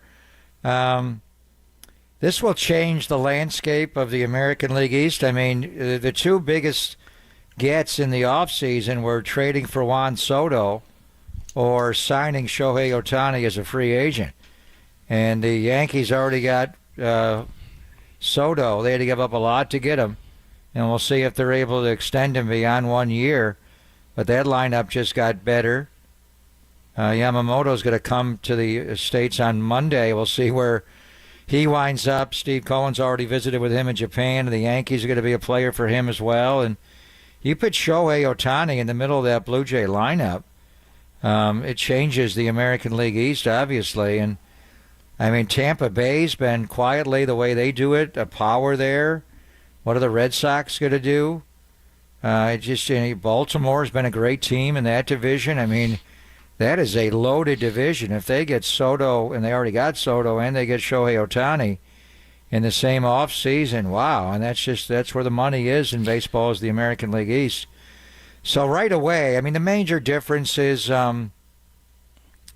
the free agent market was strong last year for shortstops, and then obviously Aaron Judge. And then after that, it just wasn't as deep. I think the mistake the Giants made was Correa, and then they flunked him on the physical, and they weren't in all the other good shortstops. So right away, if Shohei does go to the Blue Jays, John, my first reaction is what are the Dodgers going to do? So will they immediately re-sign J.D. Martinez now that the DH spot with L.A. is not going to be clogged by pitching. Shohei? I think one of the things they'll do, I mean, we've heard Corbin Burns' name out there. I think that they'll go trade for him. I think they could trade for Corbin Burns. I think Yamamoto, it sounds like one of the New York teams or Boston, but I think all of a sudden the Dodgers would get aggressive there. They need sticks. I think they could use a stick, there's no question, but their problem is starting pitching because, Tight Pants Buehler is coming back from a major injury. Clayton Kershaw is not the same guy he's been. Obviously, that rotation is, I think, what needs to be shored up, and I think they might move that money to going after some pitching. Is Blake Snell a guy who's been very good against them in the past as a West Coast guy? Are they all of a sudden in on Blake Snell? They need help at third base. They've been tied loosely to Matt Chapman. I mean, I think some of the guys, the problem is it's great that Ohtani's not going to be in that blue, but in Toronto blue, that's great. But then I think they're going to shift their attention to some of the guys that you could be after. I mean, when they bring Bellinger back, I don't know what kind of terms he left on. Blake Snell, Chapman, those are guys that have been tied to the Giants. So all of a sudden, are you battling with the Dodgers? And that's why... That's the point, yeah. Right, and that's why I was hoping that when it became clear, and I was kind of back and forth, last year when they could have traded for Ohtani was all in on it, because maybe he would have stayed here and signed here. Obviously, the Angels went on a bit of a streak, and they didn't end up bringing him in. But I was saying that, look, don't even look at Ohtani and go after Bellinger, go after Snell, go after Chapman when everybody else had their attention turned to him. So have they already been doing that? Because if you make a mistake, I have no issue with it. But if you do it again and again, I do. And they were out on Judge, and then the Correa thing happened, and they pivoted, and let's be honest, they spent some bad money last offseason. So did they learn the lesson, and are they already pivoting and down the road on a Bellinger, a Snell, a Chapman, et cetera, et cetera, et cetera? I think, of course, they've been talking to other agents, and a lot of these guys are represented by Scott Boras. Yep. But they've been talking to agents. They just had to wait on Ohtani. So I think the industry, if he signs sometime tonight, the industry is going to start flying now. You're going to have a lot of agreements in principle, and they're going to have to take physicals, but you're going to see a crush of, and the pitchers are a separate category. I mean, Gurriel Jr.'s out there, Teoscar Hernandez. I don't think, now that Jack Peterson's gone, would you be in on Tommy Pham? Jorge Soler's out there. We know, obviously, Matt Chapman. I don't think there's a need for Justin Turner. Rhys Hoskins would be an interesting name. There are a lot of guys you could go after here. The first thing would be, would the Blue Jays now be more inclined or less inclined to trade Bo Bichette? What did they tell Ohtani on that front? What are they going to do with Vladimir Guerrero long term? Are they going to keep these guys? Chapman's a free agent. Could you trade for Bo Bichette now? Or are the Blue Jays going to keep Bo Bichette because they just added Shohei Ohtani and they told Ohtani they'd keep him? Yeah. Who knows how this all... The first domino that had to fall is Ohtani. And it's a bit of a shocker that, I mean, when the week began, you'd think he'd go to the Blue Jays. But then he went to Dunedin on Monday, and he obviously liked what he saw there. And now is he going there just to do more intel, or is he going there to ultimately already to agree to terms and sign a contract? Any validity to the report that, and who knows about that one writer that put it out there, did the Giants offer him the most money? I think that was false. Yeah, $550 million. I think and then that was false. How do the Blue Jays overcome the financial barrier of their country's tax structure? It's a lot higher. Yeah, I think they'll handle it. I mean, like I said, one of the first calls I'd make if I was Farhan is, are you keeping everybody in your team? Do you need to rearrange some salary on Toronto to see if you could do that?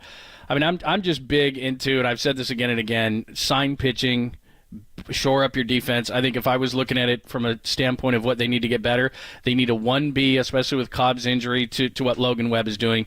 They are absolutely desperate for a center fielder who has defense but can also hit. I don't want Harrison Bader. And I think that they've got a first base, third base, or both. I think now with Shohei Ohtani to just go back to our poll, you honestly can afford 4 or 5 guys. And I think you could move a Conforto. I think you'd move Stripling with a prospect. I think you'd clear up more money. I think that they need to get better defensively, and they need to shore up the top of the rotation. And there are guys out there. Snell is out there. There's Jordan Montgomery is out there. There's a number of guys. Corbin Burns, if you're going to trade, I think you sign pitching, trade for hitting, because hitting clearly doesn't come here. So like Bellinger, for example, it's great to talk about him, and I know that he's not going to bring the kind of star power that Ohtani did, but he's got a fair amount of star power. But is Bellinger really going to come here? Because now, like you said, now it starts to shake out. The Yankees don't need him. The Blue Jays don't need him. Are the Cubs going to get him back? Now everything, as you said, the puzzle pieces start fitting. Who needs what? And everybody's going to be scurrying for the same guys. Can the Giants get in here? Well, the Dodgers try to re-sign Cody Bellinger. I mean, he's their guy. I mean, they've got, Outman did really well for them last year, but you could move him to a corner. I mean, the one thing is moving Mookie Betts to the infield. He's not going to play right field at all anymore. He said he's the best right fielder in baseball. Yeah. Wow. So they're going to play Jason Hayward? I mean, they could move Outman to right field and go get Cody Bellinger now. Yeah, there's no doubt. So I'm looking at Toronto's roster, too. I'm thinking, who could you take? Because can they, again, we don't know how the contract would be structured if indeed he is going to sign in Toronto, but that's a big chunk of change. So does Toronto then have to take, do they take that money and they move somebody? Because I know that that's a big market team, but they're not up there with the Yankees in spending. So the Yankees can absorb Juan Soto, and they really don't have to move anybody. Does Toronto have to move one of those bats, like you said? Vlad's his best position is probably DH, but he's going to have to play full-time at first base. And then, there was talk of Bo Bichette. Now, he's not under a huge contract, but he's going to be. So they look to the future. Can they afford everybody? Can they afford to pay all these young guys? I think this that organization and that franchise, and I know that franchise well. I did AAA baseball with the Syracuse Chiefs when I was in college, and they were the AAA team of the Blue Jays, and I knew how that organization worked. I grew up watching them in Buffalo, and obviously doing the A's games. We went there a lot. You got to remember, when that stadium was built, and they went from Exhibition Stadium to Sky Dome and now Rogers Center, they drew 4 million people. 4 million every year. In fact, the Dodgers and the Blue Jays are competing for Shohei. How many teams have drawn 4 million people in a season? I think it's just those two franchises, and the Blue Jays sold out every single game. They got 50,000 people for every single game and got to 4 million. And then the strike hit in '94, and they never went back to baseball, even though they've had competitive teams. What does this mean for the rebirth of baseball in Canada and in Toronto specifically, to bring the sport's biggest star to Toronto? They've never had a star quite like this guy. They've had a lot of really good players. George Bell won an MVP there. Dave Steve was a great player. They've had great players there, but nothing like Shohei Ohtani. So you're asking about their payroll. I mean, are they going to get back and draw 50,000 people for every single game and get to 4 million fans? Then you're talking about a power. And that is a big city. It's a cosmopolitan city. It's an international city. All of a sudden, the Blue Jays are a major problem. They're a player in the American League East if they're able to get this done today. Plus, I'm looking at their payroll right now. They can absorb this. Springer makes $24 a year. Barrios makes $18 a year. Gausman makes $22. Bassett makes $22. Bichette is on a team-friendly $333. But again, the reason why people are saying Bichette, he's a free agent after 2025, so he's got 2 more years left at 12 and 17, and then he's up for big money. And then Vlad Jr.'s in ARB2. He's estimated at $20 million, so he's got 1 more year. ARB 2 years from now, Vlad's going to make a ton of money. So, they look okay right now. Bichette and Vlad are they going to keep everybody? I guess they could. I mean, for the short I term, bet they could. keep him for the short term and then try to flip him later. But I'm sure they've told Shohei Ohtani that they're going to keep this team intact, and he goes right in the middle of that lineup, surrounded by, and just think of all the second-generation major league players they have there. That's been an exciting young core in Toronto. What happens to Brandon Belt now, John? They can't afford Belt anymore. Yeah, I don't think they can afford Belt. Yeah. So, all right, that's the latest as far as baseball is concerned. Hopefully the Giants get to work on free agents not named Ohtani, and it looks like Yamamoto is going to go east to maybe Boston or one of the New York teams, but who knows on that. And as you said, the other thing to watch is now that the Dodgers are out on Ohtani, it looks like the team that everybody thought he was going to, that's where I thought he was going to go, then how do they pivot? Where do they go? And are they going to have some cross-section with the Giants trying to get the same players? Probably. So I'll keep you updated on anything that's moving. All right, your sweet, clean, family-friendly Caboose Pistol is coming up next. Got some great audio for you, including a warning that Charles Barkley gave to Screamin' A when they went on the set together from Vegas. We'll do it next, only here on the Sports Leader.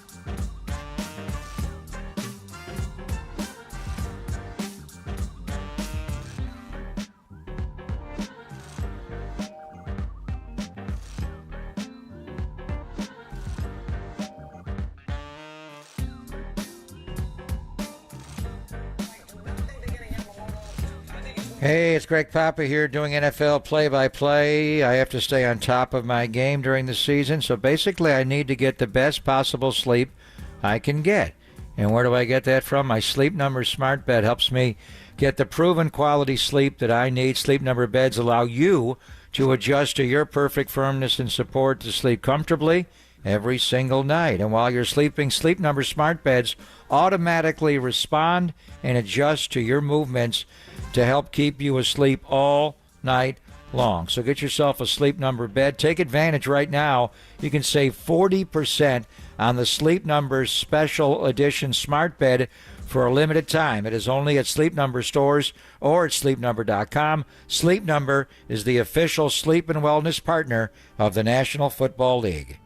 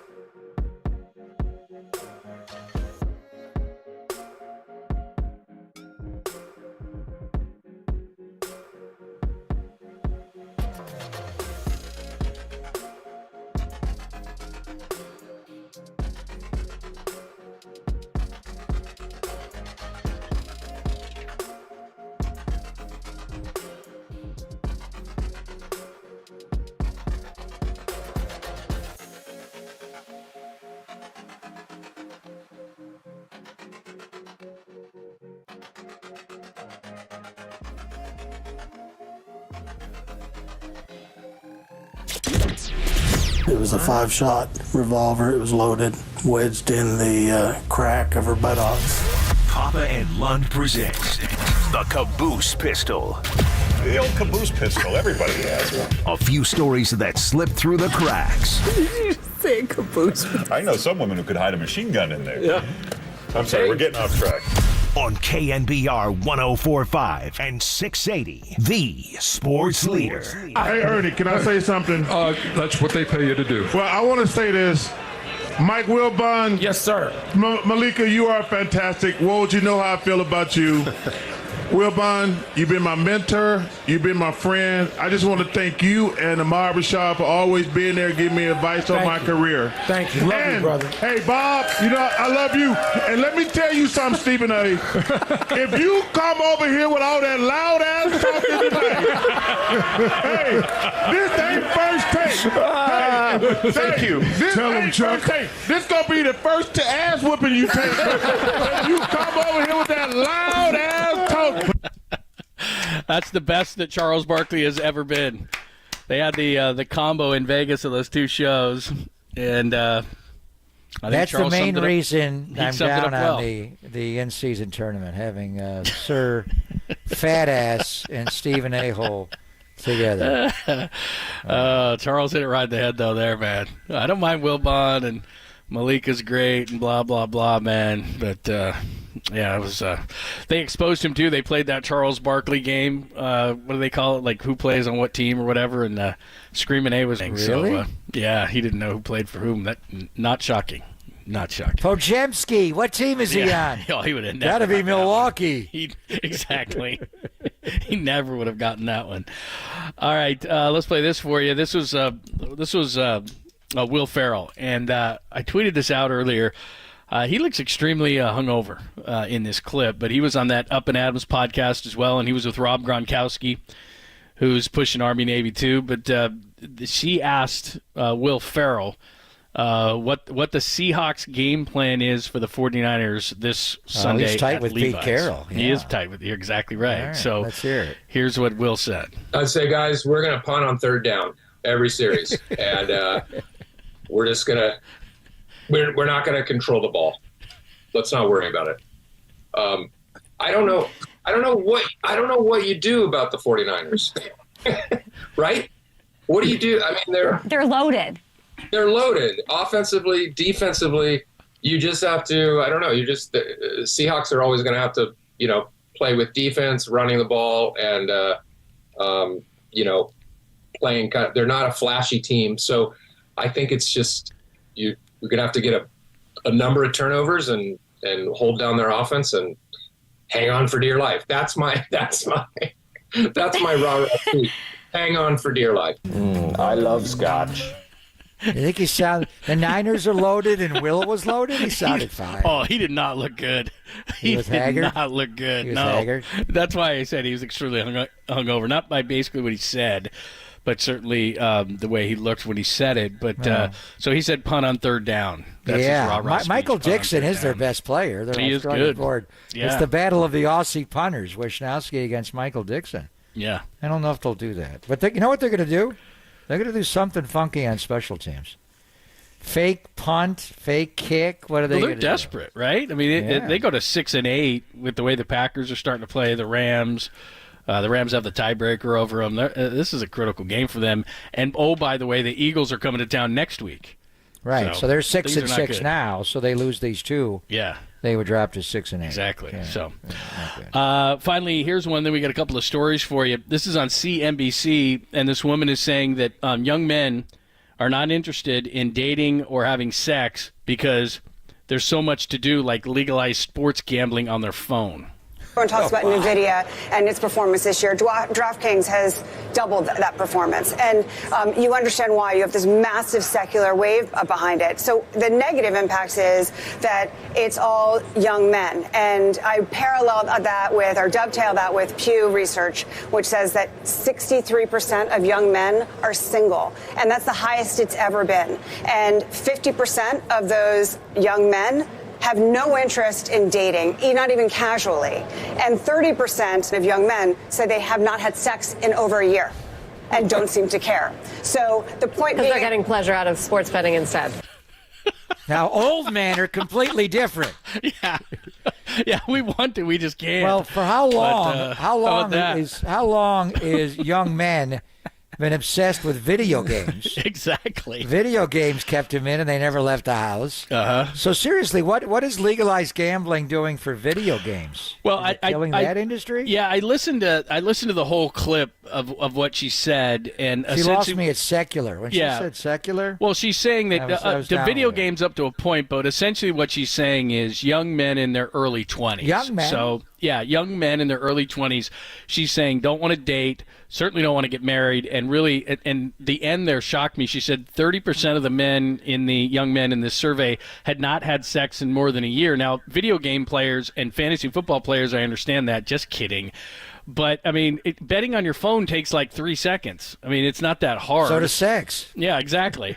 So I don't, she's essentially saying that because, and I think she's widening this out. She's just saying sports betting, but just phones in general, because everybody's got them kind of attached to their hand. Is like, that's essentially what she's saying, is because you're on your phone all the time. Got a hand job right here. Yeah. You don't have to go. But she's blaming it on sports betting. I think it's just in general, like you said, video games, sports, whatever it is, staring at your phone. So anyway, 30% in over a year. Young men are very different than we were young men. That's all I got. I know. That's all you ever thought about. But apparently now that's not the case. I got the blues, and I'm giving a goal and a half. I mean, 30%. You haven't had sex in a year. I think what they have to do is they have to differentiate that too. You haven't had sex with another person in a year. Guys that are staring at their phone all day are having sex. Wow. It's just with themselves. Exactly. There's different kinds. They're having sex. Well, there's no reason to leave the house anymore. Yeah, exactly. Right? You got everything right there. I mean, what can't your phone? What can't it do? So anyway, but she says it's due to sports betting. They were sports betting addicts. So, well, there you go. I think she has a point. Yeah, I don't think she's completely wrong. Who is she? She an old lady? This is CNBC. No, she wasn't an old lady. She was. She was fairly. She has data. She was back in data. Yeah, she had a study. She had a study apparently. So anyway, and finally one more for you. This is a good one. Woman shot in butt after sliding into MRI machine with loaded firearm. What was she doing? Wow. So a Wisconsin woman was left with full an extra body MRI. Yeah. I can see that happening. She's plexicoburus, an unidentified woman. Didn't they pat her down before she got in? You would think, right? She was in Wisconsin. It says she was left with an extra pair of holes in her butt after she took a loaded firearm into an MRI machine after a doctor visit. Blah, blah, blah. 57-year-old. How'd she even get in the exterior door? Well, what I don't understand, well, I mean, I've had MRIs before, and they're not all that pleasant, but how could she have it? It says it's concealed on her person as she slid into the MRI's bore, but when the machine's powerful magnets were engaged, the metal trigger tripped and the gun was discharged. And she got shot in the right buttock area. Now did they cancel the MRI and they had to schedule a new one for her Yeah, ass? when you shoot yourself in the ass, I think you have to come out of the machine. Maybe she was just trying to get an ass tat. Maybe she was getting 580 Miller put on her butt. I don't know. What a weird one there. So. Yeah. Anyway, and then I'll just read you the headline on it because I like the headline. Escaped pig named Albert Einswine leads New Jersey police on wild chase for quarter mile, quote unquote, according to the police, faster than they look. Albert Einswine, faster than he looks. You couldn't catch the pig? They could not catch the pig. What a great name.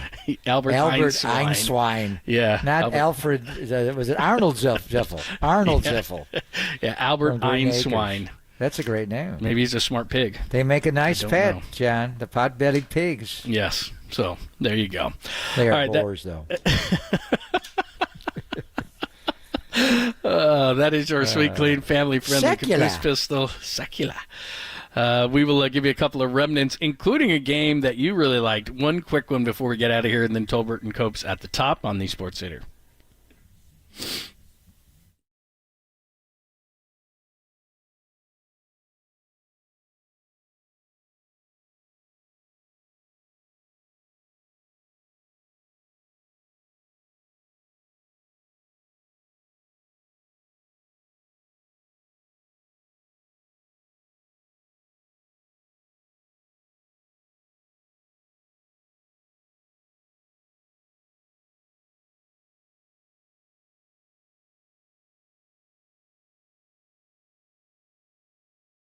Hey, 49ers, Seattle on Sunday is your home ready for kickoff. Everybody knows that hosting friends, family, and fellow fans is the best way to enjoy a football Sunday, so get ready for an elevated game day by staining your deck or painting your fan cave with Benjamin Moore. Now is the perfect time to tackle your indoor and outdoor paint projects.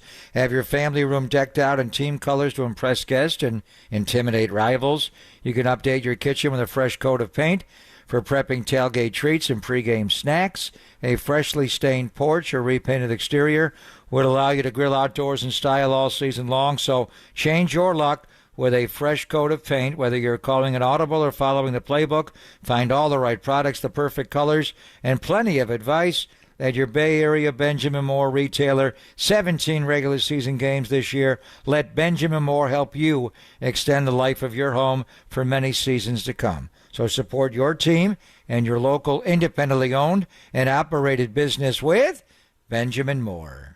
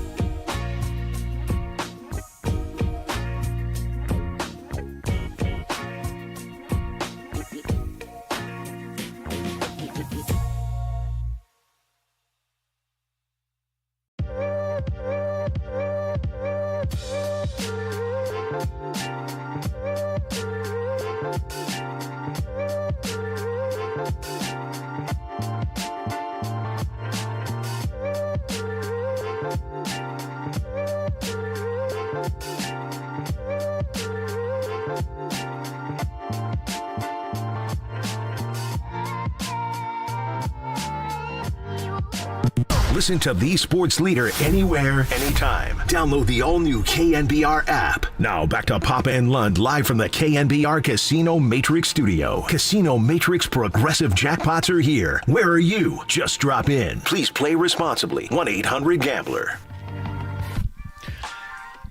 All right, we have a This Day in Sports History that, Pop, you'll remember well, and it was pretty recent. But first, we want to get you 2 tickets to see Def Leppard with Journey and the Steve Miller Band August 28th, 2024 at Oracle Park.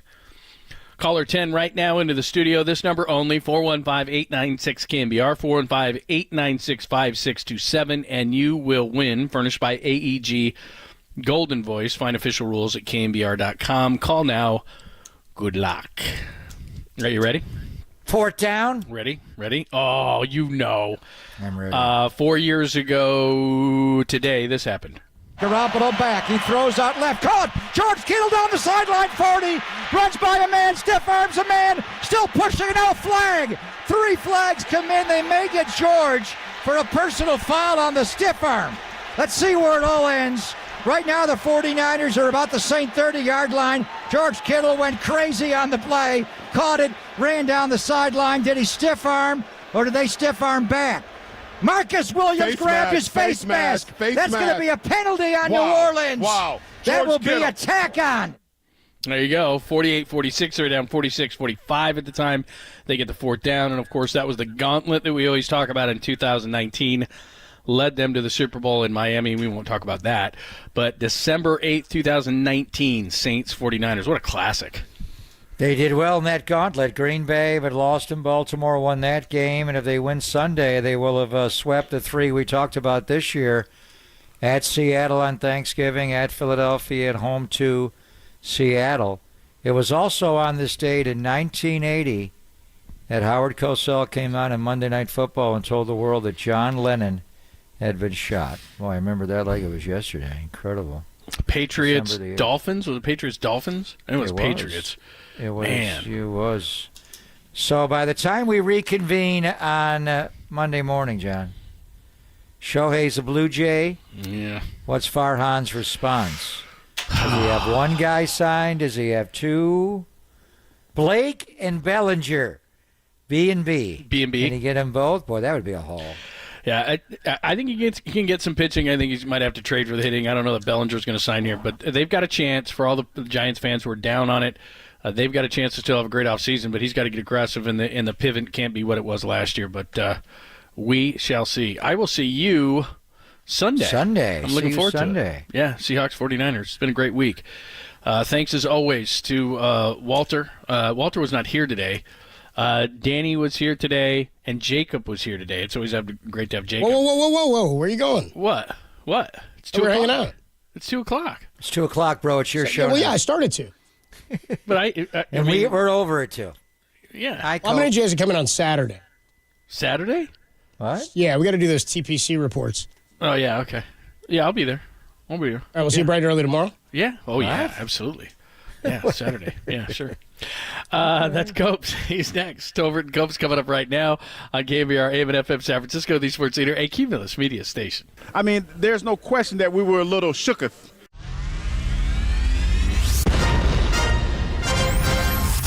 The NBA brought him to the Bay. Tolbert is really feeling it. While his co-host was born and raised here.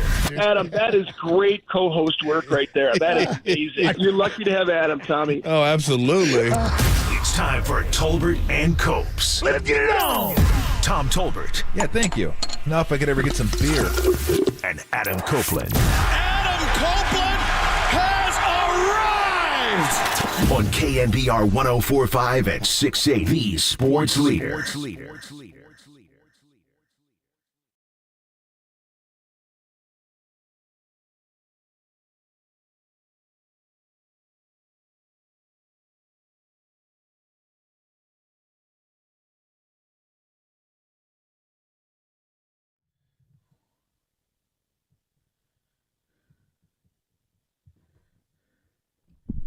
What's up?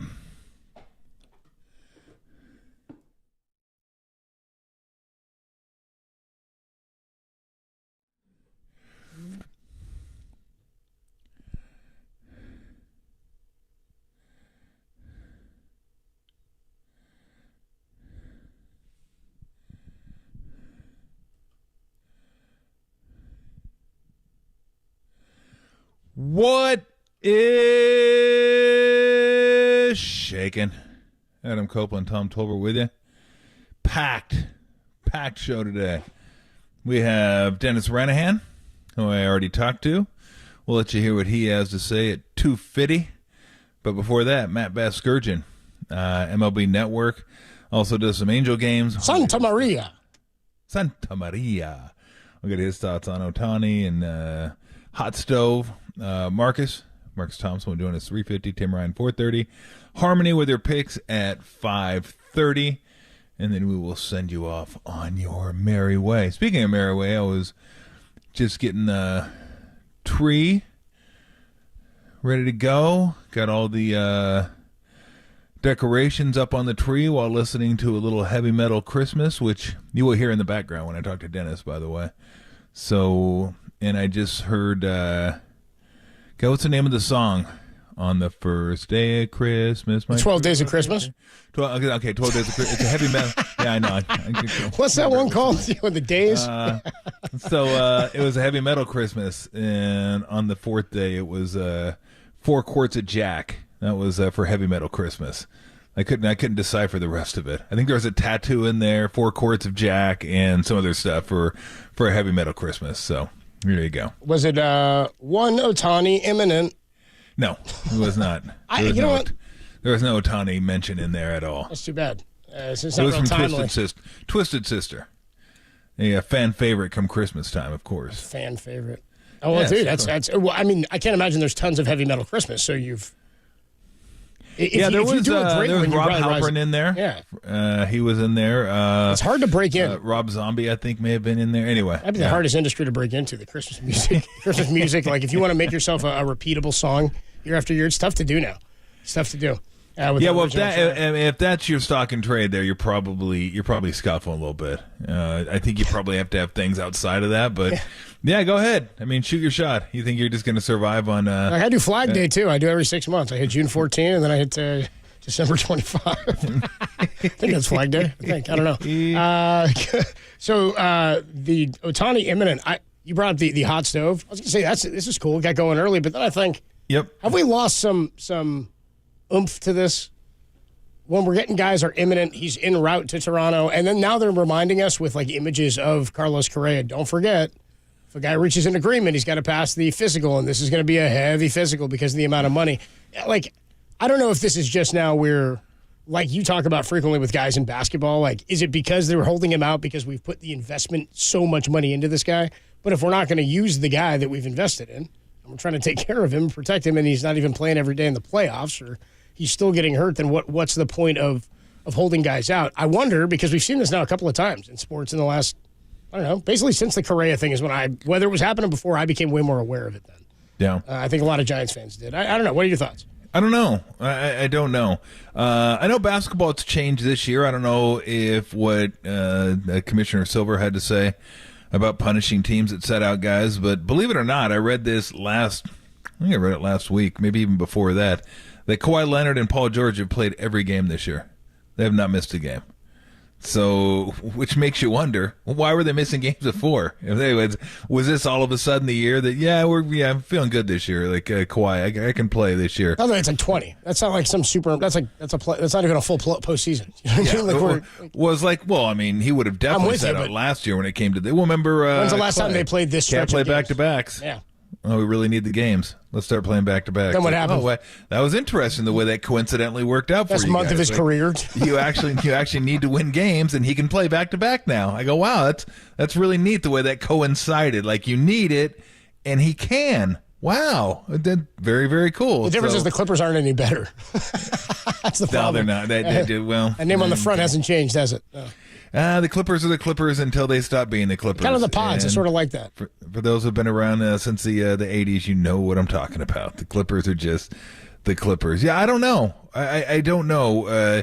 I definitely think we're protecting guys too much. I really do. And it starts with the pitching in the minors, because the exorbitant amount of money they put into these guys, they want to make sure that they're firing all their bullets, so to speak, in the majors. They're not burning them out in the minor leagues. Well, they didn't used to pay the guys that much money, and the guys made it to the big leagues anyway, and they still managed to pitch a bunch of innings over a number of years. But I'm a firm believer that once you start training the mind and the body to do a certain thing, that's what it's going to do. You train it to go 6 innings, that's what it's going to do. You're going to go 6 innings. You train them to go beyond that, and you stop looking at numbers, like the Braves pitching staff. I mean, I remember Tom Glavine saying this, and John Smoltz. When we were in the minors, we pitched, and if something looked wrong, then they come out there and they may take you out, but they let you go. And that's the way they went in the majors. You look at those guys and how many complete games they had, how many times they went into the 8th inning. That's why Logan Webb was such an anomaly last year. I think I looked at it last because we were talking about Blake Snell, and I think I looked at Logan Webb's game log last night. And if I'm not mistaken, I think 10, if not 11 times he went 7. And then I want to say it was 4, maybe, that he went 8, and then he had 2 complete games throughout the course of the year. Like, that's what I think of when I think of an ace. I'm not thinking of a guy that has 10 complete games. I'm not ridiculous. That's just not going to happen. I think Sandy Alcantara, when he won the Cy Young, had 7 complete games or 5, something like that. He led the league. It was but it was a number where you went, wow, it's 7 complete games. I mean, back in the day, that'd be last on your staff. 7 complete games. You get laughed at for having 7 complete games. I remember when guys were doing it early on. I remember being a kid, like when Jerome Williams and Jesse Fopper. I don't know if Fopper did, but I remember when Williams threw his first, and it was it was a big deal. It was an achievement. It's something to get, and then you attain to do that. You strive to do that each and every time out. And I'll tell you what, the thing to me about aces is, yes, they're kind of above everybody, but even on aces, you notice them. They stand out on good teams and on bad teams. Sometimes great players on bad teams or teams that aren't as talented, you're like, that guy's great, but that team's whatever. With a pitcher and in baseball, it's the one sport where I feel like if your team's not going right, and I think back to, I don't know, some errors with Tim Lincecum, and even when you're in the middle of a bad run, if you need somebody to stop, you're like, just get me to Jason Schmidt Day.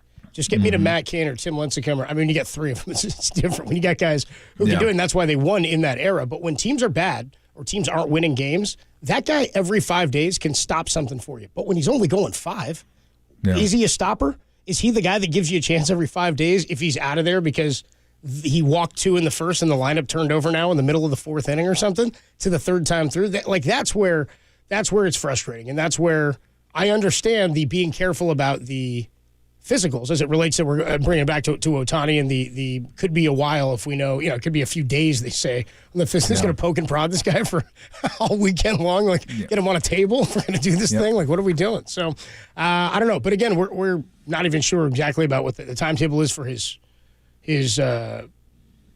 surgery that he had on his arm, his elbow surgery. So, the whole thing is still kind of up in the air. Adam Copeland, Tom Tolbert with you on a Football Friday afternoon, but as I said, Shohei Ohtani may just blow this thing up. I'm telling you, Adam Schefter's going to be reporting Ohtani news at 9:45 on Sunday morning, right before kick. There's no doubt about it. We're going to go up to Toronto.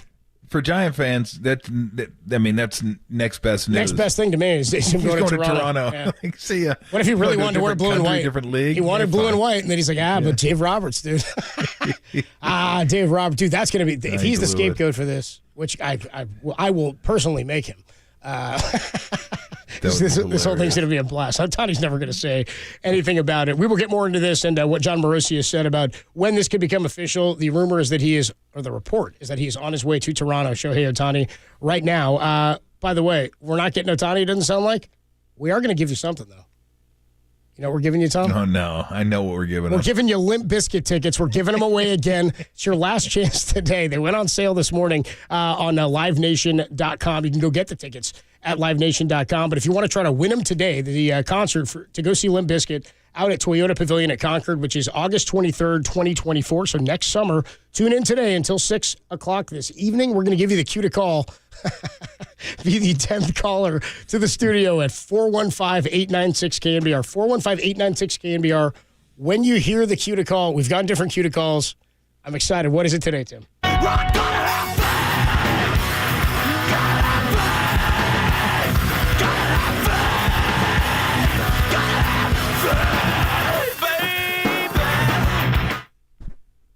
Four 415-896-KNBR when you hear the cue to call. We're on a different route today. Just wasn't the comedy route, you know? Oh, no. It was a comedy route. Was it? Absolutely a comedy route. I laugh every time I hear that. It's off the Christmas heavy metal album. So that is, dude. No, that is Take this song to the lead singer of Creed. That's the old cue to call when you hear the faith cut there. 415-896-KNBR. If you're caller 10, you're going to win those tickets furnished by Live Nation. Tickets are on sale right now at livenation.com. You can get stop it. You can get the official rules at KNBR. At KNBR. He's got like a martini in his hand. Dude, that's so funny. Yeah, grab the official rules for the contest, KNBR.com. All right, Fridays are always a whole bunch of fun. Harmony is here. We got a packed guest list. Dennis Ranahan will give you his picks at 2:50. Marcus Thompson, 3:50. Tim Ryan, 4:30. Harmony's double banger at 5:30. We got the Limp Bizkit ticket giveaway. Ohtani could be a Blue Jay, it sounds like, any minute now. The Niners could end up with the 1 seed, and the Warriors are back in action out in Oklahoma City. When we come on back, they're the latest on the Shohei Ohtani signing by the Toronto Blue Jays. Not official, but could be any day or any minute. We'll talk about that next on the Sports Leader. Redwood City. Shout out to you for supporting KNBR. Redwood City's Sports Leader.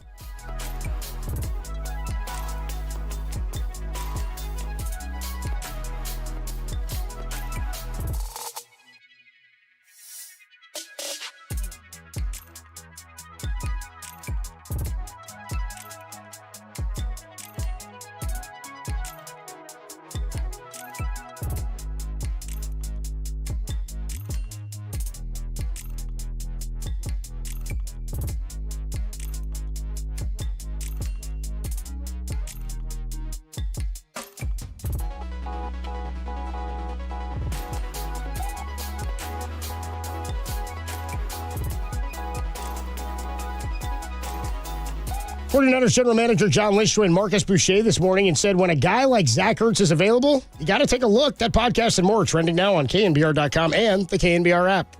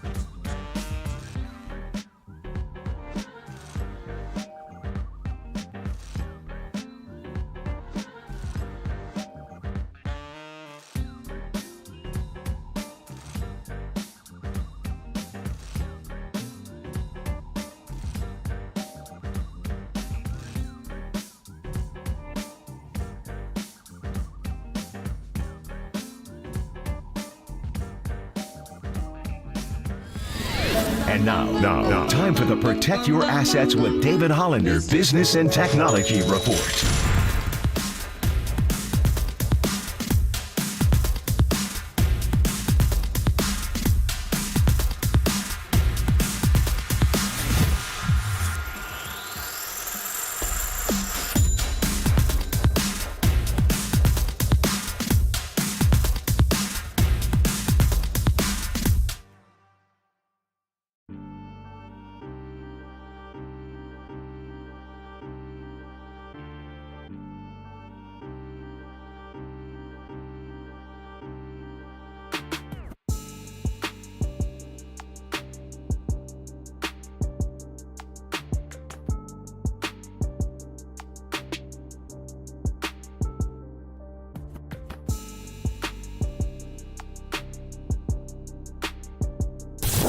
Follow KNBR on Facebook. Now back to Tom Tolbert and Adam Copeland. Tolbert and Copes on KNBR 104.5 and 680. The Sports Leader. Sports Leader.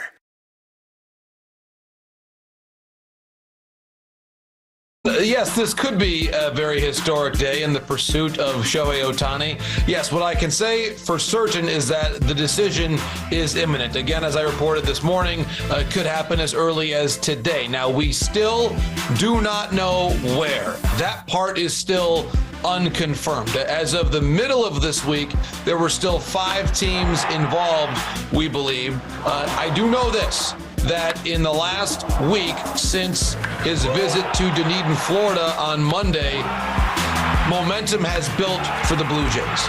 I will stress and say we do not have this confirmed as to where he's going to go, just that in the last several days, the Jays have certainly improved their standing.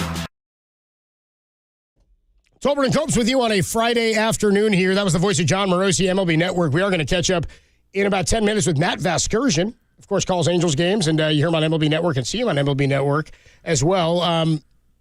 The report today, and if these rumors are true, that report was earlier. The report from Morosi is that Ohtani is on his way to Toronto, that he's flying to Toronto now, and that a decision, or not a final decision, or a announcement about his signing could be imminent. Along with this report from Morosi, there's another report from Bob Nightingale and Jim Bowden, who both say there has been no decision made and that there is no sense that this decision is imminent. So depends on who you believe. Just a few minutes ago, or a little while ago, Bob Nightingale tweeted out, Shohei Ohtani is not in Toronto. All caps not. Shohei Ohtani is not on a flight to Toronto. All caps not. And then regular punctuation, Shohei Ohtani is at his home in Southern California. So Blue Jays have the second best odds according to Vegas now.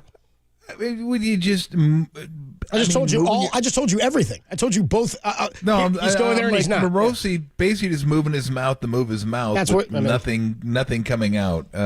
It's imminent, but it might not happen today. Well, what the hell does imminent mean then? Like imminent in like a small scale? And it's been imminent for weeks. It's happening today. What about imminent is in terms of how long Earth has been around? Well, that could be like a year or two. That could be imminent. You could say, well, that's imminent in terms of the big picture. Like, what are we talking about here? He's in Toronto. He's not in Toronto. He's on a flight. Just wake me when it's over. Just wake me when he signs. Wake me when he puts on a hat. Maybe he can do it like the high school kids do it. He can have 3 or 4 hats out there and move them around like a shell game, and then just put one on his head and go. And then change his mind in 3 weeks. I'm gonna get the other hat, and there's a hat inside the hat, like the Russian nesting dolls. Like there's a hat. Oh, I'm gonna put this on. But there's a hat inside that one. Look who I got. Yeah, right. That just, I mean, again, this all goes back to my point yesterday that Ohtani is the biggest news in maybe sports right now, but certainly baseball. So everyone's got to do a report on him, and everybody's got to talk about him. And I don't know what the hell they're talking about because nobody knows what the hell they're talking about because nobody's talking. The teams that are signing him aren't talking. He sure as hell isn't talking. So it's like, well, where'd you get that report? Did you get it from Ohtani's people? Did you get it from the Blue Jays? How did the Blue Jays know? Did Ohtani people tell? So just who knows? I don't know if he's going to Toronto. And look, they could be right. And the great thing about this is, if they're wrong, they'll just say, well, the reports were a little premature. We had good information that he was going there, and he changed his mind. I think it came from him. I think it came from his people. It's like, whatever. Just save it. Why not? I think it came from his people. You just make up stuff. Maybe he wants to go somewhere else, and there's more money on the table in Toronto. That's what I'm saying. It's like this happened with Aaron Judge and the Giants, right? It happened with Barry Zito and the Giants. Like, we know that the teams have this is negotiation for an agent on behalf of his client, and he's getting a cut of this. So it wouldn't shock me in any capacity if there was something put out, or you say something out there, and a team freaks and goes, well, what's it going to take for him to get here? What do we have to do? How close were we? Are we second? Anyway, odds right now say he's second. Toronto is second. Are Dodgers still first then? There's reports he's on his way to Toronto, and the Dodgers are still I think first. the Royals are first. That's what I've heard. That's why people are telling me. That's the funniest crap ever, man. He's on his way to Toronto, reports say, and the Dodgers in Vegas are like, no, the Dodgers still have the best odds, dude. No way. We are going to catch up with Matt Vasgersian, who calls games for the Angels. You see him on MLB Network. He will join us next. And then Dennis Ranahan getting into a little bit of football. Where's your action this weekend? We'll get that all coming your way next. Matt Vasgersian, only here on the Sports Leader.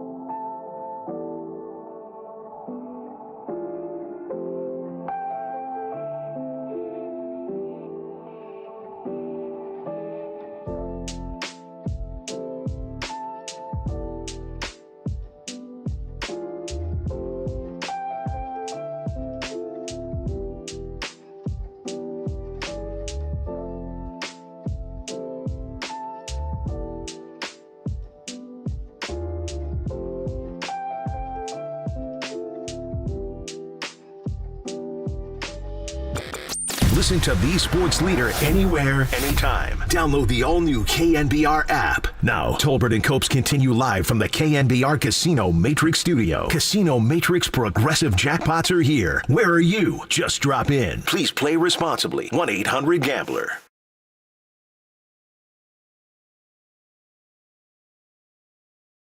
We are working to make the connection here with Matt Vasgersian Friday afternoon here. Tolbert and Copes with you. Gosh, God, it's not Wednesday afternoon. That'd be tough. Shohei Ohtani, by the way, we just told you what the latest was in the reports from John Morosi. Reports earlier today that he was close to a deal with Toronto, and they had, over the last couple of days, sounded more and more like a favorite. It's an interesting place for him to go, based on the young talent they have, how much money they have committed to the roster. I know traditionally and historically they always kind of seemed more like a small market team, but you can't really be unless you're going to go the way the Rays did and say we are never going to compete in the NL East, in the American League East, unless we do something different. It's what the A's did. And virtually the same thing in a different capacity early on. But the Rays have found great success with it, so much so they won pennants with it, with their style of play. But everybody else, Baltimore, they rebuilt. They didn't spend the money to keep Manny Machado, or I think they did on Chris Davis. They gave him like $100. Spent on the wrong guy was the problem. And Manny may not have stayed anyway. So they've now built, and they've got an entire core, a bunch of insane young guys in that system. The Orioles are going to be a problem for years to come. What we did get out of this is some more great competition in the AL East. The Yankees added Juan Soto. The Red Sox traded Verdugo to the Yankees, and I think they might have moved. Did they move Verdugo in that deal? I think for Juan Soto, he'd initially been mentioned, but I'm not sure if he was a part of that final deal. I don't think so. But they acquired Grisham, which was also interesting. The Yankees did. Yeah, he's all glove. He's all glove. Bat. Well, that's the thing. They got one bat and one glove in that two-player deal that they acquired. So, the interesting part of this is I don't know the Toronto now. We'll see what the numbers look like if it is official that he goes there. What Toronto's numbers look like and who they're able to keep in terms of Bo Bichette and Vlad Jr. I mean, you may be looking to keep one of them. At some point, that money's going to come off fairly soon for Kevin Gausman in the next couple of years. You'll have the money for George Springer come off pretty soon. So there's some stuff there, but they were one of the top 5 payrolls in baseball, I think, last year. I think they were number 4 in all of baseball, were the Toronto Blue Jays, and they've been in on some big guys as of late. So looking to make the connection here with Matt Vasgersian, who calls Angels games and is great on MLB Network. You see him hear him on MLB The Show, the video game for many years. It's a positive, I think, in terms of the Giants not having him land in division. I think that was the greatest fear. Seemed like it was a double-edged sword. Not a double-edged sword. It seemed like it was going to be all or nothing for the Giants. They were going to get him, or he was going to go to the Dodgers, because that's what it feels like sort of with everybody now. It's what it feels like, I think, for many years to be a Red Sox fan or an Orioles fan and watch the Yankees do that year after year. It's really what it felt like throughout my childhood. So it's a positive thing that it's out of division and out of league. In my mind, it's a negative thing in terms of the competition they'll have, because I wonder how many of the teams that were in on Ohtani were in just because it's Ohtani, or were in because they have a big need they want to fill in both of those voids. Because he's a player that doesn't matter what you have, you need him, you know? Well, there's no doubt about it. The biggest question is going to be, can he pitch again? And if he does, what does he look like? Is he Ohtani when he pitches? So I'm going to be real interested to see what the contract looks like. Is there going to be incentives for him pitching? Is there going to be an out clause, multiple out clauses throughout the course of his or the entirety of his contract? It's just such an interesting contract because he does more things. Look, I got the peanut butter off my hand. Okay, yeah, lighten up. I don't know that we haven't seen anything like this before, where you get a pitcher and a hitter, and a premium pitcher and a premium pitcher. But you don't know if he's going to be a premium pitcher anymore. You don't know when he's going to pitch anymore. You would think it's going to be in, 2025? But even that, 2 Tommy Johns. Well, apparently, we don't know what the last surgery was. So we're assuming that one's a Tommy John. Initially, it was like a UCL, they said, and then I think he put out a statement, not very clear about it, and his agent might have said something that was somewhat it's weird. It's weird that I always just sort of thought it was Tommy John, and then all of a sudden people are like, we don't know what it was. Go back and read the statement. I was like, all right, well. He had one. It's funny that it's like, why would we keep it a secret if it wasn't Tommy John? Yeah, and if it was, I don't understand any of it. Like, I get it because you wanted to keep value, and the mystery around it gives you some intrigue. But at some point, you're just going to talk about it, and you're going to get signed, and they have to do the physical. They have to know what the injury is. So I don't know what the you want to be able to control that narrative, I guess, is maybe the hope. But I mean, I wouldn't feel comfortable signing him to a massive $500 million deal without knowing if he's going to pitch again. Because that's what makes him special. Right, because it would change. Yeah, he's a great hitter. There's no doubt. But that's the marketability. Is he better than Judge? As a hitter? Yeah, as just a hitter without playing. I think we debated this last year. I think Judge can play a Gold Glove right field. Like, Judge is a really good right fielder. Now, Judge is great. He's going to probably have to play center this year because Soto's coming over, but he plays. He's in the field. Like, there's some value to that when you play right field the way Judge does. So, as hitters, I think Judge will play right still. I think they're comparable. Left. Yeah, right? You're right. Maybe they're comparable as hitters. Maybe Judge is a little better. I don't know. Maybe Ohtani's a little bit better. But, I mean, what you're paying for here is, the marketability comes into play. But what you're paying for here is the unicorn. The guy that can be at the top of your rotation and bat 3 or 4 for your squad. That's what you're paying for. So, again, it'll be fascinating to see what the structure of the contract is going to be, because if you don't get the pitcher at all, or if you get a lesser version of the pitcher, well, then now you're stuck with $50 million a year for maybe 12 years, and it may not age well right off the bat. It may not age well. Like, trust me, I've seen those contracts that don't age well off the bat. The Angels have had a few of them. It's like, oh, damn. You're always hoping to get at least 5 years out of it. What's your favorite worst Angel contract? What's your favorite one? Pujols. Pujols. Rendon's worse than Pujols. At least Pujols played. Pujols, he put up. The problem with Pujols is that he didn't do what he did in his prime as a Cardinal, but he played, and he still he didn't. He still played. He was still a solid player for not for the price, but he was a solid player when he was there. It's just that he'll never live up to what he had done in St. Louis based on the contract he got. That's just what baseball kind of is. Because he signed at 30, right? Here's the thing, though. 31. He didn't have 1 year where his OPS was higher than his lowest OPS in St. Louis. That's my point. He was past his prime. Yes. Yeah. Just have 1 or 2 of those. He didn't have one of those, and then it went down from there. That's when you know you're in trouble. That's when you're like, oh damn, this is it's not going to get better from here. It's going to get worse from here. So, with Ohtani, I don't think you have that worry as a hitter. But again, that's why this is so fascinating, because you're not just paying for a hitter. You're paying for a hitter and the pitcher, and you don't know what you're getting. You don't. You can't know what you're getting. I'm going to apologize real quick. I just went back and looked. Pujols as an Angel. He had 1 year with an OPS over 800. Yeah. It was his first year. He had an 859 OPS.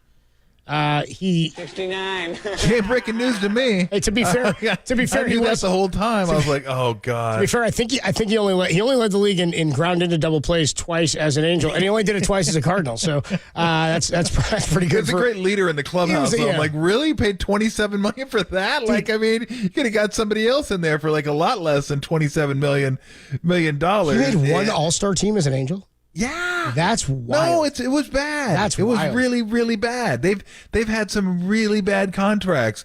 I mean, you look at Mo Vaughn, go all the way back to him. He gets hurt. Then you got Sarge Jr. playing center, brutal. C.J. Wilson, brutal. Josh Hamilton, brutal. And then Rendon just kind of like, boom, just like tops them all. Trump card, at least you guys played. I didn't. I mean, they've had some just... The only one that makes up for it, the only one that makes up for all of that is Vladdy Sr. Vladdy Sr. lived it won out. an MVP with them, and he more than paid for what they paid for him. Like, he was incredible. That was by far and away their best free agent signing, not even close. Can I offer you a Vernon Wells I like to offer frequently? No, you can't offer me him at all. You can't. His OPS at one point during the year was like 400 and something. Like 400. I was like, you got to be kidding me. Not his He had batting a average, his slugging OPS. percentage. Yeah. His OPS. Dude, his slugging percentage was lower than most people's averages. Like, I was like, oh my gosh. And this guy tore it up in Toronto. And the worst part about that was that was part of the whole Napoli trade thing. Like, and they traded Napoli, and then he went to Texas and kicked their ass for like 3 or 4 years. I was like, oh, this is beautiful. He goes there, kicks their ass, and then you get Vernon Wells, who was good in Toronto, and it's just like I got so much scar tissue built up being an Angel fan. Like, free agent, fantastic. That is great. About maybe nothing. Just like your farm system's doing so well. Oh wait, that's not doing so well. The Angels acquired Vernon Wells in the midst of a 7-year, $126 million deal, and they got him 5 years into it. So they had to pay him like $33 a year for 2 years, and then they quickly were like, "This is terrible. He's not good anymore." They're like, "We paid him the most expensive part of the contract in the worst part of the deal, in the worst stage of his career." They're like, "Yankees, you take him," and they're like, "That's fine. We'll just burn this money. We'll just set it on fire." So that's where we are there. Just to follow up, just to circle back here, John Morosi reports that Shohei Ohtani, this is good, he's on his way to Toronto. Okay? A signing is imminent, is what he said. Which, by the way, I looked up imminent, official definition, means about to happen, Tom. About to happen. Just as vague as the word. Bob Nightingale then reports, just a little bit ago, he is not in Toronto, Shohei Ohtani. He is not on a plane to Toronto. He is at his home in Southern California. Now, I know people have different feelings about different reporters and who reports what and what people think is accurate. So then John Heyman gets involved. John Heyman says, I can confirm that Shohei Ohtani is at home in Southern California, per Bob Nightingale. What room's he in? Per Nightingale. I'm like, dude, we already read that tweet, bro. You can't confirm per the tweet I saw. I need some new stuff. I was winning before this guy got here. You got to give me some new stuff, dude. So that's what's going on with Shohei Ohtani. The news is there's no news. That's the news right now for Shohei. It's, and here's the thing. I really, the confusion, I think, around stuff that gets put out and then is actually happening versus when stuff gets released. Like, to me, if he's actually not on his way to Toronto and this was leaked, to me, there's no chance he's going to Toronto.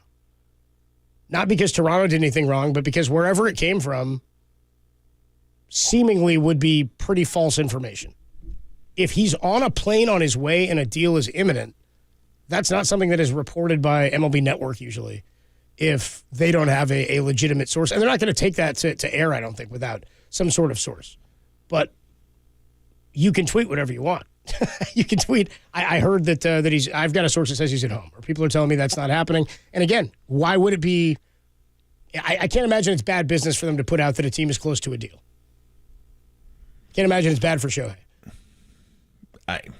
Like I said, they tell me when he signs. Yeah, I don't know where these guys are getting their information from. If it's not Toronto, I can't imagine it's Shohei's people.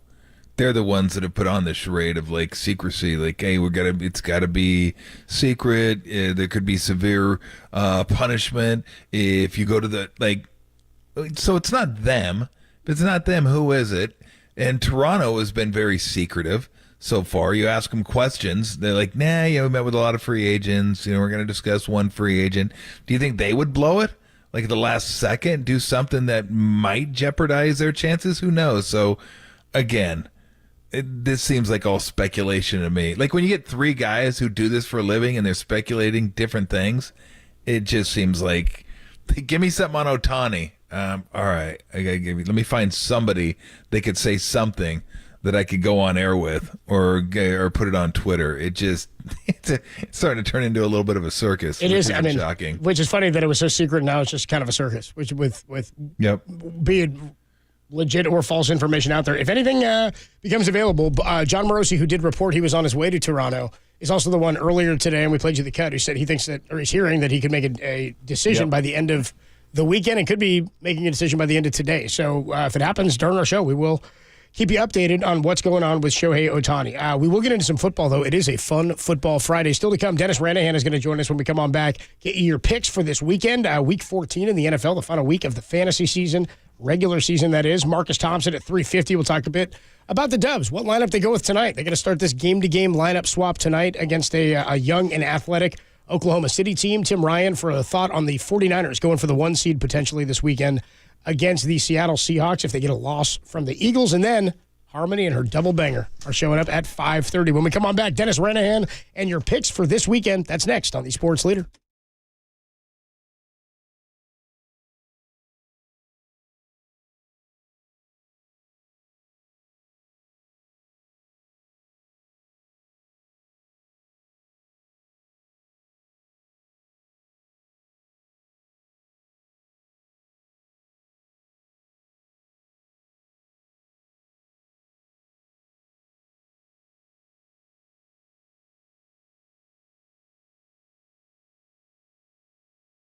The Warriors are back in action tonight against the Oklahoma City Thunder as they travel to OKC to avenge a loss from the last time around that they played OKC. More on that story trending now on the Sports Leader.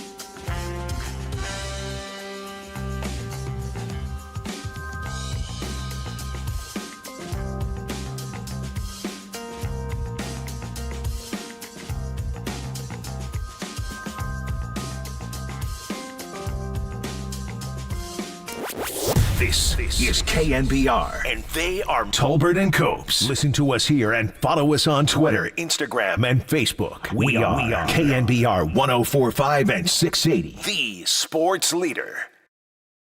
It is Friday. It is football. Yeah, it's a football Friday. And as always, on Friday, we talk to our good friend Dennis Ranahan of Quackseye Sports. PicksFootball.com is where you go to get all kinds of good information. And look, I know Dennis been struggling this year. I've been struggling a little bit. It happens. You just keep grinding through and hopefully get something to turn it around. And I thought, what better way to turn it around than have a little heavy metal Christmas music in the background. So that's what we're doing. I'm taking time out of decorating the tree to try and find some winners for everybody. So hopefully we can do it. Speaking of the Niners, this is a game that I do like Seattle. And I don't envy really going against the 49ers because they're the best team in football right now. But, man, alive, this is a really, really good spot for Seattle. And I remember the last time I said that, I thought Cleveland was a really good spot against the 49ers. I didn't know that they'd win the game, but I just thought it's set up really nicely. Well, this one you have a team coming off a huge emotional game. I don't believe in the whole revenge thing. I don't think they did either, but they had a point to prove, and they proved it emphatically in Philadelphia. And now they come and take on a team that they just absolutely stomped on Thanksgiving. Standalone game, everyone saw it. They just hammered that Seattle team. And now Seattle comes back after the 49ers get their satisfying victory with a little bit of a score to settle themselves. And again, it's not that I think they're going to win the game, but give me 10.5, 11 points in a divisional game. I'm going to go ahead and roll the dice on that one. How do you see it? Well, I do believe that this is quite similar to the situation when they confronted the Cleveland Browns. At that time, they were 5-0, and they were coming off the 42-10 win over the Dallas Cowboys. Yep. And they were favored by 9.5 on the road. They could have won the game. You know, if Moody makes the field goal at the end, they win at 20-19. They lose at 19-17. But the spread never looked like it was in trouble, getting a 9.5 in that game. And it was the same kind of thing. All those wins in a row, and now an easy spot, or a lesser team, so to speak, than the Cowboys, the one they just beat. Same kind of situation here. Not only on Thanksgiving did they get beat 31-13 in Seattle and really, really hammered the Seahawks, but in that particular situation, had Seattle won, they would have caught San Francisco in the standings and been ahead on the first tiebreaker, given that, well, that wasn't going to happen. You know, 12 games into the season, whatever it was at the time, that just wasn't going to happen. They weren't going to catch the 49ers, and the 49ers took advantage. Now we get a situation where Seattle is still in the hunt for a playoff spot. They're 6-6, and so they're in a spot to get into the playoffs. The 49ers are in the spot again. They re-enlivened their opportunity for perhaps a top seed, given Philadelphia's going to be playing Dallas this week. I think that's going to be a tough spot for them. So with a win against Seattle and a loss by the Eagles, they now are the top seed. I think that'll probably happen, but I agree with you. 11 points it's up to today? No, that's too many. They didn't cover against Tampa Bay 3 weeks ago. Then they hammered Seattle. And then, of course, they're coming off the 42-19 win over the Eagles. The 49ers are so special, but they are also so special that the books will look to make them the wrong side of the proposition. And I think that's what they've done here. So I'm with you. It's the Seahawks. All right, let's go to Detroit and Chicago. Chicago getting 3.5 at home against the Lions. And the Lions, I thought at one point this season, were the third best team in the NFC. I thought they were better than the Cowboys. I don't necessarily think that anymore, although I do want to see the Cowboys beat somebody. They have a habit of beating up on lesser teams and then struggling against really good teams. We're going to find out what the Cowboys are about this month, because they have Philly, they have Buffalo, they have Miami, and they have Detroit. They got as rugged a schedule in December as you could hope for, so it starts this weekend. I'm probably just going to wait and watch that game and see how it plays out. But I think the Lions have kind of flattened out. The defense isn't nearly as good as I thought it was early in the season. We know Goff struggles on the road, outdoors. The weather isn't going to be great. And Chicago kind of sneakily it has been getting better and better, especially defensively. That word was sneakily? I just wanted to make sure I got the language. Sneakily? Sneakily. Yeah, I'll look it up to make sure it works. Let me put that on the Tolbert definition list. There you go. I'm adding that to your dictionary here. Thank you. I appreciate that. It's a really short dictionary. It's a bad one, too. But the run defense has been very good. And Fields is back. I just think 3.5 is a little too much for the Lions to be laying on the road, in the division, outdoors, and I don't know if they have plateaued a little bit. Not sure, but I know Chicago's playing better ball, so I like them at home getting the 3.5 against Detroit. It's interesting. This is the kind of game that in years past we would have automatically just bet on Chicago. This is home team dog, division game, December, like you say, indoor team, outdoor weather, all that situation. I'm gonna take a pause on this one and really take a look to see how the numbers come in tonight and tomorrow night and see where the action is, and certainly check the weather out for Soldier Field. But I like this Detroit team. I'm still on Detroit's bandwagon. I do believe that their defense has let them down a little bit. I thought they'd be a little bit better, but I like what Dan Campbell's doing. I like that this is an up year for Detroit, and we haven't seen it yet as an up year for Chicago. That's not to say with Justin Fields in there they literally can't, they could beat anybody on the right day. But I'm going to take a long, hard look at this. I'm not jumping on the Bears as I normally would. Maybe I'm a little gun-shy here, but I'm a little cautious on this one. I like Detroit a lot. Not in this particular game, but I like them a lot. Got it. I'll give you one big game because I'm looking at the Chiefs, and that line keeps dropping, which worries me a little bit. They're playing the Bills at home, laying 1.5 now, and it's just kind of simple for me. Like, give me Mahomes coming off a loss, laying less than a field goal. And look, I realized the Bills when they played the Eagles, I think they were the better team.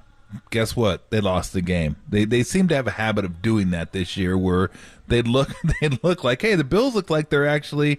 What was the score? Oh, they lost again. So I just Mahomes laying less than a field goal at home, off a loss, and Reed. I want to take the Chiefs. Is there a reason I shouldn't?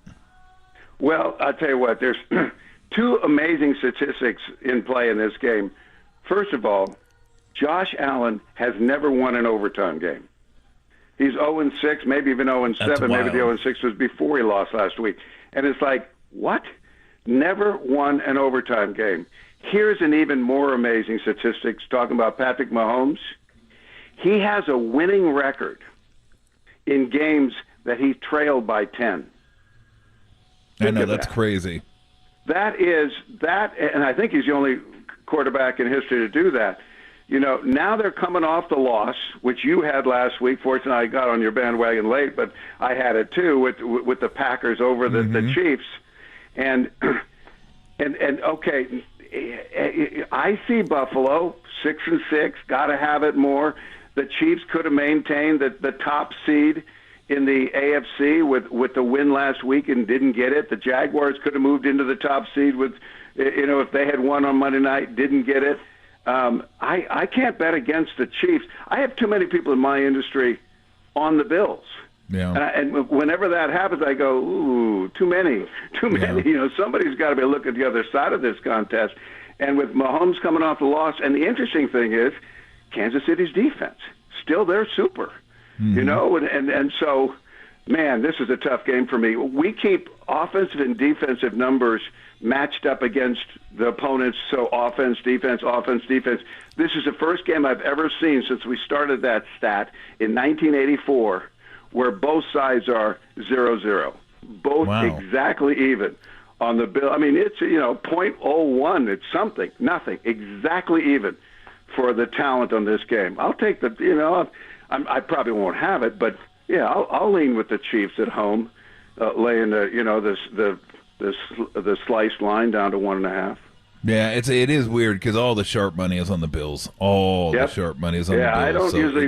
That's probably that'll be one of the reasons why we probably won't have the game as a recommendation. I don't try to beat sharp money very often. No, it's not the smart play. There's no doubt about that. Go ahead, pick a game.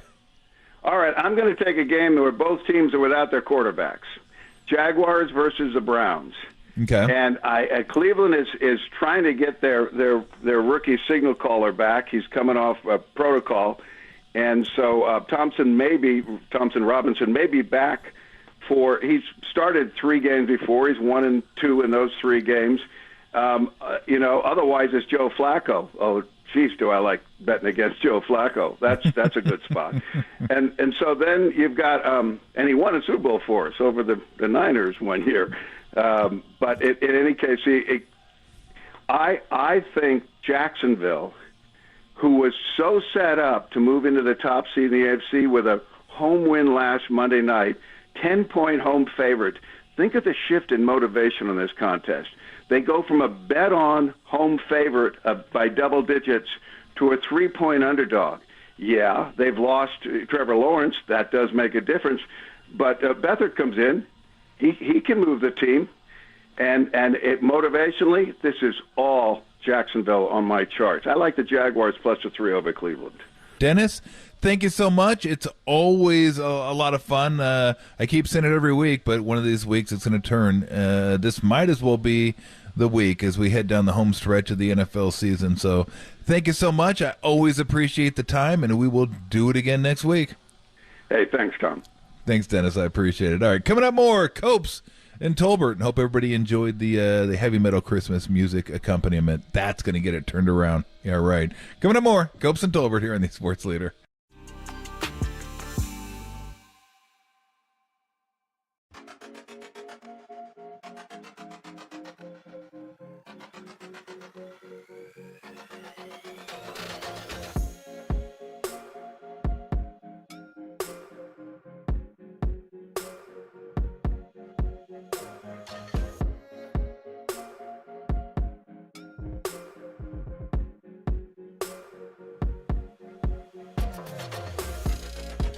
Kyle Shanahan joined Tom and myself yesterday to discuss the 49ers' dominance over Philadelphia and how they keep that momentum going against the Seattle Seahawks. Check out that podcast and more trending now on KNBR.com and the KNBR app.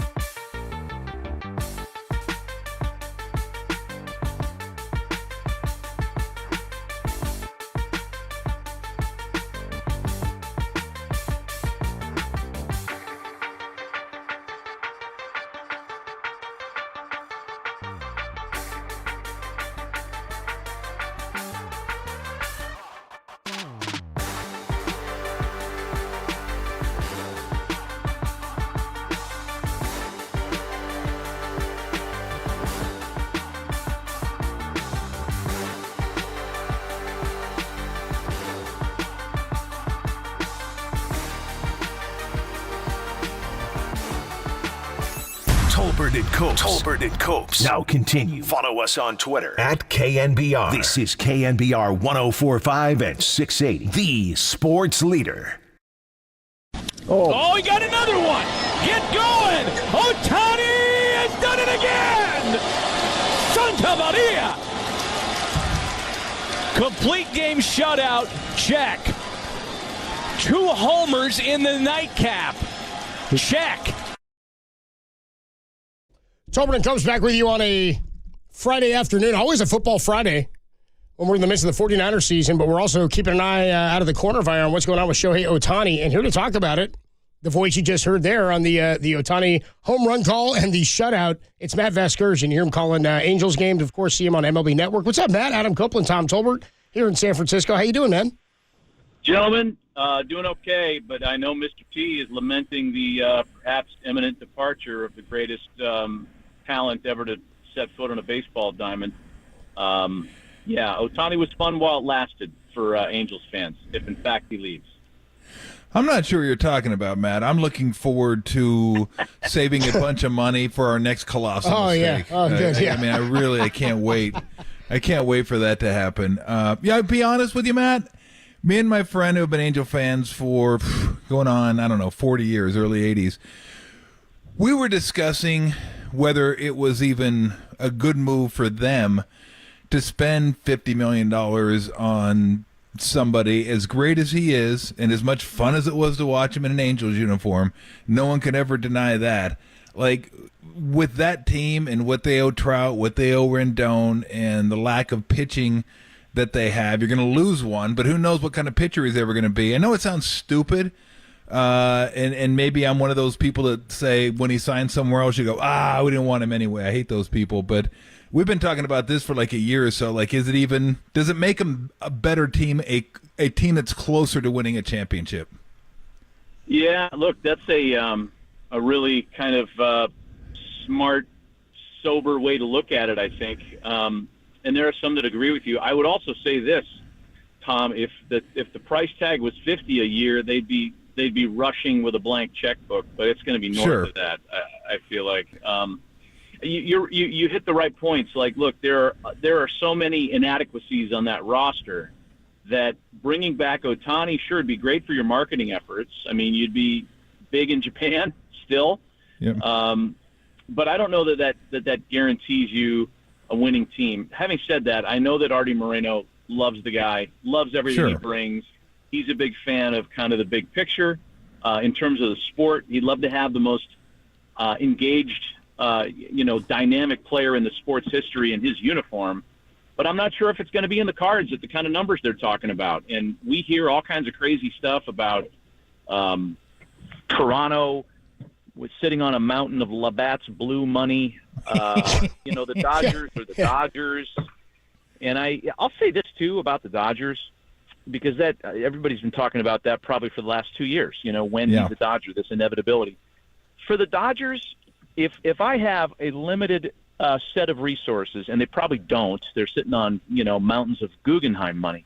But if they did, the guy you want is Yamamoto. Your pitching is a mess. Yeah. They score runs.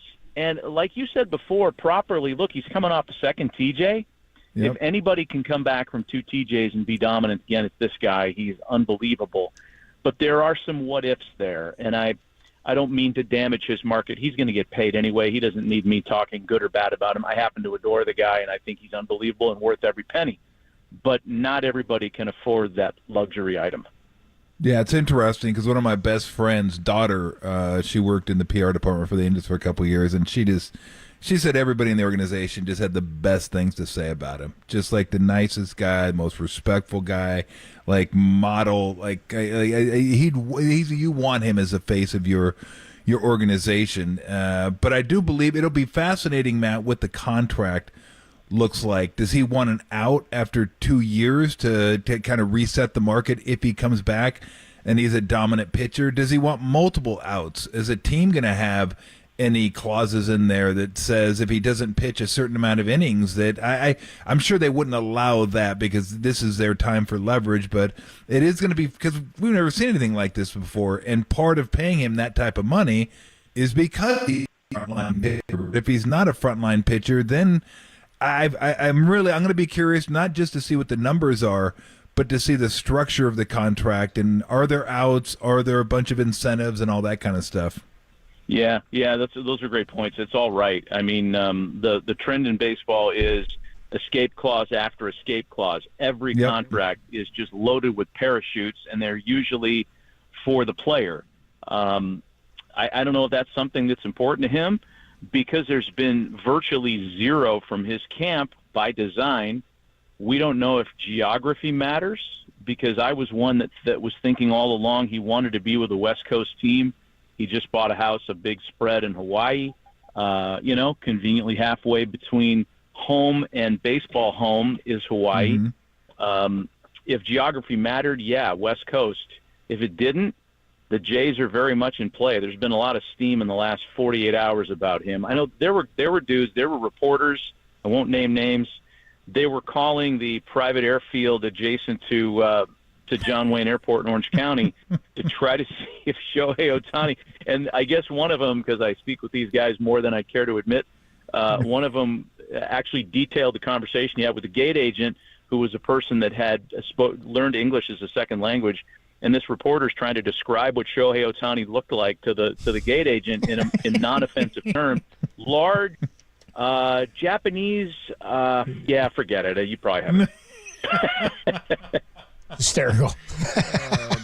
Talking about Vasgersian here on the UMA guest line, as we don't know where Shohei Ohtani is. Some are reporting he's on his way to Toronto. Some are reporting he's at home in Southern California, and I don't know how any of us would know any of that. So we'll wait and see what his future is. We talked to Dylan Hernandez yesterday, and he's we talked to him right after the one of the greatest moments in the history of baseball, the most watched moment, the end of the World Baseball Classic, Shohei against Mike Trout, which was just such a cool moment. We were talking to him after that. We talked to him again yesterday, and he was telling us, because I guess he has some relation with him from his time covering him, that I asked him what he wanted. What does Shohei want? We don't know much about his personality. And he said, I think he wants to be Roy Hobbs. I think he wants to be the greatest guy who ever played the game of baseball. I said, well, we already kind of think that about him. Like, what does he want to achieve? And he said, he told him one time he came here when he was 23 because he wanted a shot to go to the Hall of Fame. And he also said, I think to be the greatest ever, you have to win a World Series. And so, to me, I'm trying to put some of that in context. What's your take on all that? And I don't know what your relation directly is with him, but what's your take on what he wants out of his career? Yeah, I mean, that's the million-dollar question. You know, when he came here 6 years ago, and by the way, it was 6 years ago to the day that he decided he was going to sign with the Angels and made it public. 6 years ago to the day. My relationship with him is cordial. It's certainly not. I certainly don't go to depths with him. He is super friendly. He'll answer questions through an interpreter, even though his English is much better than advertised. The whole handling around him is such that nobody gets that close. And any information about Shohei or what Shohei wants is pure speculation. We couldn't even get the name of his dog, for goodness sake. Yeah. Like, he had his dog on his lap when he got the MVP award, and people were like, oh, what a cool dog. What's the dog's name? And nobody could answer the question. Nobody would answer the question of what his dog's name was. So I think he wants to win. I think that's what it is. He's already proven that he's different and better than everybody else. He wants to win. He wants to be a part of a winning machine that has a chance to win a World Series every year. I mean, the ready-made answer to that question is Atlanta. And Atlanta is a much leaner payroll team than most teams that are capable of winning 100 games, because they've got Acuna and Albies on super club-friendly deals. Mm. Same thing with Sean Murphy and just about everybody else that's there. That place is in play too. Riley too. Yeah, everybody. Right. Yeah.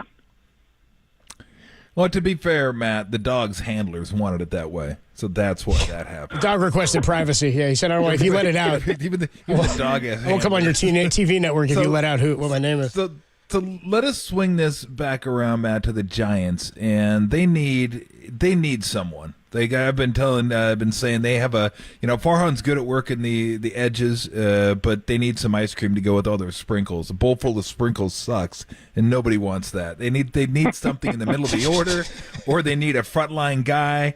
I mean, I don't know if they could go.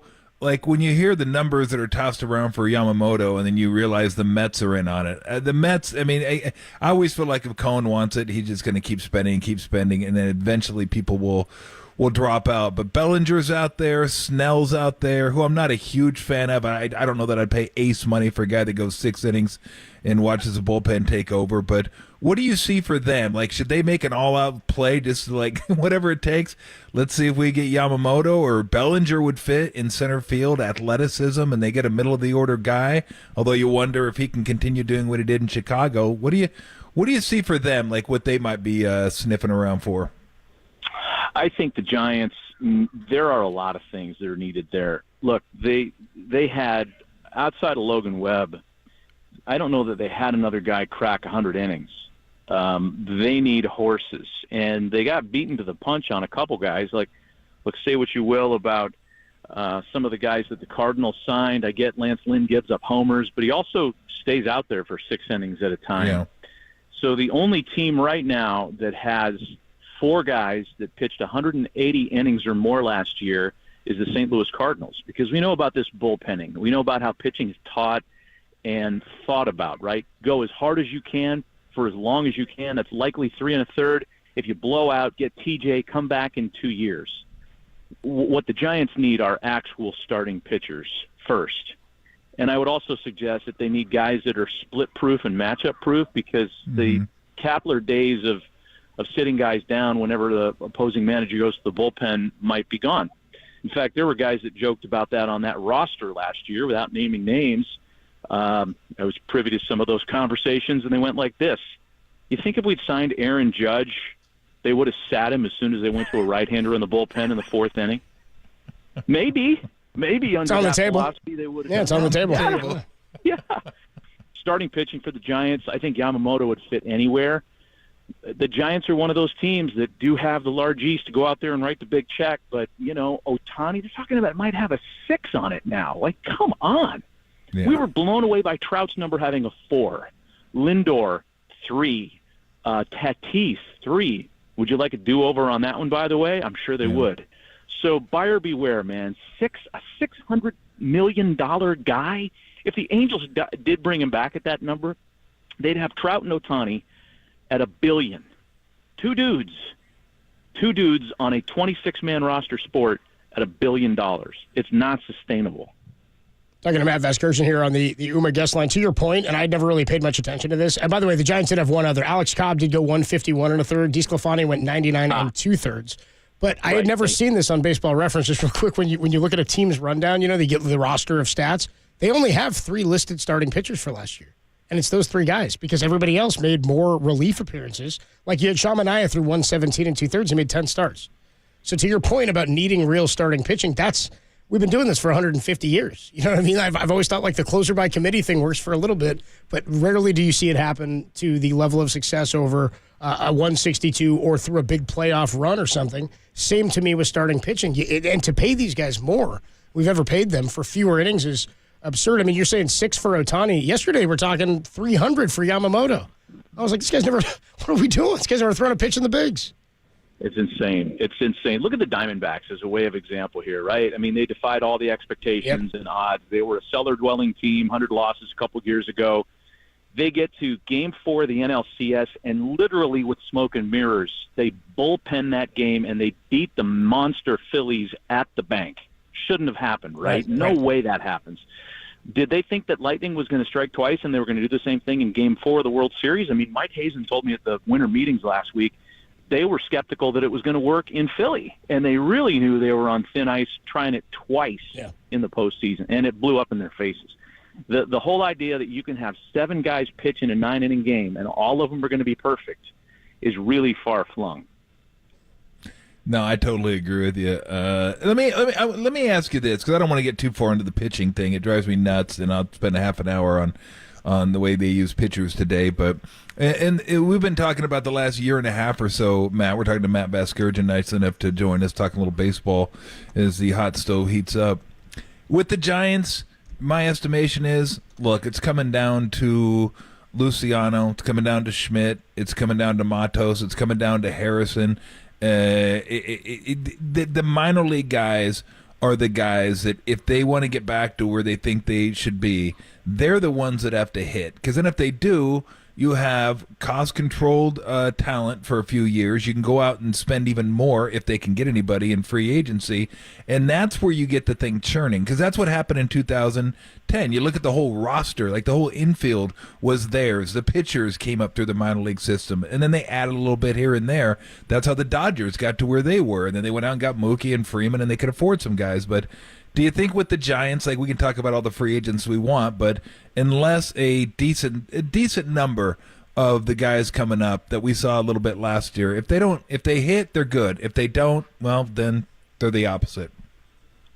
It's a great call. It is the way to win. And I would also suggest you supplement that philosophy with, if not the free agent market, because it's gotten so cost prohibitive. There's two guys out there that have won Cy Young Awards recently who are in final years of contracts, really likely not to return to their current employer. Shane Bieber in Cleveland, and in Milwaukee, Burns. Corbin Burns, thank you. Yep. The team that swings the deal for one of those guys is already going to be in pretty good shape. And I'm not as familiar with the lower levels of the Giants minor league developmental system as some may be.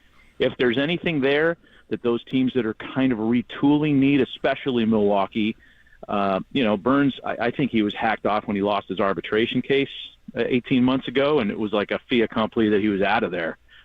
Somebody's going to get that guy. And if it's the Giants, you're already halfway down the road to repairing the fractured bullpenning staff that floundered last year.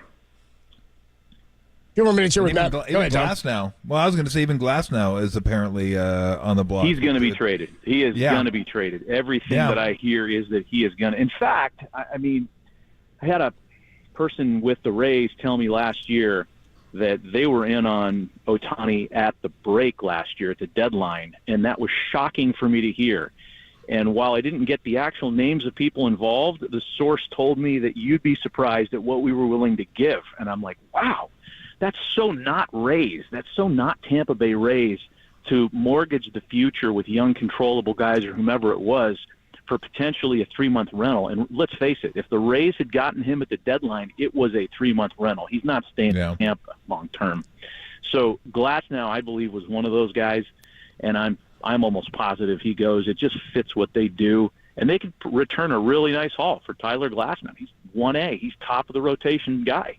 You know what's funny is I want to say Tom and I at the deadline had that discussion. I think I posited that idea, saying the Rays are in a division where they do make some of these moves to try to go in on a rental. They might try to do something like that. We joked about them trying to throw $200 million for 2 years at him in free agency. Just say, what would you do it with a 1-and-1 deal or something like that? Just give him an opportunity to go compete. Talking about Veskers in a few more minutes. Just a couple other names that have been tied to the Giants I wanted to ask you about. Cody Bellinger is one, and I can see if they don't land Ohtani, I can see them pivoting there. Jung-Ho Lee is the other, the Korean center fielder who has some really, really exciting tools and seems to be a fit for what the Giants could need in center. And then Matt Chapman, who people know about relationship with him and Bob Melvin, but your take on those three guys and their fit in San Francisco?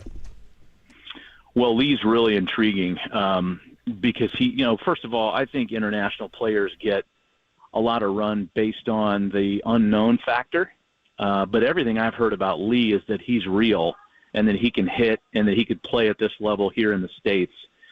With Bellinger, there was such weird information on him last year. Yes, he was completely back statistically, but would you believe that Luis Arraez had harder exit velo contact on average than Cody Bellinger? Luis Arraez, guy who sprays base hits around.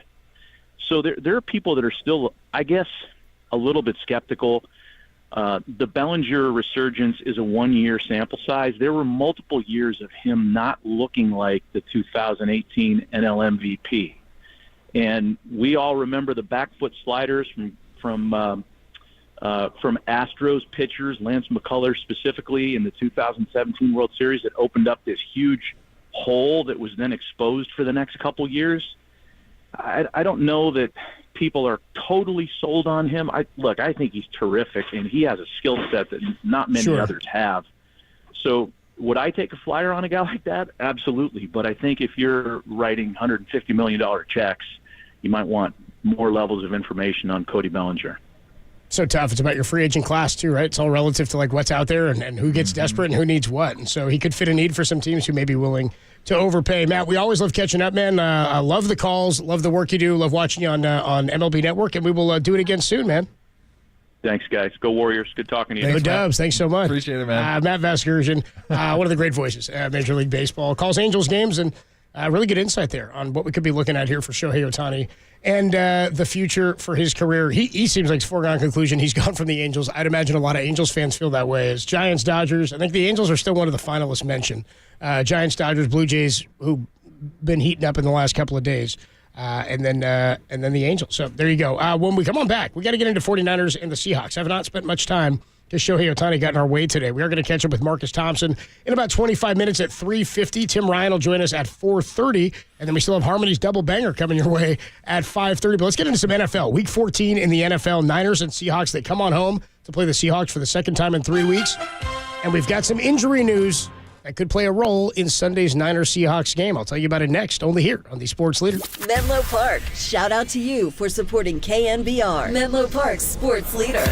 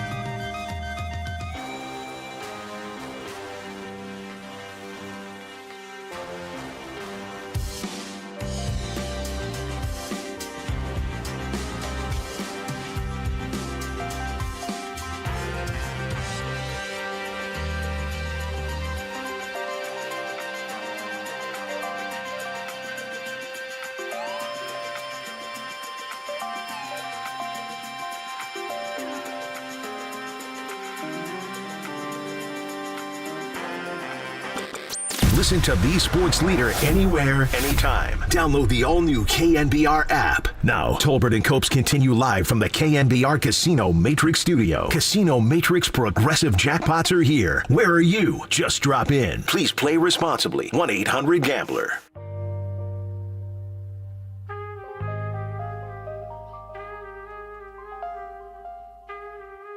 I was really impressed with our group, too. It wasn't like a playoff atmosphere in that locker room because they understand that, hey, soon enough, the Seattle Seahawks, an in-division rival who we have a lot of respect for as a football team's coming down to our place. So you have to turn it over real quick, but I was extremely proud with our team and the way they performed.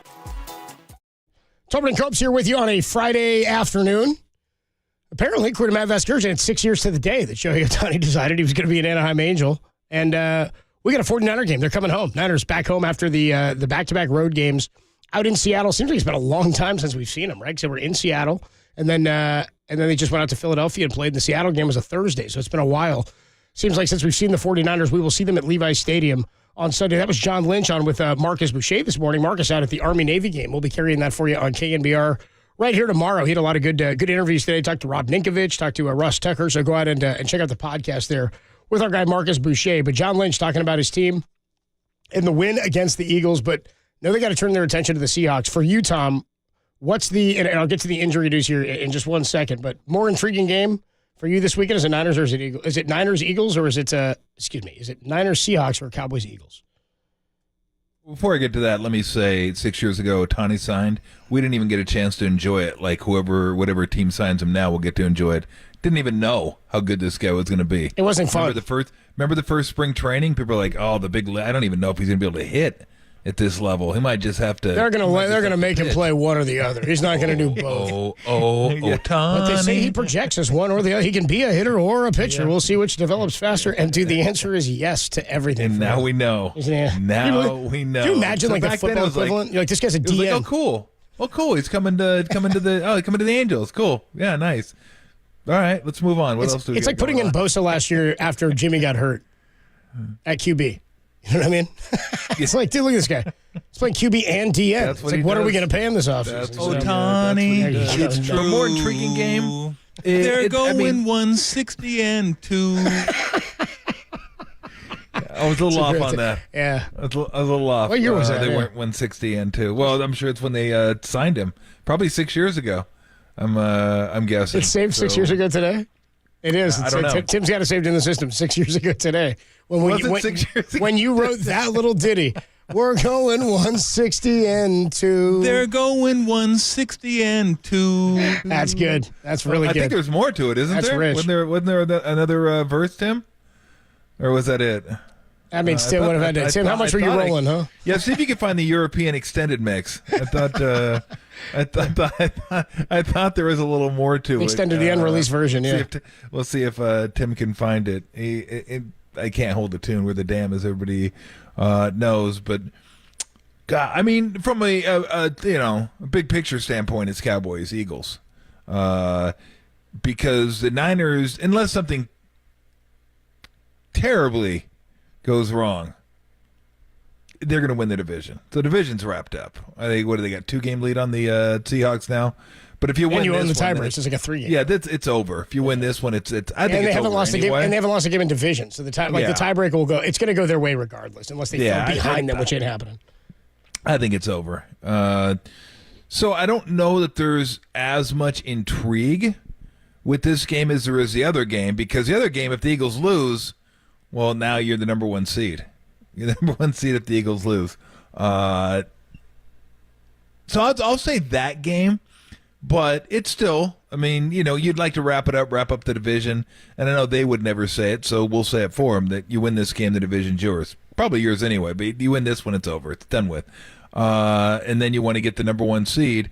To do that, you need the Cowboys to beat the Eagles. So I think that one's probably more intriguing. Yeah, I'm with you because there. of the ramifications it has not just for the Eagles and Cowboys, but for the 49ers, too. There's an expectation for the Niners to win the game, too, which makes the game a little bit different. The other part, by the way, you mentioned division. You said the Seahawks. I was thinking Rams, too. I was like, the Rams are 6-6. They're playing better football, and they beat the Seahawks twice. Yep. So they have the tiebreak over Seattle. So they would be the team probably. I mean, more likely to. And the Niners still play them the Rams once. ain't catching up. They won't, but the Niners still play them once, too, at the end of the season. So I told you before the break there's some injury news here as it relates to this game that could play a role. Geno Smith, Seahawks quarterback, is not dealing with a groin injury. He's questionable for Sunday's matchup against the 49ers. They've been without Kenneth Walker the third. Both of the last, is he the third or the second? I don't know. I'll tell you what he's not doing, playing for my fantasy team. Won a fantasy game last week, Tom. I had no running back. Wow. I had two left that were healthy, and he got hurt. And then Zach, who's the dude? Dalvin Cook's brother, James Cook in Buffalo, was on a bye. So I rolled the bones on old Samaje Perine. And I'm going to start like 2 Bronco backs. There's nothing out there. Anyway, it didn't get me much of anything. Still won the game. Worked out. Bottom line is Geno Smith, who did play and he was banged up bad in the Thursday night game. He was playing really hurt. There was thought maybe he wouldn't be able to go. He's dealing with a groin. Zach Charbonnet, who scored and played pretty well last week, he's banged up. The Seahawks, I mean, that's the thing. They're not even healthy. They're torn up and they're not healthy. So if they don't have Geno out there, Drew Lock looked awful in the game. I can't remember who they were playing. Brutal. When he came in before, who was that, Tim? It was a game before the Niners played the Seahawks. He came in, it might have been the Rams game. He came in and and then Geno came back. Anyway, terrible. So as far as the Niners go, this is one they should have. I'm with you. Far more intrigued by the Eagles and the Cowboys game just because I think the Niners will win this game. They should win it handily. It should be a double-digit victory, an easy win. I don't know if any win's easy, but it should be a game they come away with handily. And if Philadelphia loses, Niners have the one. Then you start looking towards, I mean, you don't want to overlook anybody, but you start looking at Baltimore. Start going, okay, Christmas Day, the Eagles, what's going to happen with them? Because just because you take over the 1 seed this week, we're talking about it like they ice it if they get it. No. You're not. You got one really, really tough game. You still got 2 division games left. Like, this is not, it's not sewn up in any capacity after this week. No, not at all. But at least after this week, there's a possibility that you control your own destiny. Yes, that's it. That's what you want. You want to control your own fate. Right. Doesn't mean you're going to do it. It just means you have the opportunity to do it. You don't have to worry about anybody else and whether they win or lose. That's not the case right now. If the Eagles lose and you win, then it is the case. You could still lose it because, they could lose to Baltimore. They could. I mean, look, it's the NFL. You could lose games. Ask Jacksonville, who was a 10-point favorite. They lost. They didn't expect to lose that game. So, I mean, you can lose those type of games. But it's nice when you say, okay, now it's on us. Because right now it's not on them. It's on them and somebody has to help. If things break right this weekend, no one has to help anymore. You just win your games, and you're good, and you get the bye, and then 2 home games, or at least 1 home game, and then you win that, you go to second home game. So that's the enviable position to be in, and there is a possibility that they could be in that position come Monday, and that would be a nice position to be in. 808 KNBR, Niner fans, you rooting for the Cowboys this weekend? Hit us on the text line. Well, they better be. You have to be, right? I mean, that's. And by the way, how frustrating is that? One, you hate it, and this is like if they win, you're just like, screw those guys. You know what I mean? Good, thanks for whatever. But when they mess up, it's going to be more aggravating than hating them as an opposition. When you're rooting for a team you don't like to win, and they screw you, like Dak comes out and throws. How bad are you going to be, Niner fans, when Dak throws a pick this weekend? I'm going to be mad that I'm mad. Mad that I'm upset that happened. You know what I mean? So, 808 KNBR, hit us on the text line. We're on the YouTube chat here. I just asked everybody. And we are streaming, by the way, twitch.tv/thesportsleader. And we're on YouTube at KNBR 1045. Our guy Tacky checks in here. He says, nope, I'm rooting against Philly. That's the old, like, they didn't beat us, we lost. I'm not rooting for Dallas. I'm rooting against Philly. Well, you're rooting for the enemy of your enemy. Yeah. Is what you're doing. Can Dallas win 2-0 on, like, a safety or something? Somebody steps out of the back of the end zone? Whatever. Yeah, 2-0 works. Doesn't matter how it happens. 2-0's perfectly fine. Our guy French checks in. He says, you don't root for Dallas. You root for Philadelphia to lose. It's a mindset. I know what they're saying. I hear you. I get what you're saying. Somebody else checks in, just says, total side note here, Cobes. You think I can... Frank, same guy, says, total side note.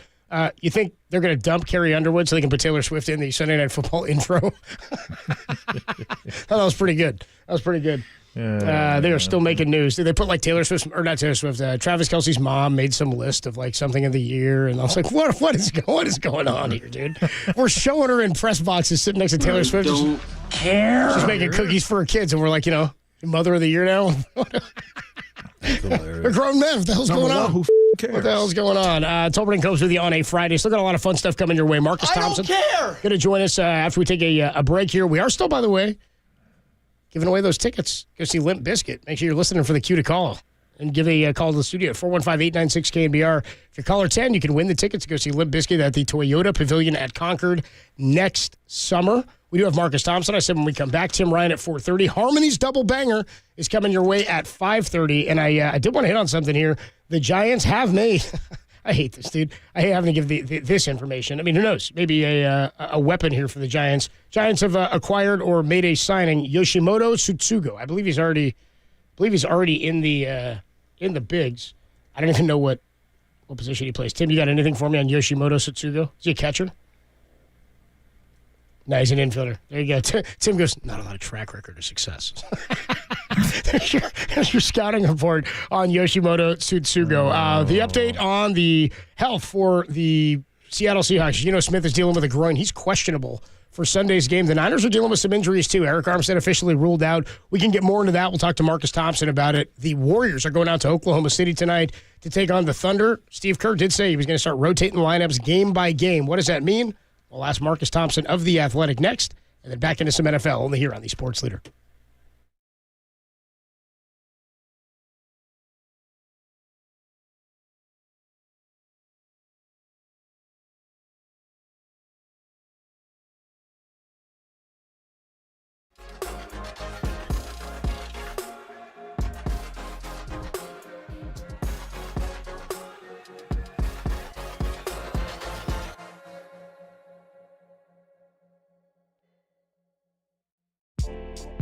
Marcus Boucher was joined by many names like Rob Ninkovich, Matt Burke, and Ross Tucker, all out at Army-Navy's Media Row in Boston. The game can be heard tomorrow right here on The Sports Leader. But check out this podcast trending now on KNBR.com and the KNBR app.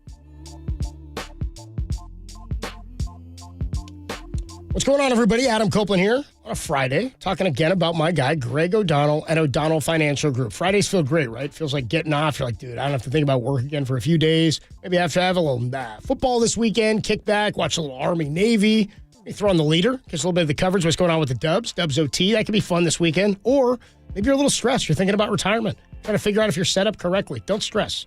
Give my guy, Greg O'Donnell, a call. He's been helping people for over 30 years here in the Bay Area, people like you, to set them up to protect and plan and pass on their wealth to their loved ones. If you're interested in learning how that happens, go into a Friday, into a weekend, enjoying yourself, knowing you're set up for the future. That's where Greg O'Donnell comes in. Call him today. His team is awesome. They're easy to talk to, and there's no cost or no obligation. Give him a call, 866-496-2300, or visit o'donnellfinancialgroup.com. Again, 866-496-2300, because planning is a process, not a product. Investment advice offered through O'Donnell Financial Services, LLC, a registered investment advisor, registered representative, offering securities and advisory services through Independent Financial Group, LLC.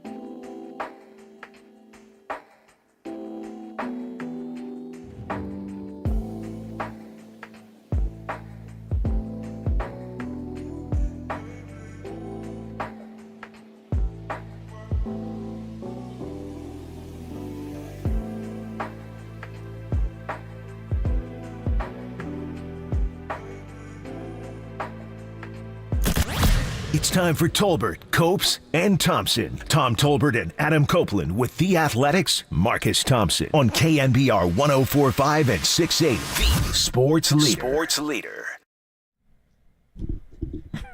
Marcus Thompson joins us each and every Friday. You read him in The Athletic. I love calling him this because he is such the best sports writer in the country. Marcus joins us courtesy of the UMA guest line. Marcus, we got Warriors to talk about. Heck, we can talk Shohei Ohtani. We definitely got some Niners to talk about after their beatdown of the Eagles. What's going on, man? How are you? Man, where is Shohei Ohtani exactly? You know what I was joking about, dude, earlier? Because they were going back and forth. First, John Morosi said he's on his way to Toronto. Then Bob Nightingale says he's not in Toronto. He's not on a plane to Toronto. He is at his home in SoCal. John Heyman then says, I can confirm he's not in Toronto, per Bob Nightingale, which cracked me up. And you know what it made me think about is do you remember when DeAndre Jordan was a free agent, and was it the Mavericks? Mavericks were trying to get him. I think he was a Clipper at the time, right? And Chris trying to get him. Chris Broussard reported on Twitter that Mark Cuban was driving around neighborhoods looking for DeAndre Jordan's house, and Mark Cuban tweeted back, "What the hell are you talking about? I'm at home. What are you doing? I'm not even in the same state that he lives in. What are you talking about?" But that's what I was like. Why are we talking about where a guy's at with his house? Like, well, let's just wait till he signs. It's getting out of hand, Marcus. I was just scrolling, and then I saw somebody say, I can confirm Shohei Ohtani is not in Peoria, Illinois. And I'm like, whoa, wait, what? You went all over? But they were trolling. Yeah, they were trolling. He's not here. He's not signing. He's not signing with AAA Peoria.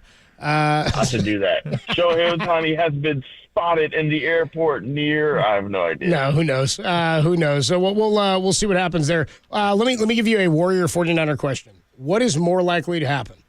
The Warriors finish outside of the top 8, or the Niners win the Super Bowl?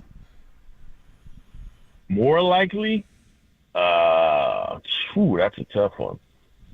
The Niners win the Super Bowl is the most likely thing to happen. I think it's more likely, but winning a Super Bowl, it's hard. I mean, we don't know. Injury can still happen between now and then. Who knows? It's really hard. Yeah, it's a gauntlet. And it would be tough for the Warriors to finish outside the top 8, but they're not trending. They're not looking great. That's where I'm going. They don't look great. The difference is I lean Niners because, like, we see what the peak of the Niners is. Right. And that is definitely – they got a great shot. Where we haven't seen the peak of this collection of Warriors. So we're assuming there's a peak, but, we haven't seen it. So I'm going to go with the one we've seen and we know and it exists. Niners. Bird in the hand. Niners are going to win the Super Bowl anyway. I'm with you. Bird in the hand, okay. baby. Yep. I'll give you the same question, but it'll be phrased differently. How low would you have to slide the Warriors scale before you took the Warriors? 6, 5? 10. I think no. To play in. If what's more likely to happen, the Niners win the Super Bowl or Warriors finish outside the top 6? Yeah, still go 4, top 4. Give me top 4. Okay. I'll go with it. Okay. So you feel like, okay, they're not going to finish in the top 4, but 5's doable for them. Still doable, yep. So okay. I think it's still doable. Plus, they could make a trade and change everything. Yeah, I mean, I get that's possible. That's possible. Well, I was talking to Tim Kawakami today. We were talking about it, and I said, look, I know no one wants to hear this all the time because, we got segments to fill and writers have columns to do and all kinds of stuff, but really what it comes down to, if there isn't a trade, Clay and Wiggins just have to be better, period. I mean, I could say it every single day, and it would be no less true. It gets boring to hear, but really that's what it comes down to. I mean, those guys are making close to $70 million between them, and when you pay that type of money, I mean, you need the production from those two guys if your team is going to be where you hope it's going to be. We could talk about Kuminga minutes if we want to. We could talk about the rotation if we want to. We could talk about the young guys playing a little bit more if we want to. It really does not matter if those guys aren't close to, like, in efficiency-wise, close to earning the money they're being paid. Because if they're not, I don't care what we talk about. It doesn't matter. Ooh, that leads me to a question. It's my turn. Can I do one? I want to do one. Can I do one? Please help. Okay. Yeah, let me get one. Yeah. Ask us. Ask one. I want one. Oh, well, all right. What's more likely to happen? Clay and Wiggins play better, or Steph Curry goes into one of his little Steph Curry flurry modes and lifts the entire franchise up? Steph Curry flurry mode. We've used 7 30-point games on the year, or 9 of them, I think, and they're 7-2 in those games. I think that's to your tangible. We've seen it. I'm going to go with that. I don't know. He's already playing really good. You guys can play better. Yeah, we've seen it. We've seen it. I'm going the other way. I'm going to go the other way because Steph has still been. He may not be peak Steph, but he's pretty damn close. He's pretty good, still one of the best players in the league, without a doubt. I don't think it would take a whole lot for the other two to play better. At least I don't think it would. And I only say that because I know what they're capable of, especially Wiggins. Like, Wiggins is still young. Like, he still should be more consistent, and he should be consistently better than he is. Clay, you wonder how much is left in the tank. I think the contract has something to do with it. He's just kind of fighting father time right now, but I think he will play better. I know he can play better, and I don't think it would take a lot. So I'm going to go with those two guys playing better because, man, Steph will be soot by the All-Star break if he tries to go off and do more than he's doing now. So I think they will play better, and I know this, Marcus, they need to play better. Yeah, I think I'm going to go with Clay and Wiggins, too, just because you're right. Steph would be like a pile of soot by All-Star break if he's got to carry more. But also, like, he needs them to play better to free him up because all they're just going to do is, all right, we're double teaming you now. I guess we'll just have to triple team you then, Steph. Right? Like, so they're only going to get tighter on him if those guys aren't playing better. To me, the key is Klay Thompson. Like, that's, like, Wiggins, I get it, and at least defensively, he can bring you something. But the problem they have is they don't have a number 2, or that's supposed to be Klay's job. And Wiggins, I mean, the reason he works with the Warriors is because that's not what he's asked to be. He's not asked to be a primary offensive player. So putting him in that role kind of almost puts him in a position to fail. And he's needed to be in that role because Klay hasn't been Klay. So to me, like, if you get Klay to play better, and not even like 2019 Klay, that's not what they need. They just need Klay to play better. They need him to be productive. They need him to, like, get you 20, 25 points with a form of consistency. Mm-hmm. And now it puts Wiggins back in his place where he belongs. It puts, Steph in a better position where they're, not doubling him or trapping him. And especially with the way Draymond's producing offensively, that is the missing piece. That solves a lot of problems if Klay can just be a really good number 2 option for Steph. If he can do that, then it fixes a lot of things. You see, I'm talking to Marcus Thompson of The Athletic on the Uma guest line. The concern I have with it is, and they're playing Oklahoma City tonight, and Tom and I were saying, boy, they played OKC last time. I mean, the block that Shea had on Steph shooting the 3, and then he knocks it to his teammate, picks up the foul on the other end for the layup, and iced the game. Like, that type of athleticism, the size they have. You and I were talking about, when you were in with me last, the 3-point defense for them on the wings, that they just don't have the length that some of these other teams have to get out there. I wonder if they're to the point where the personnel is just not up to where it needs to be to compete with some of these younger, faster, more athletic teams, because I think they're the 3rd or 4th oldest team in the league, and the teams that are successful are the Warriors broke the game and created what the new game had to be, and then they got a little bit older, and so it's not just about making the threes, it's about being able to play the transition game that these other teams are playing well. I just don't know that they have the personnel in the same capacity. Yeah, the roster construction is an issue, and I think it's less about age than it is play style. Okay. Because the Clippers are old too, but their old guys are great ISO players, right? And you got defenses that are saying, we're just going to swarm in the perimeter, we're going to overplay everything, play denial, force them to, pass 88 times to get an open shot, and bank on the fact that they're not going to be able to go one-on-one and dribble against us. And, like, they don't have anybody to punish them for that. And I know we hate to say it, but that's exactly what Jordan Poole did. Like, I'm going to take this guy off the dribble and force them to react. I'm going to get to the paint. That's not Klay's game. It's Wiggins' game in certain matchups, but he can't just do it at will. And Chris Paul can do it, but it's not to the point where you're thinking like, hey, he's going to get that mid-range off. So it is a roster construction issue because even their athletes don't really do that, right? Kuminga, you got to be playing great defense. He's great in transition. If he has it, he's like Wiggins. If he's got a good matchup on him, he can get by. But that 2 dribbles left, and then I'm a spin and make something happen. They don't have guys to do that, just Steph.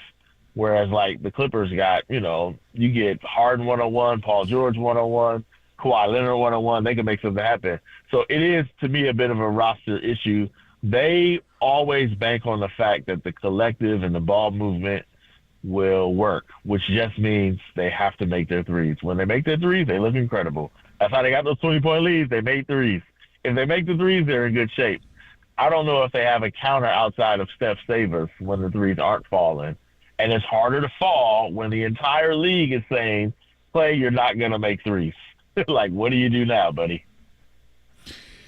Yeah, it's really rough because I don't know. I'm sure you've noticed it, Marcus, but it seems like he has more weight on his shoulders this year than other years. Like, he puts so much pressure on himself to make every shot. And I think we've talked about this before, but and maybe because he knows, like, he's not as good a defender as he was, but he is rebounding. Like last game, he had 5. That's good. 5-6 rebounds. Get in there and do some other things. So it's not just about your shooting, but I go back to this thing he said at the beginning of the year. I hope I have a really good year shooting the basketball. It's like, well, that's a weird thing to say. Like I hope I have a good year shooting the basketball instead of saying I just hope I have a really good year. We know that's like the biggest part of his game is shooting, but when he said that, and now looking this year how he's really struggling shooting the ball, it just seems like the weight of the world's on him every single time he has an open shot, and then he misses it, and the shoulders kind of slump, and he slaps his hands together. It's like, my goodness, like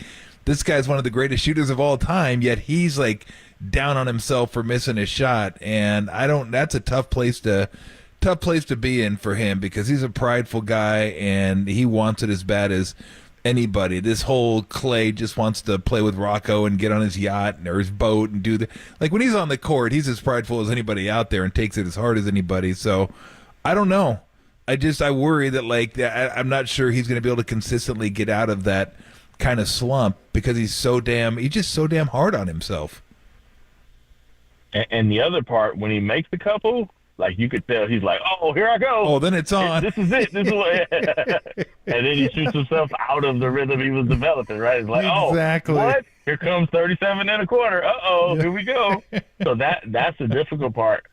The crazy part is like when his feet are set, like when he's wide open, he's shooting just like Klay Thompson. Like, yeah, exactly. It's fine when he's doing that. It's the heat check shots. It's the off the dribble threes. It's the force shots. I feel like the game is there. Maybe the offense needs to do a bit better of kind of catering to what he needs. But smart, controlled shots, he's fine with. It's the other ones that's giving him a problem.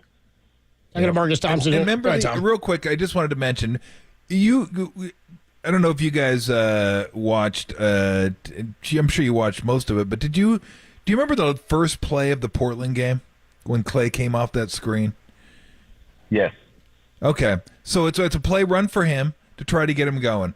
So he comes off the screen, right side of the court, and he catches it, and it was defended very well. I forget who was playing it, but he was tight on Clay, and he shot it anyway. It was like, this plays for me. Like, I have to shoot it. Yeah. This plays for me. I'm going to catch it and shoot it. Instead of, I think he had a better feel for being able to pass the ball and knowing that it'll get back to him. There are times this year I wonder if he thinks it'll get back to him, so, well, hell with it. I'm not going to pass it because I don't know if it's going to get back to me, so I'm going to go ahead and shoot it. Even if I'm not open, this plays for me, and I'm going to let it fly. And and you're so right, Marcus, that he'll get rolling, like he'll hit 3 in a row. And instead of the next shot being a great shot where he's in rhythm and it's like, okay, bang 4 in a row and then bang 5 in a row. It's like, okay, I've hit 2 in a row. Now let me just jack one up. And then it gets all haywire after that. And he'll go start 2 for 2. And then all of a sudden you look up, he's 2 for 7 because he got himself out of the rhythm of taking those type of good shots. too many heat check moments when there doesn't need to be heat check moments. I think he needs to trust that he can pass up mediocre shots. And then he's Klay Thompson. They're going to get the ball back to him. Like, they're going to get it. They want to get it back to you. It's just, you got to be patient enough to let him get the ball, let him get it back to you. But you're dead on with that one, because it's like, damn, only 2 shots and we're into heat check mode already? What the hell's going on out here?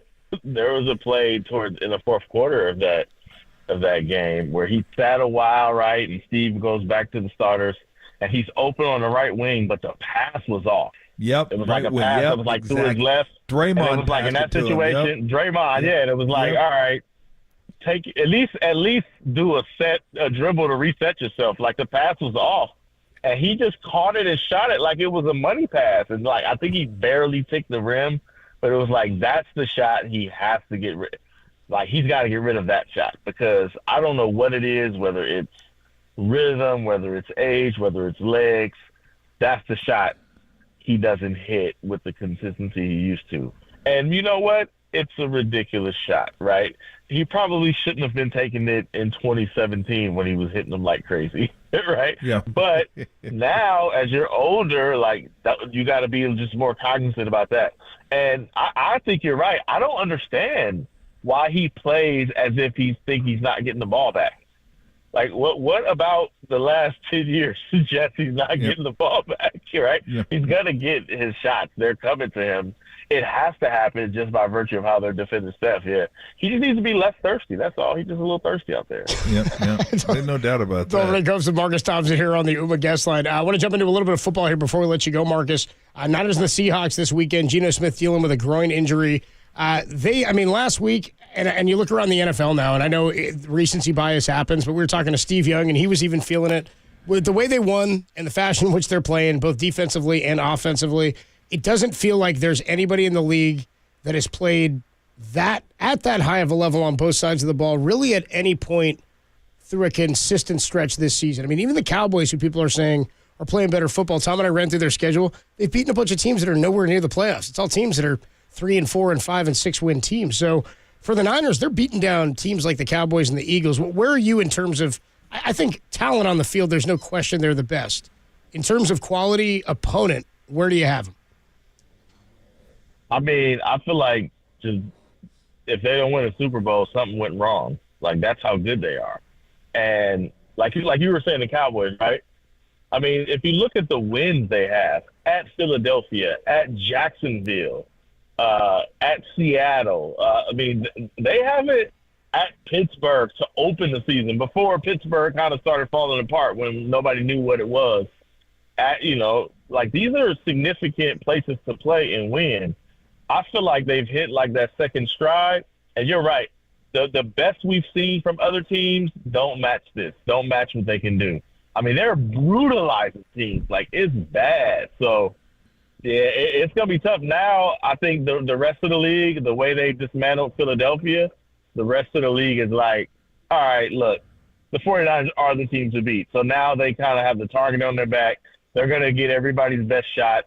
I want to see how they play against Baltimore. To me, that's like the last real test of a team that's different at how they play, with a really good defense and have a different approach, like with a heavy run game.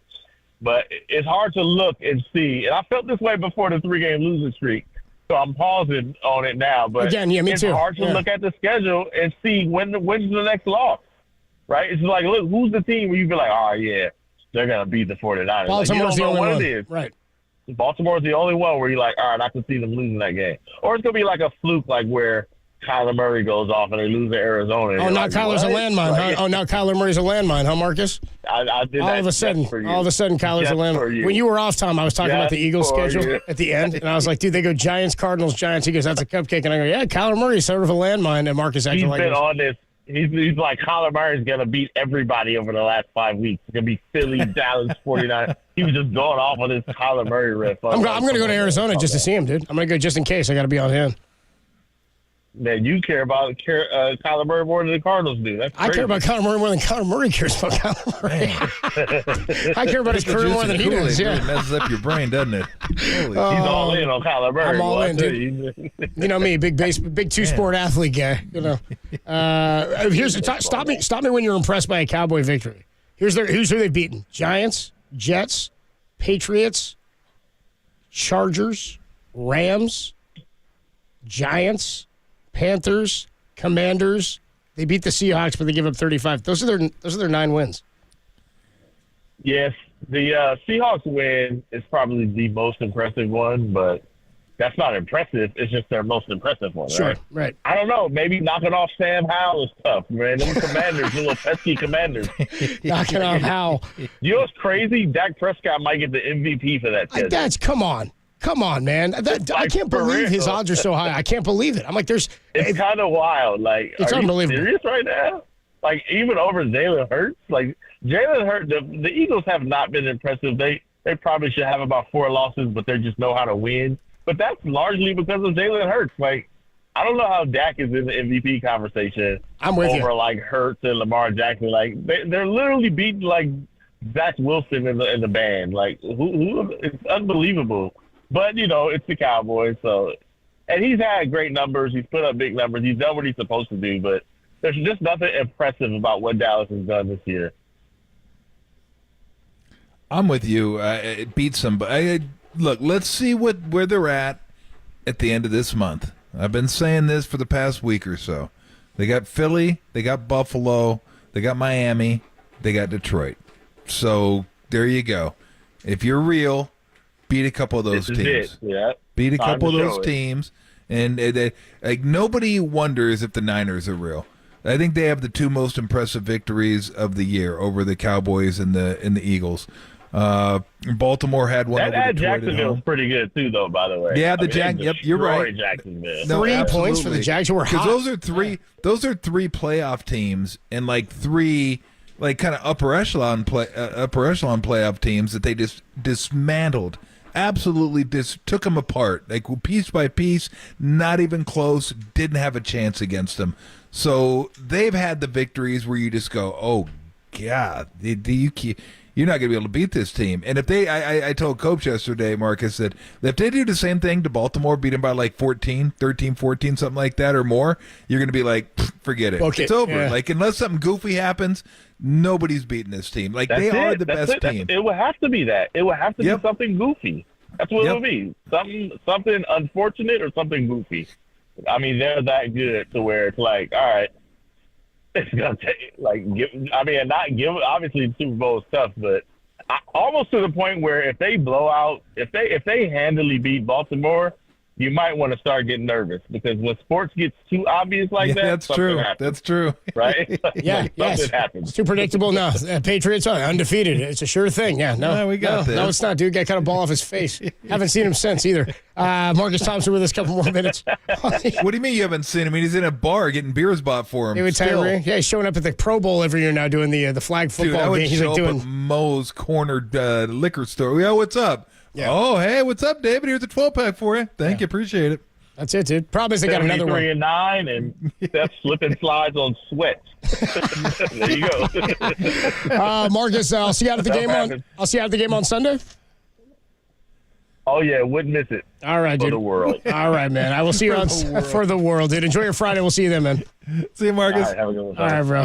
Marcus Thompson of The Athletic. He's the best, dude. I like our what do you think's more likely? We got to come with a few more of those for him next week. What do you think What's more likely to happen, Marcus? How about this?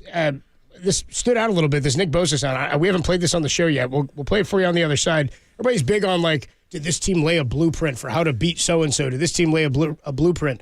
What you did, though, is you talked about specifically, Tom, how the 49ers D-line played against Jalen Hurts. And then Nick Bosa stood up in front of the media and said, yeah, Tom Tolbert's correct. We'll play. He didn't say that exactly, but I'm paraphrasing. Nick Bosa. He has no idea. Nick Bosa. Oh, well, wait and see, Tom. Nick Bosa. Does Nick Bosa know who Tom Tolbert is? Stay tuned and find out next. Also, he talked about the blueprint that potentially they laid out for the Cowboys to go out and beat the Eagles. We'll play that for you next. Tim Ryan at 4:30. Macaroni. And then you don't want to miss Harmony and her double banger at 5:30 tonight. Tolbert and Copes, It's a ska and football Friday, only here on the Sports Leader. That's a sackaroonie, baby. Daly City, shout out to you for supporting KNBR, Daly City's sports leader.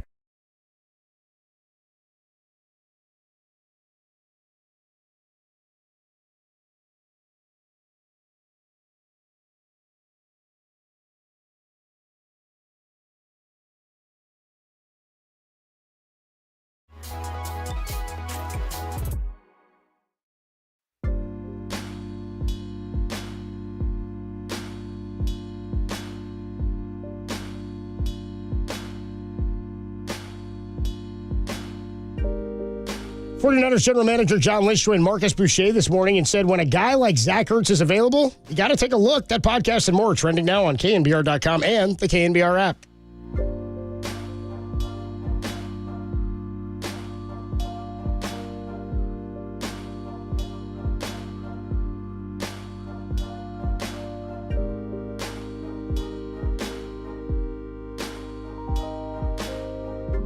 Hey everybody, Mr. T here for Xfinity. This holiday season, there's one thing every sports enthusiast needs. Fast, reliable connection to stream all your favorite sports. Look, it's a busy time of year for sports fans. We have pro basketball, college basketball, pro football, bowl games all over the place, sprinkle in a little hockey, and you got all kinds of stuff to keep up with. And it's not just you, because you could be on your phone, your tablet, your TV, watching 3 different games. But what if you have more kids in the house that like to follow their sports or even stream movies at the same time?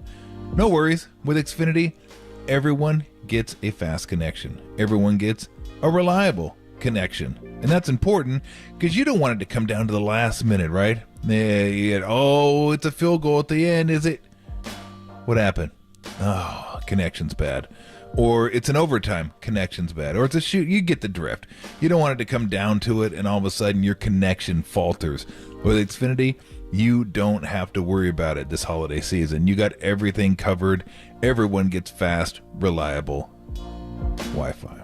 So treat yourself this holiday season to front row seats to all the games. The next generation Xfinity 10G network is made for streaming live sports, which means it's a network you can count on in crunch time. Get the fastest internet and strong, reliable connection, even when everyone's online at the same time. The Xfinity 10G network, the future starts now. Restrictions apply, actual speeds vary, and not guaranteed. You love sports, you love high def, you love a fast, reliable connection for you and everyone in your household on every device? You will love Xfinity.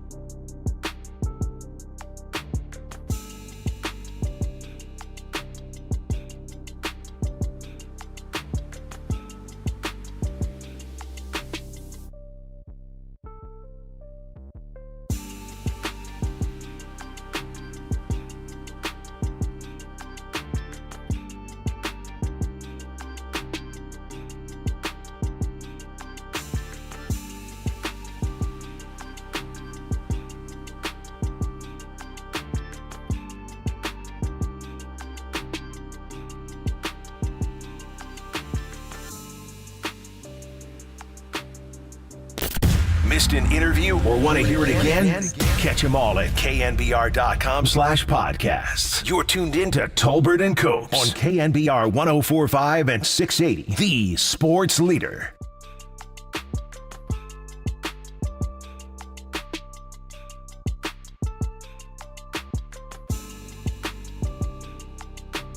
Yeah, I mean, you see it on tape, though. And then, obviously, we put the blueprint out there. Hopefully, Cowboys watch the tape.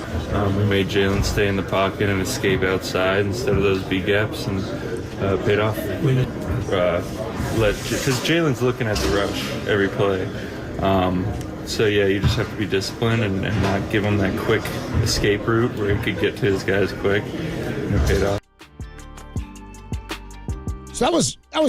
I mean, in not so many words, what Tom had been talking about earlier this week, or it was late last week. I think it was earlier this week, because you were talking about you were doing a breakdown on the tush push last week of the brotherly shove, on how they do the push and they wait back a little bit. You were watching the legs, and then you came in with more evaluation on the Niner D-line in trying to stop Jalen Hurts. And you put this out there. I think you said it to Dante Whitner, maybe it was, or to Greg Cosell, and you talked about how they didn't look like they were out there to attack. They looked like they were out there to contain, which was a different type of mindset. Man. It's kind of what Nick Bosa is saying there. He said, we give a blueprint on how to beat the Eagles. You got to contain Jalen Hurts. They couldn't run at all. I mean, DeAndre Swift is having a really, really good year. He was a well-thought-of running back out of college. He was good, I thought, in his first year. Had some mistakes in Detroit. They made a trade, and I thought it was a great acquisition by Philly, and it gave him a whole different look. But if you can't run the ball, any team's going to struggle when you become a one-dimensional offense. And so I thought it was kind of cool, Tom. I thought that was sort of what you had talked about, that it was a contained mindset versus an attack. Well, first, the blueprint is one thing. You better have the people. The personnel. Yeah, because not many people have the personnel that the 49ers have on the defensive line. So that's one. I thought the Eagles getting Swift was a good move, almost as good as my move of getting him in the 8th round of the fantasy draft. That was a fantastic move. Well, people should know Tom is just great job. He's brother. counting scalps in the in the fantasy league, dude. That's not true. It was just because it's a play. You know what the playoffs? So anybody can beat anybody in the playoffs. And that's the great thing about our league. We have 8 teams in the playoffs because we just wanted to have it's not so much about winning, and sure, you want to win, but I want more people involved in the playoffs. I don't want like half the league to be out of it with 3 games to go. Like, oh, this sucks. I don't even want to play anymore. Which is usually how it is at the end of the year. Where, exactly. What I'm talking about with you is your point total is like. Well, my point total's pretty good. It's like I was with you for like 6 weeks. You and I were like top 2, top 3, and then I took a bunch of injuries and I tanked, and I was out of the playoffs I think till last week. I think I'm back in. We wanted it to be all inclusive, but Derek's still Derek's still at the bottom quartile. The lowest quartile. The lowest quartile is still pretty low. I dispatched him. But your team is going to be tough to beat, man. Your team is crushing people. Well, I got lucky. I mean, look, I took Kamara and Swift in the 7th and 8th round, 8th and 9th round. Kamara was a good gamble, dude. Good dice. Yeah, round. and they really worked out. And then getting CJ and Nakua off the waiver wire, that's just kind of lucky. So what are you going to do? I'll probably lose first round, but it's fun though. I mean, it is fun. Just it gives you something to kind of keep track of. Camaraderie and players to watch. Yeah, exactly. It definitely keeps you tied into what's going on across the NFL in terms of injuries, in terms of status, in terms of which players are coming up. Yeah, because you see guys that become weapon. Noah Brown is a guy that I'm like, yeah, you should own him. Because there's injuries in the offense for the Texans. The Texans' offense is pretty good. So you can't say own him though. You got to say have him on your team. You got to govern him. Yeah, I don't think you can do that anymore.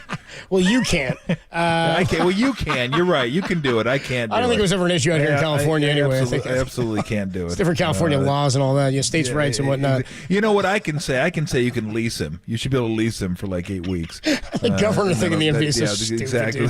Board of governors. Yeah, we're governors. We're not owners anymore. We're governors. Although I was happy to see, just because it ticks off some of Weston's friends, that the Tolberts were in 4 of the top 5 positions in our league. I think I was first, and Walker's 3rd, Weston's 4th, and I think my brother's 5th. Yeah. So and I'm 8th. I'm like honorary, Yeah, one of our you're an honorary Tolbert, Because one of Weston's friends goes, I don't care who wins. just as long as it's not a damn Tolbert. Yeah. You know what, us Tolbert, see, we got to stick together, man. We can't let That's that right, happen. we Can't do. let that happen, dude. Absolutely. Absolutely. He's out there with the Papas out at the bottom of the league. He's probably what he's pissed about, dude. Us Tolberts, we run this. Oh, man. That's so funny. But it is funny because they brought that up today, why the Eagles don't. And I've thought about this because being that I have Swift, I pay attention when he's out there. I'm like, well, can you give the guy the ball? Like, the guy's averaging over 4, like, I don't know what he's averaging, like 4.5 yards a carry. Like, he's had a really good year running the football. And then some games, he just doesn't run the football. It's like, yeah, let's throw Gainwell out there, see how he does. Let's put him out there. It's like, well, you have a guy who can catch the ball out of the backfield. Sometimes they throw it to him, sometimes they don't. And he can run the ball. Sometimes they run it, sometimes they don't. And he's averaging 4.7 a carry, by the way. Yeah.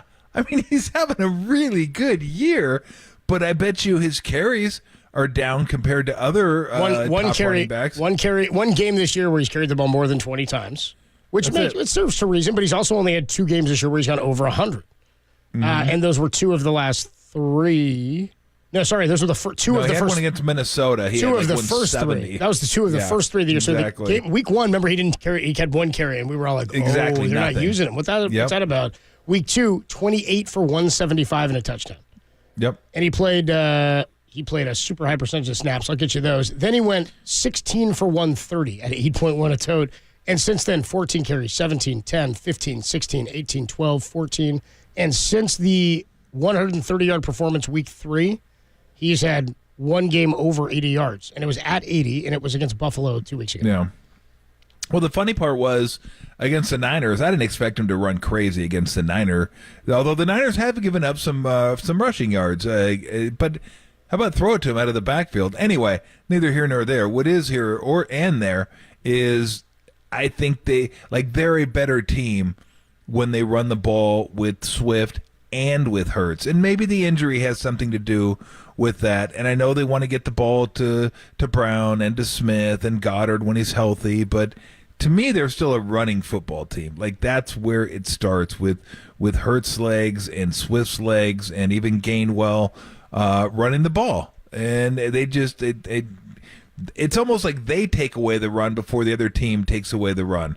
Now, the Niners did a little bit of that, took it away and made him pass the ball. And then, as Bosa said, just kind of, I always say it's kind of like you bracket a guy. You bracket him, and then you just kind of move in slowly. You don't get way up, because you see these defensive ends sometimes. They get way upfield, and as soon as they go by the quarterback, gone. He's right out, and then you're screwed, because then he can pass it, then he can run it, or you get these defensive tackles that'll come in, and then they do like a spin move to try to get the sack, and it opens up a gap right up the middle, just runs it. I thought they were super disciplined in that game, where guys like, okay, we're going to get there, but it's going to take us a little while longer, but he's not going to spit out this side or that side. We're going to take that away, and we're going to make him beat us from the pocket. And there are just certain quarterbacks you have to do that against, because it's death. I think how demoralizing that is. Like, it's 3rd and 8, you're rushing the quarterback, you feel like you're getting pretty good pressure, and then he squirts away. And see you 11 yards. It's like, oh, you got to be kidding me. Like, we thought we had him.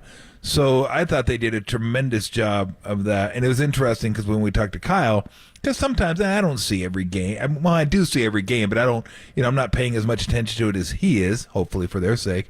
But it just seemed like that was one of the more disciplined games that I had seen from them in a couple years. Like, it just really, really disciplined. And let's be honest, these guys want their sacks. They like their numbers. They like that kind of, it's like scoring. Everybody wants to score in the NBA, but sometimes you got to sacrifice. And they sacrificed. They all sacrificed. It's like, you know what? Screw the numbers this game. Let's do what we need to do and keep this guy in the pocket. And I thought it was fantastic. Absolutely fantastic. Shut down the run and shut down his legs, basically. And yeah, it was funny because I was giving Steve a little bit of crap yesterday for saying they were pretenders, and he was having some fun with it, and I knew it would show up. I knew, like, once it's like when Steve Young says pretenders, that's not just staying in the Bay Area. I'm sorry, it's just not. He's a Hall of Famer, but I tend to I don't want to say I agree with him that they're pretenders, because that's a little strong, because I think they're really good. but I think they may be pretenders in this way. I don't think they're as good as like a 1-loss team or a 2-loss team you think of, like, oh my gosh, like a 2-loss team is super dominant. And they're certainly not the team they were last year. I don't think there's any doubt about that. So as far as, are they still really good? Yes. Could they get to the Super Bowl? Yes. Of that I have no doubt. But I have more doubt than I did last year. Like last year, they were the best team in the NFC. I thought, without question. They just maybe by a little bit over the Niners. Even if Purdy were healthy, I still thought the Eagles were a little bit better. I would have liked to have seen it, but this year I have no doubt. Throughout the season, I had them. Yeah, going into the game, I would have called it a toss. But yes, yeah, I don't care where they play this year. The Niners are better. Like the Niners are better. Are the Niners better than they were last year? Yeah, I think they are better than they were last year. Purdy's better, and they're just better. But the Eagles aren't as good as they were last year. And so, like I said, I don't know if I would have used the word pretenders, but I know what he's getting at, and I agree with the sentiment that they're not the team you think they are because they went to the Super Bowl last year, and they're not the team you think they are because they only have 2 losses. That's not really who they are. That's a little bit of a mirage. Do you agree with Nick Bosa that they laid out a blueprint for stopping Jalen Hurts in the Philadelphia Eagles offense? It looked pretty good last week. And do the Cowboys have the personnel? We'll talk about that with Tim Ryan, who will be on the call Sunday. He joins us next. And then Harmony or Double Banger in about an hour at 5:30. Only here, the Sports Leader.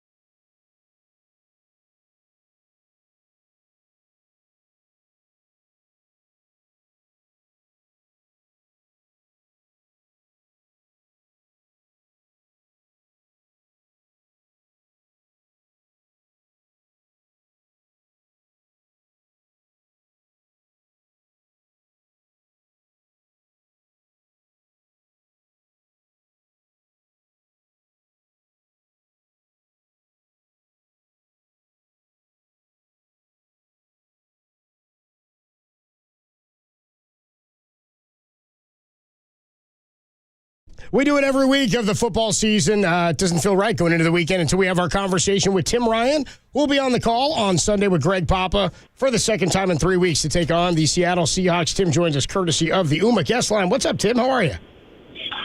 My man, Copes, I'm doing well. What's up with you guys? I'm doing well, man. We were just talking about we played the soundbite of Nick Bosa. I don't know if you've heard it. I'm sure you've talked to him or you've heard the cut where he was in the locker room the other day and he was talking about the blueprint that he think the 49ers gave kind of to the Cowboys for stopping Jalen Hurts and the Eagles offense. And Tom had said that the other day. We were talking to Dante Whitner, and we're talking about how the Niners defensive line has been so good at getting after the quarterback.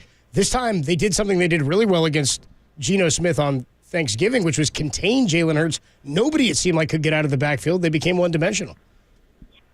Well, obviously Hurts got out of the backfield, but they got him to retreat and spill out of the pocket rather than climb and escape the pocket towards the line of scrimmage where he's, really lethal with his legs and the ability to throw it. I don't think there's any doubt, especially going back and watching the tape, that was the ambition. Keep him from escaping vertically. If he's going to get out, he's got to retreat and he's got to get out to the sideline. And then, of course, if that's going to be successful, you better be able to plaster on the back end. And when I say that, go find somebody. If you're not in man coverage, turn it to man, find a weapon, and go hip up to him. And I think that's the part that everybody's missing and how rush and coverage work together. We know if you get good rushes and you have tight coverage, it's going to look good. But when the quarterback is getting out and spilling out, you've got to be able to run with those guys on the back end, sometimes 4, 5, 6 seconds. And that's where I think the 49ers really shined in the game. And that's where they got the payoff. And you could see it on the first two, times down in the red zone with their backs up against the wall. And to come away with only 6 points there on those two drives, probably a much different game if it's 14-0 rather than 6-0. So, having said that, you've got to be certainly cognizant of Geno Smith escaping as well. And I think he's cropped up with a groin injury on their injury report. Is questionable. I caution everybody to remember the Thanksgiving Day game. He was also questionable coming in with a tricep/elbow injury. And albeit he didn't have a good day, he didn't have any problem throwing the football. So we'll see. I think that, they got to be mindful in their rush lanes, and that's every week. But I got a feeling that this D-line's nobody likes to rush like that. And I don't know if they open the blueprint. I don't know if Micah Parsons, unless you just spy him all the time, is going to, go 60 minutes of bull rushing right down the middle on Lane Johnson and Mailata. We'll see. But it was definitely a plan that worked, and it worked because the back end was able to look for work and hip up to those guys. But I think the D-line is going to turn it loose this week on Sunday against Seattle. So as a former D lineman yourself, how tough is it to be disciplined in the way you rush? Because let's be honest, everyone wants to be the prom king. Everybody wants to get to the quarterback and sack him. Well, and everything you're taught as a rusher is get to his edge. Play a half a man. You don't want to be making a full day out of hitting a guy right down the V of his neck. So it's difficult, and more difficult for the guys that can really get the edge. I give Bosa so much credit. He's a great bull rusher anyway. But same with the Gravedigger, Javon Hargrave. Those guys can work a half a man as good as anybody in pro football. For guys like me that always ended up on the midline, Tommy, it wasn't too difficult. I don't think it was super hard for Javon Kinlaw to be bull rushing that offensive guard back and then using his eyes, which he did a great job. But for the, it's like Steph Curry. You can't shoot threes today. Tommy, you can't shoot threes today. There's a different mentality when you take the floor. This is completely true. It's completely true. I was going to say, could Tom shoot threes yesterday? Was that? No. All day, every day. All day, every day. We'll let Steph shoot threes. It'll be fine. We're talking to Tim Ryan on the UMA guest line here. In terms of what we saw from Philadelphia, because, again, the Niners, and we've been saying this all week, think they have the two best wins of any team this season in the NFL. It might be the two best wins in the NFL this season. The 42-10 over the Cowboys and what they did 42-19 against the Eagles and just touchdown after touchdown after touchdown. The Eagles and the Cowboys, well, the Eagles have some pretty good wins. The Cowboys' resume of the teams they've beaten and blown out is not nearly as good as the teams the Niners have beaten and some of the quality wins that they have. I think what I'm getting at here, and Tom and I were in agreement saying, if for some reason they don't end up with the number one seed, if the Eagles still continue to win, or if they win, if they lose this week and the Niners then win but misstep later on, I think the Niners are as well equipped as anybody to be the number 2 and still win the NFC Championship. No, there's no question. I don't, 2, 3.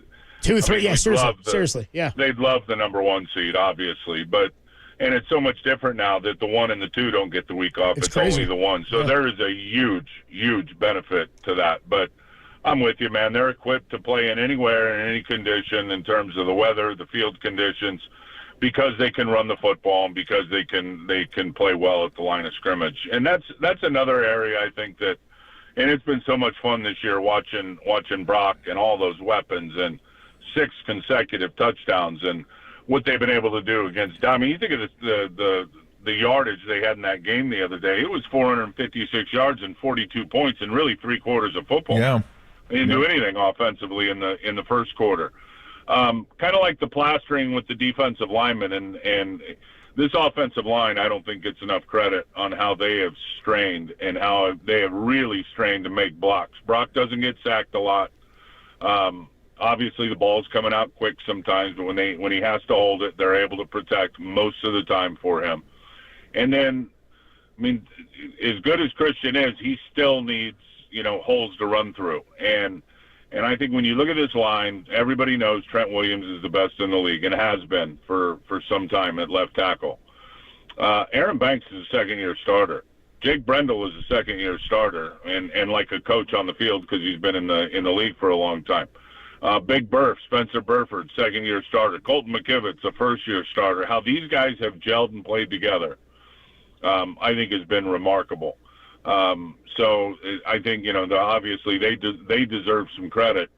And it's the beauty of the run game and how the 49ers can adjust, and depending on your fronts, depending on how you're playing, they've got a counter move to everything. And, when the window dressing changes, and I've told you guys this before on offense in terms of shifts and motions and all the pre-snap stuff that is a challenge on defenses, it's a big challenge on the offensive line because what happens now. The defensive alignments change, and everybody's block may have just changed as well, and they got to be able to process all that, really right before that ball snapped, and then on the run versus moving targets. And the way that 9 guys are getting a hat on a hat every down, it seems like in the run game, when you include the fullback, the tight ends, and the wide receivers.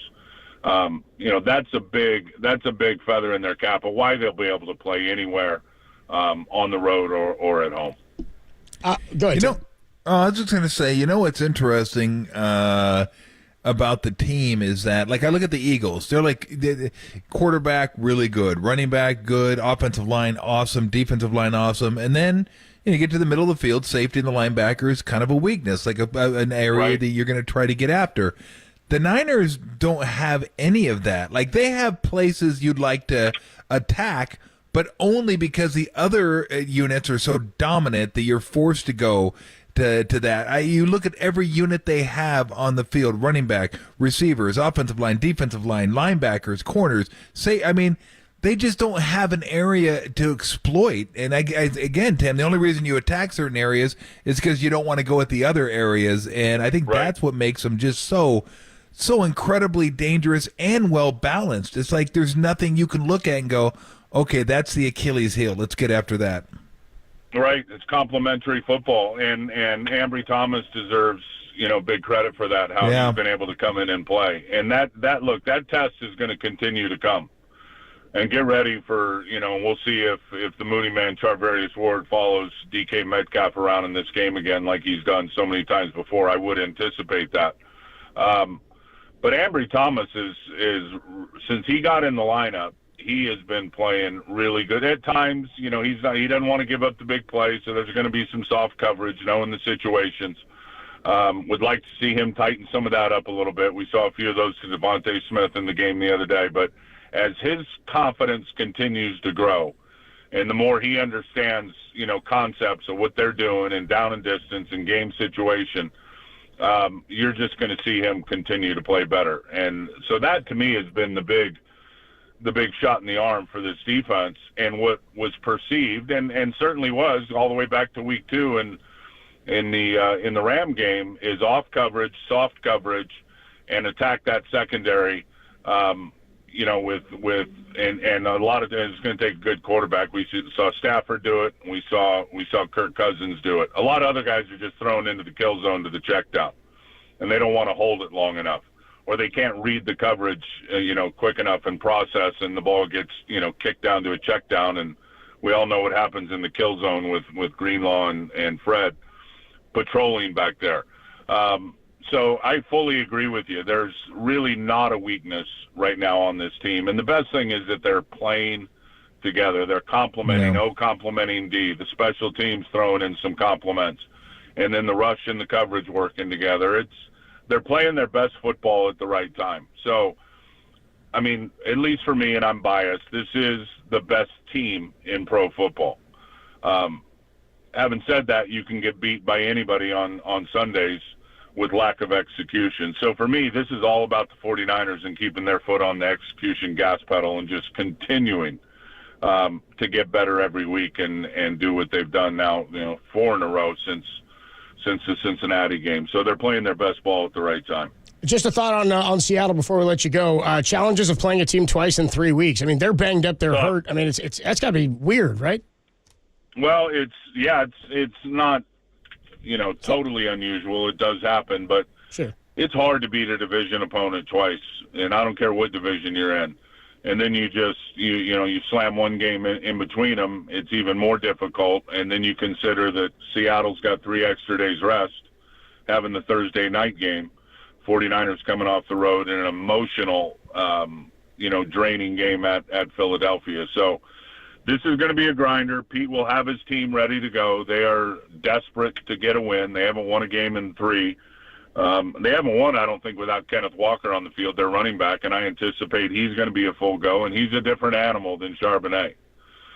Copes, this cat can go, house call from goal line to goal line, and has vision and bounce and power and real speed. So to me, for the defense, you got to make Geno Smith have to rely on the pass game, because if the run game gets going, and we all know the history of Pete Carroll, and when the run game's working, everything that plays off of it, all the bootlegs, all the play action plays, and then that it becomes an easier game for Geno Smith to be able to manage. So I think step number 1 for the defense is keep K9 in the kennel, Kenneth Walker, number 9, and AKA the run box.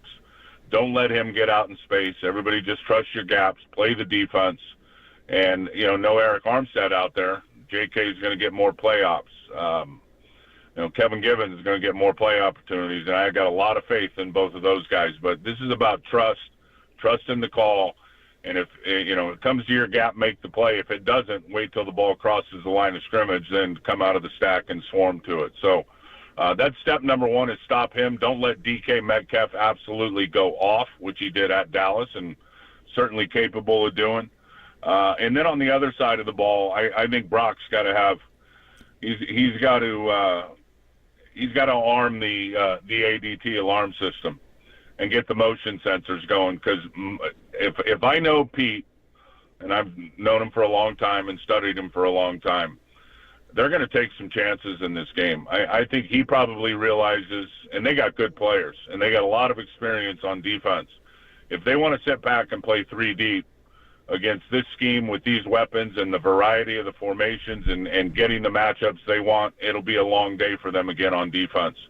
I think they're going to take some chances in this game. And when I say that, don't play the clear out route because the dig's coming right behind it. Go jump it. Take some chances on defense. And Brock's got to have his radar up for all of that stuff. And I think he will. I think, Brock will be fine as the way that he sees it and processes the information. But I don't think Seattle defensively can stop this offense without getting the takeaways. So I think they're going to shoot for 2 or 3 of those on that side of the ball. It's going to be a fun one. Going to be tough. It's always fun when we see Seattle, and could be the number 1 seed in the NFC after Sunday's games have concluded. Tim, thanks so much, man. We will see you out there on Sunday afternoon. Have a good call. All right, let's keep it hot, fellas. Let's go. Thanks, Tim. Good deal, man. Tim Ryan will be on the call. Greg Papa on Sunday. We'll have pregame for you, myself, Dennis Brown, and John Lunn at 9 a.m. right here on The Sports Leader, streaming on YouTube, twitch.tv/The Sports Leader, as we are right now. I don't know if you saw it, Tom. I'll send it to you. It's how big it's getting. It's how big she's getting. Harmony's getting promotion now from the KNBR digital team. You see this? Throwing out clips there. They're promoting that she's coming on later. I don't know.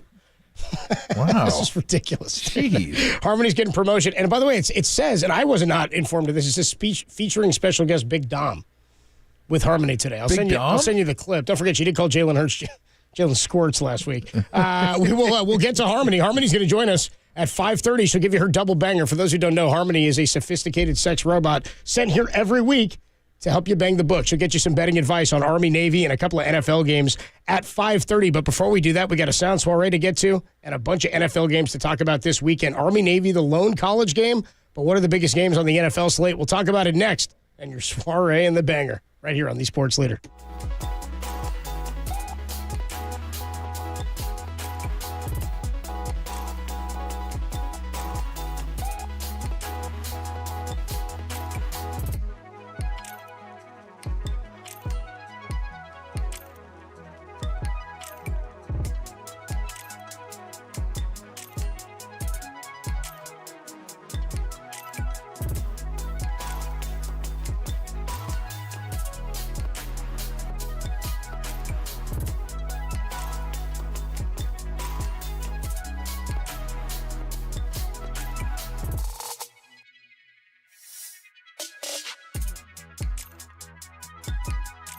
Kevin Burkhardt of Fox Sports has called many 49er games this season. He joined Papa and Lund today to discuss what he thinks of their chances of playing in this year's Super Bowl. Check out that podcast and more trending now on KNBR.com and the KNBR app.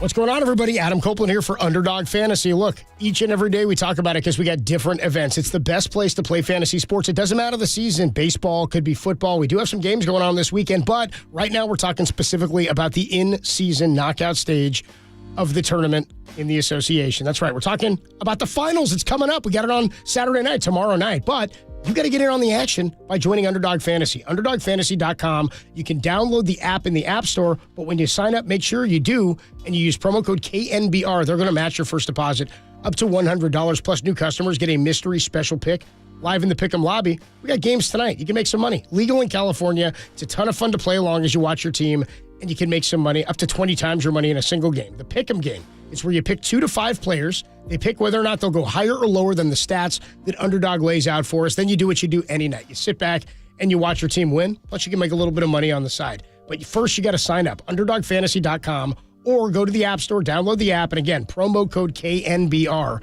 and they'll match your first deposit up to $100. Plus, there's a special pick, an easy one to go higher or lower than in the Pick'em lobby. You must be 18 or older and present in a state where Underdog Fantasy operates. Terms apply. Are you concerned with your play? Call 1-800-GAMBLER or visit www.ncpgambling.org.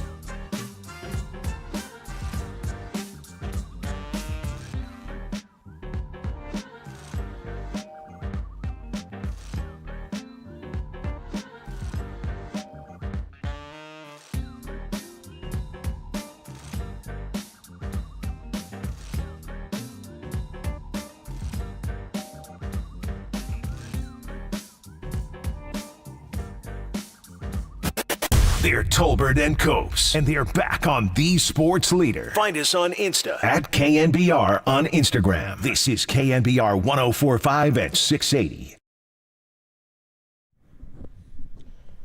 It's a Scott Friday. Tolbert and Copes with you Friday evening, 5 o'clock, almost 3.5 minutes. Keep those feet moving. Stay in bounds. Bleed that clock. You're almost there. We got a slew of games to get to. We normally give you the best games on the college and NFL slate. There's one game on the college slate. Army against Navy. That's it. And you get the Heisman Trophy presentation this weekend as well. Our guy Marcus the Waterboy Boucher is out at Army Navy. It's in Boston this year. And he had a bunch of guys with him today. He talked to Rob Ninkovich. He talked to Ross Tucker at a cool show this morning. And he spoke to 49ers GM John Lynch. So all available on KNBR.com and the KNBR app. Do you get into Army Navy? Have you been to it ever? Or do you... Are you into the pageantry? It's something I got to be honest, I never, ever cared about it or gave a damn about it, didn't watch it, pay much attention to it any season. And then I got the opportunity to cover it, and I still don't care much about the game itself. Any sports fan who's like you and I are, like if you're a sports fan, it's something you got to have on your bucket list. It's a really, really cool event, and I don't know that I'd ever, like calling it patriotic is one thing, but to be around the midshipmen and the cadets who are there at the stadium and the march on and to be on the field afterwards and they sing the song, it's pretty cool. It's I get goosebumps thinking about it. It's a pretty cool special event. Your thoughts on it, Tom? Have you been or you have any feelings on it? I haven't been, but I do watch it every year. And I'll usually watch any of the Commander-in-Chief trophy games. Like Air Force and Navy, Army. And is it super exciting football? Of course not. It's going to be wishbone against wishbone. Went OT last year. It's what it is. Yeah, exactly. Yeah. It did go into OT. The only reason it got the over, by the way. But the reason I watch it is because what these guys have to go through, and then they can play Division I football, and they still play like Navy was in the bowls for probably 10 straight years under, Niumatalolo. He's still there. Before they let him go. What, like 2 years? It was 2 years ago, maybe? He just left a couple years ago. He was there for he was there forever. A long time. And the fact that they could actually play at a pretty high level, like they were ranked in the top 20 a few seasons. Like, they had that's a kid get drafted. Remember that? A kid got drafted, didn't he? Yep. That's insane to me that they have to do school, then they have to do Army training, sir. And then they can practice. Oh, and by the way, we're going to be playing a big-time program this week. Like, they always played at least one or two. Like, Navy always plays Notre Dame, and they beat them a few years. Like, that's insane. You think Notre Dame? Like, come on. They're not going through, like, Army training. They're not going through, like, they may be going to school. I'm guessing it's Notre Dame, so they probably are. But they go to mass. But it's not even an option. Thank you. Nice. It's not even an option there. Like, I'm sorry. Like, I don't feel like going to class today. No, I'm not an option. I don't really want to do my Army training or my naval training. No, not an option. Oh, yeah, and then, by the way, you got practice. Like, think of, like, every minute is probably spoken for during the day. Like, I get up at 5:30 and get the day going, and that's it. So I always marvel at the fact that those guys could compete against other teams that are just doing, they're doing the schooling thing. Maybe they are, maybe they aren't, and just get ready for the football game. If you're rolling you're playing Memphis. You ain't, you know what I mean? They're like, we're getting ready for the football game. It ain't the Ivy League. Okay, yeah. So you probably got about 4 hours of your day that's spoken for. We have like 12 hours every day that's spoken for, like every single day. So to watch them play each other and just to imagine what they go through to play in that game, it's like my jaw drops. Because I know what it's like to go to a big-time school and play in those games. And you got to devote a lot of your time to it. And then the school, but school's a few hours here and there, depending on how many classes and units you're taking, and what type of classes you took. I can't even imagine doing that. And then you have a specific type of training for your Army or Navy or Air Force training, like whatever you're going into when you get to the Army, the Naval Academy or Air Force Academy.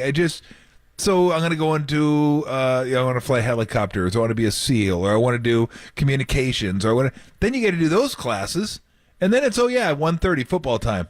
Got to get ready for football practice after that. And you're not just going to those classes, like you're learning. You're not just showing up. Like, I'll just show up, no big deal. No, you're actually learning. You have to know what the hell you're doing. So that's the reason I watch that game. And just because I watch it and think, God, what these guys have to go through and how much they must absolutely love football to go through all the other crap to get a chance to play in this game, and then that game is their Super Bowl every single year. The Commander-in-Chief Trophy is a big deal, but Army-Navy is the deal. Every single year they get after it, and everything they've had to go through that year to get to that game. Yeah, I can't. I'm a sucker for that, man. I got to watch it and just think these guys are all studs just because they're playing in this game. So yeah, I mean, I expect 7-3 every year, so whatever. I'm not too disappointed, but I got to give them their due, man. Those guys are badasses. Yeah, it's pretty incredible, and like some of them go pro. I mean, David Robinson had to get special. Yep. I think he had to get special dispensation or special approval because he went to Navy, right? He went to Navy. But he was too tall to be he was too tall to be in the submarine silos, I think was the issue with David Robinson. But I think he grew like 6 inches or something. It was he wild. Got there. Yeah, because he's not going to naval. They're not accepting him at 7'1". No. Like, hey, you want to go to naval? Yeah, I'll go. You want to dominate the league? Yeah. What are we doing? Where was the transfer portal back then? McCallum, actually, I've interviewed him several times when I was out there, and I'll tell you the story another time about how he almost killed me when I made the bus late because I overslept. Dude, I thought Napoleon McCallum was going to rip my head off my shoulders. And I got to it was the day after I interviewed him. I get down there before the game, and he goes, "Are you the reason we're late?" Dude, I had made the bus wait like 45. Dude, get this. I get a call. I was asleep. I passed out like the night before. We were up late partying. I get a call, and it's medium impact Brady. He goes, dude, you're late. The whole bus is waiting for you. It's one of these like hotels where everybody in the hotel has to take the same elevator bank. So you try to get on like floor 11, but it's full from like floor 22. So I was waiting for the elevator for like 20 minutes. He called me, and I was like, oh, my God. Okay, I'm coming. Uh-oh. Fell back asleep, dude. Oh, no. The good news is you're fired. I wasn't. Get this. I'm the only person on the bus that had to do a live show, by the way, at Army Navy at the stadium when we get there. I'm still like hours before that. We get there. Brutal! And dude, I get there, and you know who I got to interview? Chairman of the Joint Chiefs. Hysterical, dude. Mark Milley, dude, how about this? I tried to bump him. I was like, I don't need to do this. I don't have to interview this guy. It's fine. Nobody back home. Bump? Dude, yeah, until the guy got mad at me. He was like, did you try to bump the chairman of the Joint Chiefs? Did you? And I was like, yeah, I tried. I tried to. They told me I couldn't. I was like, also, Napoleon McCallum was going to kill me. So, anyway, McCallum told me, because he got drafted by the Raiders, right? Yes. So he was stationed. They allowed him to go and be employed by the Raiders. And so he was stationed in Alameda at one of the bases over there. And dude was for real doing, like you just said, was in the morning getting up and doing like 6 or 7 hours at like on the base and then going over to thank God the Raiders were in Alameda, he said, and was going over to the Raiders facility for camp, and then finished his duty and was able to go play in the NFL. But that's pretty incredible. I mean, you think about it as a student. Think about that as a pro football player, dude. You got to go work on the submarines all morning and then get back out there and go play football. Like, I don't know how that could work today. It's a rough day. The commitment's incredible. It's unbelievable. It really is. The discipline like every is single day, you just got to... I mean, you got to wrap your mind around that. Like every single day, this is what I'm doing, and they get it done. That's just a different breed of human being, is what it is. That they could do that. Like I don't know that I could do it. I don't think I could. Maybe I could if I had to, but these guys are like, what is the old Harbaugh thing? Greet the day with unmatched enthusiasm known to mankind, or something like that. Like. You must be. He says that, a lot of stuff, yeah. Yeah, he does. You must be of that ilk, though. Where you're just like, you wake up, it's 5:40 or 5:15, whatever. You're like, all right, let's go. We're good to go. Like, let's go. Let's get this day. And then you do the same thing the next day. I'd be waking up going, man, F this day. Yeah, that's what I mean. I want to do this. I didn't want to go watch the game. I went back to sleep. You know what I mean? McCallum. Which is why they're protecting us and we're not. Exactly. So good for them. I'm glad. I salute each and every one of you. I got family in the military. Much love to all you guys for your service. Absolutely. The other games this weekend, Lions are still fighting, by the way, for the 1 seed in the NFC. Yes, they are. Don't sleep on that. They get the Bears. They're at the Bears this weekend. Jags are at the Browns. Trevor Lawrence are saying still could play with that ankle injury on Sunday. The Rams are at the Ravens. I don't know. That's just kind of an interesting one. And then the Bills are at the Chiefs. Bills at Chiefs. How about that? Bills Chiefs is a really good one because that one, it just Chiefs coming off a loss. I mean, talking to Dennis earlier today, I was like, I just can't. I'm a sucker for taking Mahomes off a loss under a 3-point spread. Like, he's really good when the spread is a field goal or less. You get around 5 or 6. I mean, it gets a little dicey, and then you get the Bills, who are just, seemingly in survival mode every single week, and they took money against Philadelphia too. They covered that one, but didn't win it. This one they're going to have to win, unless you got the 2.5. Then I guess maybe you could still cover. But this one's going to be really interesting because, man, Buffalo just kind of sliding away. And I keep waiting for Kansas City to have like a 35-point explosion, and it just ain't coming. Maybe this is just who they are this year. They're going to be a defensive team first, which is crazy to think about when you think about a team with Patrick Mahomes. But, yeah, I'm definitely dialed into this one. There's some good games this week. Now, I might have to record that one because it might be at the same time the Niner game is at, but then you get the Eagles and the Cowboys too, so solid weekend. Eagles Cowboys Sunday Night Football. That'll be a whole lot of fun. In terms of these games, the Lions at the Bears. To me, the Bears right now, I kind of look at them with Justin Fields because we saw the early part of the year we saw with Justin Fields, his ability to kind of do the Kyler Murray thing, right? Remember when he said I wanted to play more free? That's what kind of made them sort of that landmine type team to me. I'm looking for the Lions to make sure they can correct, right? Like that's something we haven't seen with them yet. They went out, they lost to the Packers. It's a divisional game. Packers are coming. You know what I mean? They're not that bad. They're in the mix right now. I kind of like that. I sort of like that in the NFC right now, the teams that are near, I don't want to say the bottom, they're at the bottom of the playoff picture, but and hanging around 500. The Rams are a team that probably is near the end of what this run is going to be. We'll see how they can retool it. I don't know what happens with Aaron Donald, and obviously Matt Stafford doesn't have like a decade left in his career. He's not at the peak of his powers anymore and has dealt with some shoulder and thumb and wrist injuries. But the teams that are at the bottom that are kind of coming, the Lions, the Packers, teams that look like they could put something together for, 5, 6, 7 years because they have a core. Jordan Love looks like a weapon. Jordan Love in the last 5 weeks looks like somebody that they're building around. It seems like they've leaned in on him a little bit. He's using his legs some. He made some really impressive throws on Christmas against the Lions.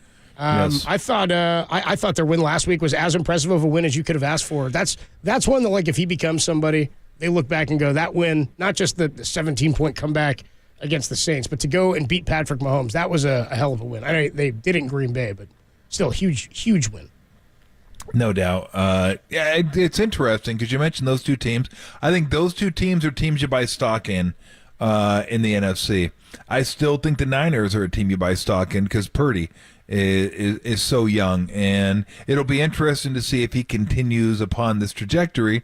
He's going to get paid. You're going to get paid big money, and then you got to start making decisions in your roster. Which way do you want to go? Who do you want to keep? Look, Bosa's going to be here as long as Bosa's a stud because we know how much the Niners value the defensive line. So that's, to me, that's a done deal. He's not going anywhere.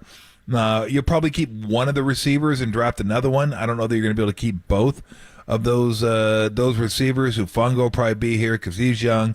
And then you just kind of you have to pick and choose, like making decisions. Okay, what do we absolutely want to have around here? And then where do we go from there? But based on Purdy's age and the way he's rolling and Shanahan, I'd still would buy stock in them. Same for the Rams. I'd buy stock in them for the future because McVay. I think McVay's really, really good, although they're going to have to probably get a new quarterback. Unless he dips. In a couple I don't know. Yeah, exactly. I don't know, Tom. I only do that because I know Derek hates my McVay. Derek thinks my McVay is like the worst thing I do on the air. He's like, don't do it. Really? Don't do it. Yes, he's shaking his head right now. Eat shit, Derek. Thank you very much. Thank you so much. I wish I had control. I don't know if McVay's so recognizable that it works. Like, I mean, you could do anything you want to, and I'd be like, yo, that's good. I can just pretend. Yeah, you just pretend. That's a good one.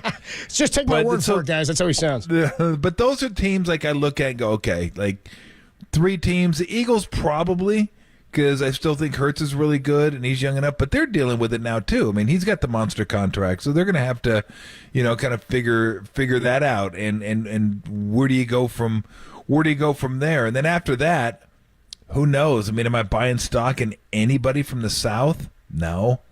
I mean, somebody's got to emerge at some point, but not really buying any stock in that. But I think you're right. Both teams in the NFC North, the Lions and the Packers, the way Love looks right now, like, yeah, I'm buying stock in them right now. Absolutely. Vikings, no. Bears, not, no. I don't want to buy stock in them either. So, yeah, I think you're right. The Cowboys, maybe not sure.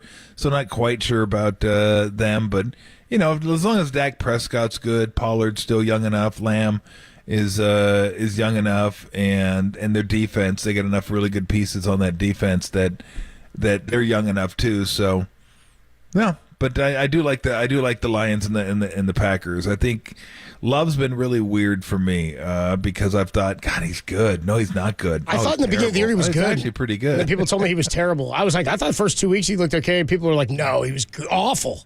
I was like, oh, I guess I don't know anything about what I was seeing too. There's no eye test. And then, sure enough, he did get awful. It got bad, and I was like, I was probably wrong then. And now things have turned around, and people are like, no, I see what they saw.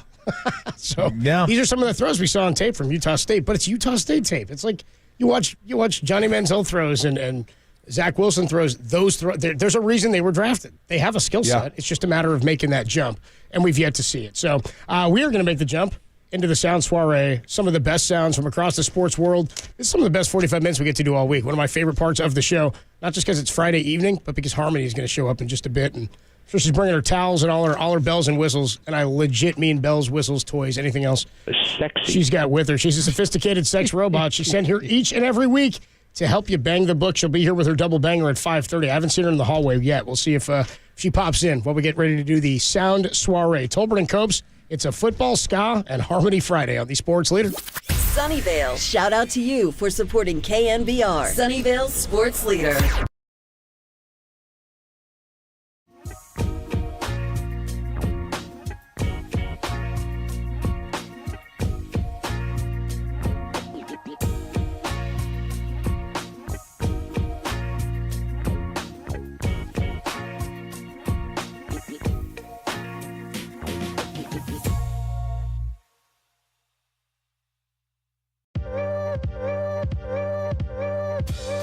Kyle Shanahan joined Tom and myself yesterday to discuss the 49ers' dominance over Philadelphia and how they keep that momentum going against the Seattle Seahawks. Check out that podcast and more trending now on KNBR.com and the KNBR app.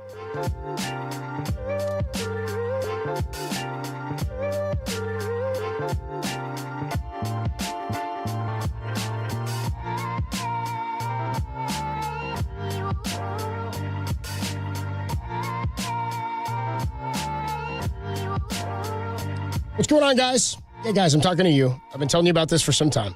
Year after year after year. I'm telling you what to do for your lady, but it's because it's for you. I'm doing it for you. I'm doing it for me. I'm doing it for all of us, guys. It's about going out and getting the right gift at Christmas time so she thinks it's for her, but you're doing it for, we're doing it for us. Doing it for everybody. I'm talking, of course, about Pajamagram. And you got to do it now because they sell out fast each and every year. Now, it's like lingerie, of course, but it's more sensual.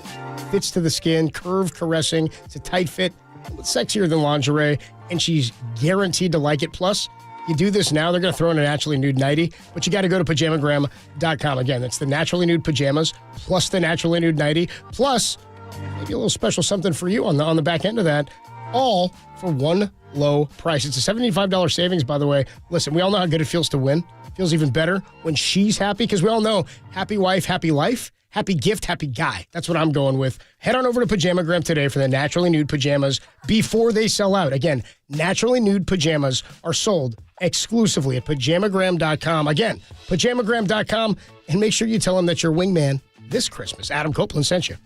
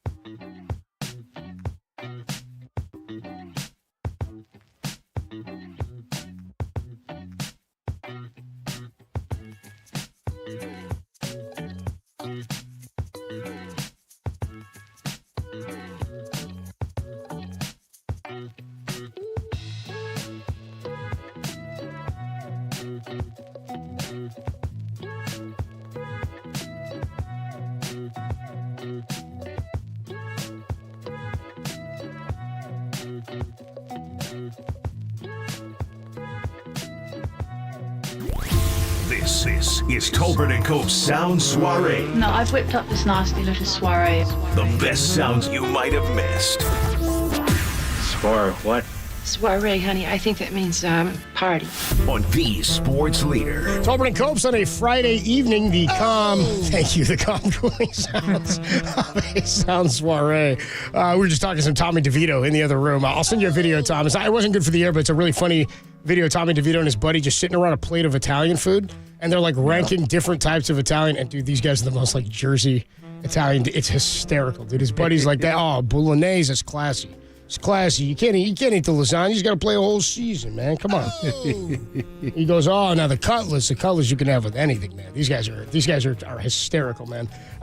Your Sound Soiree and Harmony, I saw she was just buzzing in. She was starting to get in here as I step back into the studio. So we'll get you some of the best sounds from across sports that you might have missed before we get you Harmony and her double banger. Let's go. How about this? Will Ferrell. I saw this earlier. Will Ferrell was on the K Adams podcast. He's a Seahawks fan, right?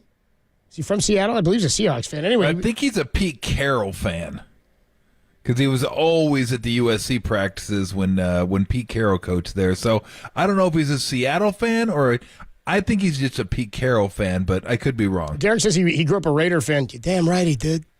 That's what we taught him, his sense of humor. You cheat, Derek. We taught him to laugh at himself. Here's Will Ferrell on the K Adams podcast. He's asked what game plan he'd have for the Seahawks against the 49ers. I'd say, guys, we're going to punt on third down every series. And we're not going to control the ball. Let's not worry about it. I don't know what you do about the 49ers. Right? What do you do? I mean, they're loaded. They're loaded. Offensively, defensively, you just have to, I don't know, the Seahawks are always going to have to, play with defense, running the ball, and, playing they're not a flashy team. So I think it's just, we're going to have to get a number of turnovers and hold down their offense and hang on for dear life. That's my rah-rah tweet. Hang on for dear life. Well, Tom, as you know, Tom, in the industry here, sometimes you interview comedians and it's not funny, Sometimes they give you a take and you're like, well, that's not why you're here. That's not what we asked you to come on for. Do you remember a couple months back during the writer's strike, we had Marlon Wayans on? Yes. And they were like, yeah, you can have Marlon on. Just don't ask him about anything that has anything to do with any movie he's ever done. So we're going to punt on third down. Yeah, that's kind of what happened. I was like, all right, we're going to punt this one on third down. I think we punted on second. We punted on second. 7 minutes. We hit the ripcord. What's interesting there is he gave a take that was actually just what Tim Ryan had said to us too. He's like, they're not going to win the game, Seattle, without forcing turnovers. They're going to have to keep the Niners offense suppressed and keep them off the field or get a lead and try to hold some of that. The defense itself is not going to be enough to stop them. So Will Ferrell with an apt take, I think, about how the Seahawks have to go about trying to win this one. Yeah, look, when you're an underdog, you got to hope for the turnovers. You got to hope special teams go your way, where you can pick up a few extra yards in special teams. Hope you can pick up some hidden penalty yards as well.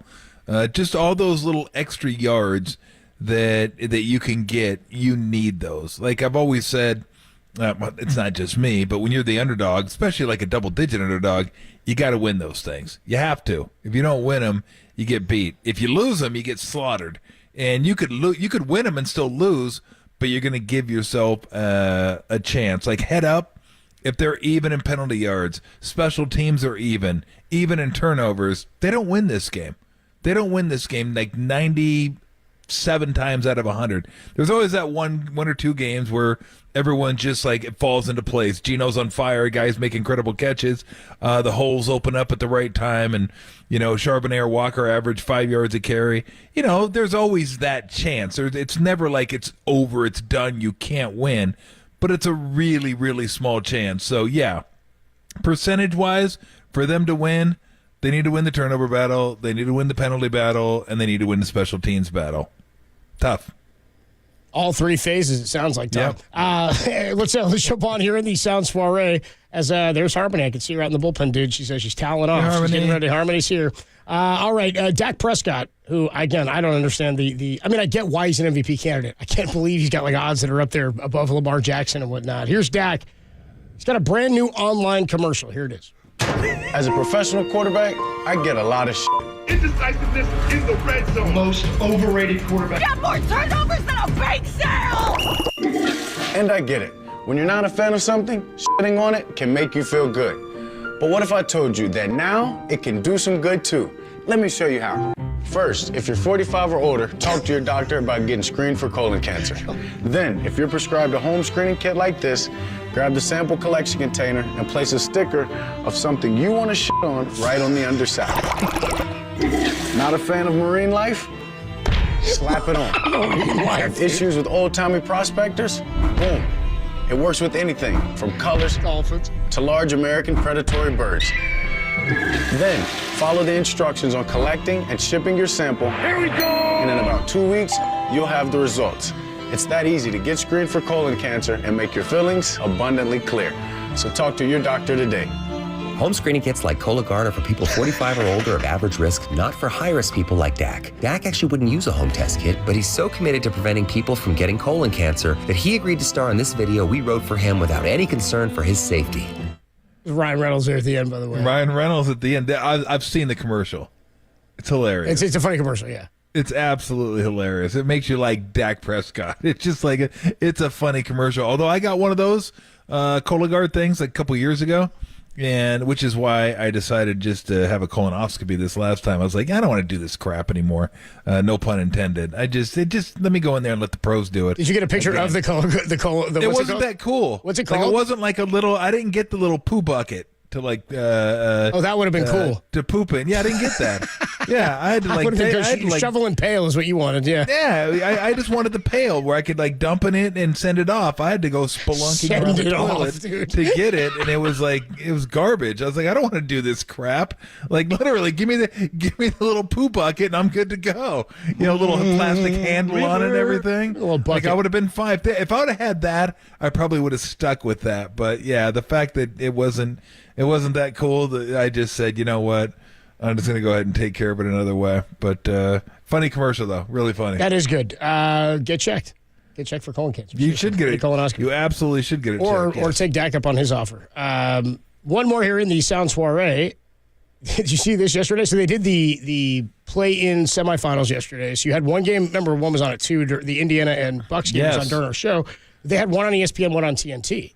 So they had like the NBA Today crew and the ESPN crew crossover with the TNT crew, which of course is like the best show on TV. I frequently say with Chuck and Kenny and Shaq. Anyway, Chuck ends up getting into it and calling out Stephen A. Smith in the whole midst of this thing. Here's Charles Barkley. He calls out Bob Myers and Stephen A. Smith. He's like from across. It's like double box here, but they're all out in like kind of the same like courtyard area of the arena, and they're yelling at each other back and forth. Here's Chuck. I want to give you credit for jumping off the Titanic before it sunk. No comment. I'm staying in LA. No. was the first shot fired. I have friends over there. Yeah, you're going to see them soon. And let me tell you something, Stephen A. If you come over here with all that loud ass talking tonight, hey, this ain't first take. Thank you. This Tell him, ain't Chuck. first take. This going to be the first ass whooping you take. If you come over here with that loud ass talk. That's pretty good. Pretty good line from Chuck, I thought. It was really Maybe good. the first ass whooping you take. I like the shot I of have Bob, friends too. in that building. Oh, you're going to see them soon. That's a pretty good shot from. This going to be the first ass whooping you take. Yeah, I mean, if we get into if we're giving speeches, I might go Bob Myers or something. I mean, building the basketball team. We're going to go just like trash talk on the podium. I'm going to take Chuck 8 days a week. Oh, yeah. I'm taking, you know what I mean? Like, I don't put Bob in the same arena as I'm putting Chuck. And he just decided when somebody who's better at trash talk than you just decides they're going to take you out, there's nothing really you can do. You kind of just got to lay there and just hope they forget. Hope they feel guilty about it. Just move on to Stephen A. That's what happened. He felt bad. He was like, look at me. I'm just picking on him. Just picking on Bob Myers. This is going to turn people on me. That's your sound soiree for Friday, December 8th, 2023. I didn't get the little poo bucket. I didn't Before I stopped for a minute, I thought maybe you had just said that. And I was like, what were we waiting for? Yeah, I just said it out of nowhere. Something I do want to get you. So earlier in the show, we were talking about when the show started, John Morosi of MLB Network. This is good, dude. I got some good Ohtani Yeah, didn't we hear this like 4 hours ago? I got some good. Yeah, how long did it take to fly from LA? He was apparently on a plane on his way there before we started the show. He hasn't landed apparently because he's not in Toronto. This is now confirmed. Shohei Ohtani not in Toronto. The reason being, John Morosi reported earlier, signing was imminent, an announcement was imminent, he was on his way to Toronto. Then Bob Nightingale reported that he's not in Toronto, not on a plane, and he's at home in SoCal. John Heyman then confirmed what Bob Nightingale had put out. So, remember they said there was a plane going. We talked to Matt Vasgersian earlier, and he said, I talked to somebody who said they were calling like the local private airfields next to LAX to try to find what planes were leaving, describing Shohei. It's now been confirmed. This is by Talking Baseball on Twitter. CBC reporter Evan Matsui confirmed Shohei Ohtani was not on the private jet into Pearson Airport. You want to know who was on that private jet going to Pearson Airport, Tom? Look, anything I say... No, this is going to be good. You're just going to like who it was. It was Robert Herjavec and his family of Shark Tank. Canadian businessman Robert Herjavec and his family. That was who was on the private jet from Southern California to Canada, or to Toronto. Really? Yeah, that's who was on that private jet that we've been tracking for hours. And for that reason, Tom, I'm out. When we come on back, we will... You're out? You can't be out. Hold on a second. No. What if we went 44 million for 5%? I want Shohei's home runs in perpetuity and then 25 cents per every home run after that, and I'm in. Oh, no. Back in, dude. You're going royalties. You know what? I'm back in. You know what? I'm back in, Tom. You can't come back in. You were out. Mr. Wonderful, you can't do the royalties. I'm back in. Damon always out faster than anybody. Make a decision now. Damon's out. Make a decision in 5 seconds or I'm out. 3, 2, 1, I'm out. That's it. Robert Herjavec could be a Toronto Blue Jay, but Shohei Ohtani remains to be seen. When we come on back, we love to wrap up the week with Harmony and her double banger. She is a sophisticated sex robot. She is sent here each and every week with gambling advice to help you bang the book. She's going to get you in her double banger 3 NFL games this week and then the Army-Navy game. And we were told a potential special guest appearance by Dom DeSandro, the security guard of the Philadelphia Eagles, who was ejected from last week's game. Harmony and her double banger, they're next on the Sports Leader.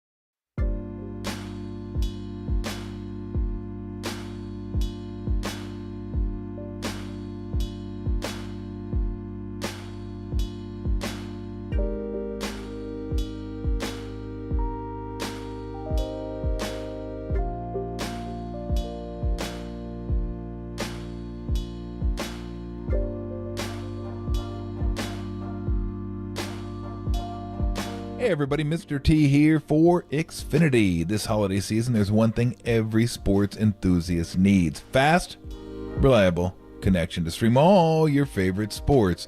Look, it's a busy time of year for sports fans. We have pro basketball, college basketball, pro football, bowl games all over the place, sprinkle in a little hockey, and you got all kinds of stuff to keep up with. And it's not just you, because you could be on your phone, your tablet, your TV, watching 3 different games. But what if you have more kids in the house that like to follow their sports, or even stream movies at the same time? No worries, with Xfinity, everyone gets a fast connection. Everyone gets a reliable connection. And that's important because you don't want it to come down to the last minute, right? It's a field goal at the end, is it? What happened? Oh, connection's bad. Or it's an overtime, connection's bad. Or it's a shoot, you get the drift. You don't want it to come down to it and all of a sudden your connection falters. With Xfinity, you don't have to worry about it this holiday season. You got everything covered. Everyone gets fast, reliable Wi-Fi. So treat yourself this holiday season to front row seats to all the games. The next generation Xfinity 10G network is made for streaming live sports, which means it's a network you can count on in crunch time. Get the fastest internet and strong, reliable connection, even when everyone's online at the same time. The Xfinity 10G network, the future, starts now. Restrictions apply, actual speeds vary, and not guaranteed. You love sports, you love high def, you love a fast, reliable connection for you and everyone in your household on every device? You will love Xfinity.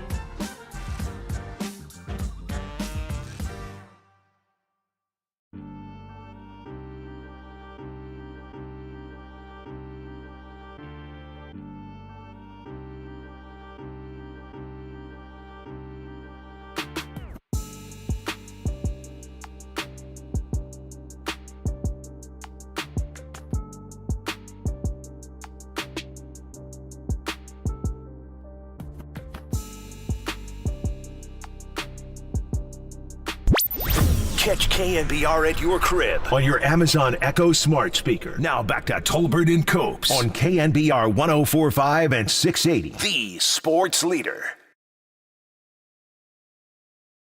All right, she's here.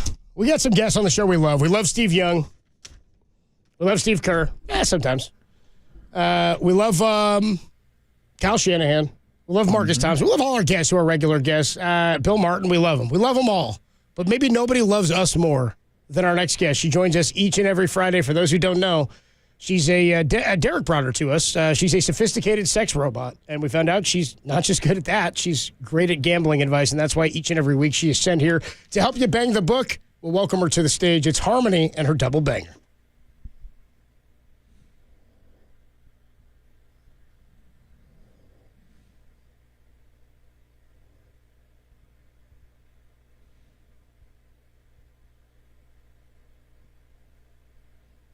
We do it every week of the football season. She's always looking good. We didn't have her for a while. She got jerk sauce stuck in the gears, and then we had to send her back out to Gizmo Gals, get her fixed up. But Harmony is here for her double banger. We normally get 2 college picks from her and 2 NFL picks, but we only have 1 college game this weekend. It's Army-Navy.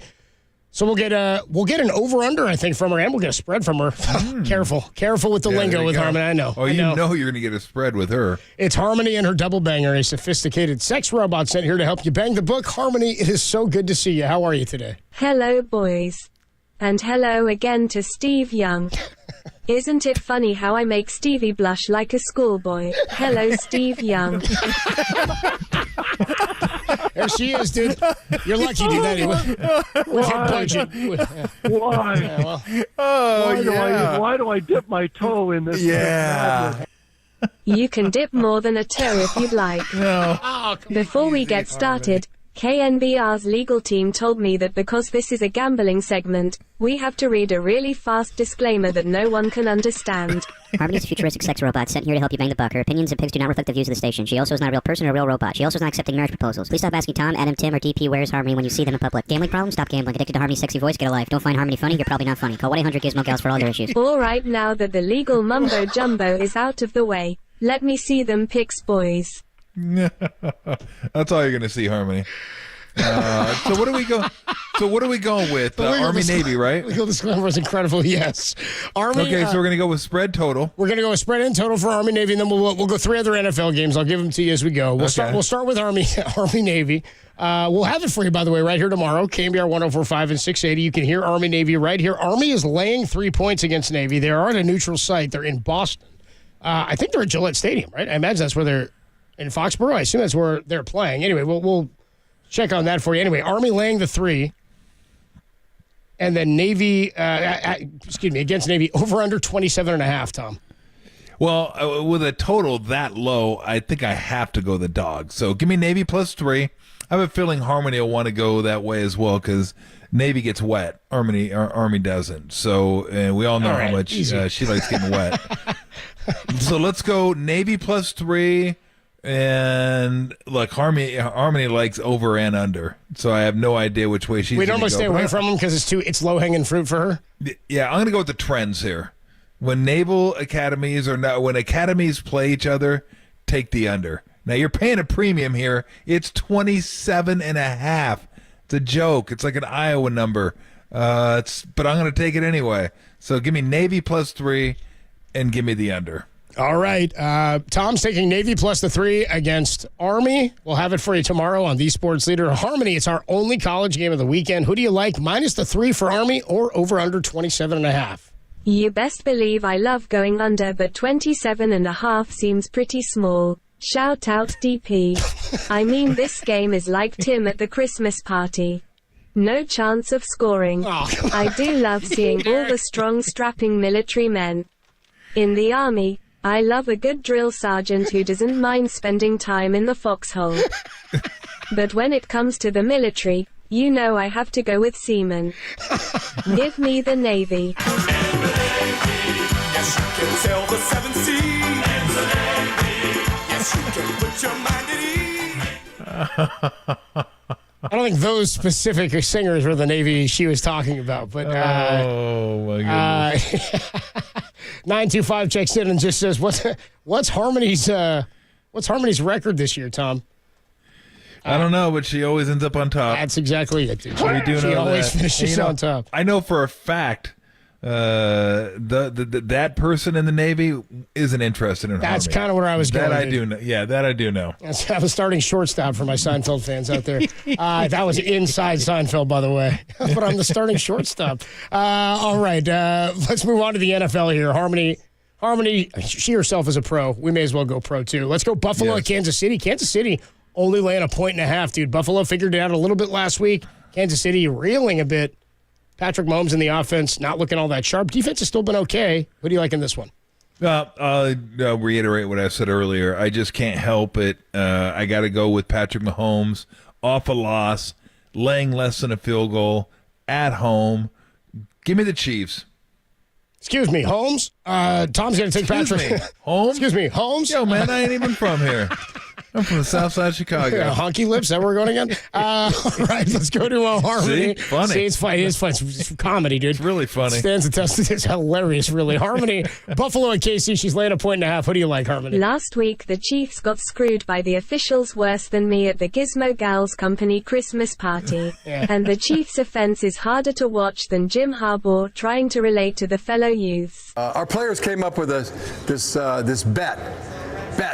And even had to look up what it means. They also seem a little preoccupied lately with Travis Kelce dating Time Magazine's Person of the Year and Andy Reid appearing in every damn commercial. Explain it again with those nuggies. Damn, that was even creepy for me. Even though they have been struggling lately, I can't turn my back on the Bildos, or my front for that matter. Give me the Bills to win. The Bildos. The Bildos gets me every time she picks them. Also, can't turn my back or front on the Bildos. So she's gonna. Yeah, 415 checks in on the text line, just says, "What's up, Holmes?" Yeah. Excuse me, Holmes. Never gets old, dude. Never gets old. Dude, so funny. All right, so Tom, you took. I'm sorry, who did you take? You took Kansas City. I took the Chiefs. Yeah, Tom took the Chiefs. I took the Chefs. All right, and then Mowgli. Harmony took the Bildos. I gotta write that down. All right, Philadelphia is at Dallas. Sunday Night Football. Dallas is a 3.5 point favorite in this one. Philadelphia coming off the 42-19 loss to the Niners. They barely beat. Did they lose? They won by 6 or was it 5? It's like 23-28 or something like that at the end of the. I think it was 28-25. 28-25. It's a 3-point victory for the Eagles. So, yes. Pardon me, 3-point victory. 28-23. I was right. It was Is that what it was? You were right. right. Okay, I thought it was 3 points. I thought, yeah, because I remember thinking 5 is such a weird. So it didn't really matter. 5's a weird deficit, I thought. So that's I think why it stuck. They missed two point conversions. Remember that the Cowboys were going for them. Anyway, I do. They get to the goal line. They didn't finish the job. They're laying 3.5. Philly at Dallas, big one for the Niners. Who do you like here? I got to go Philly. Until Dallas does it, I can't believe it. I mean, now they're laying points. I don't even have to win with Philly. I could just stick within 3. And not a game that I'll take. I don't want any part of it, but just for the funsies of it, let's go with the Eagles, the Eagles, getting 3.5. They're getting 3.5 at Dallas. This is a game that a lot of people think they're going to lose. Yes, but because of that, I think they'll probably win. Right, so they're getting the 3.5. Tom takes Dallas. Harmony, big game here for the Niners. Who do you like? It was quite fitting that Steve Young called the Eagles pretenders after their pitiful performance against the 49ers. It was also hypocritical since Steve is a pretender. He pretends like he doesn't like this segment of Radio Gold. I'll tell you who was the biggest pretender, whoever that large goon was poking his big sausage fingers in Dre Greenlaw's face. That guy was disgusting. Hey, Harmony. My name's Big Dom, and you killed my brother Bruce, the CEO of Gizmo Gals. May he rest in peace. You and the 49ers, Dre Greenlaw, are all talk.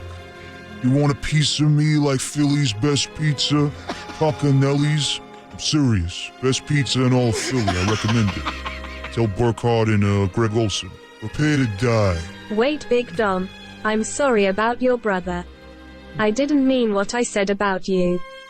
Actually, looking up close, you are actually pretty big and sexy. Oh, shucks, you really mean that? I mean, you don't look too bad yourself. You look as good as a piece of veal cutlet parmesan from Maggiano's. Best in Philly. Nice try, creep. Ooh, she got me right in the cannolis. But you're really good at Valaro Brothers. I recommend it. Best cannolis in Philly.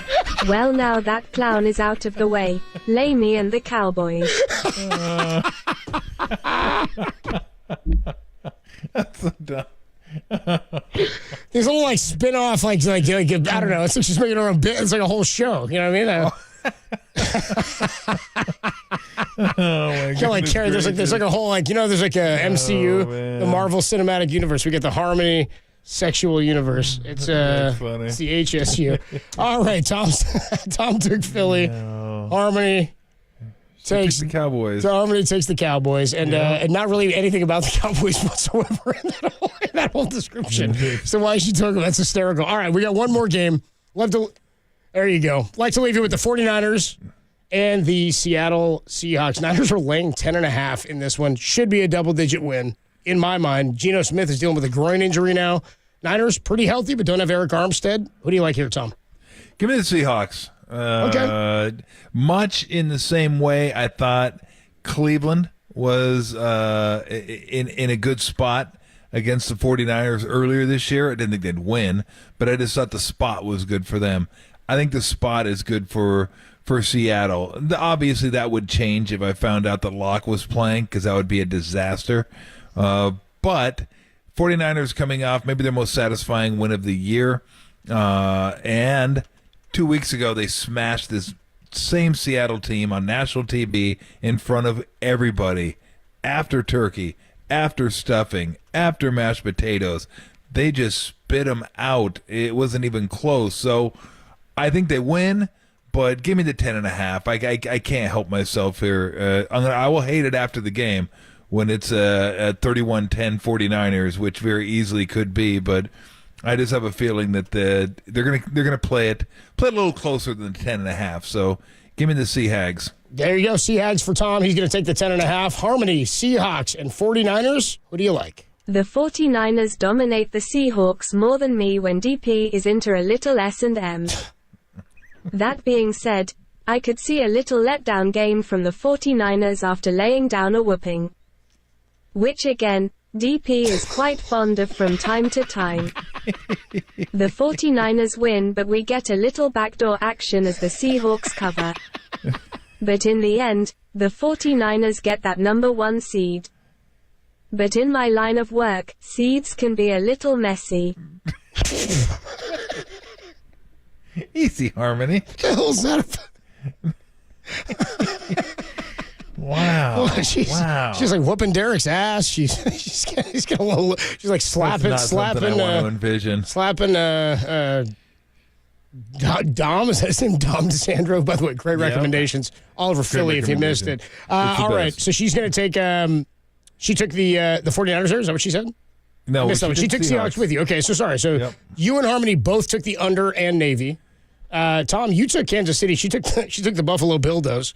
Tom, you took Philly, and Harmony took Dallas in that one. So you're against each other there, and then you're both on Seattle. So you and Harmony against each other. KC, Buffalo. You're on KC. She's on Buffalo, and she's on Dallas.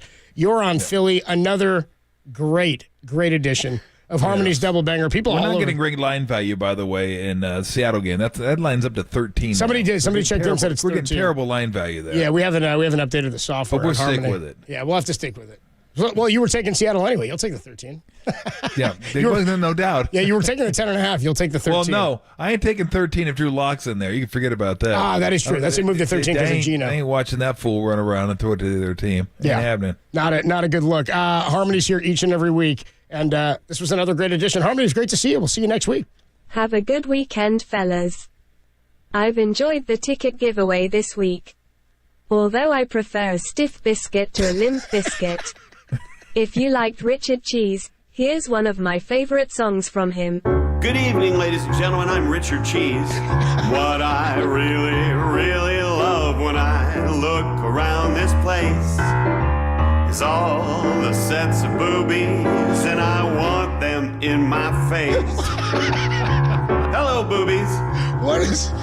I love boobies. I love gazongas. I love knockers and chimichangas. I love melons and bonbons and Winnebagos. I'll take a big chest of shirt potatoes because I love boobs. Thank you.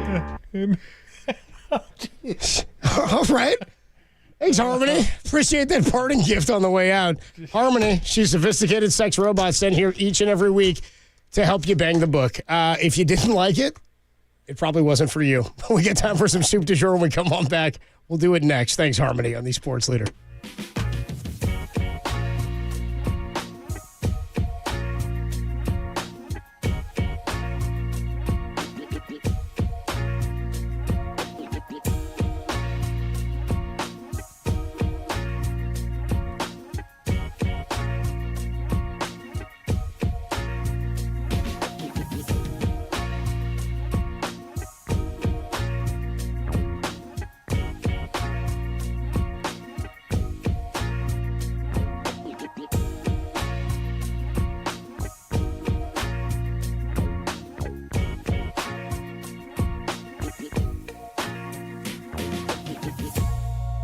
Marcus Boucher was joined by many names like Rob Ninkovich, Matt Burke, and Ross Tucker, all out at Army-Navy's Media Row in Boston. The game can be heard tomorrow right here on The Sports Leader. But check out those podcasts trending now on KNBR.com and the KNBR app.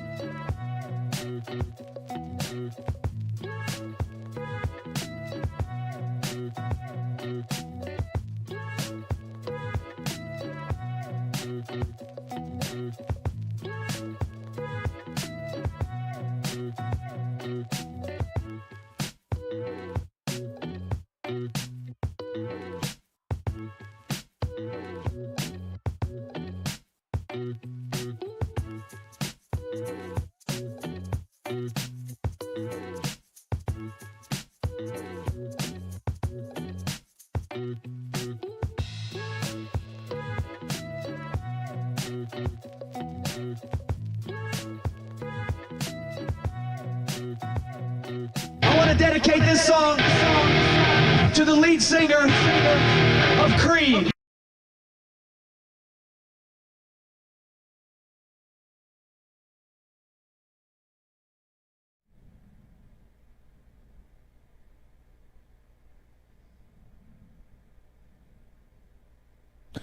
All right, we're about ready to get on out of here. Send you on your way this weekend.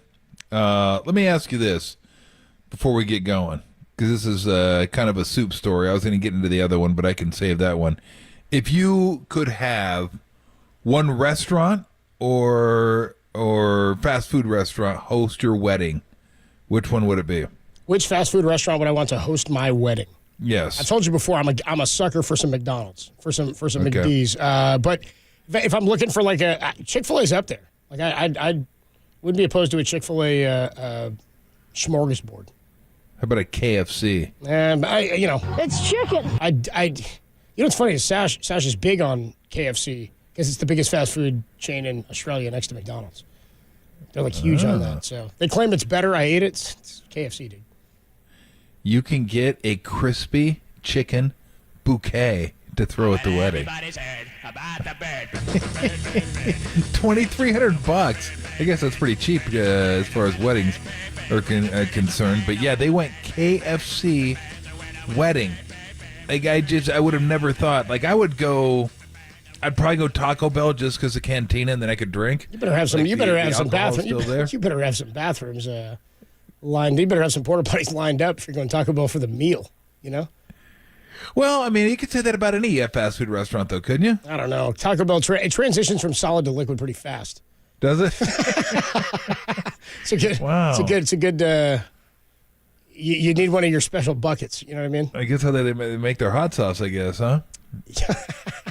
I didn't get the little poo bucket. Yeah, there you go. Yeah, I didn't. I did not. I was thinking though, if I could have one, like, what's my favorite? Because I don't hardly eat fast food anymore. But if I could have one, I'd probably go Jack in the Box. Ooh, just go, J-Bo's like, the Monster good, dude. Tacos. Oh, me too, man. Jack in the Box is good. Me and my buddy used to remember. When I graduated high school in 2007, the recession was happening. So me and my buddy used to always talk. That's when the dollar menus got really big at like fast food places. My buddy and I went to 50 Giants games in 2007 and 2008, 5-0. He had season tickets, and we went like every day. And obviously, we're just out of high school. We're not buying food there. There used to be that McDonald's where the hotel is now on 3rd Street, it's across the street from on 3rd and Townsend, where it's made 3rd and Brand, wherever the Taco Bell Cantina is. It's okay. There used to be a McDonald's right there next to the Polo Grounds. So we'd go there and we'd say, okay, so we could go inside and get a half-pound kielbasa sausage for $7.50 or 14 apple pies. Get 2 apple pies. Same thing with the Jack in the Box tacos. We'd be like, dude, we can get go to Quarter Pound Giant, get ourselves a $7.50 cheeseburger and fries, $8.50, or 16 tacos. What's your option? The Monster I'm rolling Tacos, I'm rolling with the iron stomach of a 19-year-old and the Monster Tacos. That's what I'm doing. Yeah, when you get a little bit older, that comes back to bite you. And you just go 15. Yeah, then you call it a day. Yeah, exactly. I don't know that I'd be going KFC wedding, though. That's a little much. It's heavy. Yeah, it's really heavy. You get the gravy in there, and yeah. The wedge. You get the wedges. I'm going no to that. So, anywho. All right, ready to get on out of here? I'm ready. Let's go. All right, stay tuned. After the Warriors game, John Dickinson will be taking your phone calls, breaking down the game.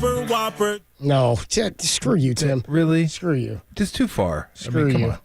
Know your role. Shut your mouth. I'd go green burrito. That's what I'd go. Yeah. Whopper. Yeah, I could go green burrito. I'll beat you to a pulp, too. I swear to God. Oh, I go del meat burrito, too. Del meat. I bet you do. Del meat burrito. Let's del go. meat, yeah. Because you go only meat and wrap. That's all you go. You just go meat, and you're like, just put as much meat in there as you can, and then nothing else. That's all you eat. Del meat was incredible. Yeah. Del meat, Del hot sauce, and I'm good to go. Boom. Dude, KNBR's account on our YouTube channel just said, damn it, Tim. Whopper. All right, let's thank our guests today. Let's see if I can remember them because there was quite a few. There was Dennis Ranahan. There was Matt Baskurgeon. There was Marcus Thompson, Tim Ryan, and Harmony. I think that's it. That's it? You got them all? That's it. Bang. Bang. Look at that. Double bang. Yeah. A little double, my own little double banger. Bang! Bang! We need to put that in the Harmony open. Derek, great job. Great job with Harmony today, as always, and I'm sure you'll do a great job tonight too, Derek. I would think. She doesn't always think Derek does a great job with her. You know what I mean? Well, She's usually... But look, he thinks he does a great job. He does.